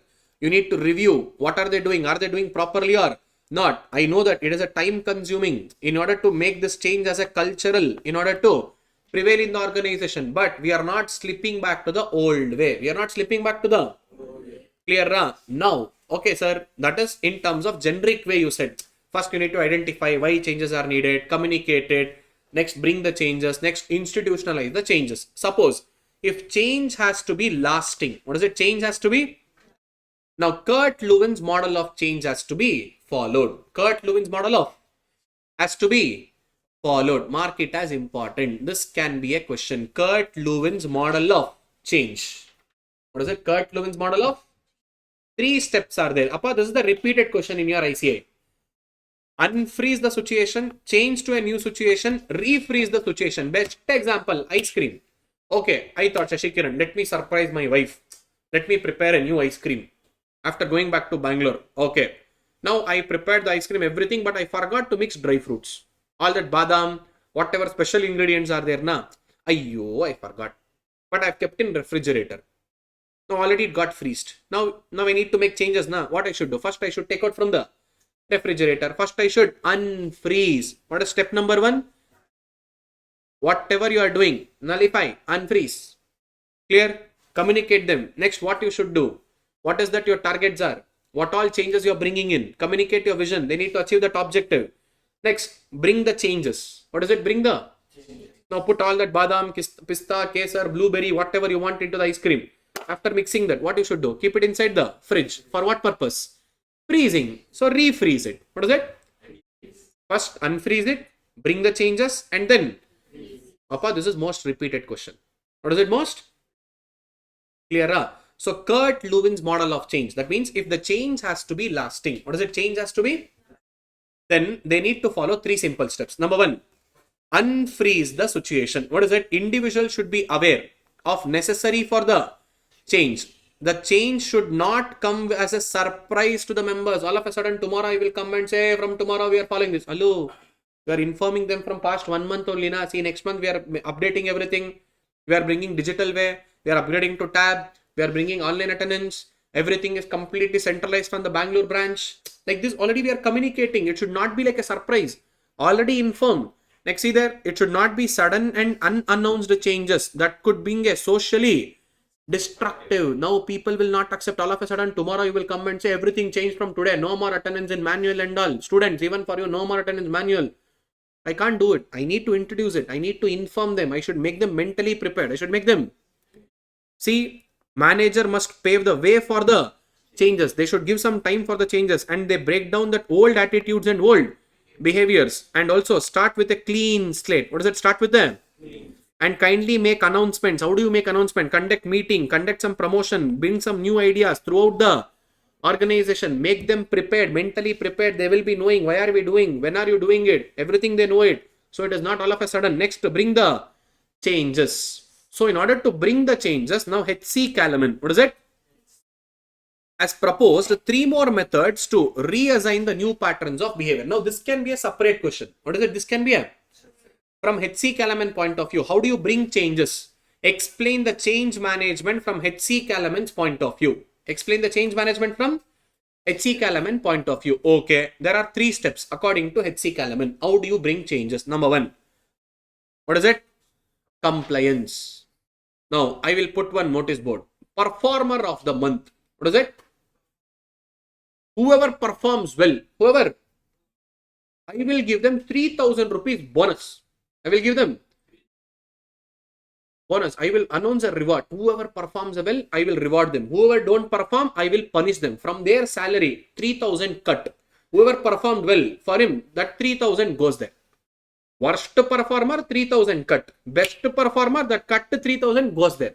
Now see the competition. Automatically, no one wants to be the worst performer. See, reward and punishment system. What is it? See, we need to follow reward and punishment system in the organization. So there is going to be a fear of punishment. What is there? Fear of? And actual punishments and rewards will be there. So everyone will start performing better. Okay, if this doesn't work, now go with psychological way. Which way? Second one, identification. What is it? What what's your name?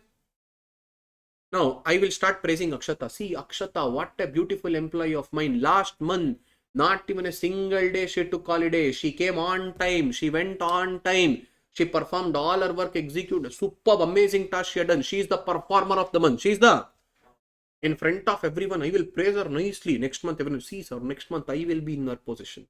next month you will be praising me in front of everyone. I'm bringing that in a psychological manner. What am I doing now?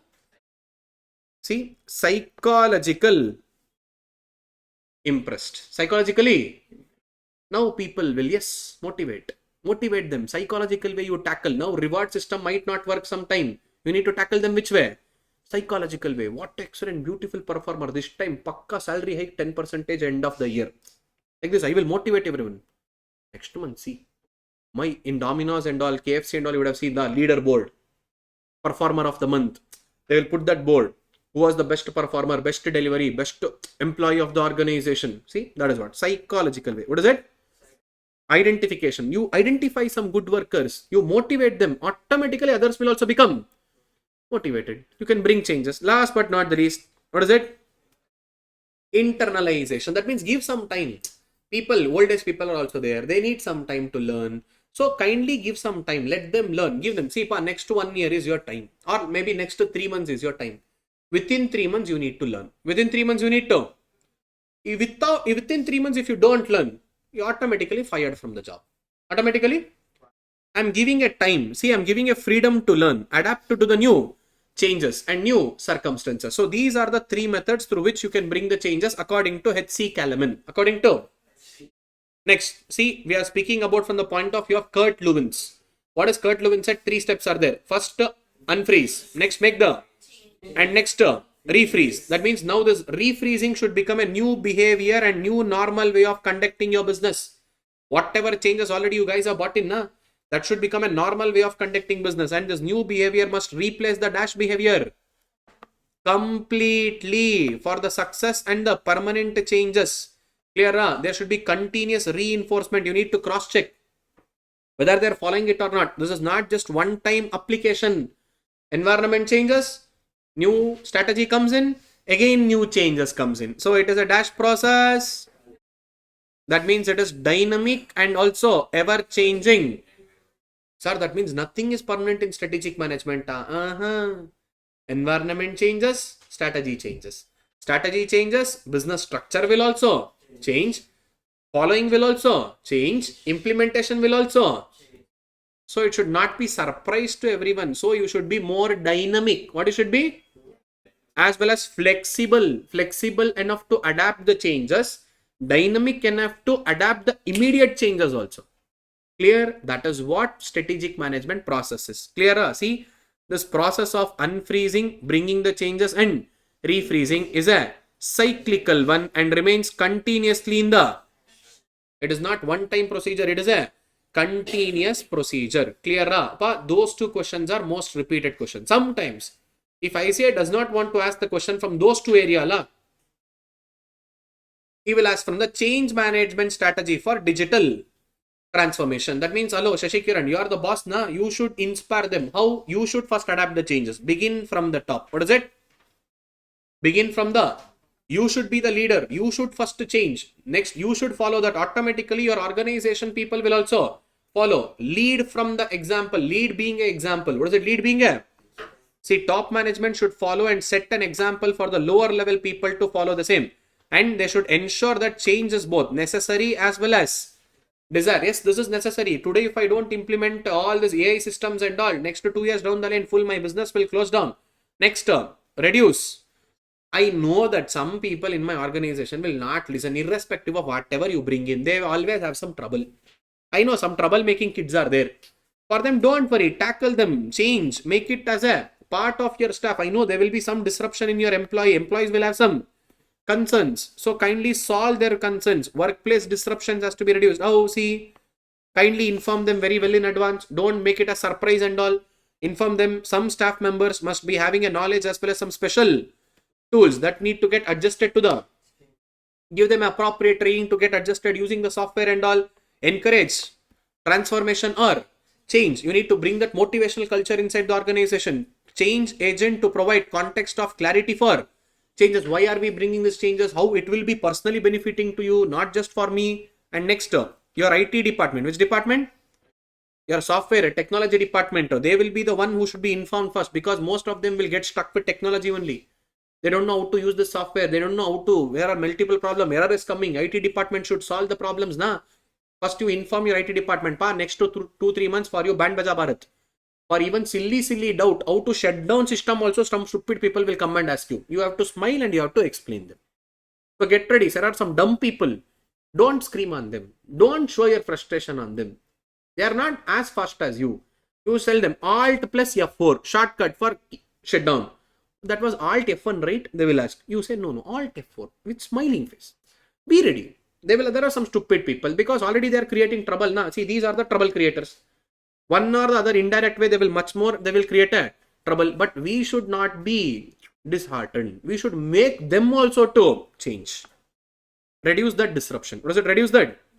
And always communicate. That is most important thing. If you are finding it difficult, if you are unable to implement something, if you are unable to follow some work, kindly communicate. Create that friendly environment in the organization. People should not be feared to come and communicate to you. Let them come and communicate to appropriate person. Recognize the change is just not a norm, or it is not just a. It is important for organization to build in a long run sustainable growth. So this is a normal procedure. Which procedure?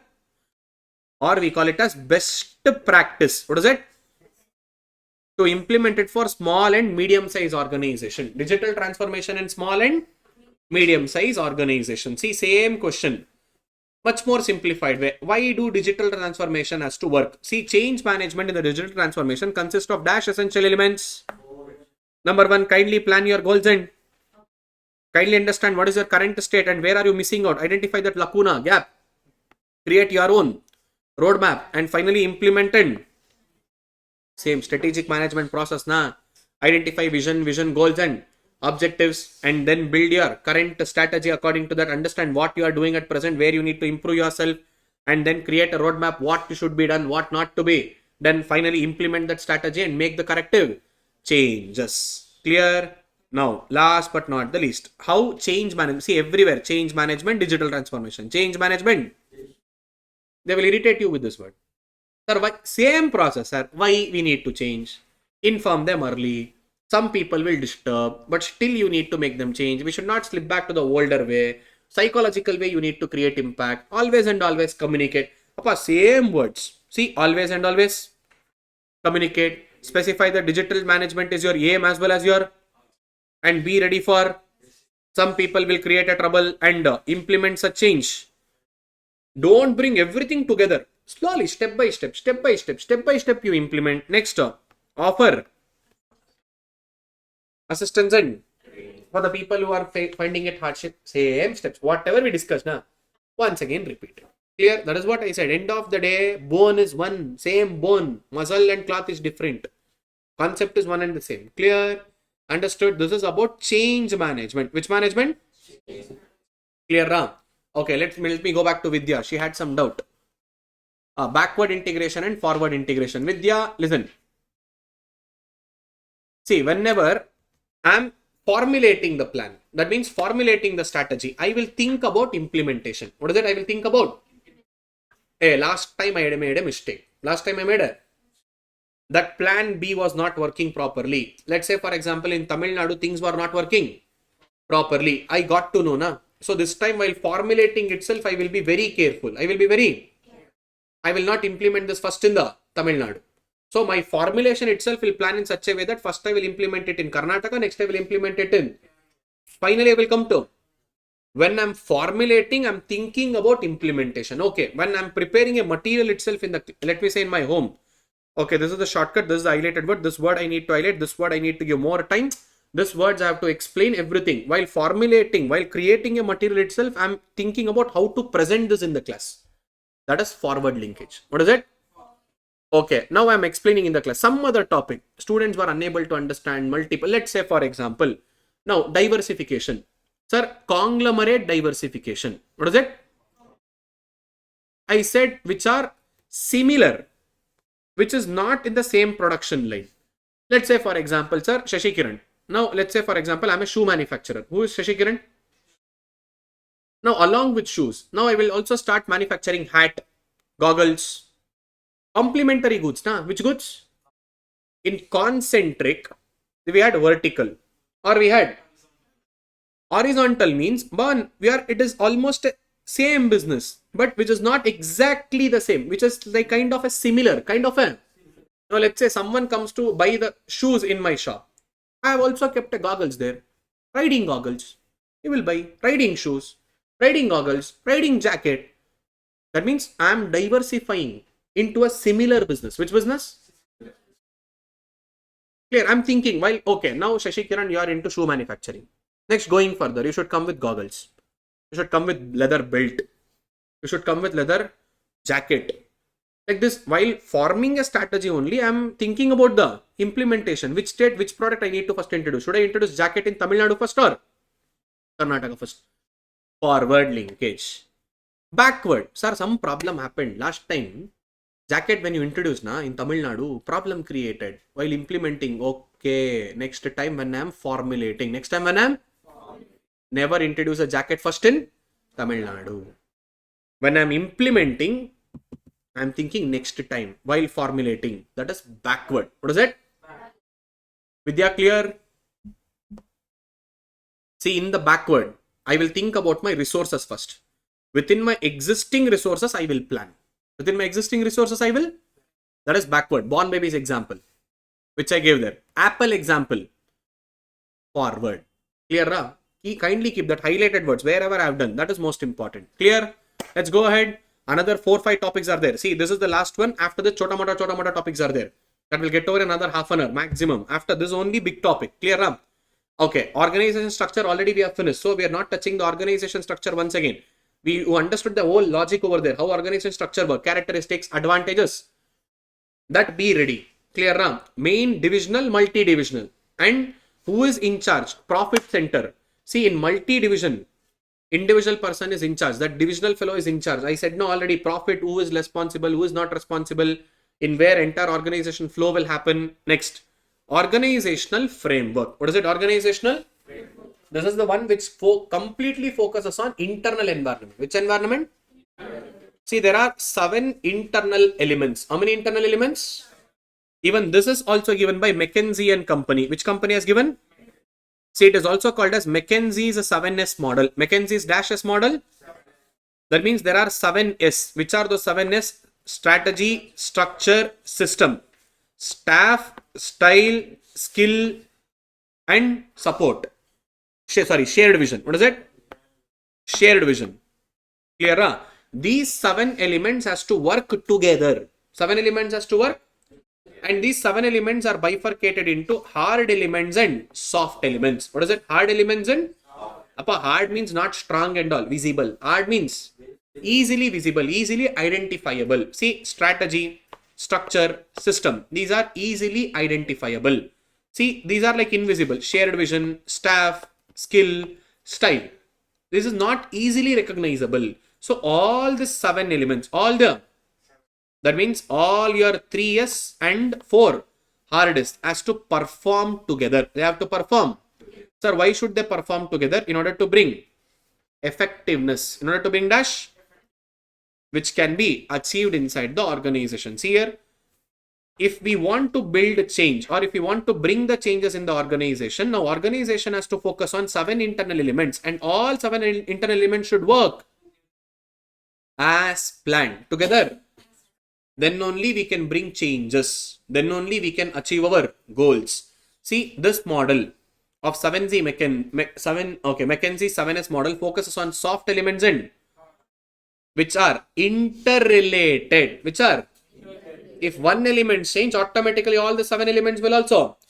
So every 7 elements has to work together. They have to work. If you modify any one aspect, if you change any one aspect, they will be having a repellent effect. Which effect will be there? And especially they will create an imbalance. So in order to maintain the balance, all 7 elements has to perform together. All 7 elements has to. See, which are those 7 elements? 3 hard elements. Which are those hard elements? Number 1.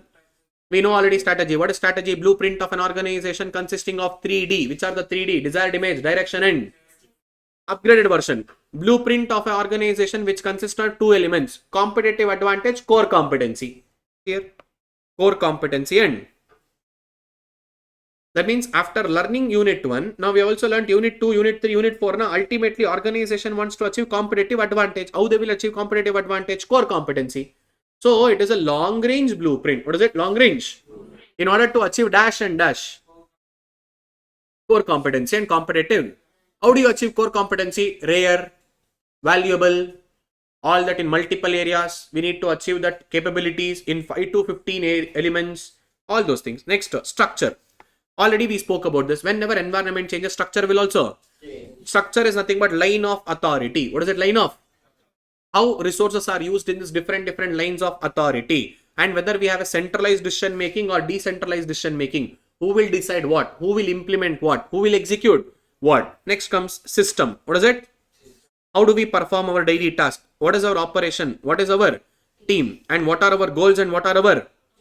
That is system. Next comes soft element, shared vision. That is our core value. Shared vision is a what is our desired image, what we want to ultimately become. Next, what is our style of leadership? What is it? Style of? There are mainly two types of leadership: transformational leadership and transactional leadership. I will explain. Next, it will come. Clear up. Next comes staff. What kind of talented people are we having in our country? Sorry, no, in our organization. Next, what kind of skills does my employees have? All these are the 7 important elements. Clear? And because we are only concentrating on internal and we are excluding external, that is a limitation. See, we are completely ignoring what? External. And this model will not provide proper clarity on the organizational effectiveness or maybe on the performance. It is more and more of static. It is lesser. But strategy should be flexible, na? Next, it misses out the real gap what the organization has to achieve. What is that you are lacking with, where you need to focus on that nothing we are saying. We should only focus on 7. Hello, you should also focus on different things, na? And where is your drawback that you should say, 7 elements has to work together. Disadvantage. Clear? Organization structure. So already we spoke about this. Clear? See, especially wherever I have given as a note, that note plays a major role.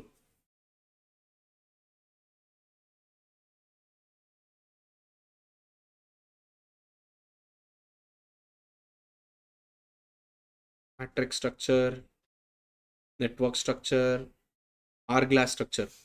Clear? Next, organizational culture. What is it? Organizational? Year after whatever we read, less important. I'm not saying that questions will not come. It will come. It may, or even if it is coming, not of like more questions and all. Maybe 5 marks, 2-3 questions they will club and they will give. Minimum 2 questions they will club and they will give. Now, organization culture, same things. Whatever we have done from chapter 1, same multiple times gets repeated. Philosophy of the organization. See, what is our history? How exactly this organization is performing? What are our values, rituals? What we do and what all we don't do? What all our beliefs? What is our thoughts? Now, sir, how do this organization culture get spreaded? Because of all the rumors, what we create for the next generation. Your grandma used to say, no, Saturday, Sunday is weekend, you enjoy. Monday, Tuesday, you should not eat non-veg.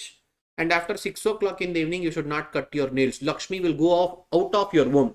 As if Lakshmi daily comes and dances inside my home till 6 o'clock in the evening. This is the problem. See, these are like spread, let me say, stories which are told to one generation to the. See there, how does the organization culture comes from? Where does it comes from? See, this emerges from the stories that are told over and again to illustrate to the newcomers. We have a legacy. We have been there from 70 years in the market. We are number 1 in the industry.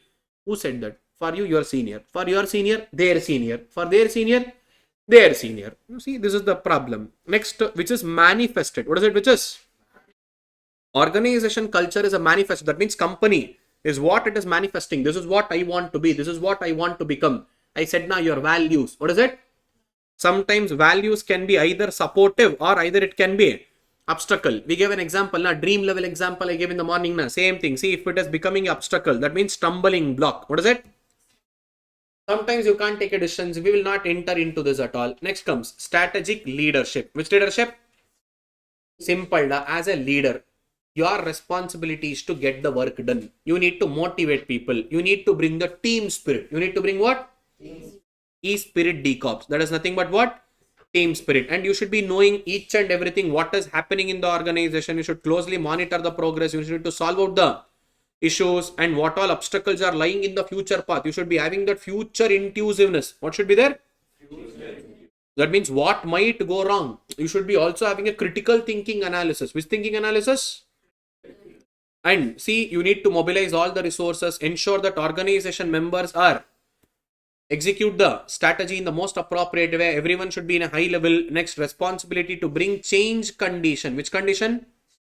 And you should bring the alteration of the new opportunities, and also you need to come with innovative ideas. You need to motivate people. You should always stay ahead of rivals. What does it stay ahead of?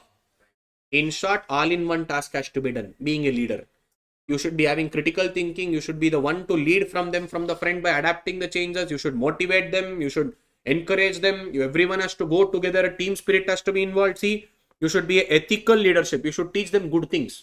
Never teach your business colleagues to earn money in a bad way. No, you should always do in a rightful way. Ethical. See, conduct in a ethical affairs and model corporate citizen. You should be like whom? Model corporate citizen and pushing corrective action. See, leadership roles. And these are SEPA, blah, blah, blah, blah, blah. Again, making strategic decision, making policy, corporate culture. These are the three things you need to make. What all three things you need to make? Strategic decisions, formulating policy, and corporate. And you need to manage three more things. Effective communication between the organization, human capital has to be managed, and you should bring the change. Digital transformation, unfreezing, making changes, refreezing, all this. And you need to sustain one important thing, which is that high level. And in short, being a organization leader, you should be working in the complex form of leadership in the company, which is should be flexible enough to adapt changes, empowering others to create a strategic chance necessary, all external environment. In short, A to Z. What is it? You need to follow. See, these are those A to Zs. Being a leader, you should design things, you should implement things, information system, management control, reward system. All this you need to follow, which come down to two simple types of leadership. One is transformational leadership. Second one is transactional leadership. Transformational is the one who motivates people. One who, when we are in still entry stage of business cycle or closing stage of business cycle, either in introduction or decline. Introduction or we should make people to motivate. We should make them to work better. We should take out best out of you. That is transformational leadership. Which leadership are?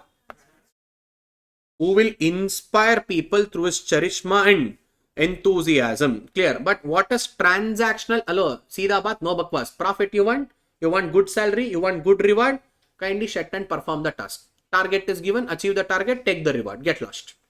With me, no inspiration, no nothing. I am taking my power into control and I am performing. When organization is growth stage and maturity stage. Which stage? Transactional leadership will come into picture. See, we have designed system. According to that system, I will control you. And see, moreover, in case of transactional leadership, what is it? See, we will be having dash environment. At which stage of business cycle we do this? The organization main intention is to, but transformational. What is it? Environment is not same. Environment keeps on changing. And we are at either very start or very end of the, and we have a poorly performing organization which has to be inspired, which has to be improved. That is your job. And next, see, transformational leadership will offer excitement, vision, intellectual and personal. But here another thing, we have built a culture. Follow the culture. Current, follow that and get your reward, pay and status. You will be promoted, all that within the authority. But here nothing. We are just motivating we are making their ability to increase. They have to work beyond their ability. All this. Which are those stupid fellows who follows this? Jeff Bezos, Mark Zuckerberg, Steve Jobs. These all are transformational leadership. Now, who is a transactional leadership? Bill Gates, Mukesh Ambani, Elon Musk. See, this difference you can get a question. Difference between transactional leadership and transformational leadership. Clear? Next comes strategic control. What is it? The concept is very simple and easy. Operational control, managerial control, and strategic control. See, three types of control is there. How many types of control? Okay, let me take one example. Now, Shah Rukh Khan is my customer. Who is my customer? Shahrukh Khan is my customer. In my shoe manufacturing company, Shahrukh Khan is my regular customer. Now, Shahrukh Khan wants one special shoe for whom Rinku Singh, for hitting that beautiful, marvelous game. He's creating one small note below that shoes. His name is there and gold beading is there. What is there? Gold beading is there, and he's creating one excellent shoes, and he has personally handed over the task. I need in the specific quality only. I need a German leather. Which leather? I don't need a Indian leather. I need which leather? Now, my individual task is to only get that German leather from procurement team. I'm concentrating only and only on building this one single shoes. I'm not concentrating on getting the 1,000 shoes for Tamil Nadu or Karnataka or Kerala. My job is to only and only tackle which task? Or individual? I will get into it. I will only perform this individual. That is called as operational control. Which control? Operation. See, whatever I've given in the brackets at last, Allah, that is the shortest way of understanding. See, we do not consider the entire individual department or overall departmental operations. I'm not considering the whole departmental operations, but we are incited about this department. We'll go inside about the department. We will only control one particular task. What is it? One. Or we call it as a individual task. That is called as operational control. Which control? See, such operational control can either happen for stock management or productivity, quality control or cost control, reducing the cost or budgetary control. It can be anything. I will only focus on one simple task. I will not go inside any division, any inside function. I will not manage that entire function, entire division. I will go deep inside that. I will only manage on one single task. Only manage on. Shahrukh Khan is most important for me. I need the German leather only. I don't need Indian leather to be manufactured. German leather, gold beading. Only that manufacturing of one shoes I'm targeting. Not on any other quantity. Next, managerial control. Which control? One division or one SBU. Now, I'm only focusing on Karnataka state. I'm not focusing on Tamil Nadu and Kerala. My only and only focus on is on one division or one particular operational activity. One particular or one functional activity, either on sales department or either on procurement department or either on one single department, accounts department. My whole focus is on only and only one department.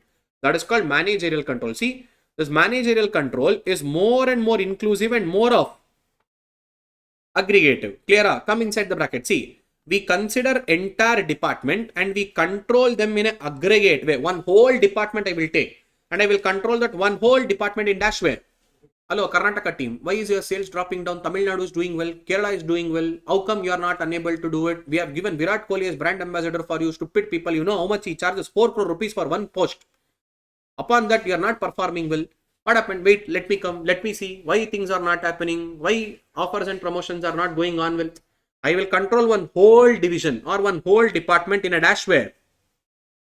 And which also includes every operation included in it. Every operation included in it. That is called as managerial control. Which control? See, if I only consider one individual task, that is called as one individual department. Now, there is a problem with formulation and implementation, because formulation we did this month. Implementation we are doing next month. There can be changes in environment. There can be what? I'm considering from whole organization point of view, not individual department. No, whole, full Shashikiran, full business, Karnataka, Tamil Nadu, Kerala, everything put together, full business point of view. Now see here, this is explained by Schindler and Offer. They say, boss, strategy being implemented as planned or not. First, I should check that.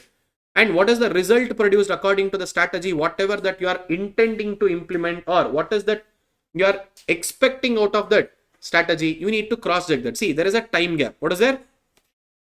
Between strategy formulation and strategy implementation. A strategy might be affected on account of changes in internal or external environment. Maybe your employees of the organization might quit the job and they might go. Now we are unable to produce. Internal changes now.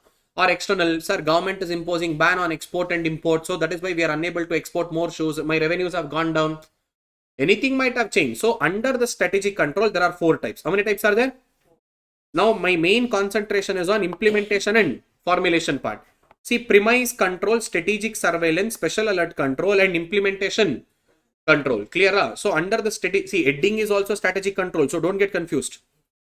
Under the heading strategic control, there are 3 types: operational, managerial, and See, operational, one individual task. Managerial, one individual department or division. Strategic, whole organization. Under that whole organization, again, 4 division or 4 types. What is it?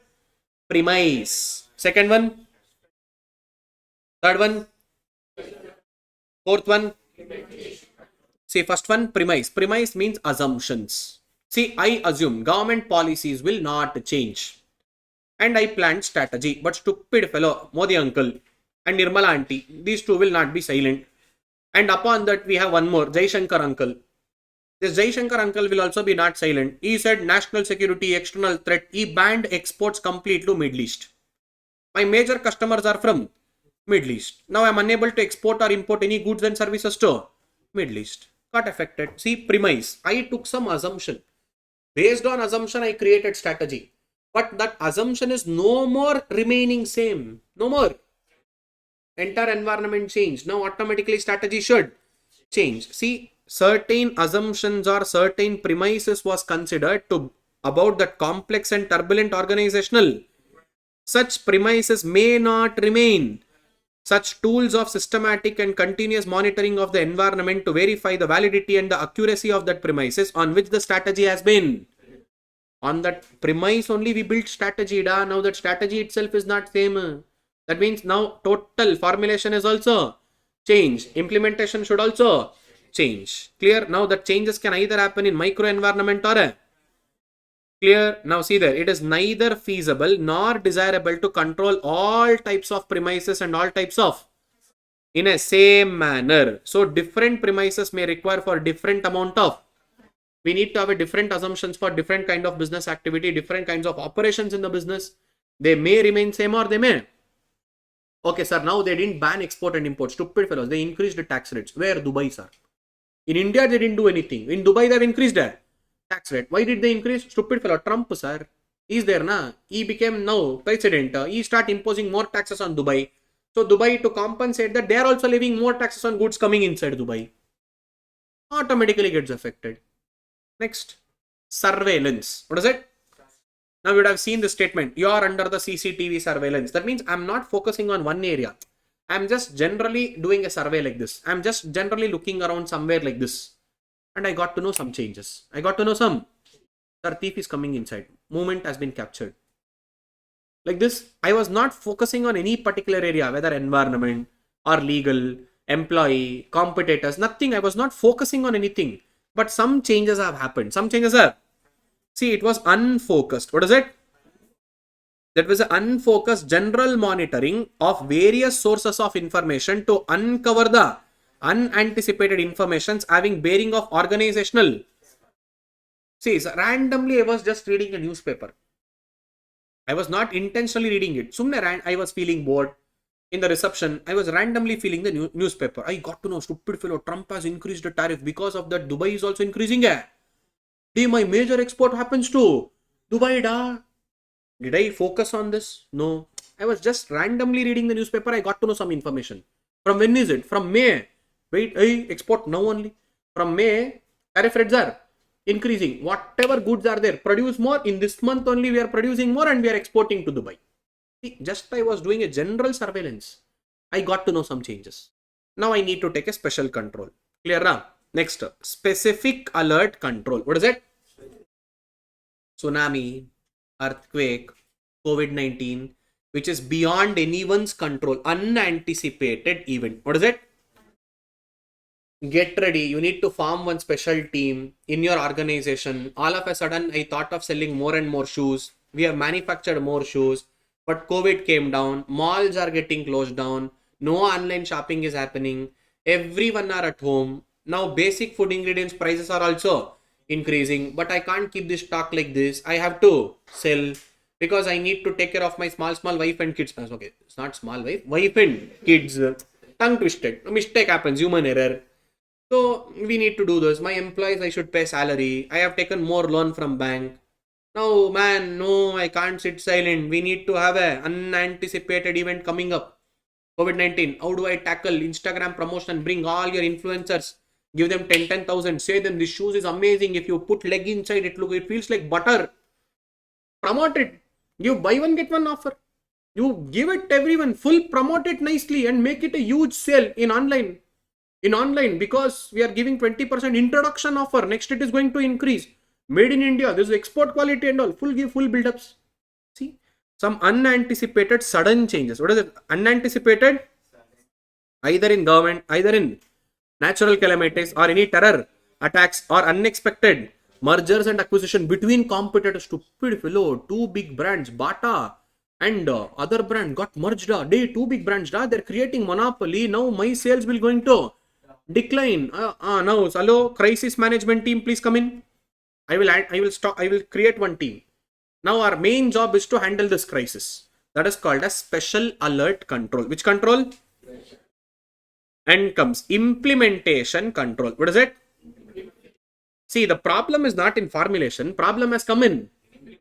My middle level and lower level people are not implementing properly because of lack of experience. Now I need to take care of this. See, brackets. Only read what is there in the brackets. Don't go beyond that. To make it simplified, understandable. See, to implement the strategy, manager creates a plans and divides this plans into multiple milestones. See, I have divided multiple parts. Now I will conduct a test in the class. After every chapter, I will complete chapter 1. I will conduct test. Out of 50, if you score 25, you are welcoming inside the class. If your score is less than 25, tata bye bye, from there only get lost. In economics, we do this usually, not in SEM and all. Don't worry, in economics. Now like this, I will create fear. Only if you complete that work, you will get the payment. I will say to my employee, see, only if you achieve a target of minimum this much of sales, you will get your salary. After achieving that, you will get your next round of salary. No monthly salary and all. Sell 500 shoes, get your salary 25,000. Next 500 shoes, now 30,000 salary. Target is there. If you achieve that milestone, payment released. Like this, I will create a milestone. What do? I will create a, once milestone is achieved, reward. Like this, I will create a target for implementation. What is a target for? Either we check for any changes needed, we need to performing in a proper way, or going, what is that happening to the next step, we cross check with our. Now I set this target in all the 3 states, Tamil Nadu, Kerala, Andhra Pradesh.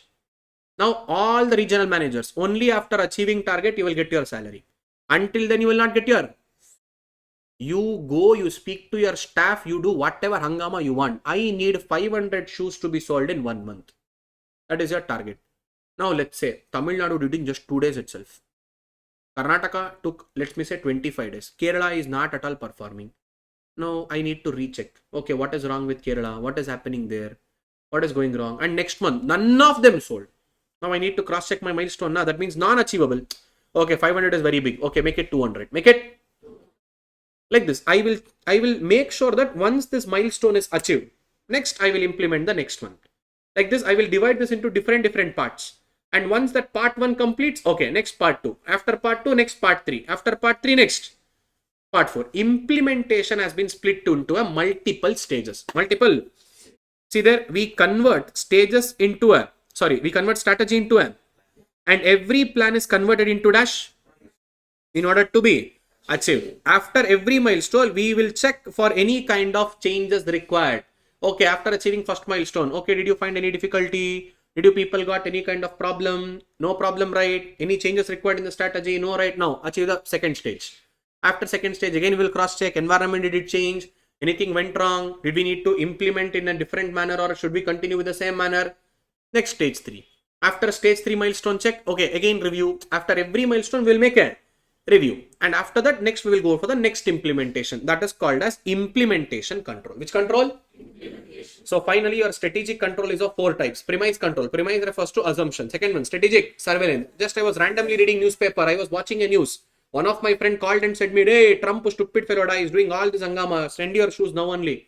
Next month, all your tariff rates will increase. Next, special alert.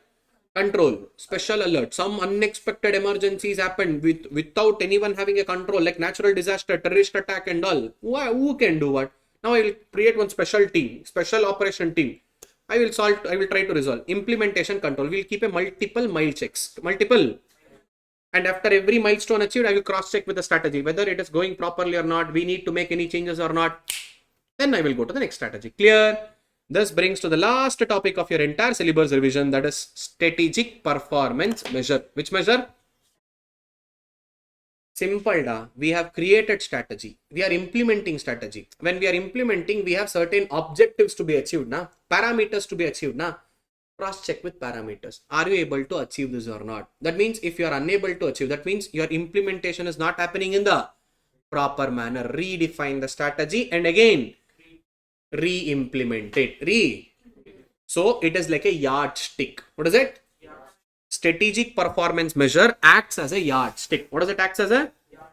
See, when the strategy created at the top management, is it working properly or not? Are we able to achieve a goals or not? Now, functional level is understanding the strategy which is created by the top level. Now, top level people created strategy. Are the functional level people understanding what is that strategy, how to implement it, able to understand or not? And how do we measure? What is it? How do we? Functional people's performance according to the, in short, measuring yardstick. We will conduct a test. We will get to know how many of them are revising and coming, how many of them are studying, how many of them are understanding or not. See, like that performance measurement. What is it? See, strategic performance measures is the mechanism to monitor the progress towards the achievement of the goals. What is it? Monitor the progress towards the. What is your line executive doing? The last guy, is he performing properly or not? Did he meet the targets or not? Hello, Karnataka people, especially you met the target or not? Tamil Nadu people, how much you met the target? I kept you a target of 500 shoes now. How many days you took to achieve that 500? Whether it is achievable, whether they are understanding the strategy, how to sell it, how to promote it, whatever formula we have created now, are they implementing this in a proper way? See here, next comes. Make functional level understand the organization strategic goals and continuing the system for tracking the, not just implementing, also track their progress. Get to know in the midway itself, are we able to achieve it or are we able to deviate it? Should we able to recreate the strategy and again we need to implement? See, what are all the key indicators? Which indicators? Key indicators. About which we need to consider. First one, financial measure. Which measure, pa? Simple, boss. What is your revenue growth? I expected 20%. Is it happening in the same 20%? Okay. I expected my returns on investment in 18 months. Am I getting it in 18 months? And I expected a profit margin in my revenue of 20%, at least 5%. At least. Am I able to get that profit margin or not? That is financial measure in terms of finance. Next, customer satisfaction measure. How much customers are added, new customers added, how much of my existing customers bought this product, and whether customers are satisfied or not, how many of them are retained, how many of them are loyal customers, how many of them are repeatedly making the purchase, that percentage of repeated customer, is it increasing or decreasing? And next, marketing measures. What is my total market share? How much percentage of population is buying my shoes? What is the total market industry for shoes? Out of that, who is having major share? How much I added last year? How much I am selling this year? And customer acquisition. More and more customers did they come and buy because of offer, or what is that customers are referring my product to some other of their colleagues, maybe friends, family members. How many of them they got? Sometimes when you go to the supermarket, during the billing counter, there will be an information system. Now, how did you get to know about pantaloons? Was my employee helpful or not? How do you rate your shopping experience from 0 to 1? Collect the data. Understand. Do the market research. Next, employee. Whether my employees are happily working with me or not. Are they getting enough salary? Are they finding any difficulty? Employee satisfaction. How much of them are leaving and how many of them are joining again? Employment turnaround. And employee engagement. Are we taking them enough for the outstations and all? In between, am I going with them for a, let me say, restaurants, making them happy? Am I taking them to some outings? Am I making them fully feel happy, motivated, pumped up to work from me? All this. Next. Which measure? Are we frequently investing on R&D? Are we coming out with new products? Are we spending on any patent application? After inventing something new, I cannot be silent. I should get the patent now. Intellectual property rights, IPRs, copyrights, patents, trademarks. How much patent we got? I plan to at least get some 3 patents on new invention. Did we get this or not? And am I able to sell appropriately or not? Am I spending enough money on research? Did we introduce any new product? How many new products have we bought in this year? Next, environment. See, we need to control our environment hazards. That means externalities. What is it? Long ago, very long ago, economics, pollution is externality. Because of your production, environment getting affected now. All that carbon emission, energy consumption should be less, waste management has to be reduced. All this, are you controlling it? Are we doing it as per the government guidelines, norms and all? under this environment measure. Under this which measure? Earlier, we had something called as triple bottom line framework. What is a triple bottom line framework? Considering the people, planet, and profits. People, planet, and for that new addition, that is quadruple bottom line. Fourth addition is, I said, now organizations have become smart. Hello, I'm not selling for profit. I'm selling for a particular purpose. This shoes is made by the old age people in the Vruddhashram. This is for their efforts we are selling. This shirt is made by a blind people. We are creating employment opportunity for household women's. For them we are creating rural employment. We are creating rural people are doing this, not your city machine made people. I'm selling with some purpose. Selling with some. Now that has become a trend. Now everyone, you Instagram, you open it. Papa. That is how you feel. That is what they are marketing. That is what they are marketing. Clear? Next, importance. Why should we give this importance on specific performance measure? I have certain goals. Did we achieve goals or not? Whether my goals are aligned properly or not, which is helping the organization to achieve their strategy with proper goals. And if goals are proper, objectives can be achieved. If objectives are proper, strategy gets created. If nothing is getting operated in strategy and objective, that means goals is not proper.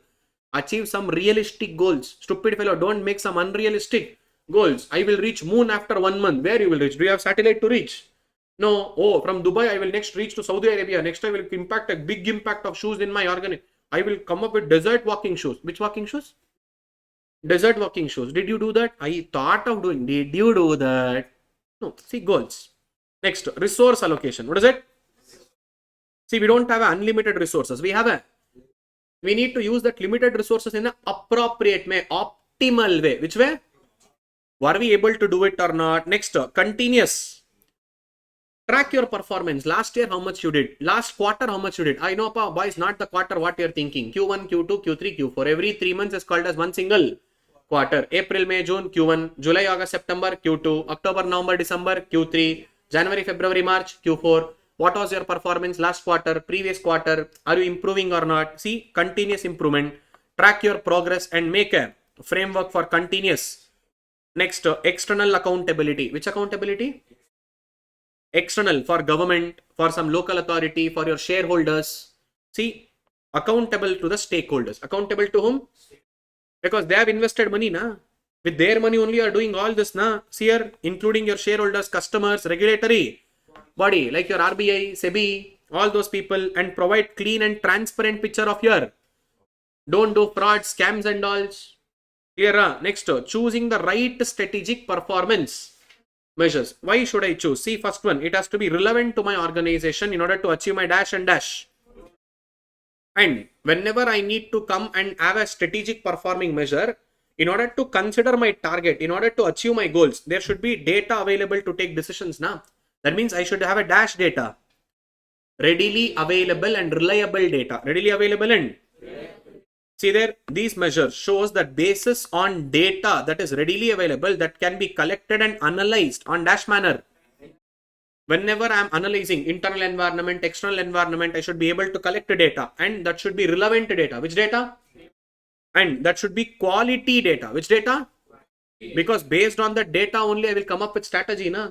If I don't collect the data in a high qualitative way, then it becomes a trouble, and it should be accurate data and reliable data. What data?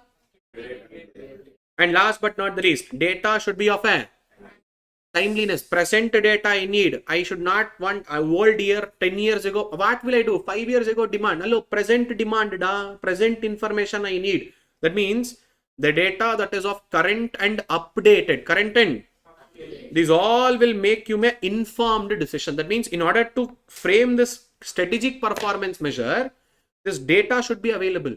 The data should be relevant. Data should be in order to frame my objectives and goals. And data should be readily available. Data should be readily. And data should be of quality. Data should be of. And most important, present data. Which data? Based on all these data and facts and figures only, I'm building my strategy. Na? And based on that strategy, I'm creating a targetable measures. What is it? My entire strategic performance measure is based on this data which we are collecting. That should be proper. Clear? By this, your entire strategic management revision comes to an. Finally, as I said, 1.5 hour minimum it will take. Hope so that you people have revised it. Understood?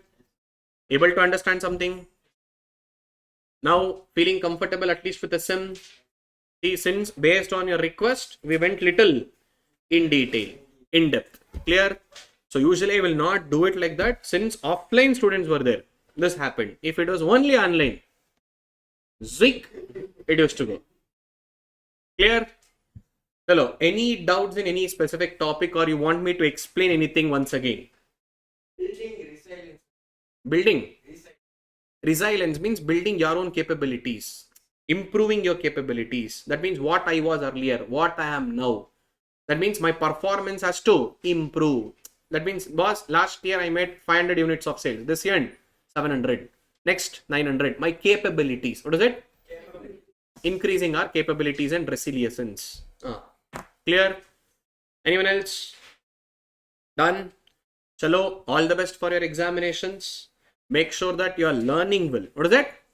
Not studying. There is a difference between studying and learning. So learn the concept. That is most important. It might take some time. That's okay. You might take some 3 hours extra. See, today if I wanted to consider, okay, why 3 hours extra? I could have finished a class in 4 o'clock. Now see, it's 7 already.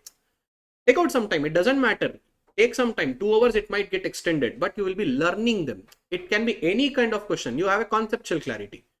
You can tackle them. Create your own self notes, shortcuts like flowcharts. Make sure that you're constantly revising. See, one key advice which I usually always try to say to the students: never ever only touch one subject in a day. That is a common mistake. What our people will do? Next 1 week, full accounts. Next 1 week, full law. After that 1 week, full costing. By the time you come back to accounts, sabbu moho maya hai. Gone. Even I have faced the same issue at your age. So I'm not qualified chartered accountant, but I'm a semi-qualified. My profession is mainly on CLP, consumer laws and practices. I'm an NLS grad. So since I know I was also into inter, I cleared inter and understood CA is not my cup of tea. I didn't wanted to do it, but still entered. I cleared inter, went to articleship, understood. I was good in law, so I entered law field. I was good in my business part, so I entered business. So learn things. When you learn a lot, you will understand things in a better way. Give some extra time. Nothing is going to happen. Maximum, you might get frustrated for that 1 hour, 2 hour, but after learning, one or the other day in the future, when this knowledge becomes useful, you will be the most happiest person. So make sure that don't by heart things, learn things. If you have any doubts, feel free to approach me or your own faculties. They will always be ready to help you enough. Clear? All the best. Bye-bye. We'll meet you guys in CA finals.